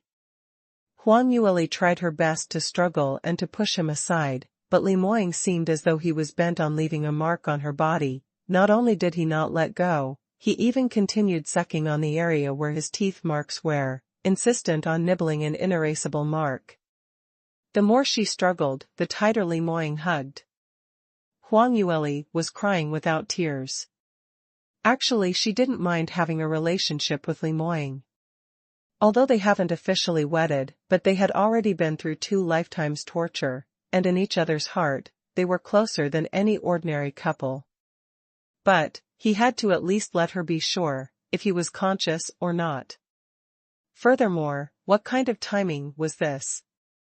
Li Moying had just relapsed, and even if he managed to suppress it down, but won't his energy be depleted? Just as Huang Yueli had no other ideas, she heard a shuffle of moving feet coming from the corridor. Where's he? Where's he? Where has Master gone to? He's not in the study, nor is he in the cultivation room. Where on earth has he gone to? Has he already ran out? Then we're in trouble. Could Master be going on a killing spree again? What situation is this? Xiaoqi, didn't you saw third miss had already returned safety and is waiting for Master in the courtyard? Why had Master suddenly acted up? That's right, have you seen the wrong person? Or have the both of them starting quarreling again? Really, that's enough, they're not even kids. They obviously love each other to death, why must they keep arguing every day? AI, stop talking about these. Beware that Master hears you, and skins you alive.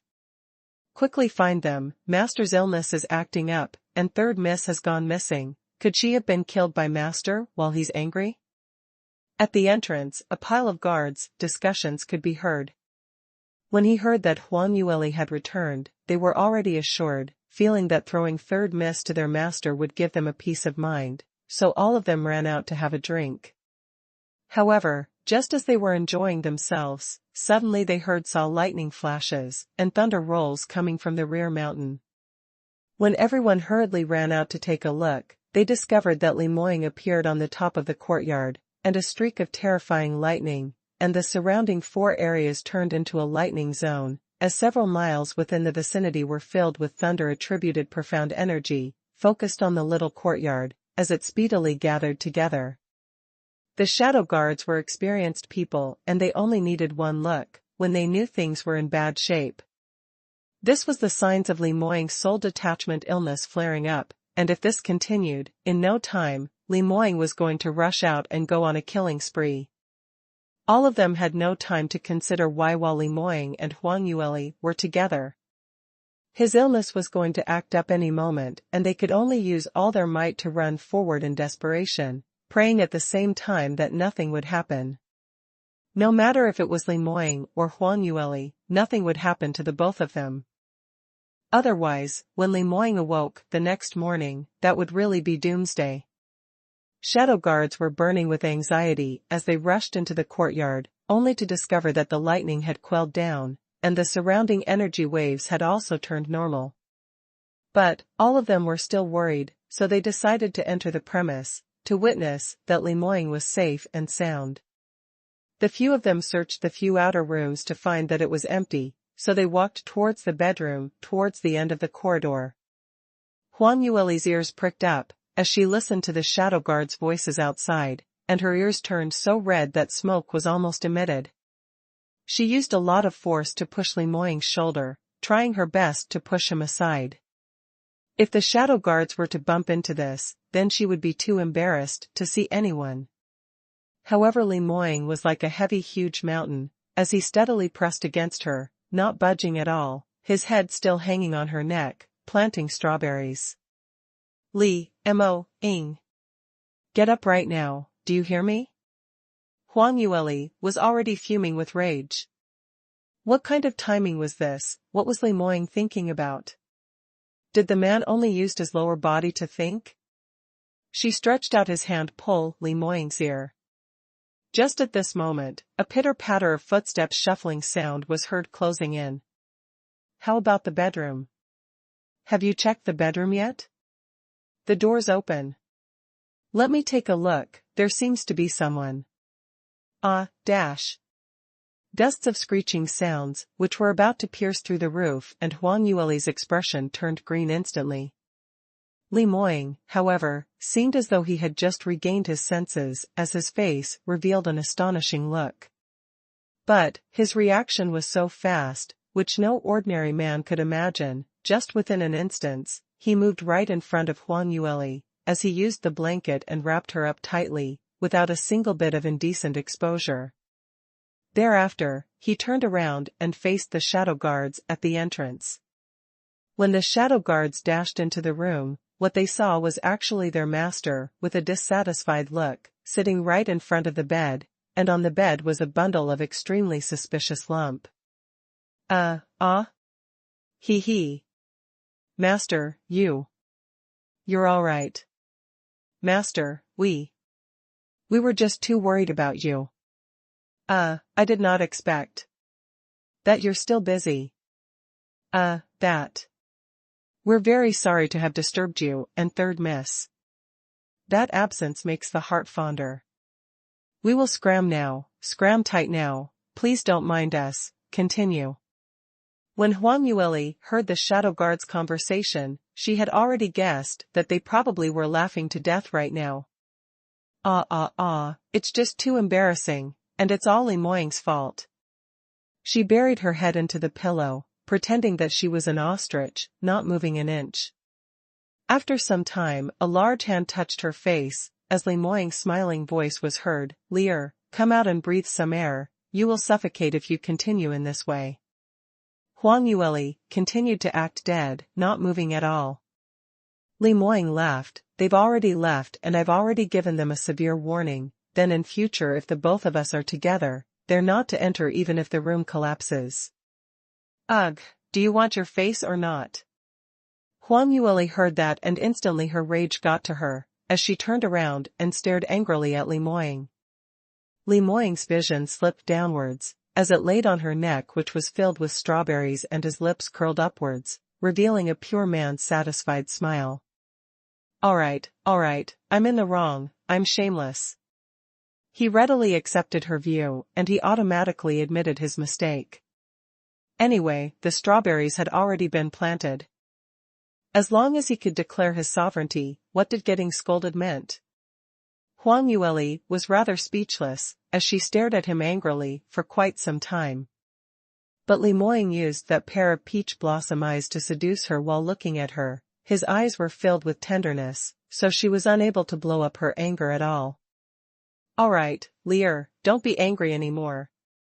Li Moying cried out miserably, as he saw his little fox lifting her head, revealing her two little fangs, smiling at him. He touched his own neck, and could feel that area being bitten by her in revenge, and furthermore, that bite was very deep, as it had already started to bleed. Your sharp and pointed teeth are indeed like a little fox." He shook his head helplessly, but his tone was filled with affection. Huang Yueli was finally satisfied as she gave a cold harumph in a pampered manner. "Humph, this is already letting you off easy. Who asked you to bully me?"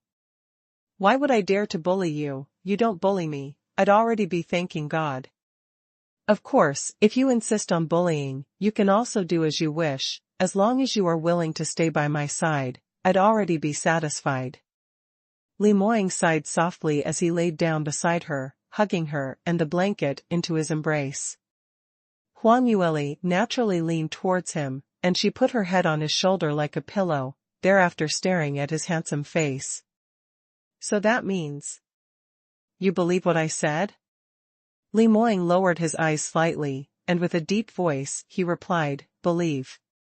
Huang Yueli pouted her lips unhappily. "Why did you hesitate before answering me? Do you believe me or not?" Li Moying lowered his head, as he looked at her curious big eyes, replying helplessly, "Why would I not believe in whatever you say? Furthermore, those evidence which you had stated, I have no way of rebuking. But, this really make one feel surprised, I myself don't have any memories at all, so can't you just let me get used to it first?" Huang Yueli replied, "What's there to get used to? Are you not used to the truth about having a fiancé?" "Oh, right, forgot to tell you, in our previous lives before something happened to me in the northern ice fields, I'd already agreed to marry you, so no matter what, you've got a good deal, eh?" When Li Moying heard that, he simply couldn't help but laugh out loud. "I say, Lear, aren't you a little unreserved?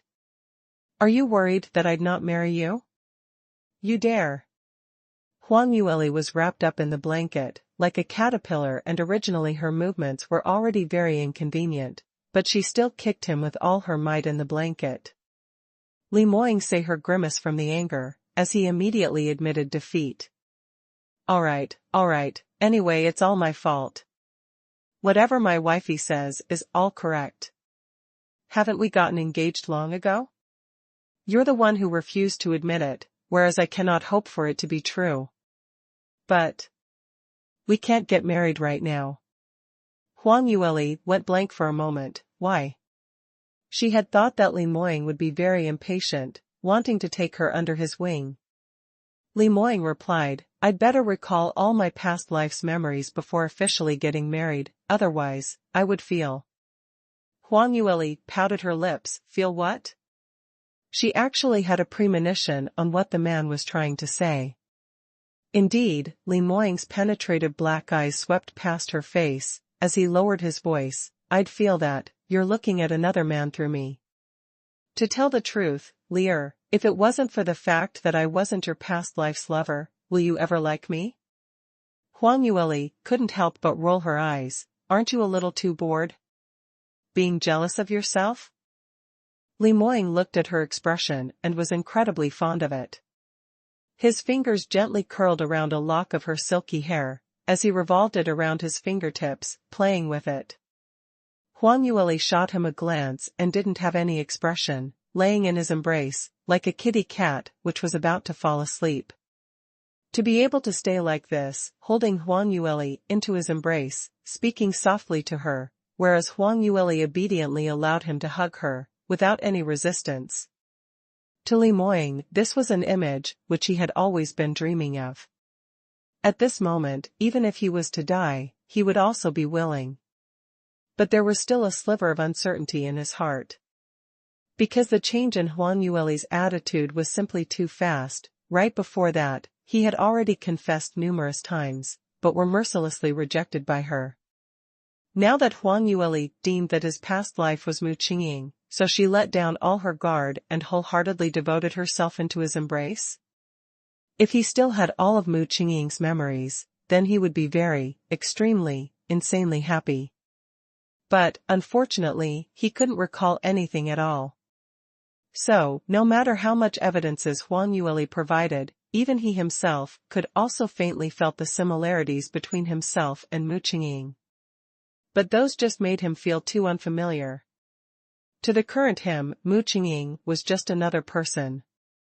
He wasn't very certain that after this lifetime, could he really be the same as before? He already had a different person's experience, cultivation, and identity, but were still far away from then, so would Huang Yueli really still liked him as much as before? Perhaps, after some time when they were together, Huang Yueli would discover that things were there, but he was no longer the same, not the original him. By then, would she be extremely disappointed? Li Moying kept silent, and Huang Yueli finally could not endure it further as she raised her head and stared at him. Why are you not talking? Is it because you still don't believe me? Li Moying immediately shook his head. No, why would I not believe you? You will. Huang Yueli clenched her teeth as she spat out in ridicule. You still feel that you're not Mu Qingqing. I'm telling you, this kind of secretly thinking too much, and anyhow being jealous, then subsequently stuffing it in your heart, and then telling me that there's nothing. This kind of behavior is exactly the same as in the past. In their past lives, she and Mu Qingqing often got together and separated, and often quarreled. That wasn't totally her fault only, Mu Qingqing was basically a huge vinegar pail. And later on, he even started to let his imagination run wild, but refused to ask her personally because of his pampered and arrogant attitude. This time, she made sure to have learnt from that, to crush the sapling of such horrendous behavior. Li Moying instantly was rendered speechless. He indeed did not have his past life's memories, but seeing his little fox acting in such a flustered and exasperated manner, he sensed a familiar feeling. As though, from a long time ago, they had always been getting along in this way.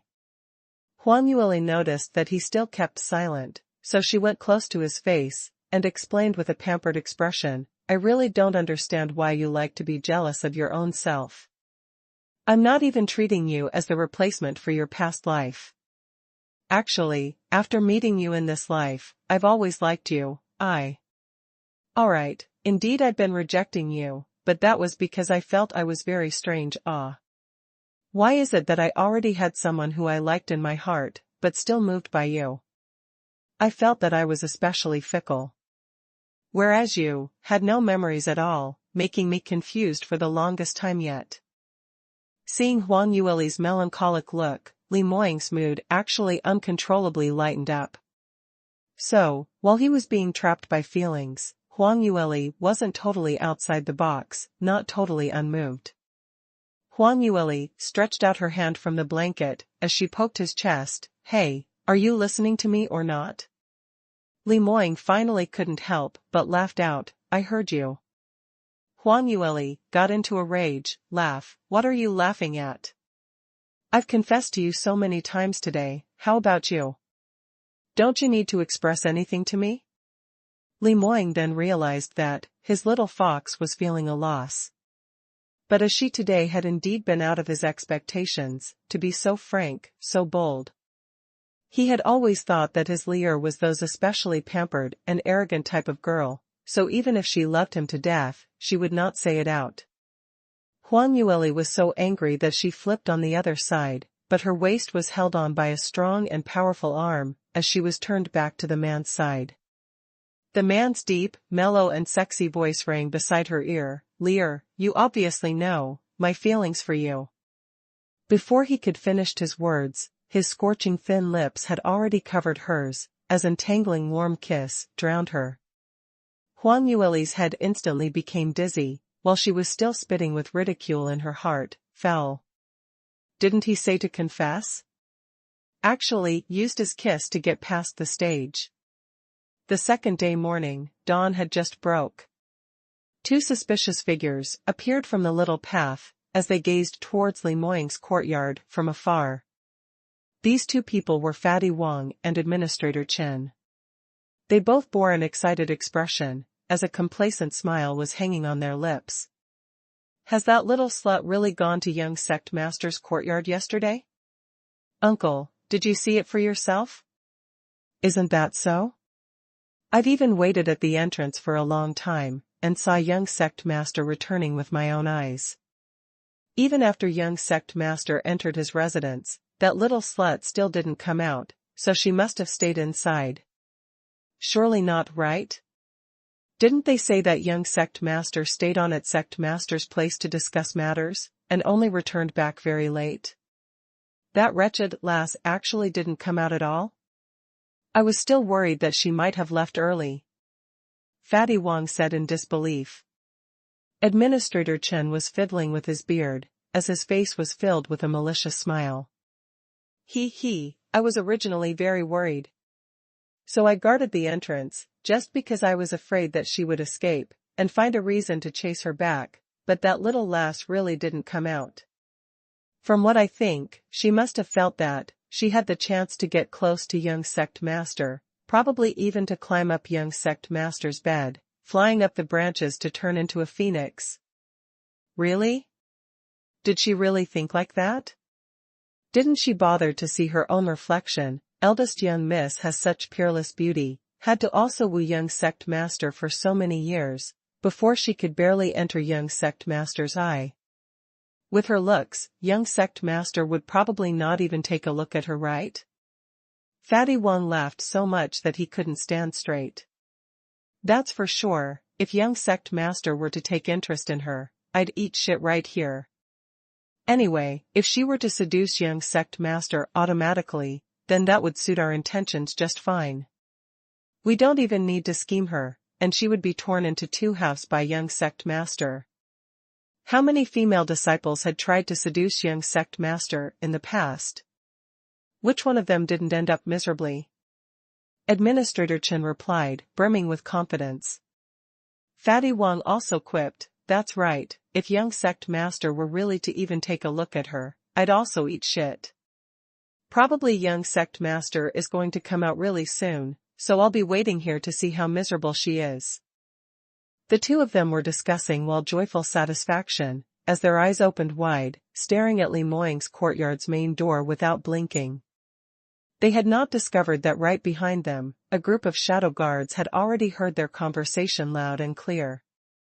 Although they had been driven away by Li Moying yesterday, but it was the shadow guards' responsibility to protect their master, so naturally they couldn't possibly go too far away, so they rotated duties among themselves, and all of them were staying close by. Only, no one dared to go near, on one hand was because they were afraid of being Li Moying's eyesore, while on the other hand, as single dogs, they were afraid that they'd be blinded by the display of the shining love.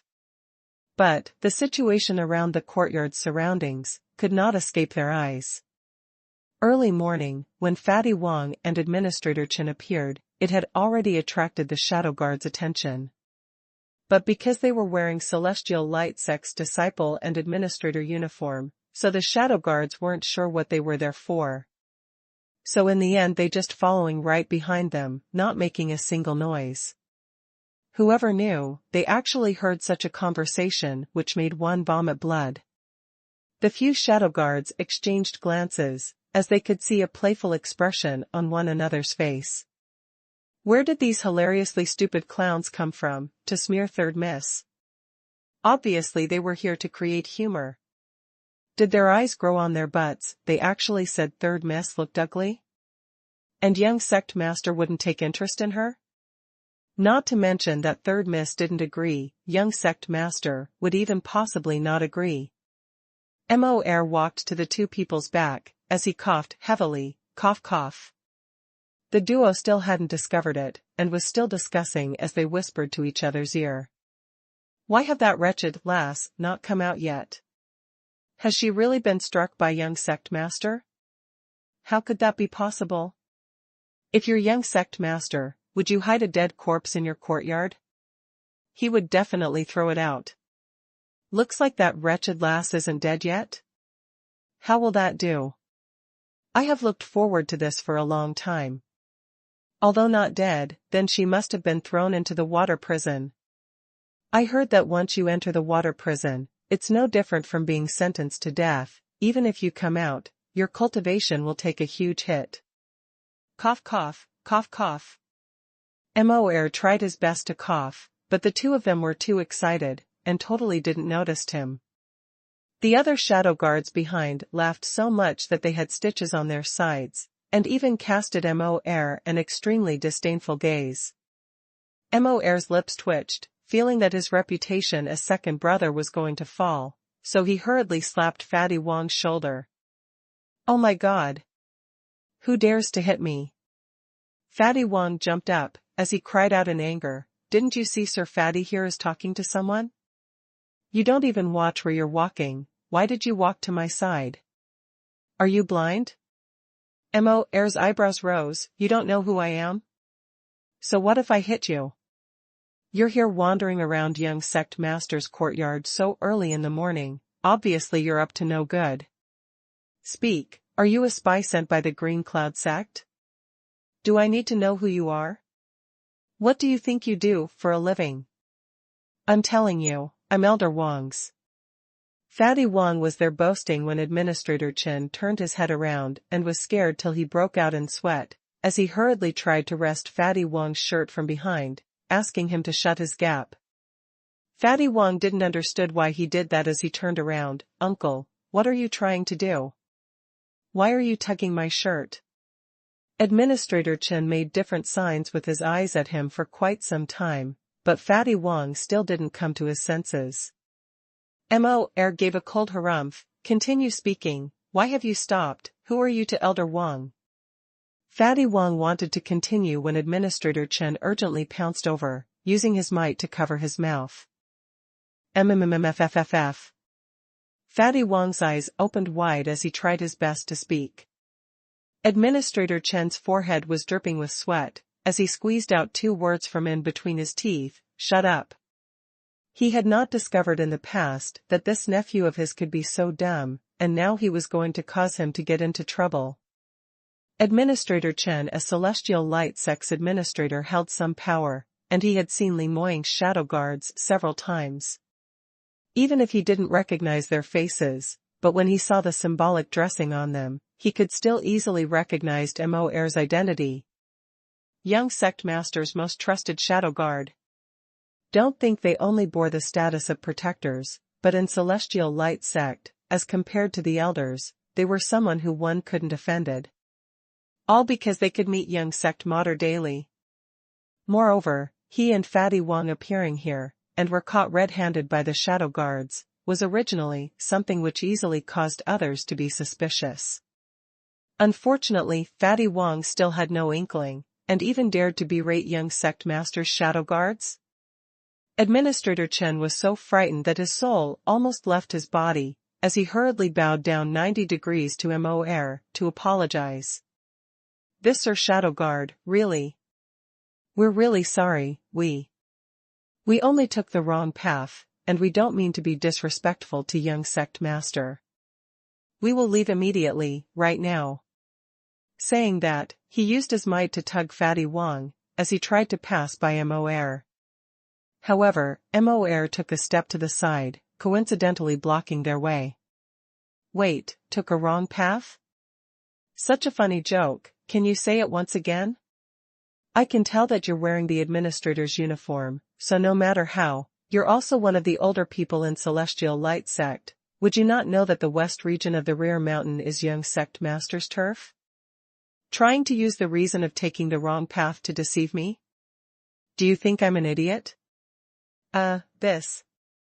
Administrator Chen's cold sweat started to drip, as his heart was extremely flustered.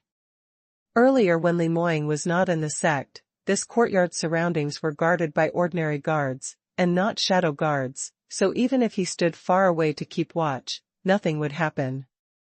Like that last time when he sent Huang Yueli over, he wasn't obstructed by anyone at all. This led to Administrator Chen overlooking the existence of the shadow guards, thinking that it was still the same as previous days ago.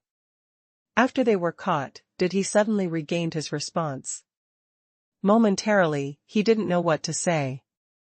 If young Sect Master were to find out that he had been secretly spying on his whereabouts, then he would not be allowed to live. Everyone said young Sect Master's temper isn't very good recently, so no one dared to offend him. Administrator Chen was frightened out of his guts, but Fatty Wong still didn't know the seriousness of this matter. When he heard that the person in front was Li Moying's shadow guard, he immediately became excited as he pushed Administrator Chen aside, and rushed the Mo. Sir Shadow Guard, your young Sect Master Sir Shadow Guard. My uncle and I are here today, to expose a female disciple, with treacherous intent. Mo had heard their conversation earlier, and immediately guessed what he wanted to say. He creased his brows slightly. Oh? A female disciple, with treacherous intent? Fatty Wong replied, yes, that female disciple is called Yi Xiao. She was originally this year's newly advanced outer disciple, and had been allocated to young Sect Master's courtyard to do cleaning factotum. But the minute she heard that she could come to young Sect Master's courtyard, that shameless woman actually had dirty thoughts, thinking of seducing young Sect Master. Yesterday, she obviously knew that young Sect Master would return, so she intentionally dressed herself up and hid herself in the courtyard, probably hoping to climb onto young Sect Master's bed. I'm worried that young Sect Master would be entrapped by the vixen, so we intentionally came over to report this. Mo was so suffocated that he almost died, as his mouth didn't dare to open, just in case he burst out in laughter. This really was the funniest joke which he had heard this entire year. If Third Miss were to seduce Master, then Master would probably be mad with joy. He would probably lie flat, allowing her to tease him. Wasn't this equivalent to falling into the vixen's scheme? Fatty Wong saw his taut expression, and he mistook it, thinking that Mo heard about the shameless person, so he was so angry that he was going mad. Mo Chi had also walked over from his back, and putting on a straight face as he said, that's right, second brother. Yesterday night, I saw a suspicious female disciple, appearing in Master's courtyard. It seemed that she really climbed onto Master's bed. What should we do? Fatty Wong's heart was filled with joy, as he didn't expect this wretched lass to invite her own death, so actually really do such a thing. This simply was heavens helping him. Fatty Wang urgently added, right, this, sir, the person whom you have seen is definitely Yi Xiao. Who is the shameless little slut who I was talking about? Will both sir here, please use your penetrating judgment. This disciple here is absolutely worried for young sect master, so I risked my life to come here. I hope young sect master will not fall into that wretched slut's trap. Mo Er and Mo Chi exchanged glances, as they gave an amiable smile. This. Younger brother Wang, the matter which you said, we know about it already, thank you for specially coming over, to inform us. We'd not expect that such a farce to happen in our sect. This cannot be overlooked. You and your uncle will now follow us to meet young sect master, and explain the matter to him. Hearing that, Fatty Wang's joy was displayed on his face. This was really running into good luck, to actually have the chance to meet young sect master personally, and even render such outstanding service. In future, he will be able to hug young sect master's thigh. He hurriedly thanked Mo Er 1,000 times, just short of kneeling down to kowtow to him. Even Administrator Chen was fooled by Mo Er and all, as he saw his nephew in new light. Usually he thought he wasn't not steady while doing stuff, and now suddenly he changed according to the situation, that even those two Sir Shadow Guards were willing to guide him along.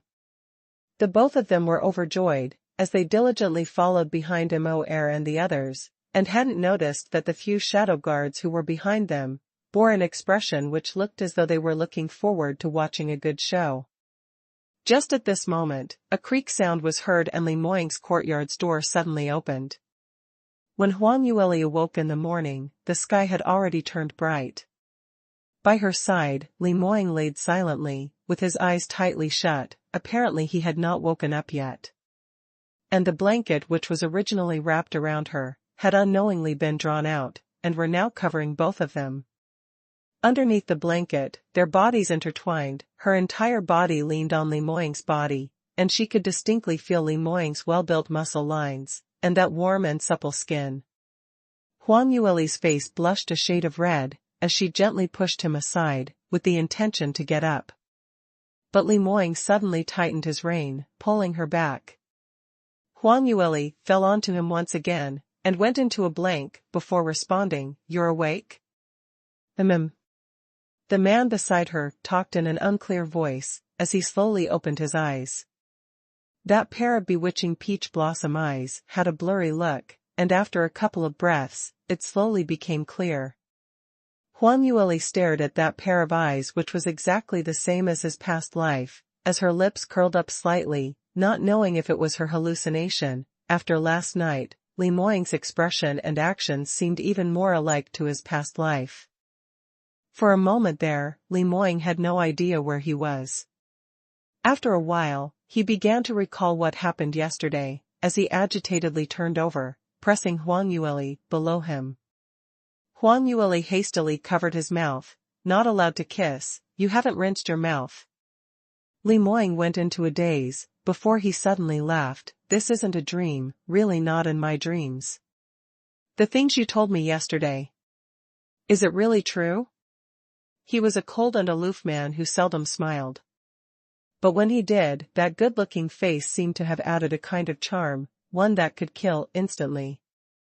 Huang Yueli was crying foul while she pouted her lips in protest. "What did I tell you yesterday?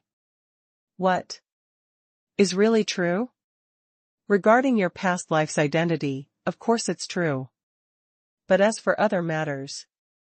Li Moying's brows raised, as he leaned in close to her, that handsome bewitching face right in front of her, made Huang Yueli twist her body restlessly. Whereas Li Moying intentionally kept his smile, as his voice sunk gloomily, "The others are all false? What others?"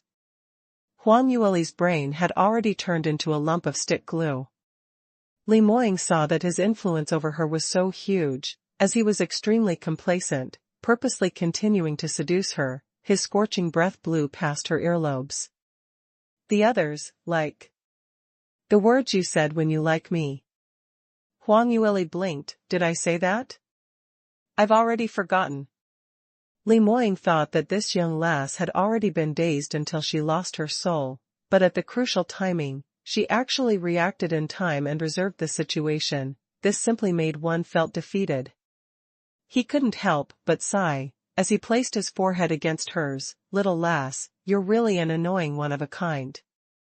The two of them leaned so closely together, as the combination of their breaths felt so ambiguous. This time, Huang Yueli forgot that Li Moying had not rinsed his mouth, as she became intoxicated in his kisses. It was right after the kissing had completed when she covered her face, jumping up in shock. You really haven't rinsed your mouth.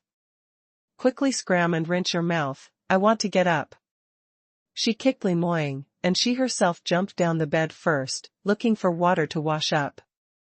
Li Moying lazily laid on the bed, looking at her bubbly actions jumping around here and there, as though her little fox tail had been stepped on, as his lips were filled with smiles. To actually criticize me for not rinsing my mouth? Who would rinse their mouths early in the morning when they were being intimate? Forget it, I'm too lazy to talk about this, sooner or later you'd get accustomed to it. After a fluster, the two of them finally completed their washing up. After having breakfast, Li Moying stood at the bedroom door, watching Huang Yueli arrange his collar. As he was much taller than Huang Yueli, she had to tip up her toes. Li Moying smiled slightly, as he leaned downwards. After successfully helping him to tidy up, Huang Yueli satisfactorily patted his shoulder. All right, we can go out now. Li Moying said, my master was looking for me to discuss some matters, and there was still no conclusion yet. I have to head over today. Where are you going?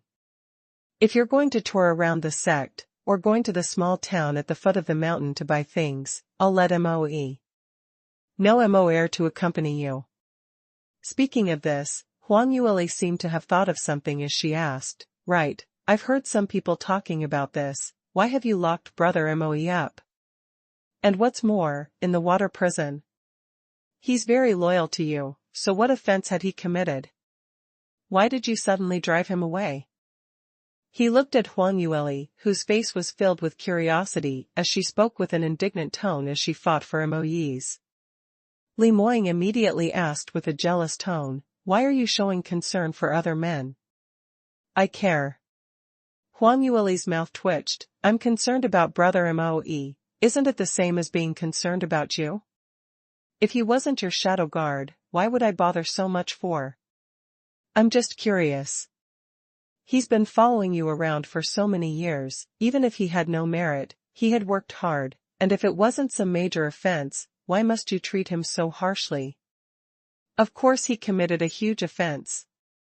When Li Moying recalled the scene when he was deceived to return back to the sect, he felt extremely unhappy. His character was overbearing, and he totally could not take it when others deceived him. Not even if it was for his own good. Moreover speaking, because of Moe's lie, it caused him to delay several days from searching for Huang Yueli, that particular timing was the most crucial timing, the best timing to locate a person. Previously, when Huang Yueli had not appeared, Li Moying felt extremely frustrated, and if it wasn't because of those few days of delay, perhaps his little fox might already be safe in his embrace. Luckily, Lear was safe and sound, otherwise, Li Moying might even chop him up. What exactly did he do? Huang Yueli tugged his hand as she swayed it, interrogating him.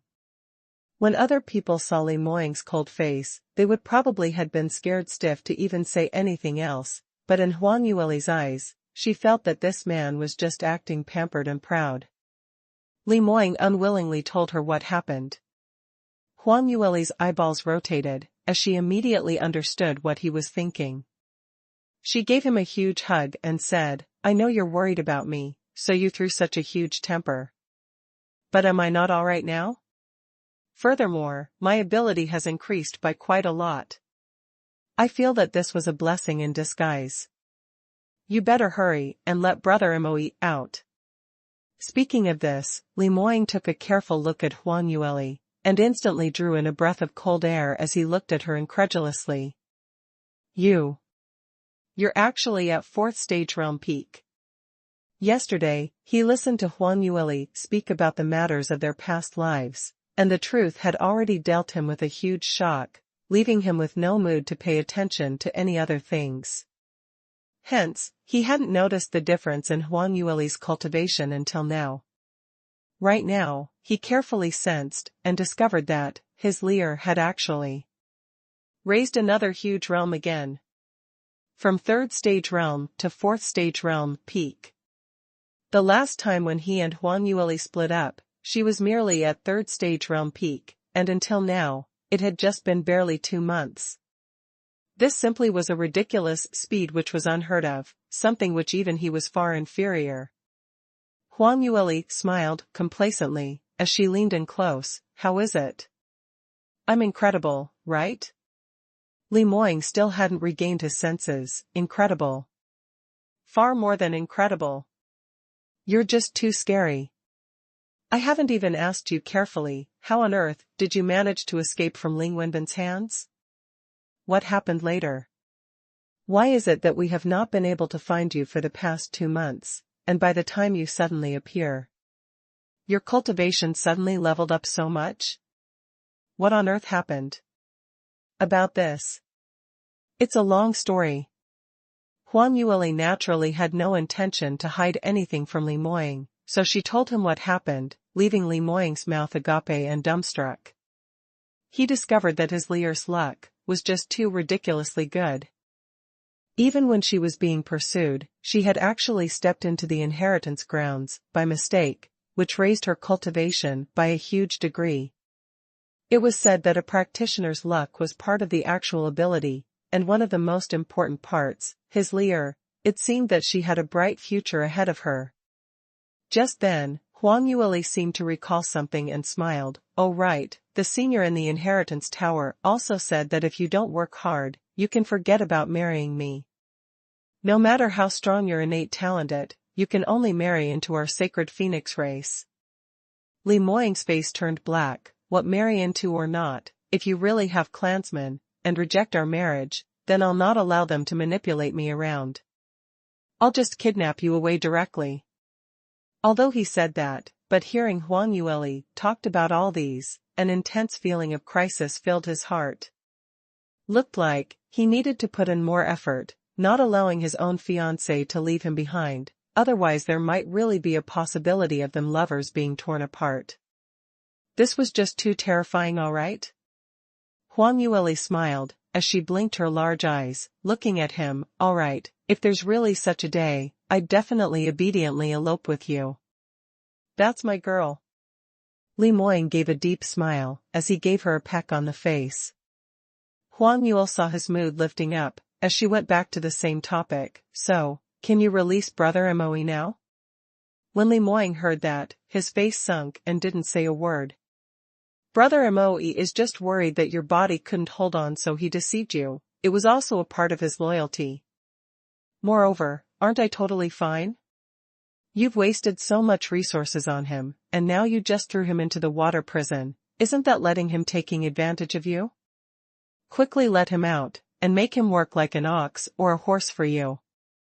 Huang Yueli tried hard to find a huge load of excuses. Li Moying looked at her helplessly as he answered, all right, since you're so insistent.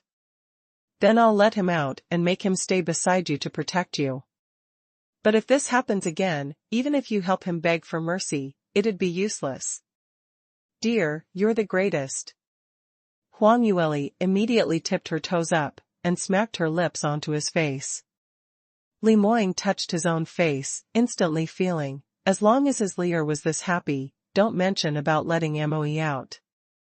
Even if he had to break all his principles, there was nothing that mattered. Li Moying asked, right, you haven't told me, what are you going to do today? Oh. I don't intend to leave the mountain today. I intend to return to the outer disciple residence, where I'm staying. When I was in Celestial Light Sect, I've chosen some rough diamonds, and I'm thinking of nurturing them so that they can work for me in the future, so I'm going to check on their situation. Right, I'm not too satisfied with their factotum, can you change one for them? Huang Yueli raised her fair little chin, as she looked at him with a face filled with hope. Li Moying pinched her cheek, of course, take my token over, no matter which administrator, they will need to listen to your instructions. But, why the trouble? Since you've taken them as your subordinates, they can directly follow you into the inner door. Do you want me to directly transfer them over? I know a few elders who I have a good relationship with, and they can take them in as disciples. Huang Yueli immediately shook her head, no need, I think they're not too matured yet, and need more training. If they can't even mix around in the outer door, then how will they help me do things in the future? It's better to let them sharpen themselves on the grindstone in the outer door first. Li Moying laughed, alright, whatever you say. Then head over first, after I finished my matters on hand, I will drop by to fetch you. Huang Yueli nodded her head and said, no problem, if you're too busy, then you don't need to come over. I'm not a young child, surely I won't lose my way, right? Li Moying broke out into laughter, as he leaned in close to her, their noses touching. Sigh. You. I'm not worried about you losing your way, I just can't bear to leave you. Huang Yueli's face flushed red. The two of them had finally got ready to leave the courtyard. By now, the sun was already shining brightly in the sky. Li Moying frowned as he looked at the surroundings, strange, where have Mo Er and the others ran off to? It's already too late, and no one's on duty? Have they all gone to laze around? Huang Yueli couldn't help but laugh and said, I think it must be because of your lecture last night, so they don't dare to come close to the courtyard within 100 steps. The two of them were just talking on this topic when they heard Mo Er's voice, greetings to Master, greetings to Third Miss, your subordinate is right here. The two of them turned their heads and looked over and saw all the shadow guards there, and furthermore, there were still two other people beside them. Li Moying didn't know who Fatty Wang and party was, but Huang Yueli had recognized him immediately. However, before she had even expressed anything, Fatty Wang had already rushed over, kneeling in front of Li Moying, as he kowtowed with all his might. He was simply too agitated from just meeting the young sect master, and unable to suppress himself, with one thought in his mind, which was to hurriedly spill the beans about Yi Xiao, so that he could show himself in front of young sect master. He finished his kowtow, and immediately spoke aloud, young sect master, I'm Wang Xiaolong, an outer disciple. I have come here today to report an important matter to you. Yesterday, that little slut who attempted to seduce you is called Yi Xiao. Within our outer door, she is notorious for her misdeed and her reputation is really down in the dumps, as she goes around seducing men, using men to climb upwards. This time, she had been allocated to a factotum which is to help you tidy up your courtyard, so she took the opportunity to shamelessly climb up your bed. Young sect master, this subordinate is here to expose Yi Xiao's evil deeds. Li Moying was totally lost by what he heard. He didn't quite understand who was this Yi Xiao that he kept mentioning. It was until he saw Huang Yueli holding in her giggles when he suddenly understood what was going on. Li Moying's expression instantly turned extremely ugly. This fatty really a huge load of courage, to actually use such disrespectful words to describe his leer, and added on so many other accusations for no rhyme or reason based on his own conjecture. What was funniest about this entire thing was, he actually still had the cheek to come over and hoot about it. Who did he think Li Moying was? Humiliating his beloved woman in front of him, did he treated him as a dead person? Li Moying's fury was on the verge of exploding, however, Fatty Wang was still clueless about it. It wasn't that he didn't notice Li Moying's taut jawline and the ugly expression, but he totally didn't consider the fact that Li Moying was going to get angry at him. On the contrary, he thought that Li Moying was schemed by the shameless Yi Xiao and was very angry over it, just about to go hack that wretched lass into 8 or 10 pieces. Fatty Wang was still adding oil to fire, young sect master, you don't know that Yi Xiao is a well-known broken slipper within the outer door, not knowing how many men had already. Suddenly, Fatty Wang gave a heart-rending miserable shriek as he fell onto the ground and rolled about in pain. Li Moying could no longer endure it as his right hand raised up and a bolt of lightning flashed past. The electric current instantly vanished into Fatty Wang's body, running amok within his entire meridians. The feeling he felt was as if numerous daggers were poking around his meridians continuously, stirring around repeatedly. Not only had it completely shattered his meridians, it even chopped it into small little segments. This kind of pain was unimaginable, already exceeding the limit of what an ordinary person could handle. So Fatty Wang's miserable cries was more mournful than before. Whoever who had heard his cries couldn't help but felt their hearts trembling. They were so frightened that they were sweating profusely. Among them, the most terrified person was Administrator Chen. He saw Fatty Wang's miserable state, and his legs immediately softened, unable to hold him up further, as he knelt onto the ground, his entire body trembling non-stop. This scene simply made one utterly shocked. Never in his wildest dreams would he have thought that something like this would happen. Earlier, he and Fatty Wang were still walking delightfully, feeling that they would be able to show their faces in front of young sect master, and they even imagined their future days where they had a beautiful and bountiful future. Alas, whoever knew that young sect master would be so vicious, not even saying anything, and he had already made Fatty Wang into a state where he was not allowed to live but couldn't die. Where had they gone wrong? This was totally different from what they had imagined. Administrator Chen shivered as he raised his head, looking at Li Moying's gloomy handsome face, and with his peripheral view, he glanced upon the young lady in his arms.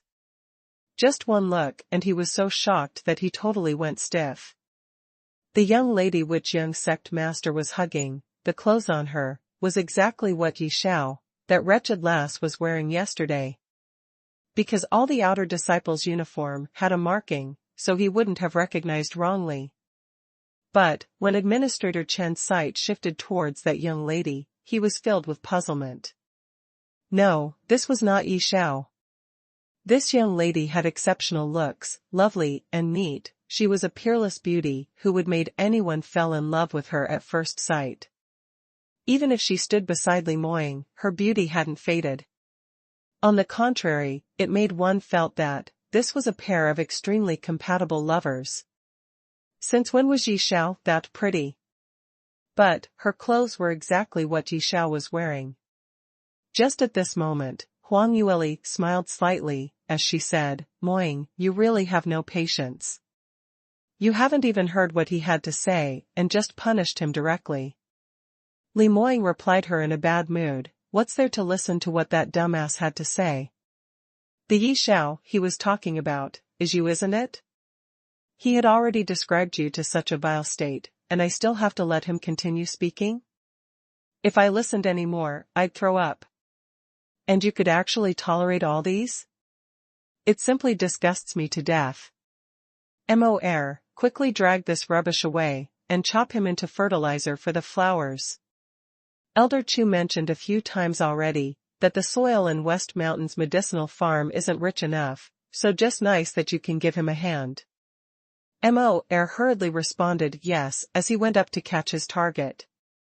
Li Moying then noticed the shivering Administrator Chen by the side of his feet, as he asked, "Wait, then why has this fellow come over for?" Huang Yueli couldn't help but laugh. "This probably is Fatty Wang's accomplice? I met him yesterday, he is the administrator responsible for us." Mor quickly added, "Third Miss is right, he had admitted himself that he is Third Miss Group of Outer Disciples Administrator, and he is also Fatty Wang's uncle. When a few of us happened to pass by earlier, we heard his discussing with that Fatty that they had intentionally arranged for Third Miss to come and tidy up your courtyard. The motive was for her to contravene Master's taboo, and be punished by Master. In the end, they outsmarted themselves. This subordinate believes that even in his dreams, he had not been able to imagine that Third Miss and Master have this kind of relationship? Huang Yueli smiled as she shook her head. Administrator Chen, actually. I feel that the both of you are pretty clever with strategies, but why didn't you use it on orthodox methods? You're bound to meet with ghosts if you keep going out at night. Today's consequences, you can only blame yourselves for it. Administrator Chen had already become stiff on the ground, as his brain kept humming, while his entire body shook violently, totally unable to stop. From the few people's conversations earlier, he finally understood the truth to this. But the truth was too ridiculous, totally unacceptable. Simply something which he couldn't have imagined even in his wildest dreams. This exceptional beautiful young lady was actually really Yi Xiao, and her voice was the same as Yi Xiao. Furthermore, she had personally admitted her own identity. But, this Yi Xiao and young sect master were obviously acquainted, and from the current looks of it, they seemed to be a couple.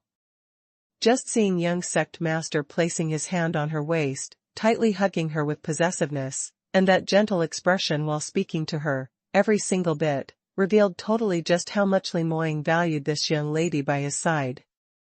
Even Morong Fei wasn't able to win a smile from Li Moying, but towards Huang Yueli, he had maintained his tender affections.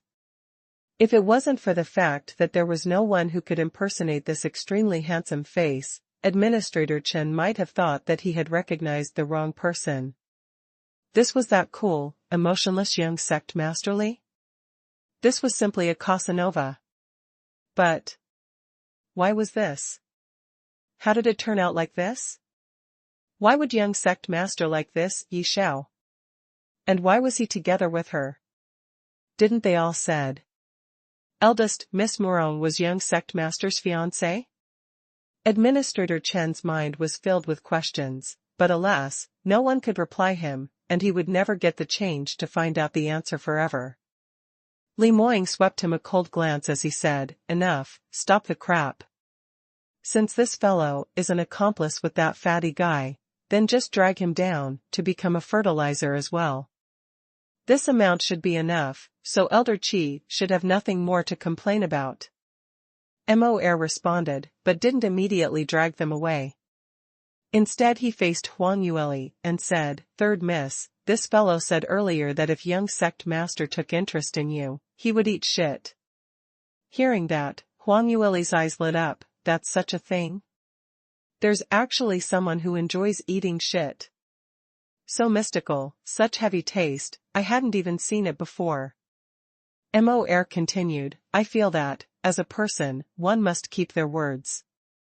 Since they've already said that, then we should satisfy his craving. Isn't that so? Quick, quick, quick, make him do it right now." Huang Yueli was motivated by a desire to see the world in chaos as she replied excitedly. Mo stole a glance at Li Moying apprehensively, and in the end, Li Moying stared right back at him. Huang Yueli turned her head, and took a look at Li Moying, but towards his own little fox, Li Moying didn't dare to stare at her, so he hurriedly took her into his embrace, as he coaxed her softly, "All right, Lier, I know you don't want to let off those people who schemed you before, but let's not watch him do that. It's simply too disgusting, and will dirty your eyes. Let Mo stay here and feed him, let's go." Huang Yueli felt that it was a great pity, because she really was rather interested to see it.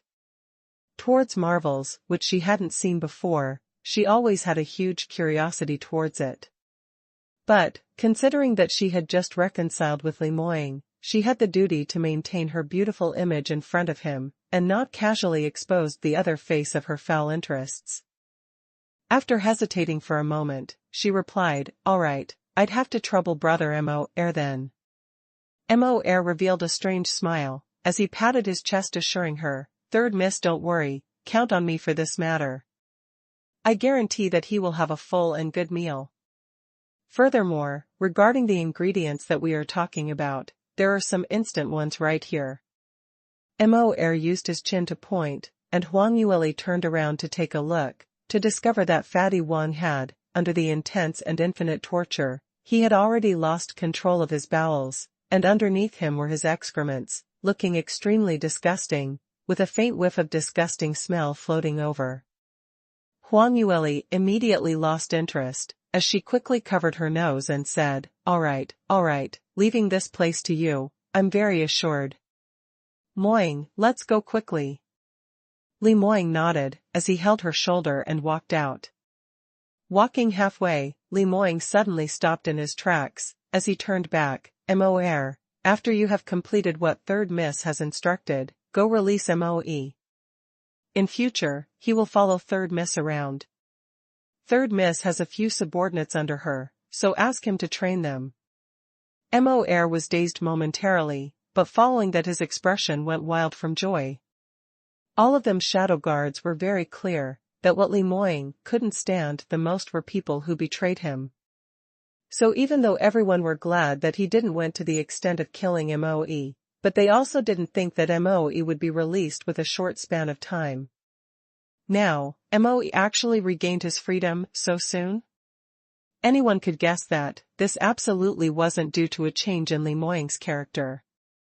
There was a 90% possibility that Huang Yueli had been pleading on Moe's behalf in front of Li Moing.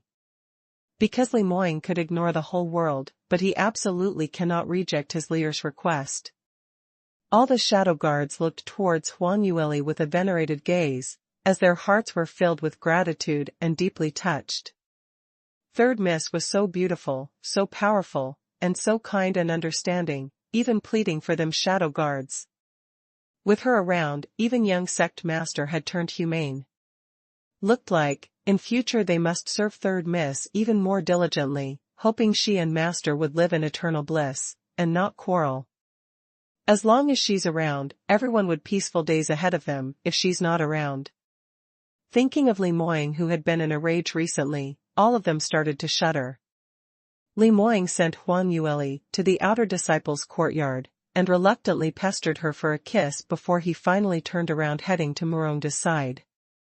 Huang Yueli had returned to the residence keeping a low profile and was not surprised to find out that the courtyard where the Celestial Light Academy students stayed in was totally empty, without a single person. As they had all been distributed to manual, exhausting factotums, so although it was already lunchtime, but not one of them had returned. Huang Yueli spun around in the room and packed a few items, preparing to look for someone to change a factotum for Su Qingyue and the rest. However, when she had just stepped out of the courtyard's gate, she was stopped by someone.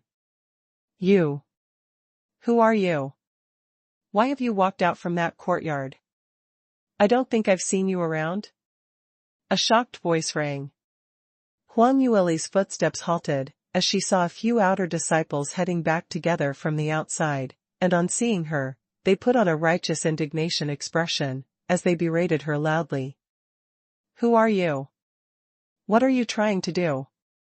Huang Yueli blinked, and suddenly realized that she forgot to put on her disguise, so these people didn't recognize her.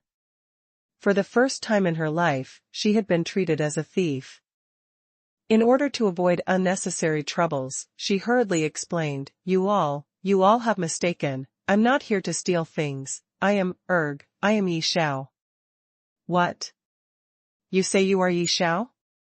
Someone looked at her from head to toe, as her eyes were filled with suspicion. Do you think I've never seen Yi Xiao before? I'm even more sure than you on what she looks like. She's just merely an ordinary female disciple, with ordinary looks, unlike you, so pretty and flirtatious. One look and I know that you're a vixen. Isn't that so? That Yi Xiao looks very ugly, her nose is so flat and her mouth is so big, that face looks exactly like a pork chop, super ugly. Although her potential is rather strong and her cultivation is very high, but just based on her looks, she can forget about getting married. That's right, being so ugly, what right has she to fight over the job with us? What right can she enter young sect master's courtyard? The few female disciples shot out all words of disdain, as their hearts were filled with envy and hatred totally. Originally, Huang Yueli had disguised herself into Yi Xiao. Her potential was actually that strong, and had long surpassed ordinary outer disciples, which was already very eye-catching. Although a lot of people felt jealous, but they didn't dare to say it out. But later on, she actually got the beautiful task of going to young sect master's courtyard to clean up, that actually poked a hole in the beehive. Young sect master Li Moying was the idol which everyone in Celestial Light sect adored, which female disciple didn't had feelings for the handsome and powerful young sect master. Many of them tried their best and wanted to go to Li Moying's courtyard. Not just cleaning up, even if it was a serving maid to help test medication, as long as they could see Li Moying, everyone was all willing to do so. However, such a beautiful task was actually snatched by Yi Xiao. This time round, everyone's jealous towards her had reached a maximum point, as they totally had no way to hide it, so directly speaking it out in public. Huang Yueli only took a glance at them, and knew what were in their minds, and at the same time, she was rather speechless. Surely, she didn't make Yi Xiao ugly when she disguised herself as her, right? Even though she wasn't some ravishing beauty, but she was considered as a graceful and neat young lady, and at least presentable. Now, she was smeared black by these people to this extent? From this incident, one could tell how malicious Administrator Chen's move was. If Huang Yueli really didn't know Li Moying, then even if her luck was really good, and had not been punished by Li Moying, when she came back, she'd also drown in everyone's jealous saliva. Her future days in Celestial Light sect would not be peaceful anymore. Huang Yueli's lips curled upwards chillingly, as she couldn't be bothered to haggle with these ignorant ladies and wanted to leave. But just at this moment, a figure rushed back hurriedly, and lifting his head, he went into a daze as he always shrieked out, "By Ruoli? Why are you here?" The person who said that was Yuan Ziyu, who had just rushed back to have lunch. Huang Yueli nodded her head towards him and said, "Senior brother Yuan, it's been a long time since we've last met." When she was still in Celestial Light Academy, she had some unpleasant quarrels with Yuan Ziyu previously. But after she came to Celestial Light sect, she discovered that Yuan Ziyu was rather reliable, totally different from what she had thought of him before. Ever since Yuan Ziyu had stood out when Fatty Wang provoked them, her impression of Hai changed, and so her attitude towards him was considered not bad. Yuan Ziyu seemed rather puzzled, because he had always felt that Huang Yueli gave him a strange feeling, but was unable to piece out what was wrong. Huang Yueli smiled at him and said, "I've been staying here for the past few days? It's just that you didn't discover that it was me only." Hearing that, a light bulb in Yuan Ziyu's head lit up, as he cried out in shock, You are Yi Xiao?" Huang Yueli nodded her head, "That's right." "No, how could you be Yi Xiao? I've known junior sister Yi for quite a while." Although the things she said and did over the last 2 days, indeed weren't the same as before, but she still looks exactly like the original junior sister Yi? If it wasn't for this, Huang Yueli's abnormal ways would have caused everyone to be suspicious long ago. Huang Yueli laughed, "Senior brother Yuan, don't you know about the art of disguise?" Yuan Ziyu's eyes widened as he looked at her. "This? Of course I've heard about the art of disguise, but aren't the number of people who knows how to do disguises extremely little? How could you possibly know? Furthermore, your art of disguise is simply too incredible. There's no flaw at all." Huang Yueli replied, "I just happened to learn a little previously. My disguise actually has a lot of flaws, only you and junior sister Yi aren't that close, so there are some details which you might have overlooked." Huang Yueli spoke briefly about it, sounding very humble, but Yuan Ziyu was still extremely shocked. He wasn't silly, so naturally he wouldn't think that the art of disguise was so simple, even though Huang Yueli spoke of it so lightly. This was totally different from ordinary makeup tactics. In order to conceal one's identity in front of other practitioners, just changing the features on one's face wasn't much use, because other practitioners knew her well, so they could use their profound energy to sense. In order to befuddle the other party, not only does the exterior look need to look remarkably true to life, one must use a certain skill to confuse others' senses, and that was an extremely high-level profound skill. Yuan Ziyu was stunned for quite a bit before he gained his senses and asked, junior sister Bai, you'd actually been hiding in Celestial Light Sect secretly, do you know that?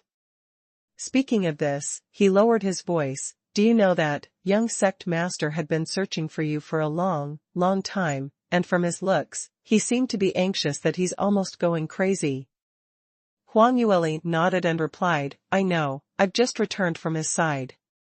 You all should know the matter where I was pursued by Ling Wenbin, so later on I was stuck in a mystic region and couldn't get out, hence there was quite a bit of delay. When I got out, I hurried over to Celestial Light Sect. In order not to cause any unnecessary trouble, so I disguised myself. Yuan Ziyu then realized what happened, so it's like this. Young sect master can finally rest his heart. His look towards Huang Yueli seemed slightly complicated. Once, he had also the intentions to woo Huang Yueli. In the end, while this though was still in the infant stage, it had been dashed mercilessly by Li Moying. Later on, he witnessed Huang Yueli's cultivation innate talent, as well as her outstanding armament refining potential and innate talent, so he finally could not help but admit that she was someone whom he could not afford claim connections with. Only a man like Li Moying was able to gain her favor. Yuan Ziyu sighed silently, when he suddenly thought of something. Right, a few days ago, Administrator Chen was still asking you to tidy up young sect master's rooms.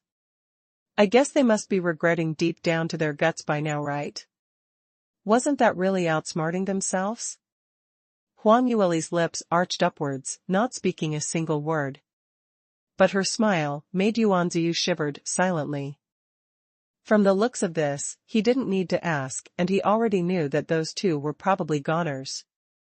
Seriously, they could choose to offend anyone, but why did they pick to offend Huang Yueli?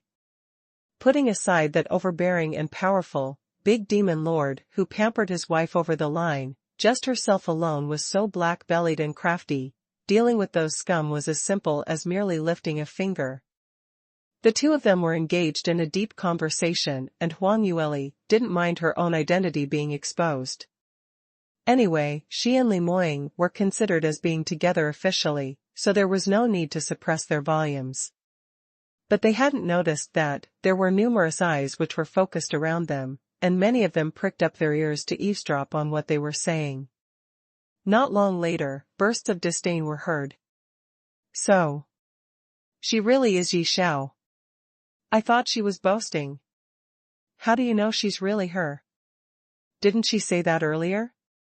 She used the art of disguise, changing into Yi Xiao's looks to smuggle into our Celestial Light Sect. Her motive is actually to look for young sect master. That's right, I also heard that. Heavens, how could there be such a shameless woman on this earth, using various schemes to stick on to young sect master? As what I was saying, she looked so pretty, how could she bear that ugly look before her disguise? So, it's intentionally done to confuse everyone, so that she can find a chance to seduce young sect master. This is simply too disgusting. Actually, using such an underhanded method. How could it be possible that young sect master actually fell for her trick? Even our eldest young Miss Morong had wishfully wooed young sect master for so many years before he finally relented. Which blade of spring onion is she considered as, not even looking at her own identity? Those few female disciples totally lowered down their voices, as though they were afraid that Huang Yueli couldn't hear them. Huang Yueli's forehead started to wrinkle as she heard that. Yuan Ziyu hurriedly tried to pacify her. Junior sister Bai, don't listen to their rubbish talk. How would young sect master possibly be together with the young miss of Morong family? You plainly know how much he values you. Huang Yueli nodded. I know, I just felt that these few houseflies are quite irritating. Senior brother Yuan, I'm asking you. Before she could finish her question, she heard the nearest female disciple suddenly gasping loudly. Heavens! Look at that! On Yi Zhao's neck, those red patches, are those love bites? Surely not, right? How could she have any love bites? Did she go over to young sect master's courtyard yesterday night? Could it be? Hearing that, Yuanziu's vision shot directly towards her neck, as he suffered a big blow as he looked at her startled. Following that, a sliver of helplessness flowed in his eyes as he silently shook his head. Even though he knew that this young lady and Li Moying were a couple, but to witness the evidence of their intimacy still made him felt emotionally hurt. Huang Yueli's lips twitched, as she really felt slightly embarrassed right now. She silently cursed Li Moying, that beast in her heart. He was really born in the year of the dog, nibbling around his neck yesterday. Did he think that she was a piece of bone? Didn't he even consider how she was going to meet other people today? Luckily, she had also bitten him back yesterday. But those female disciples, after finding out such an explosive gossip, they started to ridicule her even more without restraint. To even have love bites, looks like she really did go seduce young sect master yesterday. She definitely had climbed onto young sect master's bed directly. So what about that? Even if she does have some good looks, but how would young sect master be so superficial? He's merely just playing around with her. That's right, young sect master is definitely just playing around with her. Since she had offered herself, it'd be a waste not to take it, so after he's sick and tired of her, he'd dump her. Correct, by then let's see how complacent she can get. To actually show off with the love bites which young sect master had given. Wait till she gets dumped, she can just go and cry by herself. The few female disciples stared deeply at Huang Yueli's neck. That gaze was just like a knife, as they felt extremely sour. Young sect master was well known for his aloofness and conceitedness, totally not giving a damn towards woman. How could be possibly be seduced by this young lady, even leaving love bites on her neck? Although the gossip regarding Morong Fei and Li Moying were bubbling hot, there were quite a number of people who were jealous of Morong Fei. Even one knew that Li Moying's character was so cold. Even if he did marry Morong Fei, it would be because of Celestial Light sect master's position. If Morong Fei were to marry him, wouldn't it be equivalent to a living widow? But now they saw Huang Yueli, they had a totally different feeling. How could Li Moying possibly have done anything towards her?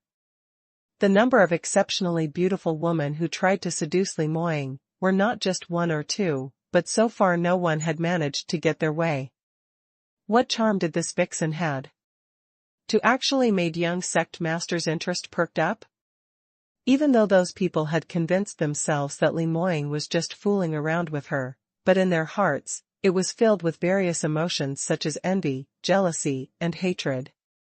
Huang Yueli's lips curled into a chilly smile, as she slowly turned around. As she had just reconciled with Li Moying, her mood was very good today and couldn't be bothered to haggle with these ignorant young lasses. But they continued to climb all over. Did they think that she had a good temper?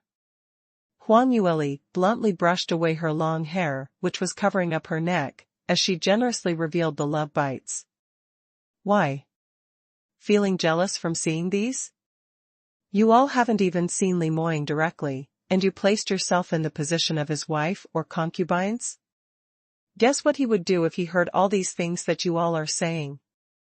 The female disciples all cowered when they heard what she said. If these words were heard by Li Moying, then there was no need to think before they knew how horrendous the consequences would be.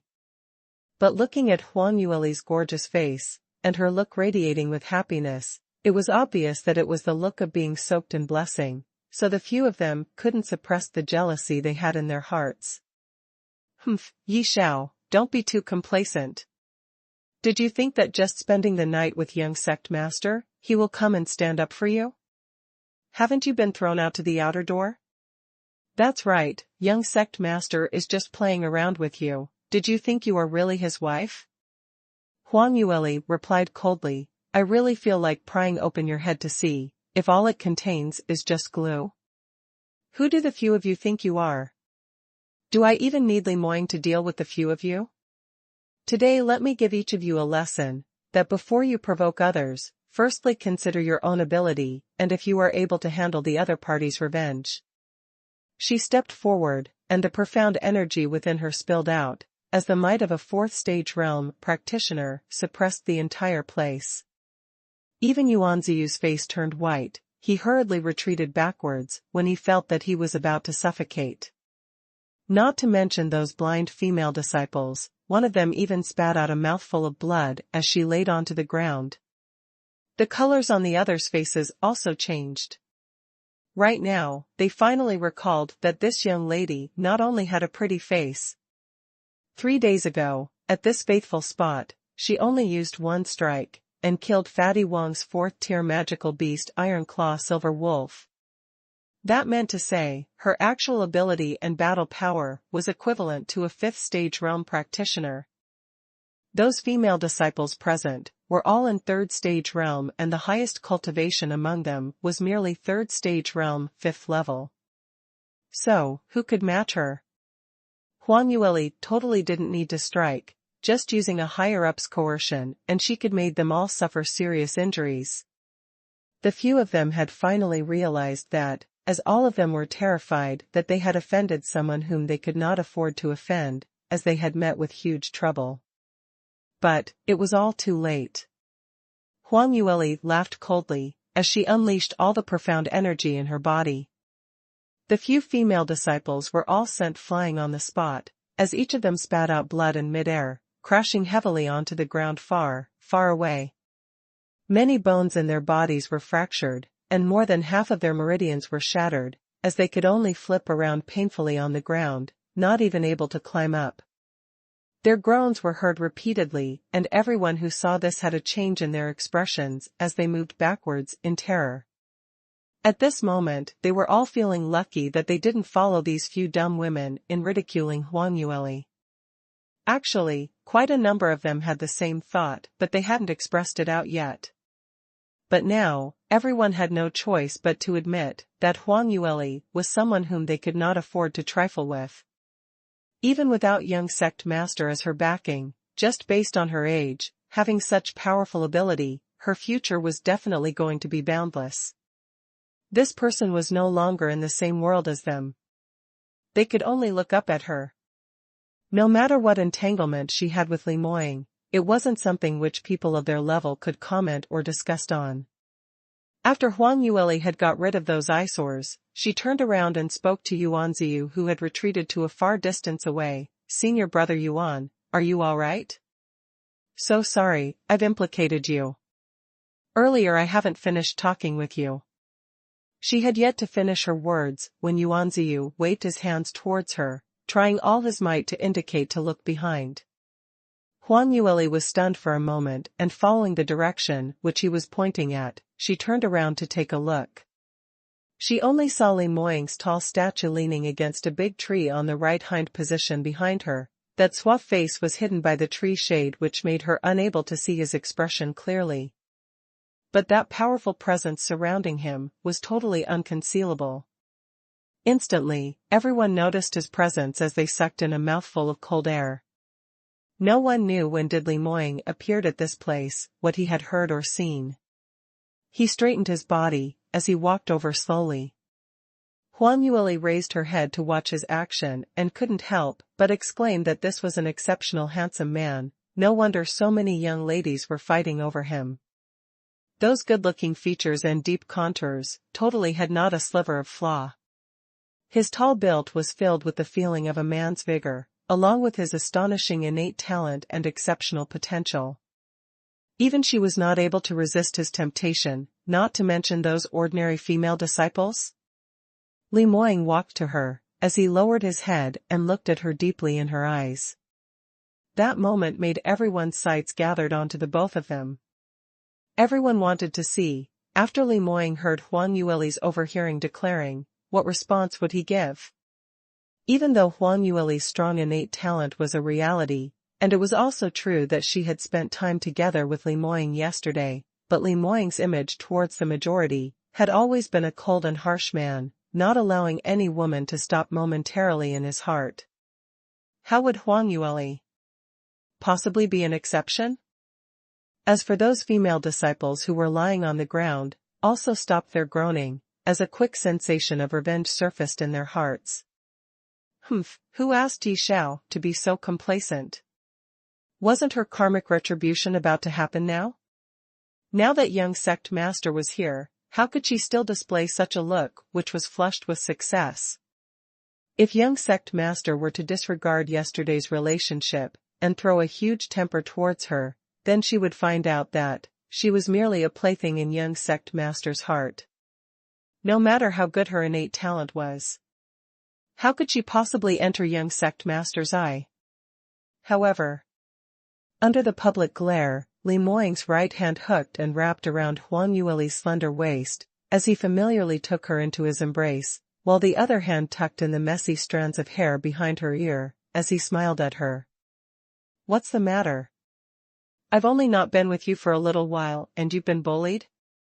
His tone had a tinge of ridicule, as the gaze he laid upon the young lady in his arms were filled with warmth and concern. Everyone nearby was all dumbstruck, as their gazes fixed deadly onto Li Moying's face, with only one thought in their minds, this. Surely this wasn't true, right? What kind of hallucination were they having? Or had young sect master been struck by lightning and his brain wasn't functioning properly? Huang Yueli raised her chin, as she spoke unhappily. How am I the one that's being bullied by others? Why can't it be that I'm the one bullying others? Am I that weak? Everyone's eyes almost dropped once again. What was this situation? This young lass brain was also malfunctioning? Young sect master was concerned if she had been bullied by others, but not only had she not took the opportunity to lament and whine, asking young sect master to vent her anger, she actually used such a high and mighty manner to speak to young sect master? Did she really treat herself as someone important? For highly revered man like young sect master, which one of them did not wanted their woman to be docile and obedient to them? Based on her attitude, no matter how much young sect master pampered her, he would definitely be angry. However, Li Moying's reaction made everyone unable to believe in the truth. He pinched her face with absolute pampering, as he smiled. All right, my Lear is the more incredible, who will be able to bully you? Even I am bullied by you. Huang Yueli pouted. That's more like it. Li Moying gave a deep laugh and wanted to lower his head to kiss her, but thinking that there were too many spectators around, he was afraid that she would explode because of embarrassment, so he endured with the urge. He held Huang Yueli as he turned around, his gaze swept towards those few female disciples who had been sent flying by Huang Yueli. Instantly, his face turned extremely gloomy, as that pair of cold sharp eyes made others not dare to look straight at him. From his current look, they totally could not tell that just a couple of breaths ago, he used that gentle expression towards Huang Yueli. The female disciples' souls had already flown out of their bodies. Earlier when Li Moying appeared, they thought that they would be able to see Huang Yueli cutting a sorry state. No matter what, they would be able to vent their frustration. But in the end, all they saw was Li Moying embracing her with such deep sentiments. That kind of safeguard and that public display of love in front of everyone was something which anyone with eyes could see, that Li Moying was absolutely true-hearted towards Huang Yueli. At this moment, when they recalled the ridicule which they said to Huang Yueli earlier, that was like a resounding slap, fiercely striking on their faces. Li Moying had used his own attitude to prove how ridiculously wrong they had been. Furthermore, to make this kind of mistake had a serious consequence. This meant that they had not only offended Huang Yueli, but also Li Moying. Just from the gloomy expression on his face, they knew that he was extremely infuriated. The female disciples all started to cower as they trembled, not daring to breath heavily as they knew they had done something extremely wrong. They gauged that they probably had to pay a heavy price for this. Li Moying opened his mouth coldly. Men, drag the few of them down and gift them to Elder Chu as. Oh, wait. Huang Yueli pulled his sleeve as she broke off his sentence. Just saying a few bad things about me does not amount sending them to their deaths. Just throw them out of Celestial Light Sect, that will do. Li Moying turned around to face her, as his thin lips were tightly pursed with an unfriendly glare, but he didn't open his mouth. The people crowded around had their hearts in their mouths, especially Yuanziyu, as he held a headful of sweat for Huang Yueli. This young lass, even though young sect master enjoyed a good relationship with her, but surely she could not become proud because of his pampering right. Young sect master had already given his command and she actually dared to stop it, even making a new decision for him? Had she gotten it wrong? Who did she thought was beside her? Such a highly revered man like Li Moying could pamper her, but he would absolutely not allow her to challenge his authority. Just by looking at Li Moying's terrible expression, one knew that he was on the verge of acting up. Yuanziyu wanted to ask Huang Yueli to quickly submit to him, asking her to act coquettishly and cute to bring this over, not allowing Li Moying to spew out his rage. But he had no idea how to open his mouth right now. However, Huang Yueli's reaction was totally out of everyone's expectation. She grabbed hold of Li Moying's sleeve and swayed his arm with more strength. Did you hear me? Can you give me some reaction? Forget it, MOR, help me drag them out and throw them at the mountain's foot. Yuanziyu almost fainted. She had totally not realized what she had done wrong, and even started to order the shadow guards around. How could she invite her own death by recklessness? But the few shadow guards thinking were totally different from the spectators. All they were thinking of were, since Third Miss had already opened her mouth, then what Li Moying said wasn't of importance anymore. Anyway, their own master was afraid of his wife, and when he spoke, it wasn't as useful as Third Miss. So, they immediately slipped forward, as each of them dragged one female disciple away. From start to end, they had not engaged in Li Moying's intent. Li Moying's expression turned even uglier, as the surrounding crowd were all trembling in fear. Huang Yueli totally didn't treat his anger as a matter, as she stretched out her hand and touched his face, attempting to lift up a smile on his lips. Ah, don't put on such a face, I'm getting unhappy from seeing it. Come on, give me a smile. Why put on such an expression? I've already said, I'm not being bullied by anyone. Those few female disciples' meridians have already been broken by me, and they've been thrown out of the sect. When they return to their families, they wouldn't have any good ending coming to them, so what are you still angry over for? Li Moying stared at her for a moment and unwilling replied, they actually said that we are not compatible? And even slander you in such a way, saying it in such an ugly way, how could I not be angry? Furthermore, even dare to create a rumor that I'm just fooling around with you? And even said I wanted to marry Morongfei?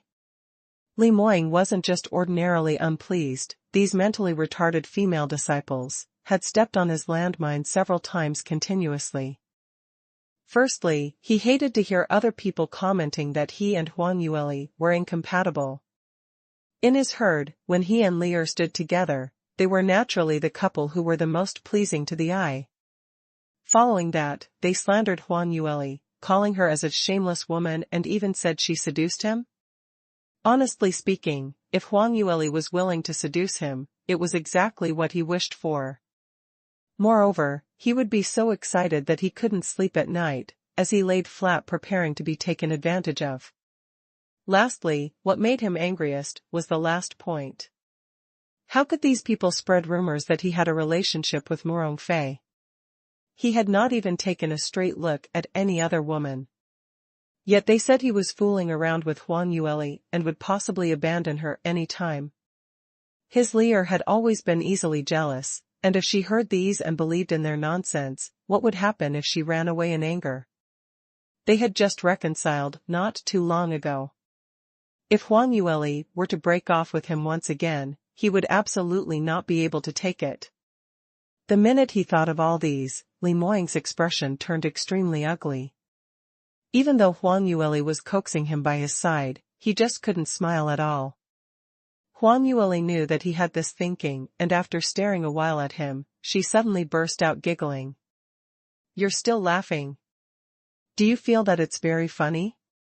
Li Moying was enraged, as he couldn't keep it in any further and lowered his head, taking a bite on the tip of her nose. Huang Yueli immediately covered her nose, as she blinked her eyes innocently at him. It's very funny. Don't you believe that I am a woman of judgment? You treat me so well, and I'm not an idiot. How could I possibly believe in other people's nonsense? Furthermore, I cherish the times to be with you. She smiled slightly, as the lights in her eyes radiated brilliantly, causing Li Moying to go into a daze. After some time, he regained his senses, as the anger he suppressed had disappeared without a trace. Alright, since you've already said that. Li Moying swept her a glance, as he whispered in her ear, when we go back, you must show me how much you cherish me. Huang Yueli gave a cold harumph. Fat hope. I'm not going to be manipulated by you. Li Moying laughed. Whether it's fat hope or not, you'd know later. Let's go, we should hurry back. I haven't taken lunch, so make lunch for me. You obviously have someone to make lunch for you. Why are you asking me to do it? Huang Yueli protested. On realizing that Li Moying was really going to take her away, she hurriedly cried out, hold on, wait a minute. Earlier those people distracted me, and I haven't had the chance to settle my matters yet. What matters? Li Moying asked, curiously. Huang Yueli turned her head around and took a look and found Su Qingyue and Yu Xinyang in the crowd as she called for them urgently. Moying, this is senior sister Su Qingyue and senior brother Yu Xinyang. They're considered as my people, and I intend to change a factotum for them. In the end, I haven't got time to complete it when I was disgusted by those people. Now I'll bring them to the administrator, so just wait a little while for me.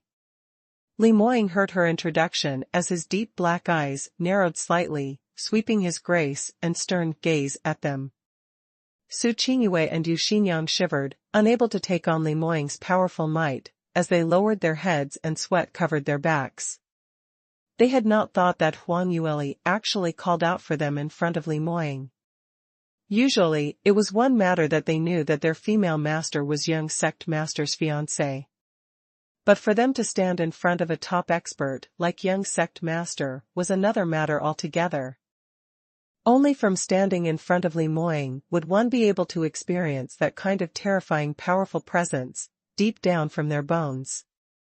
They really admired Huang Yueli. Not only was she able to appear so joyful and at ease in front of Li Moying, she even dared to argue with him. If it was any other lady, that person would probably not even dare to say no to him. Li Moying observed them for a while, before nodding to Huang Yueli, your two subordinates are moldable characters, only their innate talents are slightly off. You need not arrange other factotums for them. MOE has already been released, so let them follow MOE around to do things will do. I am also more assured if you have a few more people around you. Huang Yueli showed a sweet smile to him. Alright, you're so considerate and meticulous, I'll listen to your arrangement then. This kind of performance was something which Li Moying enjoyed very much. He nodded his head in satisfaction and asked, can we leave now? Wait a minute, I still have more things. There's more? What other matters? Li Moying frowned. Huang Yueli hurriedly called out to Yuanziyu, senior brother Yuan, I've heard from senior sister Su that you've been allocated to an extremely dangerous factotum. Just these few days alone, you've already suffering from serious internal injury. Your suffering is indirectly caused by me, and I feel bad over it. Why not you think about what other factotum you want, I'll help you change it. When Li Moying heard the sentence senior brother Yuan, his forehead undetectably creased but almost immediately relaxed, so Huang Yueli totally didn't notice that. He had not forgotten the fact that when they were still in Celestial Light sect, Yuanziyu had designs on his woman previously. Moreover now, Huang Yueli's impression towards him was rather good. What method did he use to bewitch his Lear? Even though Yuanziyu was no competition in his eyes and didn't pose as a threat. But seeing Lear smile at other man made him extremely uncomfortable. Yuanziyu detected the unfriendliness in Li Moying's eyes, and although he was feeling apprehensive, he didn't back down because of that. He remained silent for a moment, when he suddenly knelt down on one knee in front of Huang Yueli. Huang Yueli had not expected such a thing to happen, as she had a great shock. "Senior brother Yuan, this." Yuan Ziyu lowered his head. "Miss Bai, I'm willing to follow you from now on, to be of service to you. Please do not reject me." Huang Yueli looked at him in shock as she blinked. "Do you know what you're saying? Are you certain you've considered carefully?" For Yuan Ziyu to act in this way, to be honest, Huang Yueli had really not expected that. Because Yuan Ziyu and Su Qingyue and the others weren't the same. Su Qingyue and Yu Xinyang came from a bordering small nation, and their innate talent were just so-so. If they didn't agree to work under her, they probably wouldn't be able to mix around in Celestial Light Academy, so Huang Yueli knew they had no other choice. But Yuan Ziyu was totally different. His innate talent isn't bad, and his family background was considered rather okay. Even without anyone's support, he would at least become Celestial Light Sect's inner disciple. In future, after he had some accomplishments, when he returned to the Yuan family, that would also become Sky Cloud City's #1 powerhouse. Anyway, he would definitely be able to lead a good life. But he actually chose to follow her? Yuan Ziyu replied softly, "I've already considered very clearly. Will Miss Bai please take me in?" Huang Yueli frowned slightly, and before she could say anything, Li Moying, who was standing beside her, had already taken the lead to speak out. "Why? Did you think that my requirements for taking in people are too high, so you've settled for the next best thing, to come under Lear? Of course, your judgment isn't wrong. Lear's subordinates are also mine, so I will naturally take care of you. But I must warn you that what I hate the most are people who live on us, but yet help others secretly. You'd better consider carefully. If you really have decided, then you will need to form a blood pact with Lear, swearing your allegiance to her, protecting her regardless of whatever costs it may take. Otherwise, even if Lear is soft-hearted, I will also help her to clean up her faction." Li Moying's voice was chilly, and every word was filled with threat, as every single sentence was able to poke straight through one's heart. Not only that, when he spoke, the imposing manner from him unreservedly unleashed and lashed itself towards Yuan Ziyu. Yuan Ziyu was instantly suppressed till his face turned pale and an intense pain was felt from his heart.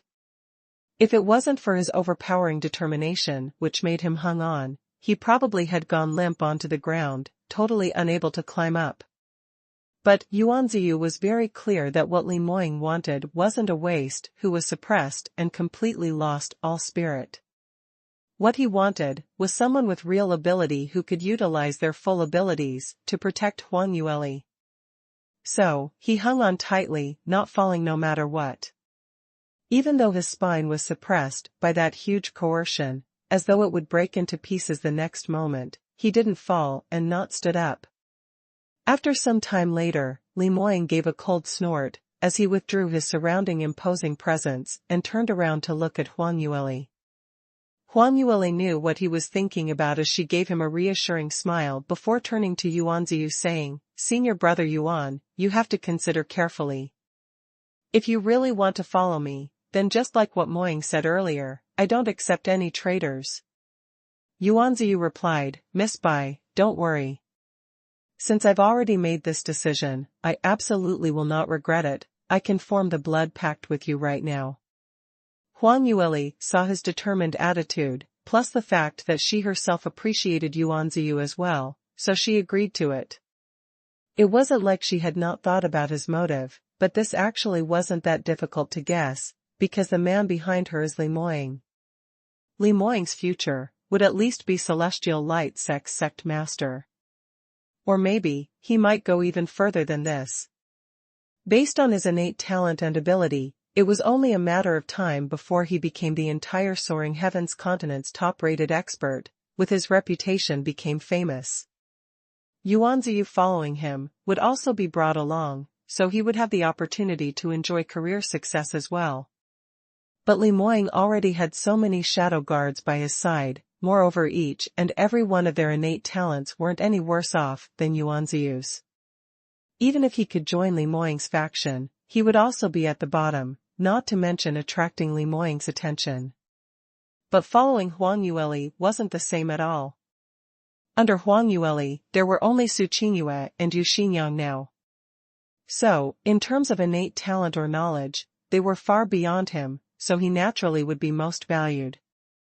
Moreover, from Li Moying's attitude towards Huang Yueli, it was clear that in future no matter how high Li Moying climbed, Huang Yueli would also be his beloved treasure.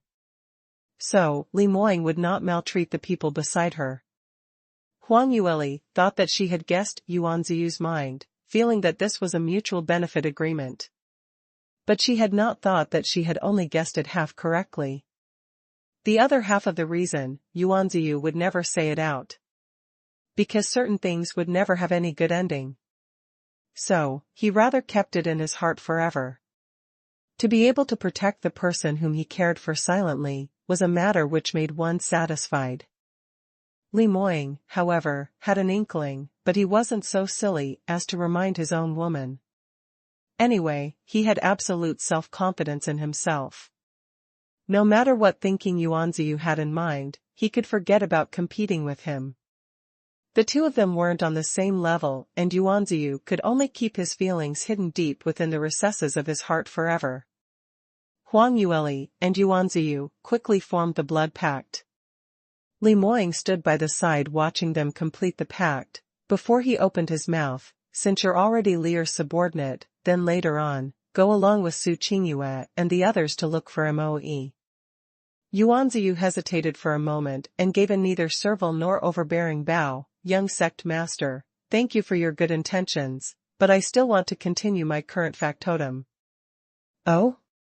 Li Moying was slightly surprised as his brows rose. Yuan Ziyu replied, "Although accompany inner disciples to train is a dangerous thing, but because of this, I have gained many actual combat experience and my cultivation speed had been raising quickly, so I'd like to continue grinding myself for a while. Of course, if Miss Bai needs me, I will abide by her arrangements totally." Huang Yueli smiled, "I'm very glad that you think in this way. In the way of cultivation, the most important thing is to receive difficulties. The more you feel that you cannot overcome it, the more you must try to do so. Only in this way will you be able to feel the handle to even higher realms. Since this is the case, then you shall continue remaining in the outer door. If you need anything, you can come and look for me." Yuan Ziyu heard what she said and went into deep thoughts. If these words came from Li Moying, other than learning something, he would not felt surprised. But since it came from Huang Yueli, he felt that this was something which an elderly top expert had come to comprehend. How old was Huang Yueli now? Only, furthermore with her cultivation time so short, she had actually comprehended such understanding. After Huang Yueli settled Yuan Ziyu's matter, she had under the crowd's exasperation and jealous gazes, held on to Li Moying's arm as they walked off slowly. Their intimate manner made every single witness extremely shocked. The rumor regarding them started to spread like wildfire within the entire Celestial Light sect. From then on, Li Moying and Huang Yueli had officially stayed together. As the young sect master of Celestial Light sect, Li Moying had many other things to deal with. Other than the sect's affairs, he had various properties to handle.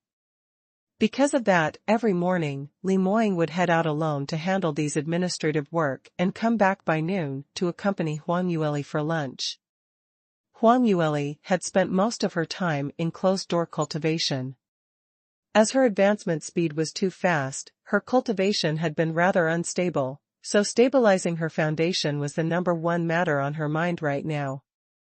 This day morning, after Li Moying went out, Huang Yueli was feeling bored by herself in the courtyard as she thought about going for a stroll. Whoever knew that she had not left the courtyard for several steps, when she ran into Morong Fei, who was filled with envy and hatred, at a small path in the rear mountain. That pretty face of Morong Fei's was already filled with a malicious look, as she stared fiercely at Huang Yueli, gritting her teeth as she said, "You. By Ruoli. It's really you. You actually dare to come to Celestial Light sect." Huang Yue had long expected that in Celestial Light sect, she was bound to meet with Morong Fei, so she wasn't too surprised. She shrugged her shoulders as she gave a smile, which didn't look like a smile. Isn't this eldest Miss Morong?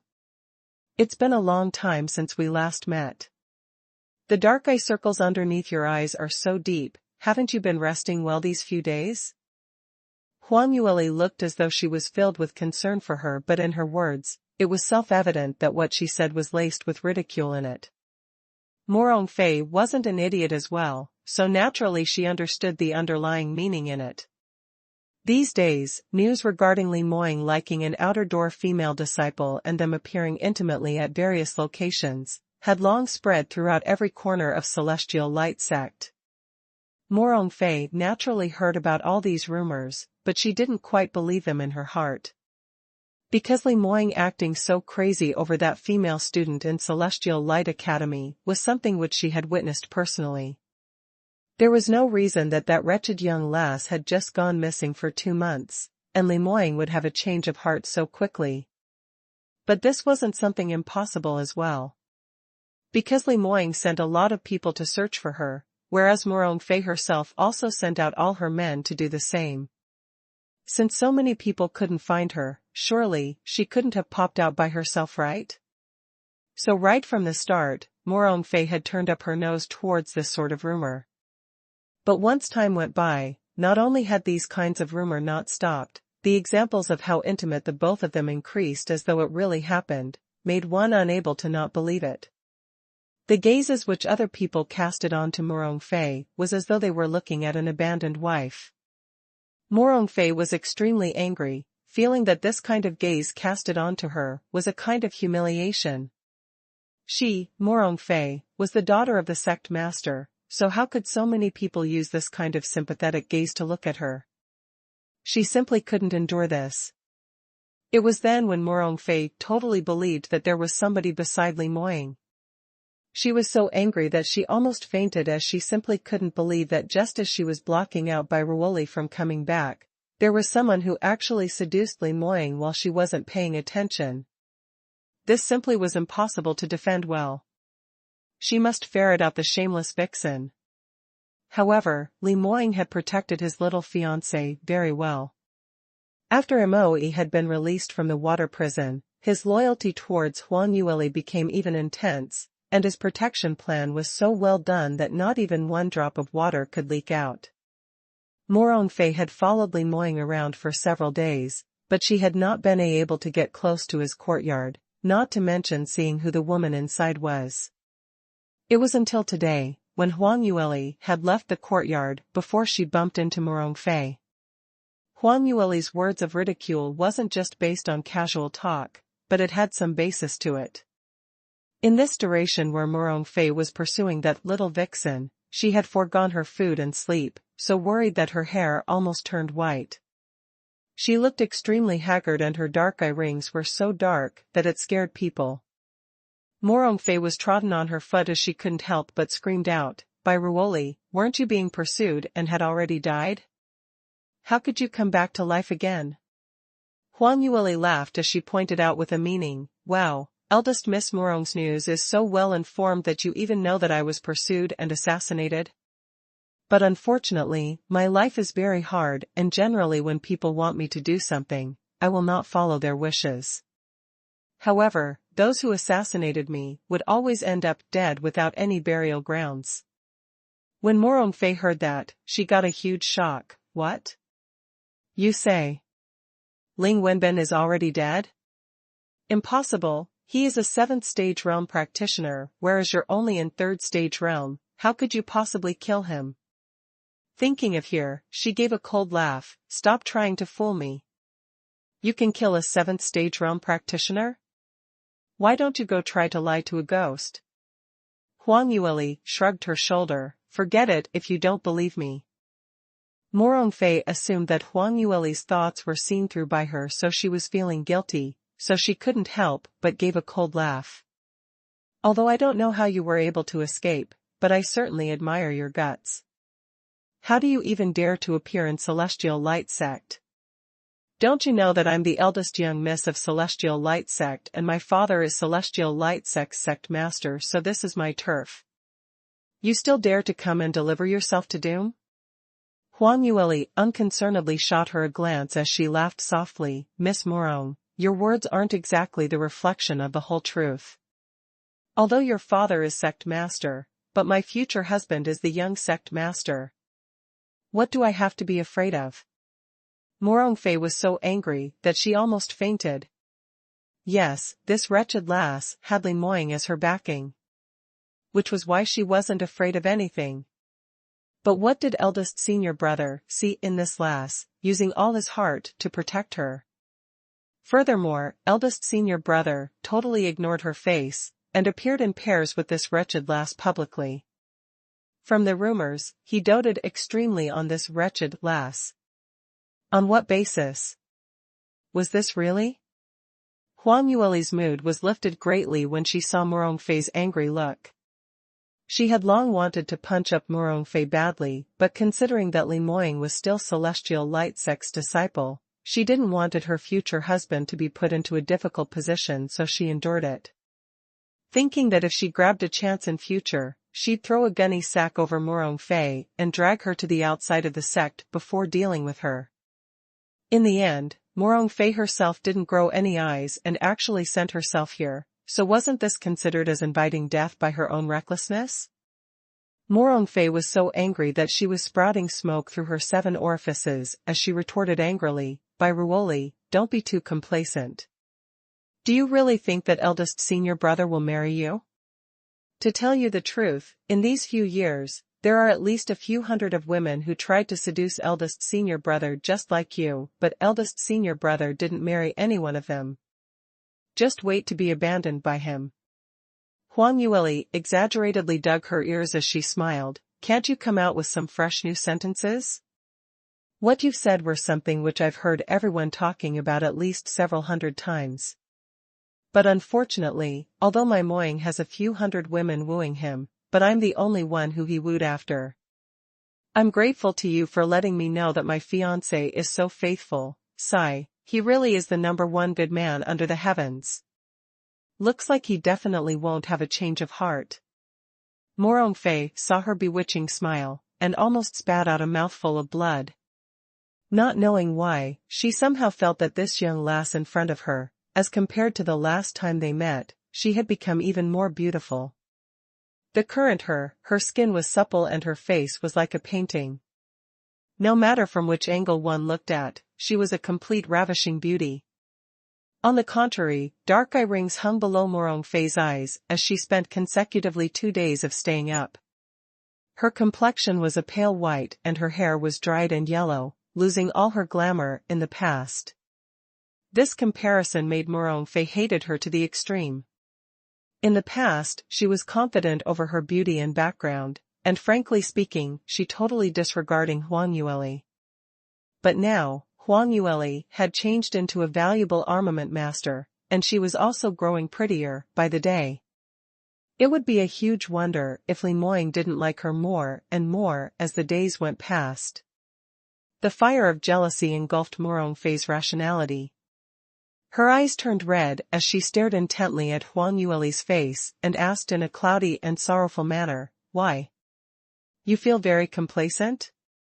Isn't it all because of that attractive face which made eldest senior brother look at you in new light? If I were to scratch your face and ruin it, make a guess, if eldest senior brother will still take another look at you? By then, will there be anyone who will come and protect you?" Huang Yueli saw her sinister expression and immediately realized that this evil eldest young miss really wanted to disfigure her. But what she was worried about was that her initiative to strike at Morong Fei would bring Li Moying trouble, so if Morong Fei wanted to make a move first, it was exactly what she wished for. Huang Yueli opened her eyes wide as she hurriedly acted out an exceptional terrified look, shaking and shuddering as she said, What are you trying to do?" She knew that the more she frightened she appeared, the more she could attract Morong Fei's twisted desire to torture her. As expected, Morong Fei's smile turned even more sinister. "By Ruoli, I'll let you know The price you have to pay for offending this young lady. Saying that, Morongfei shot up like an arrow. The speed of her moves was extremely swift, and in an instant, she had already gathered her profound energy, striking it out towards Huan Yueli's chest. A smirk of ridicule appeared on Huan Yueli's face, as she staggered a few steps backwards, avoiding her attack, and just as she was about to counterattack.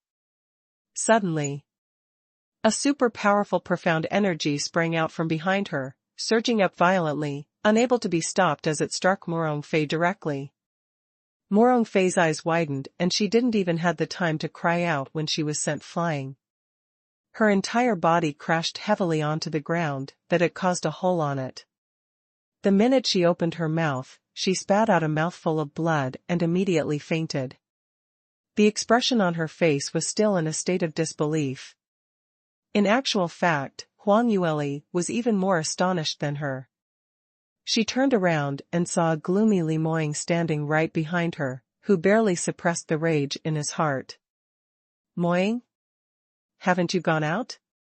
Didn't you tell me this morning that you'd only be back in the afternoon? Why are you back so fast? Is it because you miss me already?" She innocently said, as a pair of watery large eyes blinked at him as she attempted to bewitch the man in front of her. Li Moying's expression remained ugly as he used a harsh cold stare on her, staring so hard that she felt so guilty that she lowered her head. Li Moying then took her into his embrace, but he was still angry as he couldn't help but growled in her ear, You little lass who makes one worry, are you intentionally torturing me? I've told you a few hundred times that you must bring Moe along when you go out. In the end, you slipped away alone and even set up an array to puzzle Moe, making him so scared that he came over to look for me. Huan Yueli's eyes opened wide. Surely, not right? The array I've set up is only third tier, and brother Moe could even see through this. His aptitude in arrays isn't that low. If I'd known earlier, I should have. She originally spoke swiftly, but under Li Moying's icy cold stare, she could only swallow the other half of her words back. Li Moying asked, coldly, if you'd known earlier, then what would you do? Tell me? Huan Yueli pouted and was berating him with the word tyrant in her heart, but she still stretched out her arms and circled it around Li Moying's neck as she pushed herself entirely onto him. Her delicate little face leaned in close to his lower jaw, and giving an extremely sweet smile, she laughed. What do you want me to say? You're so fierce. You. Li Moying wanted to put on a stern look to lecture this young lass properly. In actual fact, he realized that he had no status in his own place. Not only did Huan Yueli not listen much to him, even his own subordinates, the shadow guards, seemed to have realized who was the one making decisions in the household, as they didn't really listen to his instructions. Li Moying felt that it was extremely necessary for him to regain his status as head of household, otherwise after he really got married with Huan Yueli, it was imaginable what kind of end he would fall into. Furthermore, Huan Yueli had really great guts. Sometimes the things she did even made Li Moying broke out in sweat. Like this time, while he wasn't paying attention, this lass actually ran out on her own. With just her 4th stage realm cultivation, she went up again the 6th stage realm Morongfei. Actually, Li Moying knew that Huan Yueli's character, which was fond of taking risks, wasn't a flaw. To a practitioner, it was a major advantage to be bold and careful. For those who lacked the courage to face danger or even proactively seek danger, no matter how high their innate talent was, it was not possible for them to become a real top-rated expert. Only through experience, life and death, would one be able to continue breaking through and continuing advancing. But although he knew these very well, but whenever he saw Huan Yueli risking her life, he would still be upset by it. The reason for this was probably because he had seen her sacrifice herself in their past life, which left a psychological shadow permanently. Although Li Moying's attitude was fierce, but not only did Huan Yueli not fear him, she even smiled sweetly as she rubbed her face against his neck. All right, what are you angry over? I just felt that Moe following me was rather inconvenient. Rest assured, I have my own plans.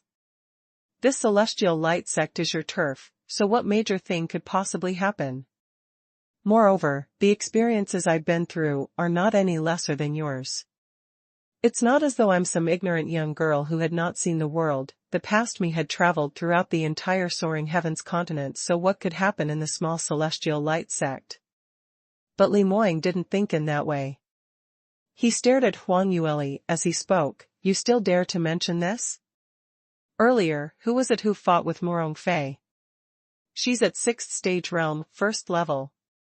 Furthermore, don't you belittle her. Although her innate talent isn't comparable to yours, but she is after all much older than you, and she's also the daughter of Celestial Light sect master. The profound skills, which she inherited from her family, are rather powerful. Even an ordinary 6th stage realm practitioner isn't comparable to her. Huang Yueli stared at him in dissatisfaction. Are you thinking too lightly of me? I'm not any ordinary 4th stage realm peak practitioner. I am certain that I can defeat her, which was why I chose to strike. Li Moying frowned. If you're now at 5th stage realm, then I definitely won't stop you, but you're only at 4th stage realm. Huang Yueli couldn't endure it further as her sweet smile on her face disappeared, and with a humph, she rolled her eyes at Li Moying. Alright, so you really look down on me. I've told you this before that I've not only raised my cultivation in the inheritance tower, I've also learned quite a number of god-grade profound skills. No way, let's go back now. I'll spar with you to show you how powerful I am. Li Moying looked at her arrogant and pampered look, as he felt totally helpless. He just told her off out of concern and her face changed totally. This temper was really bad. Furthermore, it was because of his excessive pampering. Li Moying's eyebrows rose as he replied, Alright, it's possible if you want to spar with me, but I don't casually make a move. Let's have a bet if you want to spar with me. Huang Yueli went into a blank. Bet? What bet? She hadn't heard before that to spar with her own fiancé, they first had to place a bet. Li Moying leaned in close to her ear as he puffed out a mouthful of warm breath on her ear lobes, as he satisfactorily watched that sensitive ears speedily turned into a shade of pink. The person who loses will have to help the winner warm up the bed. Do you accept this bet? Li Moying gave a low laugh. Hearing this kind of words, Huang Yueli's ears turned even redder as she gave a sulky glare at Li Moying. What do you mean? Does your brain only contain these useless thoughts? Furthermore, don't you feel embarrassed to bet with me? You're a 7th stage realm practitioner, and your ability is so strong, you'd definitely win no matter how I go up against you. Li Moying laughed. Isn't that really simple? I can suppress my own cultivation to maintain at 4th stage realm or so, or I can stop using my profound energy, only using profound skills to fight with you. As long as you can defeat me once, it's be considered as your win. How about it? Huang Yueli blinked, not believing that Li Moying would be so kind-hearted. Because the difference between practitioners' abilities was reflected on one's cultivation and one's profound skills. If they were to compare cultivation levels, she was far away from Li Moying.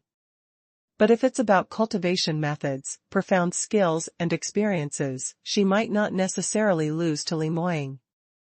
After all, she was a real 9th stage realm top expert in her past life, and in this life she had even learnt god-grade profound skills in the inheritance tower. Whereas Li Moying was only at the 7th stage realm, so probably the cultivation methods which he learnt were not even comparable to her 9 phoenix transformations. As long as he didn't use profound energy to crush her, her chances of winning would be rather high. Huang Yueli seriously considered about this, and from her peripheral view, she saw Li Moying behaving like a cat which had successfully stolen fish, smiling in a strange way. She had a change of thoughts and suddenly realized what he was planning. She was so angry that she went to pull Li Moying's ear. How dare you trick me? Even if I win, then you'd still have to warm up the bed for me, and in the end the person who gains the most advantage is still you. You dare to even scheme your own fiancé, you're a scoundrel. Li Moying laughed as he retreated backwards, receiving her punches and kicks as he continued to deny, "How would I gain any advantage? Aren't you the one who gains all the advantage? I've long seen through it that you've been coveting after my body for a long time. Yesterday when I was taking a shower, weren't you intentionally peeping at me?" "That's an accident." "I was not peeping." While the two of them were fighting and arguing, they didn't notice that behind them, Morongfei had already regained consciousness. Her eyes widened as she stared deadly at those two people.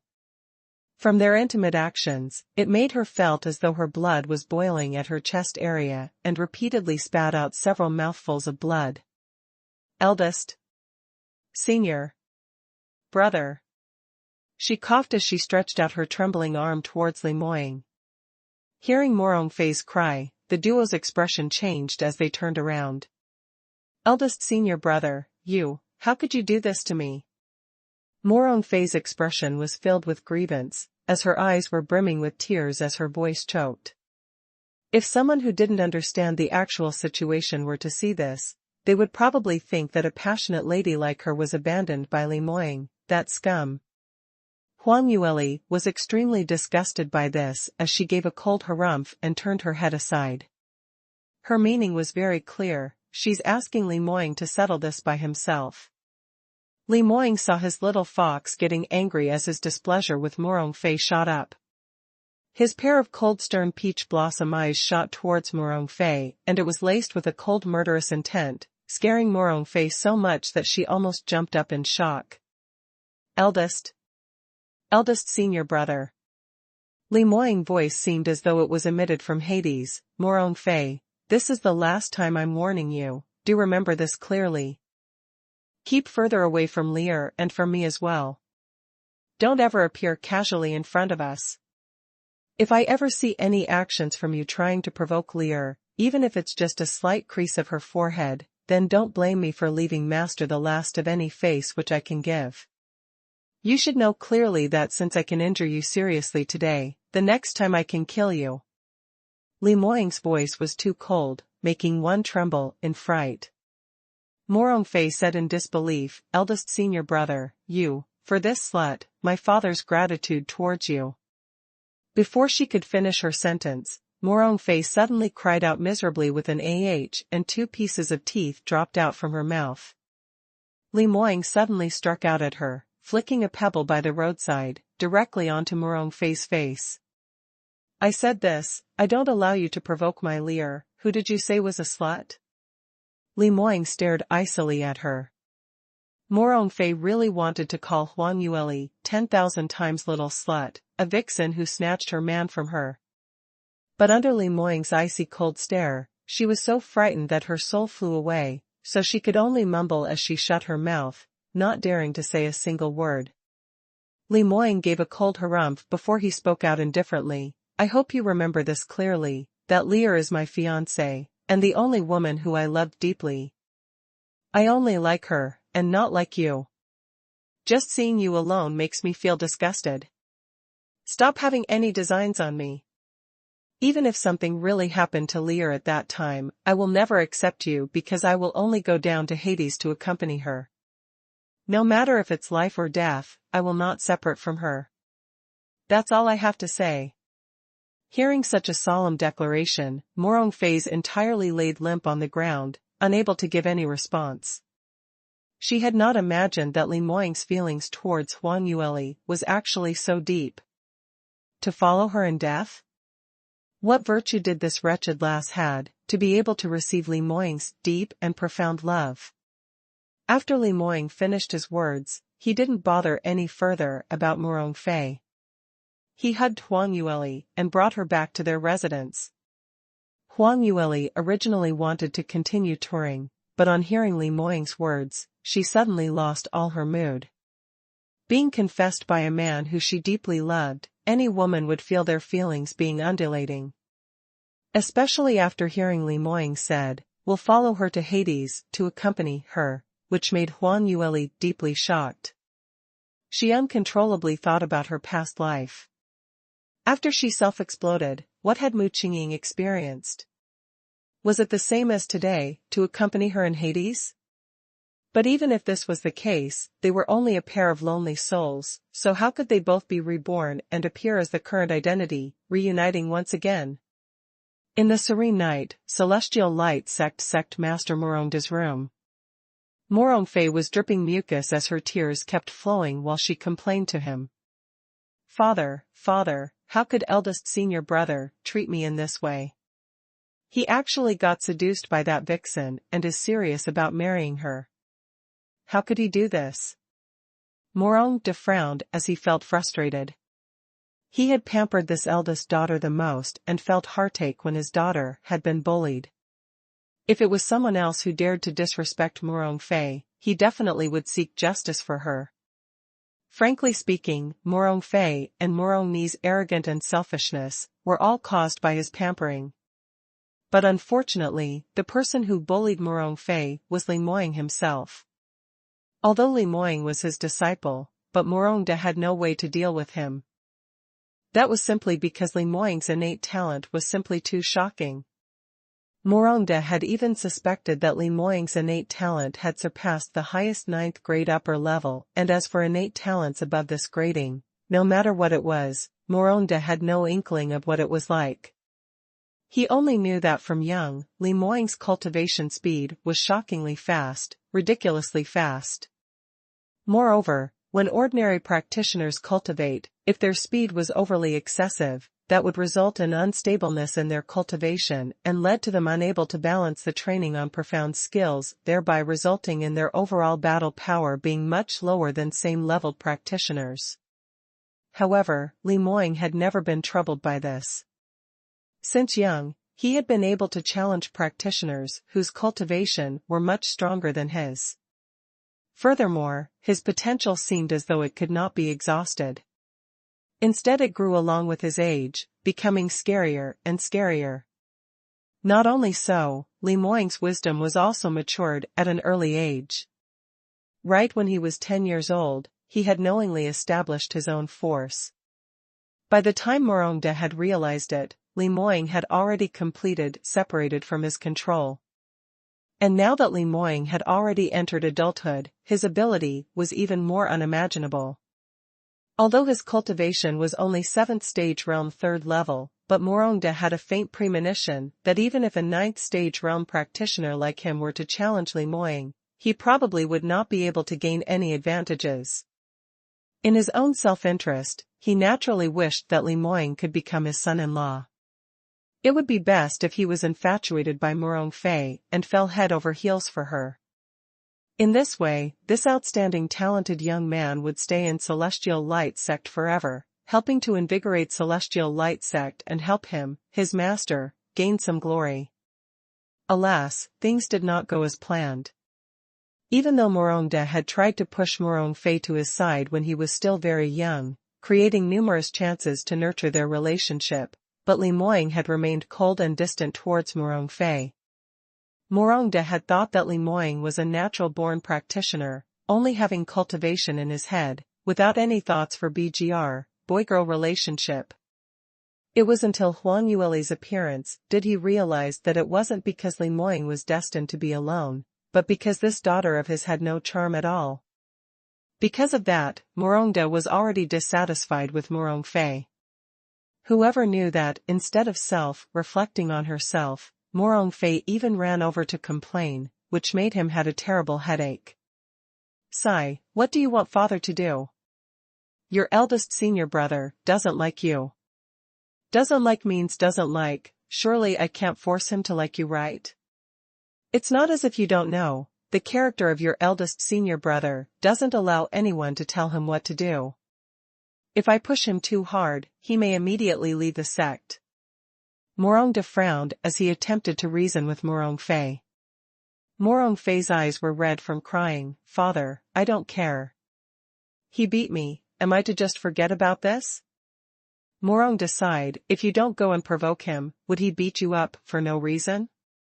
Your eldest senior brother shouldn't have the habit of finding things to do for no rhyme or reason, right? Just don't go provoke him anymore. Looks like he really will not marry you, so you can just give up.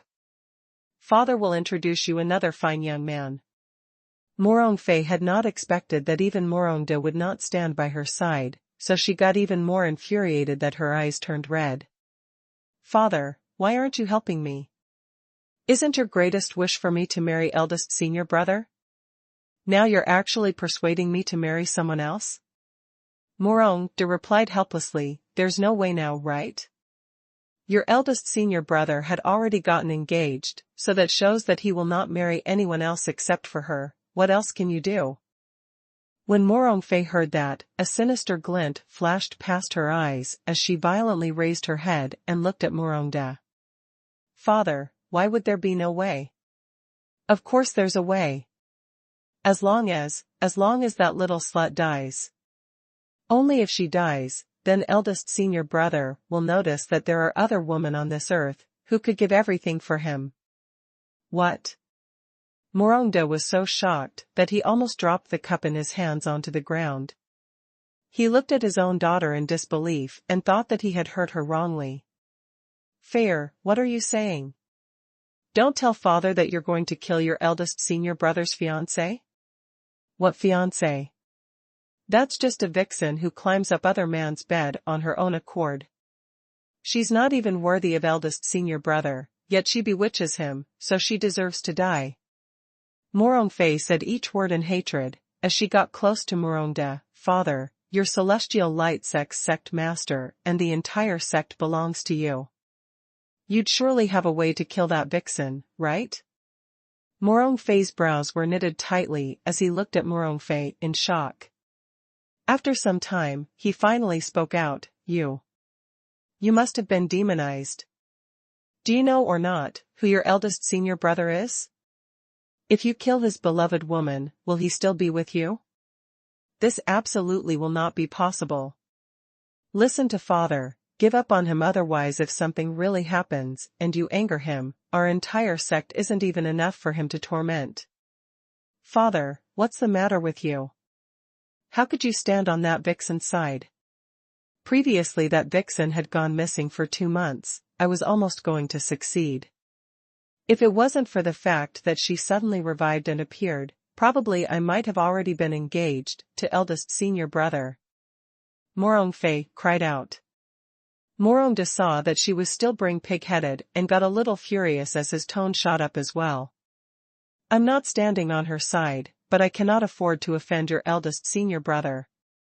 West Sky Region's Green Cloud sect is about to come to our sect to discuss a huge matter. By then, I will still require your eldest senior brother's help.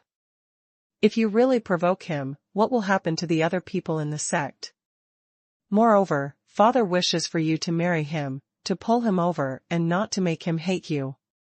Your unscrupulous methods will only push him further and further away. Morongfei also had a feeling that Li Moying was still staying in Celestial Light sect right now, helping out all because he was grateful to him for saving his life when he was young. If he really offended him and he were to leave like that, no one would be able to stop him. Morongfei could tell that he really wasn't willing to help, as her expression turned green. Alright, since even father doesn't stand on my side, then if anything were to really happen, then don't blame me for not being filial to you. Morongfei jumped up and the look she had towards her father was filled with hatred. Morongfei's heart jumped, as he felt that this eldest daughter of his wasn't very right, feeling that there was an ominous premonition. But this after all was his daughter, who he had pampered since young, so he didn't believe that she could do such a vicious thing. Alright fair, father knows you're just thinking awry for the time being and you'd be back to your normal self after resting for a few days. You can stop cultivating these 2 days, go out and relax your mind. Furthermore, father wants to tell you another news. Green Cloud sect master had intentions to link up with us through marriage. His eldest son is just 20 this year, and his innate talent had already reached 9th grade lower level. Very compatible with you. Morongde's original intention was to comfort her. After all, there were plenty more fish in the sea, so without Li Moying, there were still many others who wanted to marry her. But in Morongfei's ears, she felt that her father had betrayed her, and was even more infuriated than ever. She could not sit a moment more as she got up immediately. Alright, since you're unwilling to help me, then treat as though I've never been here. Saying that, she didn't even consider the fact that her injuries had not recuperated yet as she forced herself out of the door while staggering. Morongde gave a long sigh, not know what he should do at all.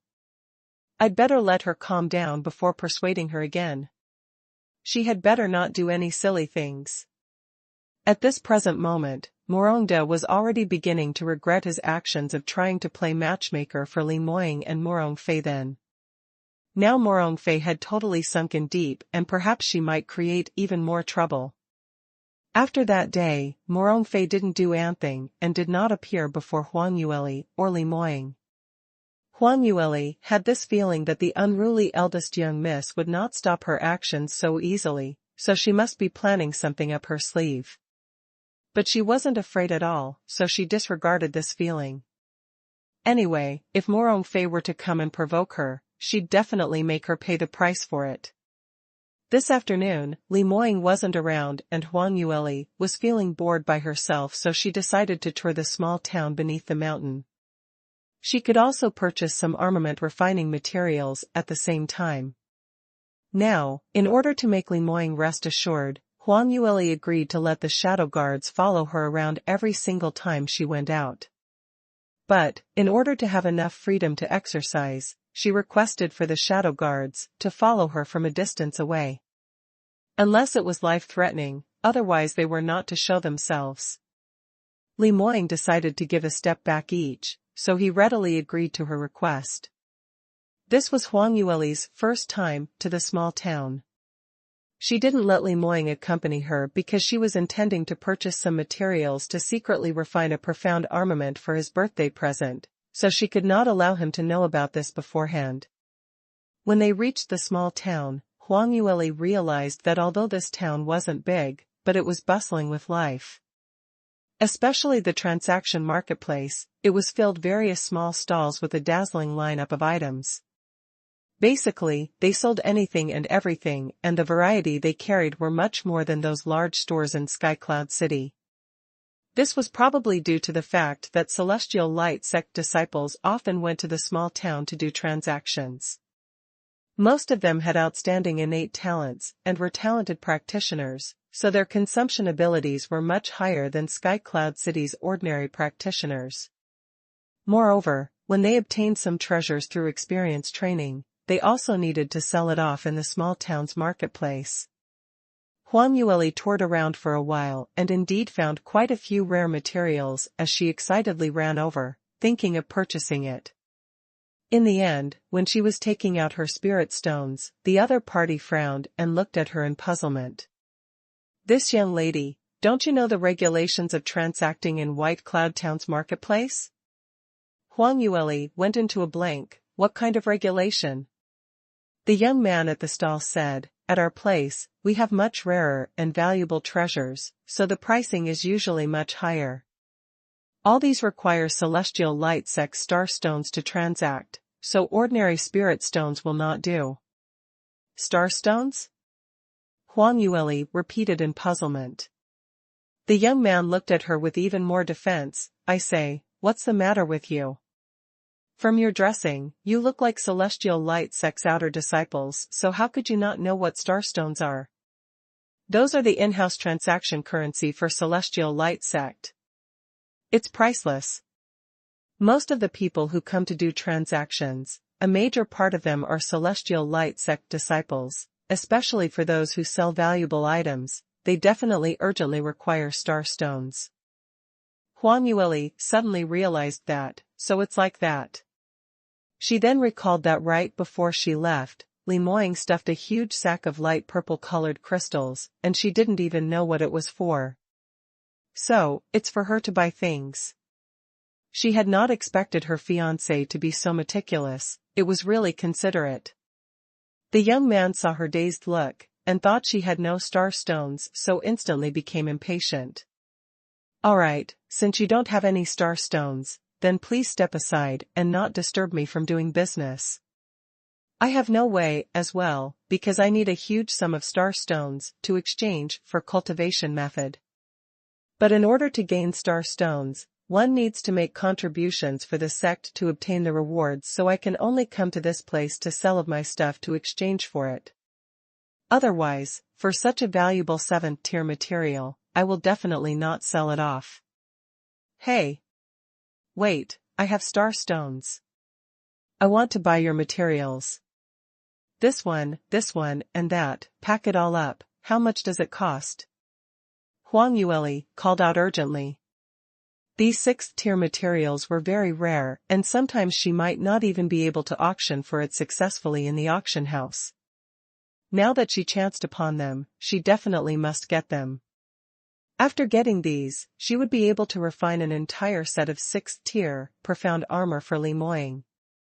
When the young man heard her cry, he looked at her suspiciously. Are you certain you can afford these? My materials here are not cheap. From your dressing, you're just an outer disciple, right? Where would outer disciples get so many star stones? Huang Yueli smiled. You haven't even told me your price. How do you know that I can't afford it? The young man hesitated and said, all right, since you already say that. These materials are a total of 25 star stones. 25? Huang Yueli gave a shocked expression. Earlier, when that young man put on that serious look, she had thought how expensive these things were. In the end, it was worth only 20 gift star stones? These star stones were really valuable. If it was according to market price, these materials would cost at least 150,000 medium-grade spirit stones, and if that all added together, one star stone would be around 10,000 medium-grade spirit stones. Recalling that Li Moying gave her a whole sack of star stones, it seemed that there would at least be a few thousand pieces. It was more than enough to buy everything in this marketplace. Huang Yueli was feeling a little complicated, as this was the first time she took so much money from a man. As a highly valued armament master, she had always not been lacking in spirit stones. Whatever she wanted to buy, she would just buy, and there was no need for anyone to give her any money.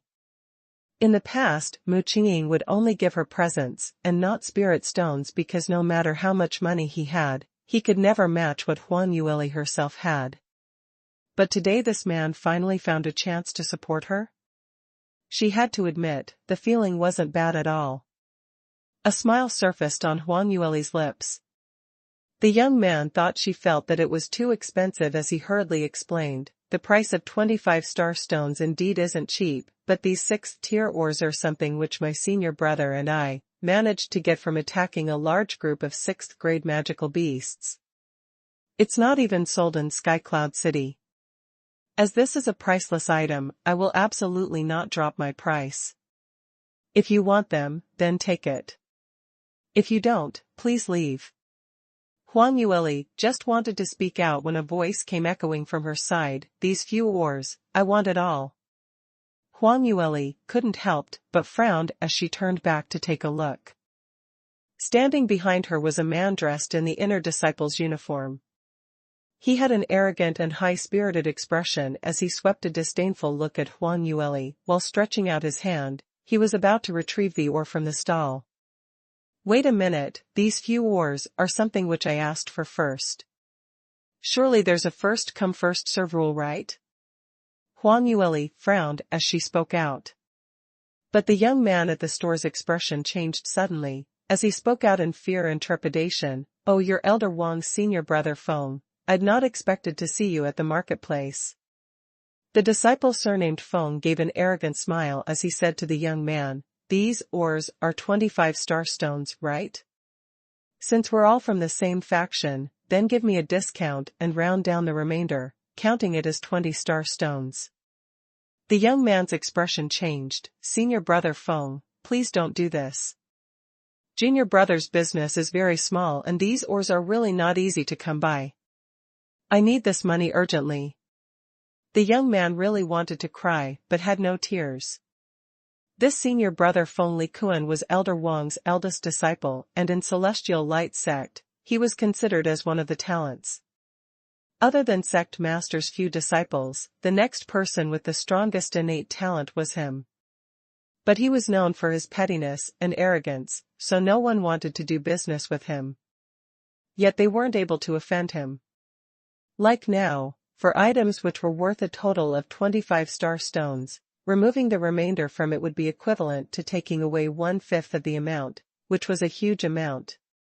But Fengli Kuan's ability was indeed strong. The young man was merely an inner disciple, and no matter if it was his status in the sect or his own personal innate talent and ability, he was far away as compared to the former. If Fengli Kuan insisted on forcing to buy or sell, the young man had no way to reject him at all.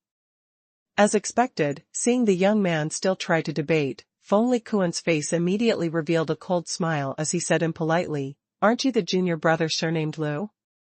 I'm giving you face as your senior brother, to give you these 20 star stones. Since you don't want to take the easy way, then we'll do it the hard way. I'm giving you face, by wanting your ores. Even if I don't pay, what can you do?" Saying that, his hand moved towards the ores once again. The young man was so anxious that he was about to cry, but he didn't dare to stop him. Just as Fengli Kuan was about to touch those ores, a slender delicate hand stretched out and stopped on the ores. At the same time, a burst of profound energy shot towards Fengli Kuan's outstretched arm, coincidentally flicking him away. Fengli Kuan had not expected anyone to stop him as his expression sunk, and he stared fiercely at Huang Yueli, who was standing by the side. That malicious look on his eyes were filled with threat. Huang Yueli seemed as though she had not noticed anything as her expression was calm as she spoke indifferently, "This senior brother, I've already reached an agreement on the price with this stall owner and agreed to purchase these ores. So even if you give a price now, it's useless, so next time please come over to the marketplace earlier." Saying that, she retrieved a bunch of star stones from the Sky Phoenix ring and counted out 25 pieces, then passing it to the young man. The young man looked at her in surprise as he didn't expect her to be so straightforward in payment. Moreover, the number of star stones which she had in her hands apparently showed that she was a rich buyer. But no matter how rich she was merely an outer disciple. Was her mind clear at all? How dare she fight over things with Fengli Kuan? The young man looked at the star stones in her hands, as his interest was aroused, but he didn't dare to accept it. Fengli Kuan turned red in the face as he held angrily on the spot, "Who do you think you are? These are the ores I wanted, did you hear me? How dare you snatch it from me? Do you know who I am? Who you are? What does it have to do with me?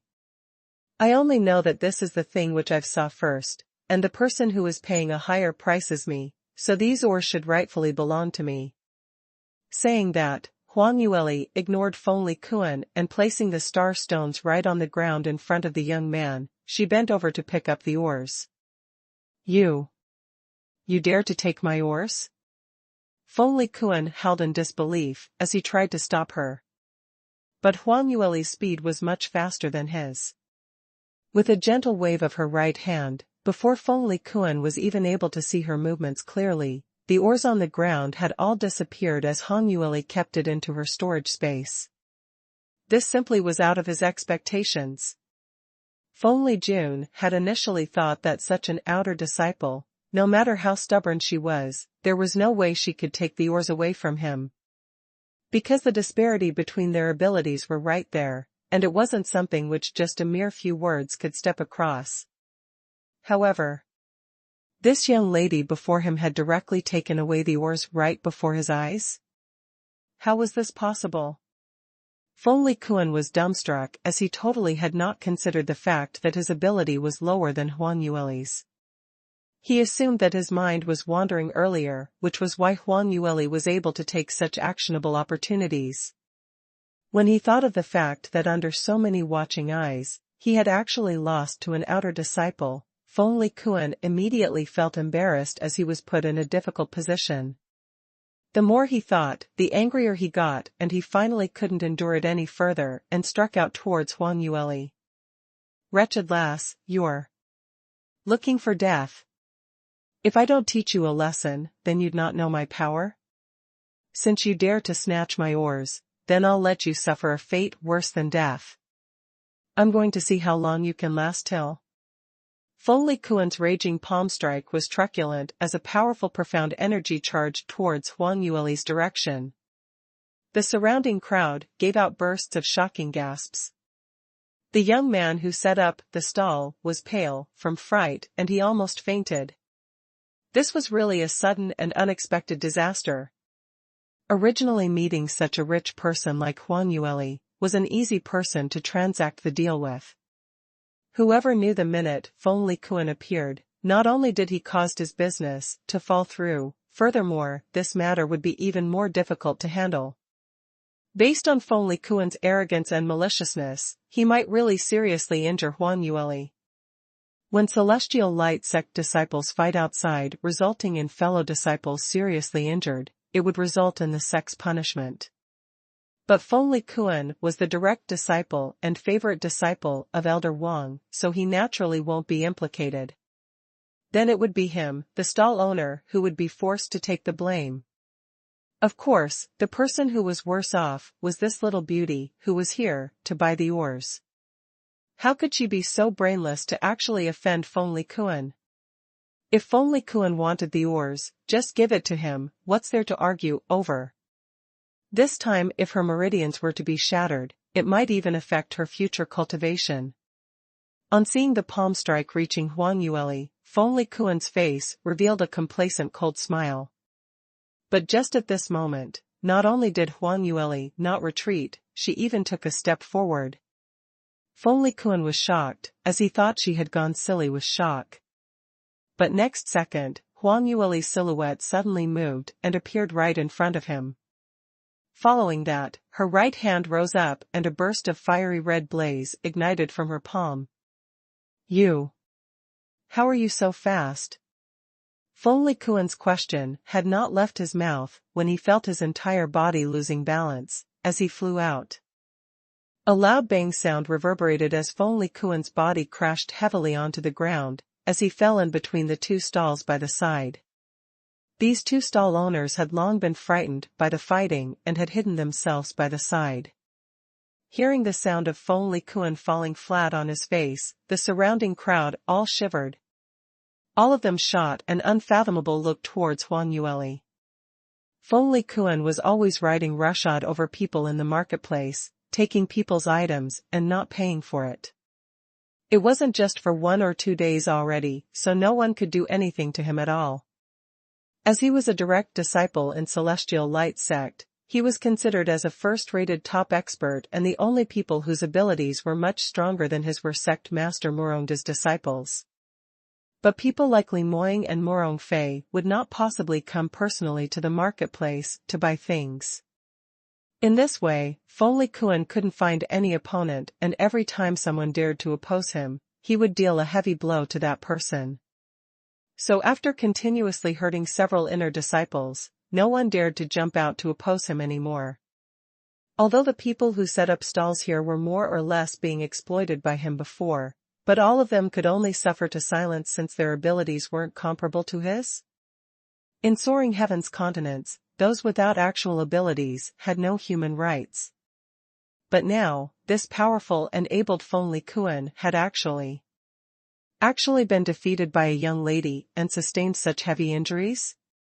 Moreover, from her uniform, she seemed only to be an outer disciple. The disparity of potential and innate talent between outer disciples and direct disciples was a world of difference. How could Feng Kuan be defeated by an outer disciple? Just as the crowd were shocked beyond words to speak, Huang Yueli snapped her finger and immediately, a black silhouette appeared out of nowhere by her side. "Third Miss, what are your commands?" Moe bowed at her respectfully. Huang Yueli pointed at Feng Kuan, who was laid on the ground like a heap of mud. "Brother Moe, earlier that fellow surnamed Feng took the initiative to attack me, so is this a violation of the sect's regulations?" Moe nodded. "Third Miss, what you said is right."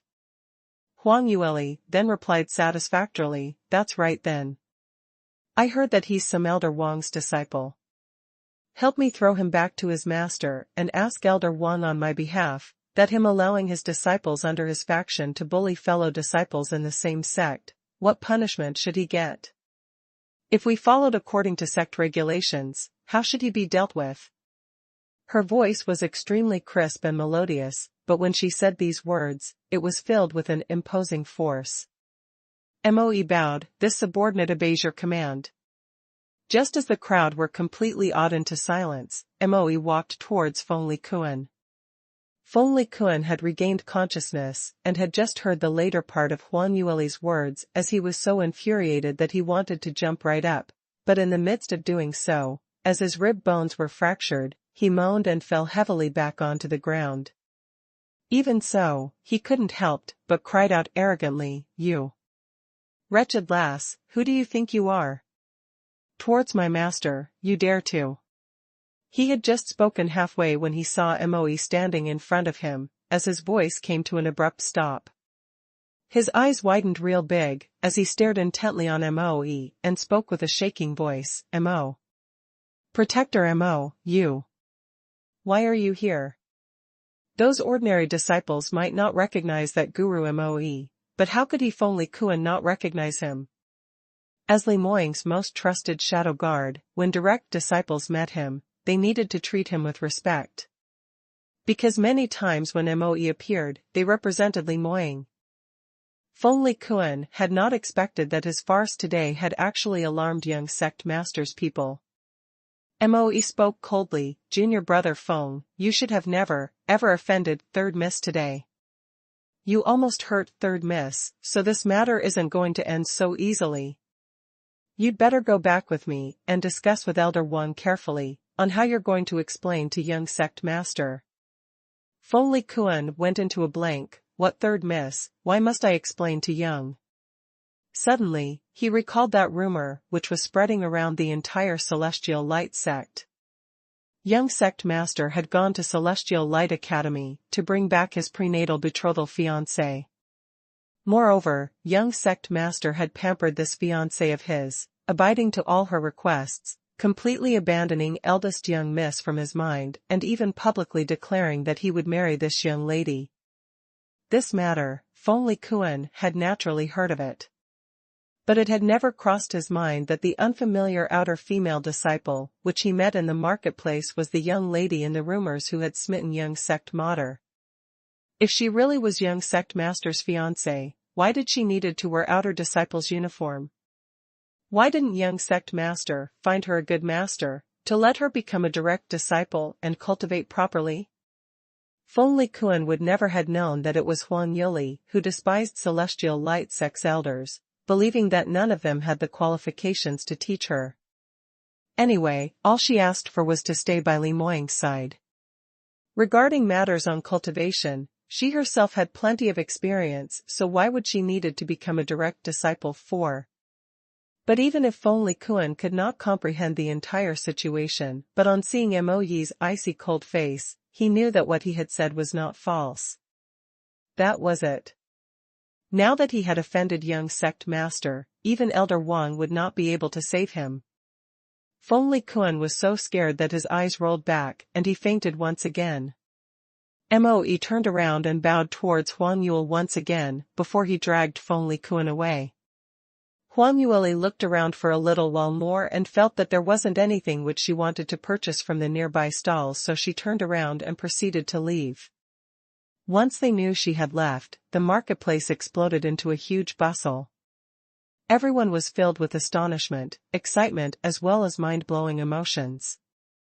Heavens, so that's the legendary young sect master's fiancée? She indeed is very pretty. Earlier I was just wondering if this outer disciple had just joined us, she's so beautiful and yet no one mentioned about it. Look at your wretched look. No matter how beautiful she is, you will never be your turn. You dare to fight with young sect master over her? Even if you give me 100 more guts, I also won't dare to. I am purely admiring her, can't it? She's really worthy of being young sect master's fiancée. Did you guys see it earlier? The speed of her move is simply too fast. Feng Likuan had no chance to react at all and was sent flying by just one strike from her. This ability should have long surpassed Feng Likuan. That's right, Feng Likuan still thought it was his own carelessness. TSK, really a dumbuzz. But that third miss looks very young, maybe around 15 or so? She could actually defeat Feng Likuan? What kind of innate talent is that? As compared to young sect master, she's not inferior in any way, right? Someone suddenly thought of this as he weakly raised this question. Momentarily, everyone was shocked as they exchanged glances, but no one said a single word. Right, earlier everyone was just intent on watching the show and had not thought about this carefully. That young lady at this age had this level of cultivation. Considering this carefully, just what kind of exceptional innate talent was that? It took a while before someone regained their senses. All they had were a gasp of admiration among the thousands of words. She really is worthy of bring young sect master's fiancé. No wonder young sect master don't even have any interest in eldest young Miss Morong. So, there's really a young lady with such shocking innate talent. Only someone like her is comparable to young sect master. When Huang Yueli left the marketplace, she felt slightly tired, and when she saw a tea house by the roadside, she wanted to go over to have some tea and take a rest. But the minute she just planted her butt, she heard an agitated voice from her rear right corner. Bairuoli? You're Bairuoli? You're still alive? Huang Yueli turned around and took a look and saw a good-looking man dressed in a long white robe standing up, as he shot straight to her. Huang Yueli stared at him and asked in astonishment, Divine Dr. Liu? Why? Are you here? That person was Liu Bian. When he saw Huang Yueli seated right in front of him in one piece, he was simply pleasant beyond his expectations as he couldn't help but said, That's great, you're all right. When I heard about your disappearance, I almost got scared out of my life. Huang Yueli grew even more curious as she blinked and asked, How do you know about my disappearance? She and Liu Bian weren't that close, right? They merely had a doctor and patient relationship, so why would Liu Bian get too agitated from seeing her? Liu Bian agitatedly trembled, as he couldn't help but held Huang Yueli's hands and said, Haven't you made a prior arrangement with me that within 10 days, you'd bring your friend to me for a consultation? Because of that, I'd stayed in Sky Cloud City for 10 days, but you'd not come to look for me. I had something on, so I thought of visiting you. Have you forgotten about it? In the end, the students in Celestial Light Academy said that you disappeared? Huang Yueli was caught unawares as her hand was grabbed in his, and she immediately felt embarrassed. She had always felt that Liu Bian's attitude towards her was not right, but she wasn't quite able to tell what was wrong about it. Only, the two of them were of different sexes, so when he suddenly grabbed her hand, this felt a little presumptuous, right? Huang Yueli gently retracted her hand, and after Liu Bian detected that, his gaze turned slightly dark, but he still released her, not forgetting to explain, I'm so sorry. I thought something happened to you, so when I saw you, I was a little too agitated. Huang Yueli hurriedly replied, No matter, I understand. Thank you for being so concerned about me. That day I had indeed met with a little bit of danger and encountered my father's enemy. Later on, because of my carelessness, I almost lost my life. But luckily later on, I managed to escape out of the dangerous situation. She tried to go through the entire episode briefly, but not only did it not make Liu Bian rest assured, on the contrary, it made him even more worried. What on earth is going on? Your father's enemy? Who is your father, to have offended such a powerful enemy? Furthermore, where were you hiding after sustaining such heavy injuries? Why was it that I'd been searching for you for 2 months, and yet I couldn't find any clues at all? When Huang Yuel heard that, she went blank. You searched for me for 2 months. Why? Did you need my help for something? She was completely phased as she totally could not understood why Liu Bian would search for her, and for such a long time. By right, their relationship wasn't so close till he would do that, right? Furthermore, Lu Bian wasn't some kind-hearted person who would waste his compassion on someone like that. Although he looked more passionate than Mu Qingqing on the outside, he was actually the one whose natural disposition was cold. Usually if it wasn't someone who Lu Bian wanted to save, then even if that person died right in front of him, he wouldn't even bat an eyelid. Moreover, Lu Bian would not even care about those ladies whom he had a past relationship with. In the past, his enemies used the women whom had a relationship with him to threaten him, but he wasn't hooked and allowed those women to emerge and perish. A person with such cold character would run about everywhere for an ordinary patient, even searching for her for 2 entire months. How was that possible? It wasn't like in her past life that he would help his best buddy Mu Qingqing to search for his beloved woman. So, either Lu Bian was lying to her, or he had some ulterior motive? Lu Bian remained silent for a moment, not knowing how to reply. After some time, he came out with an excuse, "There's nothing much. I recently came across a patient who was similar to your medical history, also poisoned by dark attribute. But when I used the same kind of medicinal bath on him, I was not able to cure him at all. I was thinking that my divine doctor's label cannot be smashed just like that, so I thought of searching for you, to understand what the situation was when I was treating you that time." Actually, Lu Bian himself didn't know what was wrong with him. He originally wasn't a kind-hearted person. There were innumerable patients who helmed great fortunes to look for him to cure them. So, he couldn't possibly stay put at one place, just to fulfill an agreed period of 10 days for a young lady. If he agreed to wait just upon request, what kind of divine doctor was he? How much face would he had lost? However, he also didn't know why and actually stayed for an entire 10 days in Skycloud City. In the end, Huang Yueli didn't appear at all. This young lass had fooled him, and according to his way of doing things, he would immediately flick his sleeves and left. Before he left, he would also serve that woman who dared to fool him with some kind of poison, letting her see just how powerful he was. However, he had no thoughts of seeking revenge or similar matters at that time. He was filled with an ominous premonition, worried that that pleasant and artfully intelligent young lady, whose cultivation was not high, had really met with some unpleasant event. So he disregarded his own status to ask about her whereabouts in Celestial Light Academy. After he found out that Huang Yueli had disappeared, Lu Bian felt that his heart was going to stop, as his mind turned blank as flustered emotions started to occupy his entire mind and heart. This feeling was something which he had experienced previously. It was exactly because he had experienced it before, which was why he was even more clear what that meant.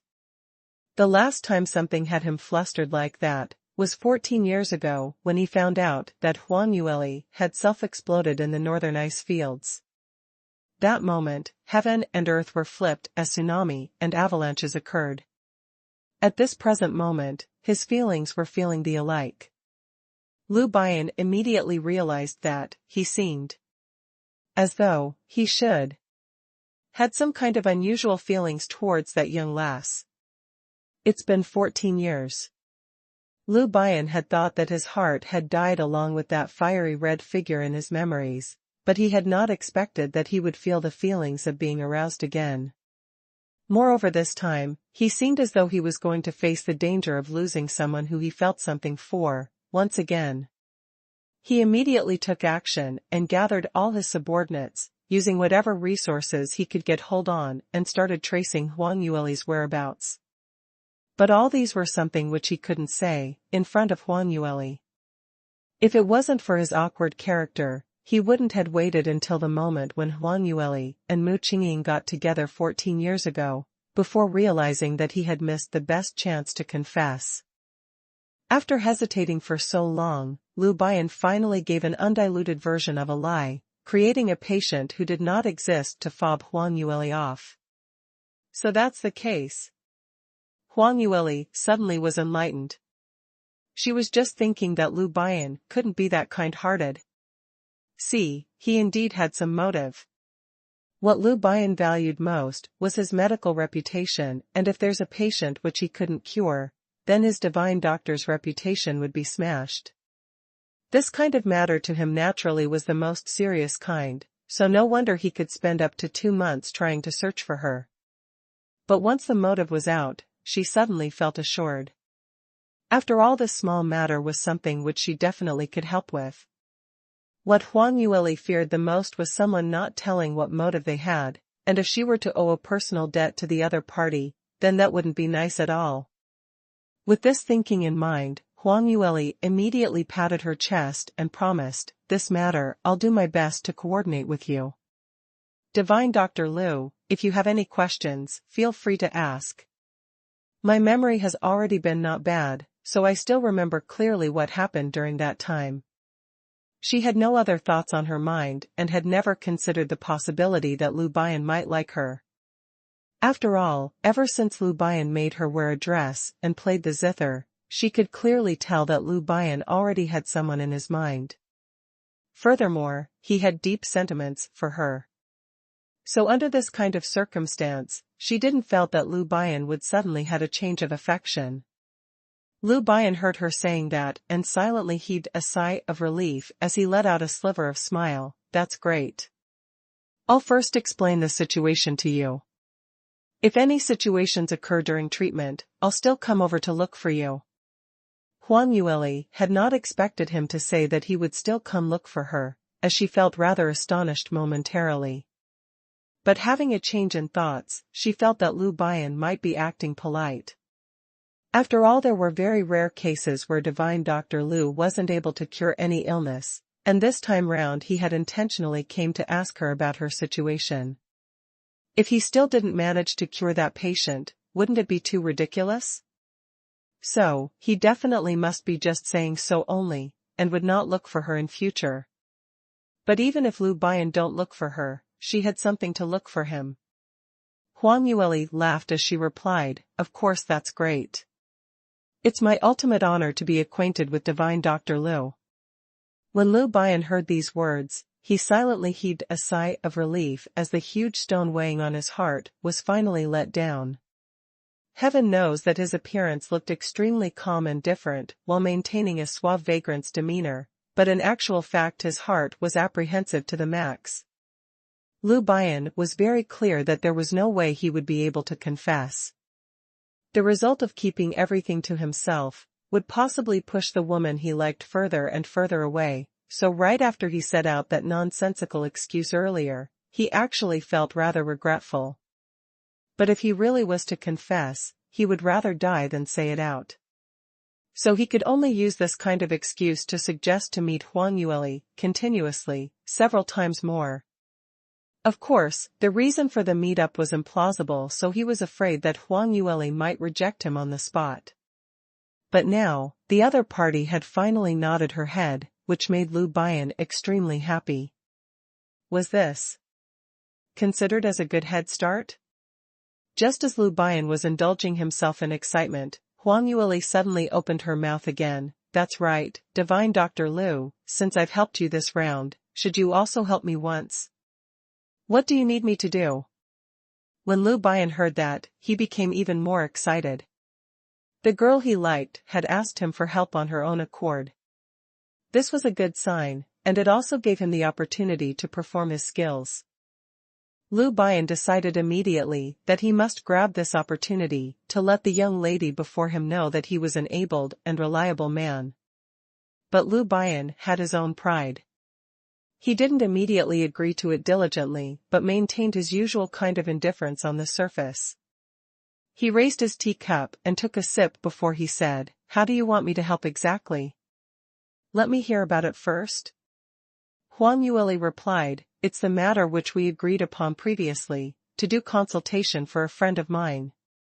He has had that illness for 10 over years and recently it's been deteriorating. The last time because I met with danger, hence, we missed the agreed timing to meet up. After dragging for so long, I'm afraid that it would become more and more dangerous, so I'd like to trouble you to set aside some time to do consultation for him." When Lu Bian heard about this matter, He couldn't help but laughed as he said, "You should know that the price to ask me to do consultation is very high. Last time you've made me a meal which made me satisfied, so I agreed to your request. But at that time, you didn't appear during our agreed timing, so it's considered as you giving up that chance. Now that we're speaking on this same matter again, I will not acknowledge this debt." Huang Yueli pursed her lips as she berated Lu Bian the wily old fox secretly, thinking that he would probably come out with something else to make things difficult for her. She was considered quite close to Li Bian, and in her past life, they were all friends, so she naturally knew that every single time this fellow helped someone to do consultation, he would definitely not let it go easily if he didn't make the other party go crazy from it. But did she have a choice since she needed him to do her this favor? To Huang Yueli, Li Moying's health was much more important than anything else.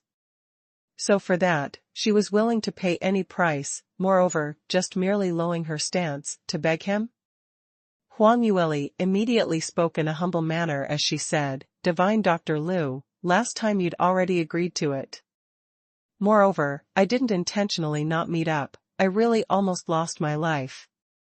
Furthermore, aren't you asking me for help this time as well? Don't tell me you're only intending to make me help you for free and not intending to pay me any reward? How about this, we do one favor for each other and that's considered settled." She used the carrot and stick approach, as she tried to befuddle Lu Bian. Lu Bian heard her clever and eloquent look and felt a little like laughing. The way she spoke really resembled that young lady from 14 years ago. Thinking of the person in the past, Lu Bian sighed silent in his heart, and at the same time he reminded himself that since he had already missed it once, he absolutely cannot miss it the second time. This time round, he must grab the opportunity. Lu Bian heard that and said, "There's no logic in your saying.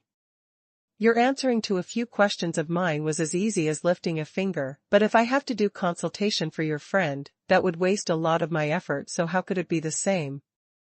You just want to use a few questions to exchange for Lu Bian's help?" How would such an intelligent person like Huang Yueli not understood what he meant by that, as she immediately realized that Lu Bian was prepared to agree to it, but she was still acting that he didn't agree to it. She hurriedly added, "This is easy, what else do you want me to help you with? Just list it out and I'd do my best to satisfy your demands." Lu Bian laughed and intentionally shot a disdainful look at her. "Can you satisfy all my demands? I don't believe that based on your ability, I really can't tell that what help you can help me with." Huang Yueli rolled her eyes at him in displeasure. "What do you mean by that? Don't you dare belittle me. I'm telling you, I'm very rich. Moreover, not only do I have spirit stones, I also have many rare materials and profound armaments. You only need to list out your demands, and I'll think of a way to do it." Even if she wasn't able to do it, there was still Li Moying, so she could still go back home and discuss with her fiancé on how to go about it. Huang Yueli was very sincere when she raised this, but Lu Bian didn't believe her. From how he saw it, no matter what Huang Yueli said, she was merely a 14 to 15-year-old young lass. Even if she had outstanding innate talent, but cultivation itself required a lot of expenditure on resources, so how much money could she have saved? Retreating back 10,000 steps, even if she really did have savings, was it comparable to him, Lu Bian? One must know that the two occupations in the entire Soaring Heavens continent which earned the most were armament masters and alchemists. Ever since Huang Yueli died 14 years ago, the position of a 9-ranked armament master was still vacant till now, whereas for 9-ranked alchemist, it was Lu Bian himself. In other words, he was the richest man in the entire Soaring Heavens continent. So no matter what this young lass had, surely she would not be able to show him anything that he had interest in, right? Furthermore, if he were to woo her now, who on earth would woo the lady and still demanded things from her? Lu Bian thought for a moment and replied, "Money, I have plenty of it. For that little bit of yours, I am not interested." Huang Yueli's lips twitched as she wanted to debate further, but endured it. Alright, pale masters were indeed rich, and for Liu Bian to be so arrogant, he had his own reasoning. Who asked him to be the one that she had to beg for help? She would endure with it. But, if you can copy what you did like last time, to make another meal for me, then I can give you another chance, to help your friend do consultation. What do you think? Liu Bian raised his request slowly. Huang Yueli delightfully nodded when she heard that. Alright, this is simple. Don't say 1 meal, even if it's 10 meals, it's not a problem too. As long as you're able to cure him, then you will be our best friend. So, we welcome you to our house to be our guest. She had not expected that things were actually that simple. Liu Bian's request was actually for her to make him another meal. Huang Yueli felt that it was inconceivable. She knew that her culinary skills weren't bad, but was it really that good to this extent? To even be able to let the difficult divine Dr. Liu to do a consultation for her just for 1 meal? Wasn't this just too magical? She herself didn't even felt that it was really good usually. But no matter what, Liu Bian had agreed to it, so it was some great news. Huang Yueli didn't think much of it and just treated that it was his special preference as she immediately agreed to it joyously. But Liu Bian, on hearing her reply, not only did he not felt happy, instead he started to frown. Somehow, he felt that Huang Yueli's words earlier sounded a little strange. What was called? Our house? What was called, welcome you to our house to be our guest? Whose house was it? Liu Bian kept thinking about it and felt uncomfortable, so he couldn't help himself and asked, Miss Bai, why did you say our house? This friend of yours is staying with you? When Huang Yueli heard this question, she suddenly paused as a shade of red uncontrollably filled her face. She realized that she was too excited and actually put the words "are" into her mouth. Although it indeed was the truth, but she and Li Moying were not officially married and were staying together, the feeling was a little embarrassing. Liu Bian had not expected that over such a question. Huang Yueli actually blushed. This made Liu Bian's alarms ring louder as he immediately asked for an answer. Why are you not talking? Is it inconvenient to speak about? Huang Yueli then shook her head as she said, there's nothing inconvenient to talk about. Actually, the person whom I wanted you to help do consultation for, is my fiancé. Fiancé? Liu Bian cried out in alarm as his hand uncontrollably shook and the teacup in his hand instantly dropped, smashing onto the ground. Following the crisp, plop sound, the teacup was smashed to smithereens, shattered into fragments, just like his broken heart. Liu Bian repeated in disbelief, you say, fiancé? You have a fiancé? Liu Bian totally couldn't believe that such a thing had happened. Just when he was filled with determination to woo a young lady, he suddenly discovered that the only party who made his heart moved, actually, already had a fiancé? Why was he so unlucky, to be just late by 1 step every single time? This couldn't be true. Huang Yueli had not expected him to be so agitated, and she totally didn't understand why as she looked at him vacantly. That's right. Right before I was born, we already had this prenatal betrothal. Earlier this year, we officially got engaged, to become fiancé and fiancée. Liu Bian replied, your fiancé was in a prenatal betrothal with you? Huang Yueli looked at him in puzzlement once again, not understanding why he kept asking her about her personal matters, but she still nodded her head. Liu Bian then recovered from shock that this beautiful lady was a married woman, and on seeing Huang Yueli nod her head, his heart started to quieten down. Although this young lass was so young and had a fiancé, this was really out of one's expectations, which increased the variations and uncertainty during his process of wooing her. But at least the good news was, she and her fiancé were betrothed prenatally. That also meant that their marriage arrangement was totally out of the elder generation's arrangements, purely the type which was similar to drive the ducks onto the perch, so there probably weren't much feelings between the both of them. Towards this, Liu Bian was very sure of it. Because Huang Yueli had mentioned this earlier, that her fiancé's body was very weak and had sustained 10 over years of illness. Moreover, from her tone, her fiancé's illness was getting more and more serious by the day, and if this continued, it would bode more ill meanings than positive signs. This kind of man, what abilities did he have? No matter how good his innate talent was, to have such a serious illness, his cultivation would probably not be any higher. Whereas, how about this young lass? Her innate talent was exceeding and her ability was outstanding, with both beauty and brains. For a young lady like her, how could she possibly be willing to marry a fiancé with that kind of illness? From this, one could tell that the young lass was probably doing it out of morality, feeling that she should take care of her seriously ill fiancé, so she chose to stay with him instead of rejecting the marriage. There were really not many young ladies who had both affection and faith, and this made Lu Baiyan's evaluation towards Huang Yueli raised another notch. Huang Yueli totally didn't know that in such a short span of time, Lu Baiyan's brain had been nourished with so many thoughts, and it was totally not fitting the truth. She only had one question in her mind: when are you free to help my fiancé do the consultation? We have a full set of culinary equipment in our kitchen, so just arrange a time, and when before you drop by, I can prepare the things in advance.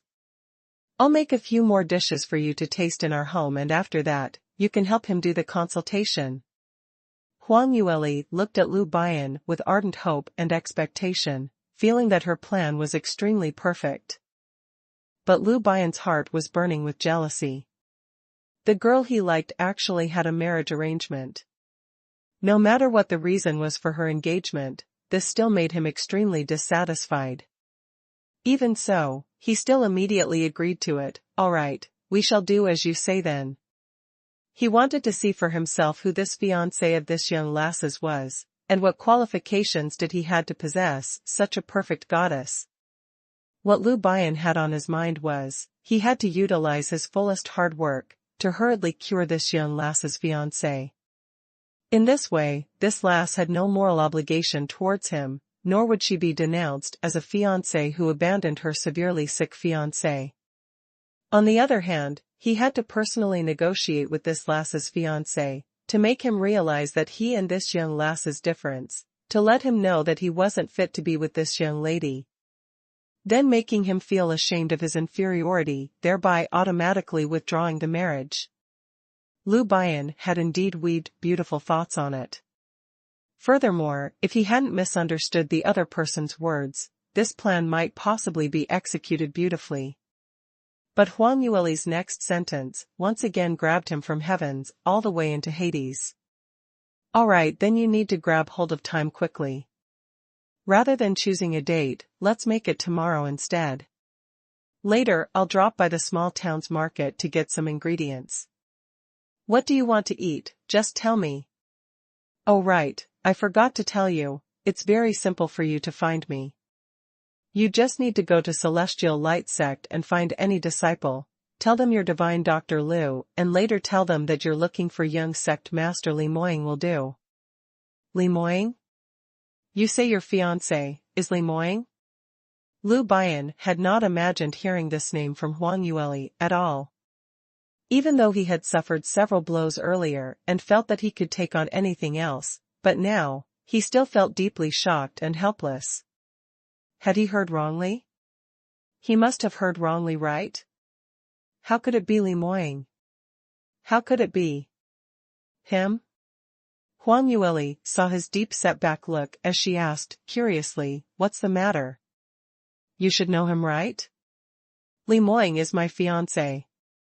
I heard the people in his sect mention this before, that you've done a consultation for him previously, and even refined pills for him. That soul detachment illness of his is very rare, so I think you shouldn't have forgotten about him, right? Lu Baiyan clenched his teeth as he tried hard to control himself, to make his own tone sound as peaceful as possible. Right. Yes, I've done a consultation for him previously. Huang Yueli smiled. It's great that you remember it. This time I've looked for your help, because his soul detachment illness is getting more and more serious, and I'm very worried about him. Of course, I know this illness is extremely hard to cure, so I won't just use one meal to dismiss you. No matter how many meals you want, as long as you can cure him, I'd definitely fulfill my promise, cooking for you any time that you want.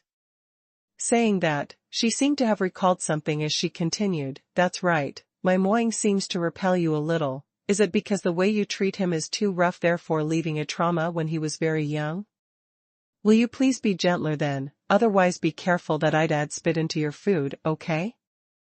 Huang Yueli finished whatever she was saying, and when she raised her head, she saw Lu Baiyan's head tightly creased with an exceptional unpleasant expression, as though he was experiencing some torture. His both hands which were on the table were clenched into fists, and his lips were tightly pursed into a straight line. Huang Yueli asked in puzzlement, Divine Dr. Lu, what's the matter with you? She suddenly became apprehensive, not knowing why had Lu Baiyan turned so agitated the minute he heard Li Moying's name. She heard Li Moying mention this previously, that he didn't like Lu Baiyan, but Huang Yueli assumed that it was because of Lu Baiyan's violent ways of treatment. She heard that Li Moying was only 7 or 8 years old when he was being treated by Lu Baiyan, so it was no wonder that he would be traumatized. But now, seeing Lu Baiyan's unpleasant complexion, did it mean that the both of them had a serious friction? Huang Yueli had not considered the fact that Lu Baiyan knew about Li Moying's past identity. Because Li Moying himself didn't know who he was, and no one beside him knew his identity. So how would Lu Baiyan possibly know? Moreover, Lu Baiyan and Mu Qingqing had already turned from friends to does. From Lu Baiyan's stance previously, he couldn't wait to see Mu Qingqing die. If he were to find out that Li Moying was Mu Qingqing, would he still try to cure him? Apparently not possible. In actual fact, Huang Yueli's thinking was totally wrong this time. Lu Baiyan's understanding towards Li Moying had exceeded her imagination. Furthermore, he even knew more than what she knew. He clenched his teeth as various thoughts flew past his mind. But most of all, was a kind of indescribable jealousy and hatred. That year, he was short of a step in confessing to Huang Yueli, and could only see her walk into Mu Qingqing's embrace. He chose to give up, but Mu Qingqing wasn't even able to protect that lady. After Huang Yueli died, Lu Baiyan had a huge fight with Mu Qingqing, and Mu Qingqing also made a bold decision to stake all in one throw. But he ultimately still failed. From then on, Huang Yueli's spirit completely disappeared, entering an eternity of non-reincarnation, whereas Mu Qingqing adopted another form of living. Even though Mu Qingqing failed, but this made Lu Baiyan's hatred towards him lessen by quite a lot, so he continued to treat the reincarnated Mu Qingqing. But Lu Baiyan knew that he and this Li Moying would never be friends again. Luckily, Li Moying didn't have any past life's memories, so the both of them were just strangers in this world, which was the best ending. But Lu Baiyan had not imagined that Li Moying would have a fiancé, and he actually really got engaged. How could he do this? Where had he placed that person who died 14 years ago? Had he completely forgotten about it all? Even though he knew that Li Moying had no past life's memories, but Lu Baiyan couldn't accept that he actually got engaged with someone else. Furthermore, his engagement partner was coincidentally the girl who he liked. When Lu Baiyan thought of this, various complicated emotions started to surge as he couldn't control himself and stood up from his seat. Huang Yueli had a huge shock as she asked, Divine Dr. Lu, what's the matter with you? Had my fiancé offended you? Lu Baiyan trembled as he turned his eyes back onto Huang Yueli. The young lady before him bit her lips lightly, as her brows were creased, looking extremely apprehensive. She was so innocent, not knowing anything at all, and not knowing that her fiancé was a cruel and unscrupulous fellow. He wasn't worthy of her. Lu Baiyan spoke out, Miss Bai, do you know that Li Moying, he actually... Lu Baiyan's words were by the side of his mouth, when he suddenly stopped. The young lady didn't know anything at all.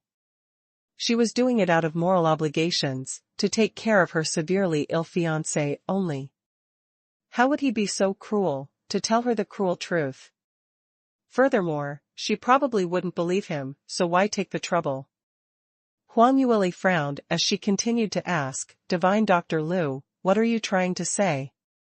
Why are you suddenly acting so strangely?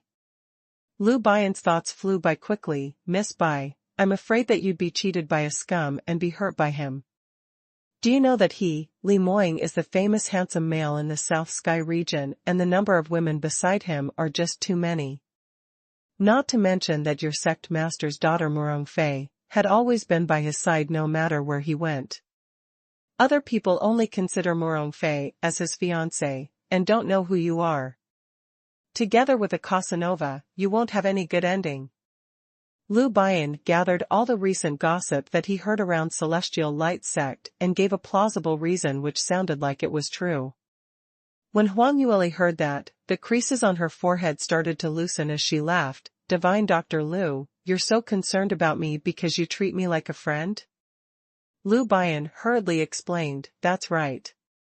To be frank, I've met so many ladies, and only the food that you cook tastes the best.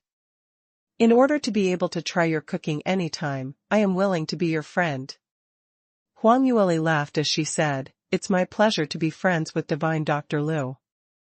But you are really thinking too much. My relationship with Li Moying is great. Regarding the matter between him and Murong Fei, that's just a story with no fact spread by others. Rumors with no basis will be stopped by intelligent people, so you need not mind too much over it. Liu Baiyan's heart was raging unceasingly as he really wanted to tell her that those rumors were really nothing. None of the rumors described just how much of a scumbag was Li Moying, this fellow. However, he still endured it. Alright, I understand your meaning now. You don't need to worry, I will go and help your friend to do consultation. But you might need to wait a little while more. Beside this, I suddenly recalled that I've already arranged a meeting with someone else to do consultation at another place tonight. Now that it's quite late, I have to be on my way. Furthermore, I won't be able to make it back on time tomorrow, so I won't be dropping by your side to have a meal. Liu Baiyan was distracted as his thoughts were in turmoil. He didn't want to continue staying in front of Huang Yueli, otherwise he would definitely give the game away. So he could only find a reason to quickly leave. Although Huang Yueli felt that his actions were abnormal, but she didn't ask too much and only replied, alright, then we shall arrange another time to meet. But please do put aside some time soon. I feel that Moying's condition is worsening by the minute and it cannot be dragged on any longer. Liu Baiyan heard that all she was worried about was Li Moying as he got even more frustrated. He half-heartedly nodded his head and waved casually, then as though he was fleeing, he quickly left the small town. Huang Yueli saw his departing figure as she frowned. During night time, when Huang Yueli returned to Li Moying's courtyard, she continued to think back about what happened in the afternoon. Li Moying had gone out to another place to deal with some matters in the day, and in order not to be separated with his little fiancée, he hurried back through the night. He toiled for long hours, and was travel-worn by the time he reached back. His hair was slightly dispersed and a lock of his jet-black hair had fallen to the front of his forehead.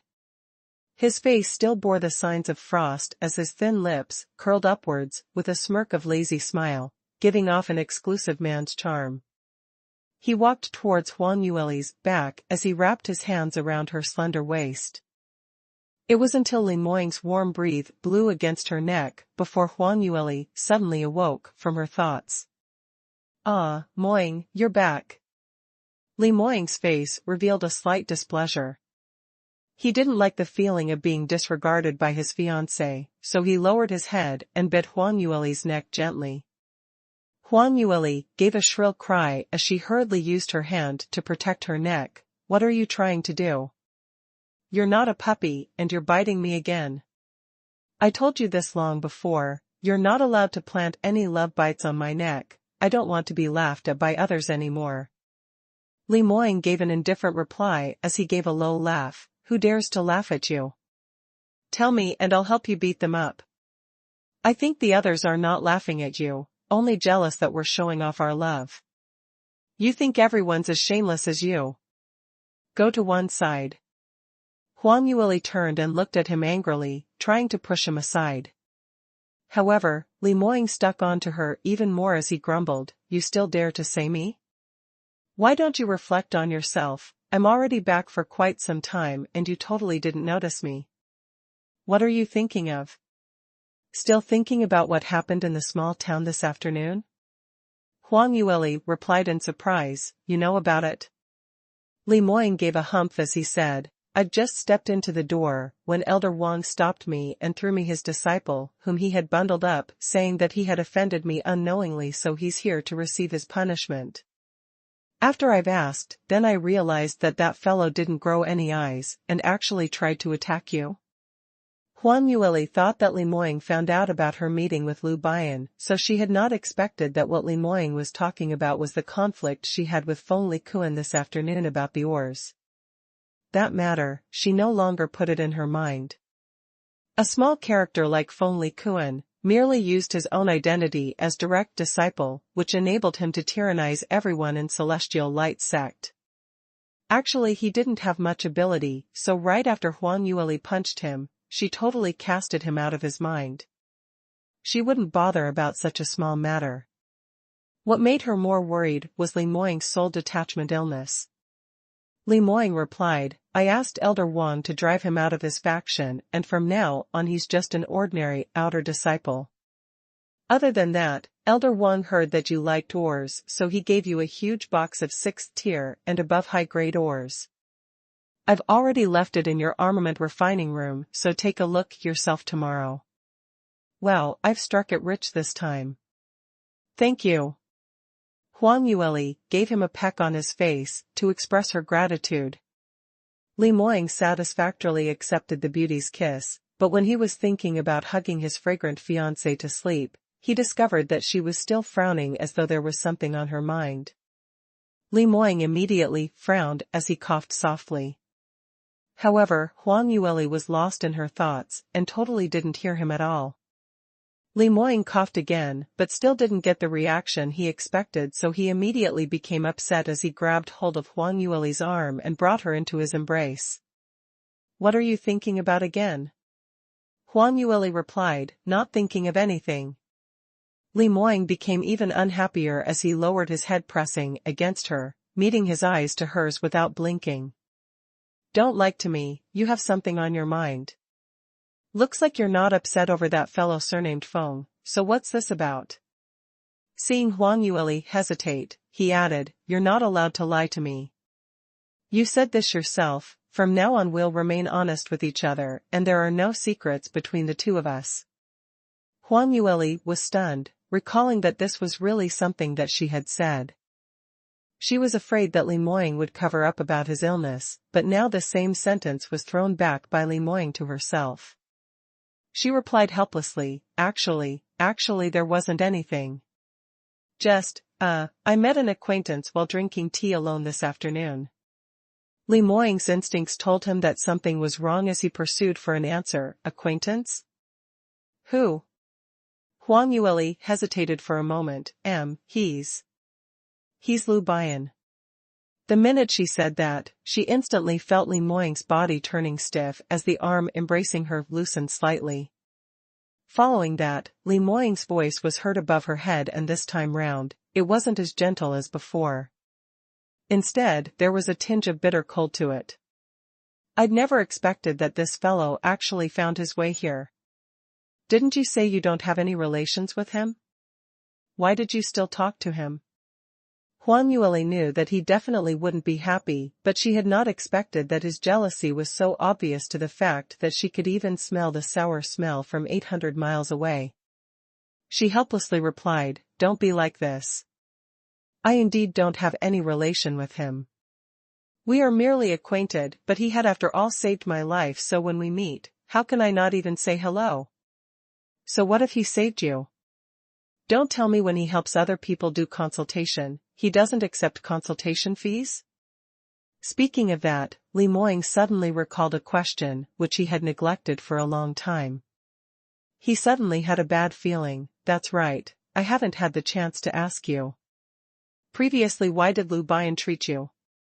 He isn't those kind who could be bribed with a little spirit stones. What did he ask you to help him do? Huang Yueli totally didn't expected him to bring up this matter, as she was stunned. Ah? This? About this?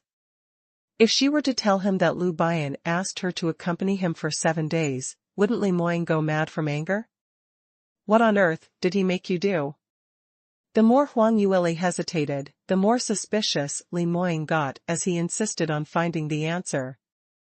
Huang Yueli started sprouting cold sweat on her forehead as she felt embarrassed to the max. She obviously hadn't done anything, so why did she suddenly felt so guilty? Li Moying stretched out his hand to hold up her face as he forcefully raised her head to look at him. For eyes were exchanging looks, and Huang Yueli was stared intently by that pitch-black eyes till her heart started pounding wildly, almost not being able to breathe. You. What is that attitude? Don't tell me you suspect that I have something going on with him? If you don't trust me, then just ignore me.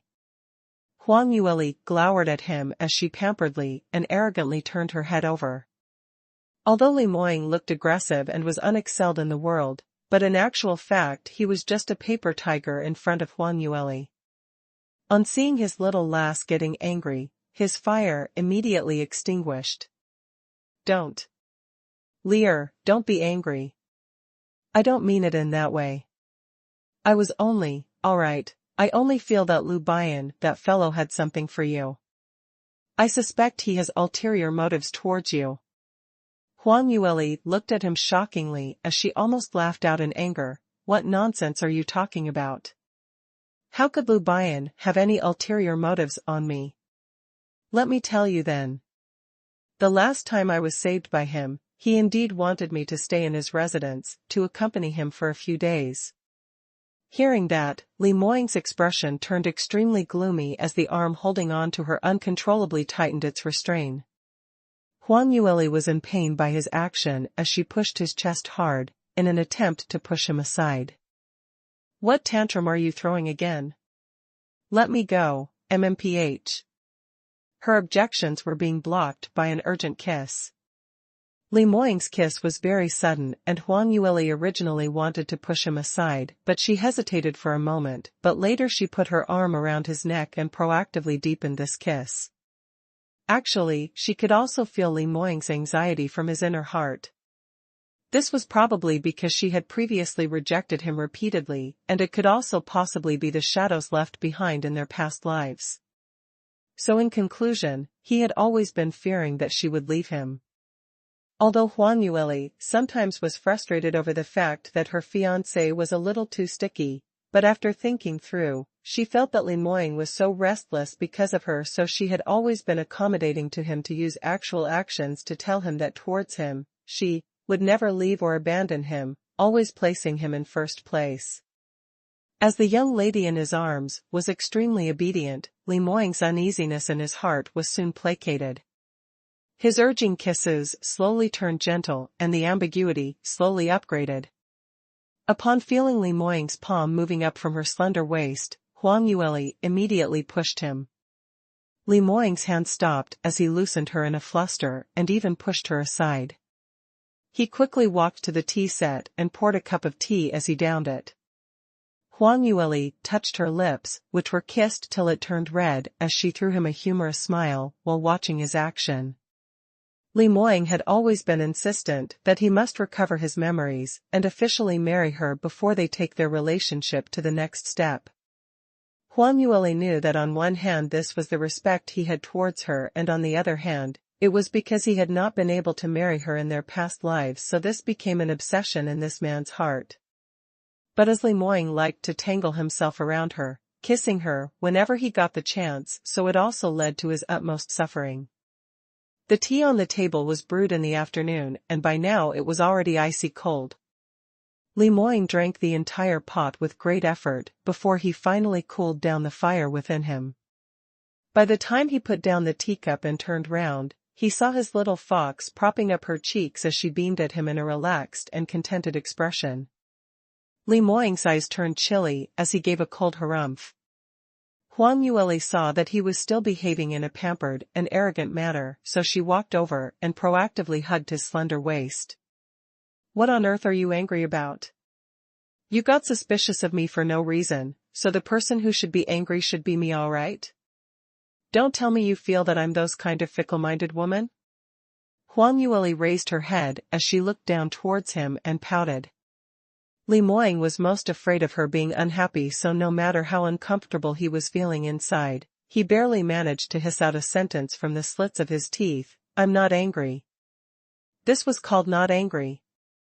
Huang Yueli couldn't help but burst out giggling, and afterwards, she wasn't surprised to see that Li Moying's face had turned even darker. She hurriedly replied, alright, will you listen to whatever I have to say first, alright? I am telling you, Li Bian has someone in his heart, and moreover, he has liked this person for a long time.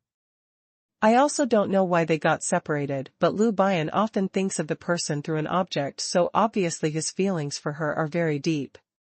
Furthermore, although he asked me to accompany him for a few days, but he didn't do anything off the scale. He just made me play the zither for him, so I'm guessing the person he likes knows how to play the zither very well. She was afraid that Li Moying would misunderstand again, so she explained really quickly, and she just uttered everything at one go while blinking her big, watery eyes, looking innocently at her own fiancé. Li Moying listened to her explanation, but he felt that things couldn't be that simple. However, on knowing that Lu Bian had not done anything too offending, he felt slightly better. Plus the fact that Huang Yueli used that kind of doleful eyes on him, no matter how unhappy he was, he had no way of directing his anger at her. He gave a light humph and said, anyway, don't get in touch with him. Even if he really has someone who he likes, but he's also not able to be together with her, isn't it? Perhaps he might just shift his affections and fall in love with you instead? Huang Yueli was amused. How could that be possible?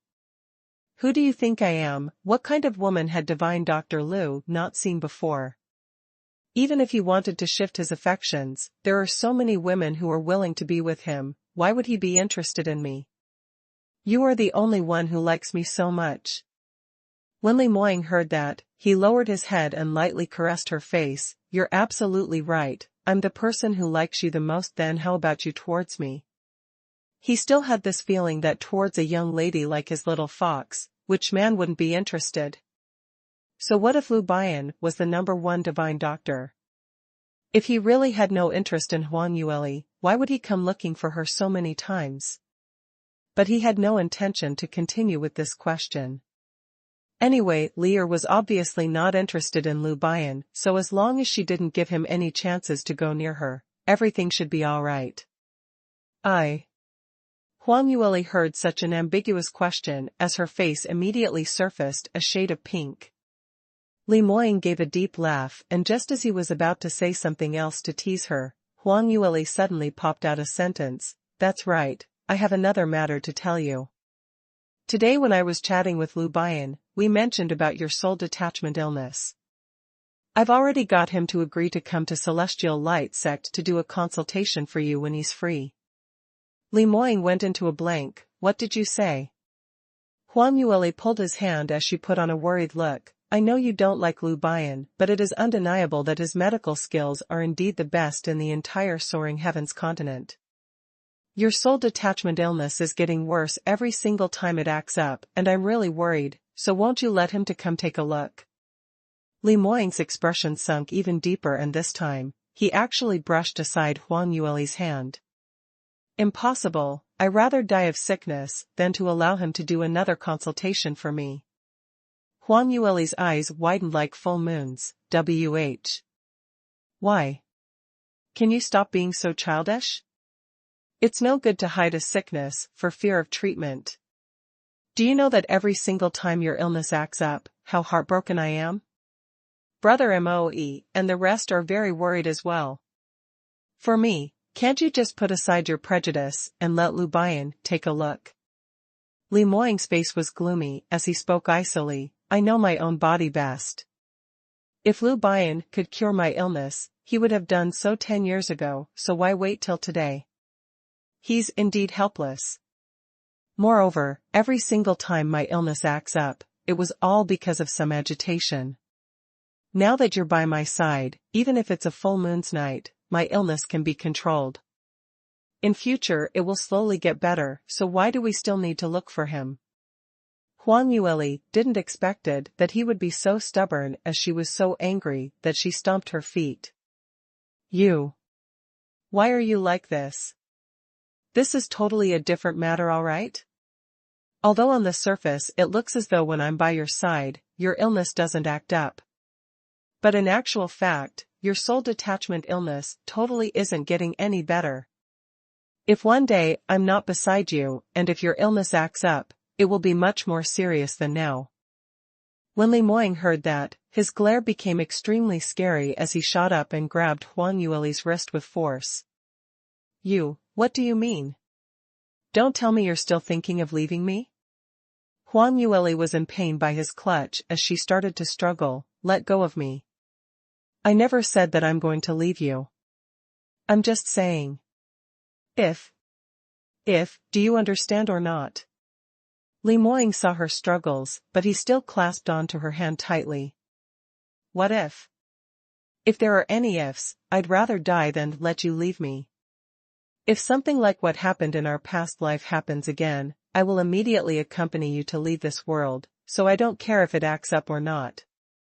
Huang Yueli was in so much pain that her bones were about to be broken as she spoke teary eyes. You, let go of me first.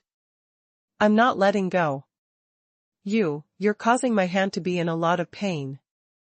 Li Moying then realized it and hurriedly loosened his hand. On seeing Huang Yueli touching the position where her shoulder had been pinched in a pitiful look, he immediately became regretful. Lear, I'm sorry, I didn't mean it. Huang Yueli rolled her eyes at him as she didn't talk. Li Moying suddenly went upwards and swept her off her feet as he carried her. Huang Yueli almost lost balance and immediately hugged his neck as she shouted, What are you doing? Let me down. Li Moying put her down on the bed as he stretched out her hand to unclasp the hook in front of her chest. Huang Yueli's face immediately turned green as she started twisting her body while struggling. I'm warning you, Li Moying. Don't you dare to use the handsome male trick upon disagreement. That's useless. Today you have to listen to me.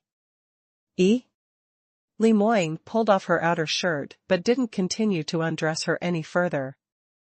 Instead, he frowned when he looked at the blue-black bruises on her shoulder, which had been pinched by him. Huang Yueli saw that there was a chance to exploit him and immediately shrank her shoulder while acting pitiful. At the same time she used an accusative glare to look at him. Li Moying naturally was feeling heart pain, but his face remained cold. However, the actions of his hands were extremely gentle as he retrieved a bottle of ointment from the beside and gently applied it for her.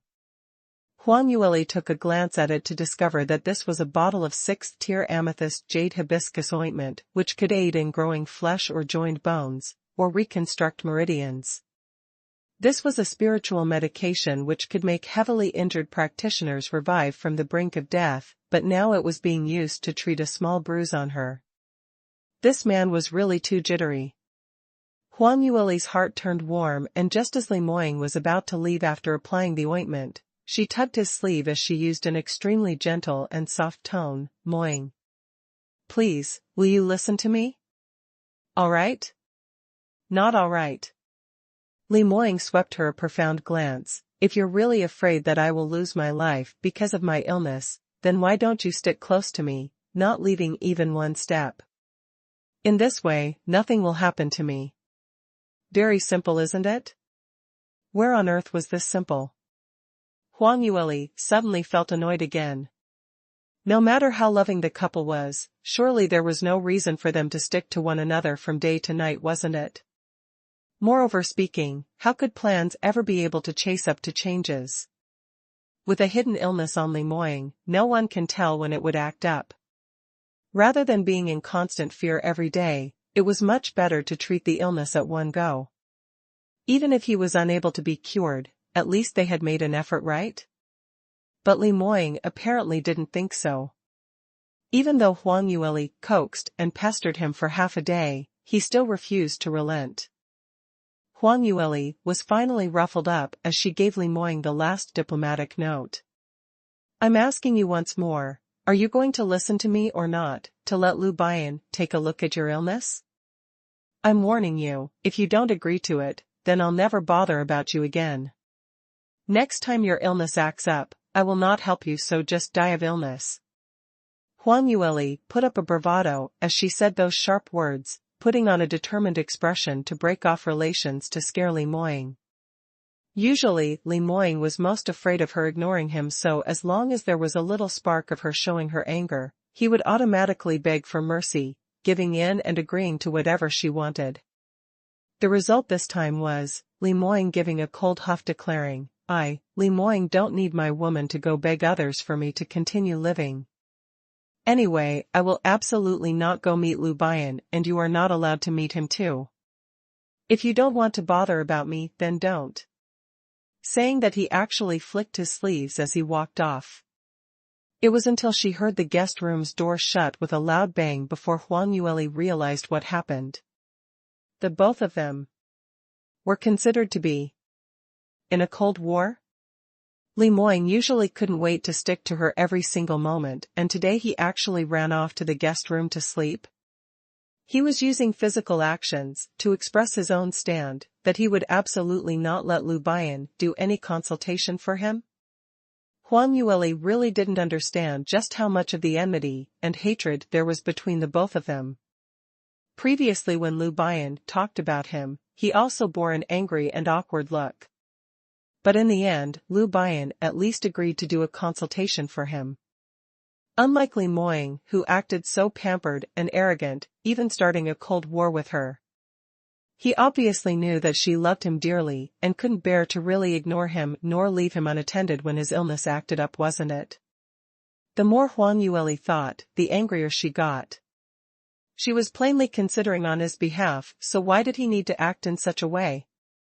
She could give in for other matters, but for matters related to his Heath, she absolutely would not give in. Huang Yueli was determined that if Li Moying didn't agree to her request, she would absolutely ignore him, absolutely. Thinking of this, Huang Yueli got up and locked the room door, then removing her clothes, she blew out the candlelight and pulled the blanket up to her chin, wrapping up her body. Sleep. Li Moying was also suffering from a bundle of anger in the guest room next door. Did his young lass know what she was saying? She didn't know how Lu Bian had humiliated him that year. So he would look for anyone to save his life, but definitely not Lu Bian. Moreover, Lu Bian hated him so much, so why would he casually agree to do a consultation for him? It was definitely Lear who agreed to some ridiculous request from Lu Bian, such as accompanying him for another 7 days, or something like that. Huang Yueli herself was ignorant, but as a man, how would Li Moying not sensed what Lu Bian was thinking about?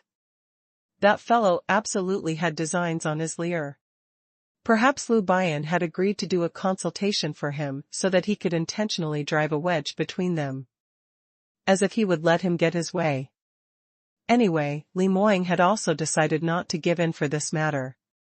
Furthermore, he wanted to use this opportunity to express his attitude towards Huang Yueli. Although he valued his wife like she was his life, but there were certain things which he cannot give way, and would not listen to everything she said. After making the decision, Li Moying too blew out the candlelight and climbed onto the bed to sleep.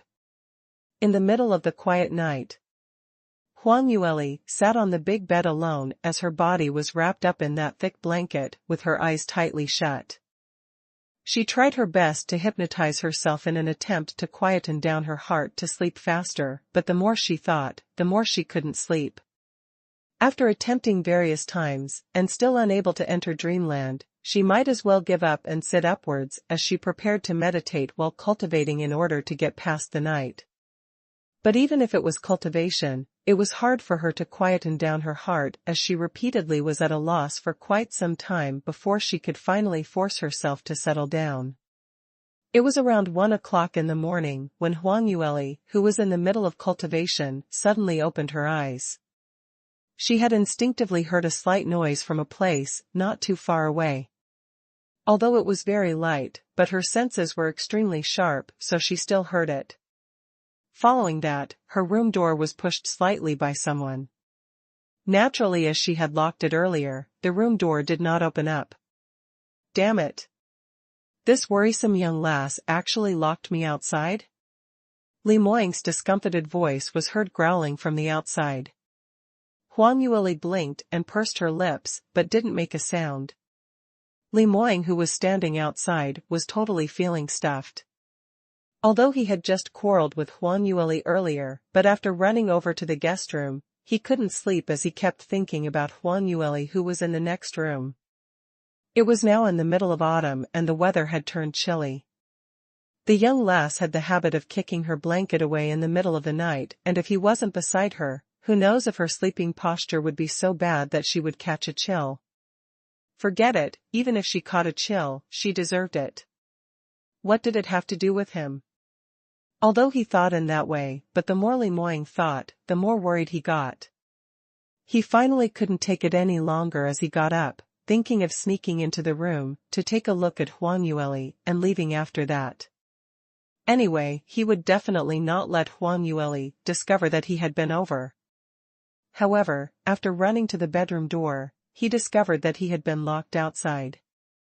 Li Moying simply had no way to describe his current feelings. He was so melancholic that he was going to go crazy. He stood at the chilly corridor for quite a while, before he finally left in a huff. Huang Yueli actually hadn't been sleeping as her eyes were tightly fixed on that door. For a moment she thought that Li Moying would break in, but at last, he finally chose to leave. Huang Yueli bit her lips as her heart was stuffy, and totally unable to quieten down her heart to cultivate, so she could only stay up the entire night till dawn broke. The next morning, Li Moying and Huang Yueli both had 2 dark eye rings as they met at the entrance of the room door. Usually they would have breakfast together and talk about their plans for the day. But today, they didn't even look each other in the eye as they silently finished their breakfast, and without even a goodbye, they went on their own ways. This scene made Moe and Mo totally astonished.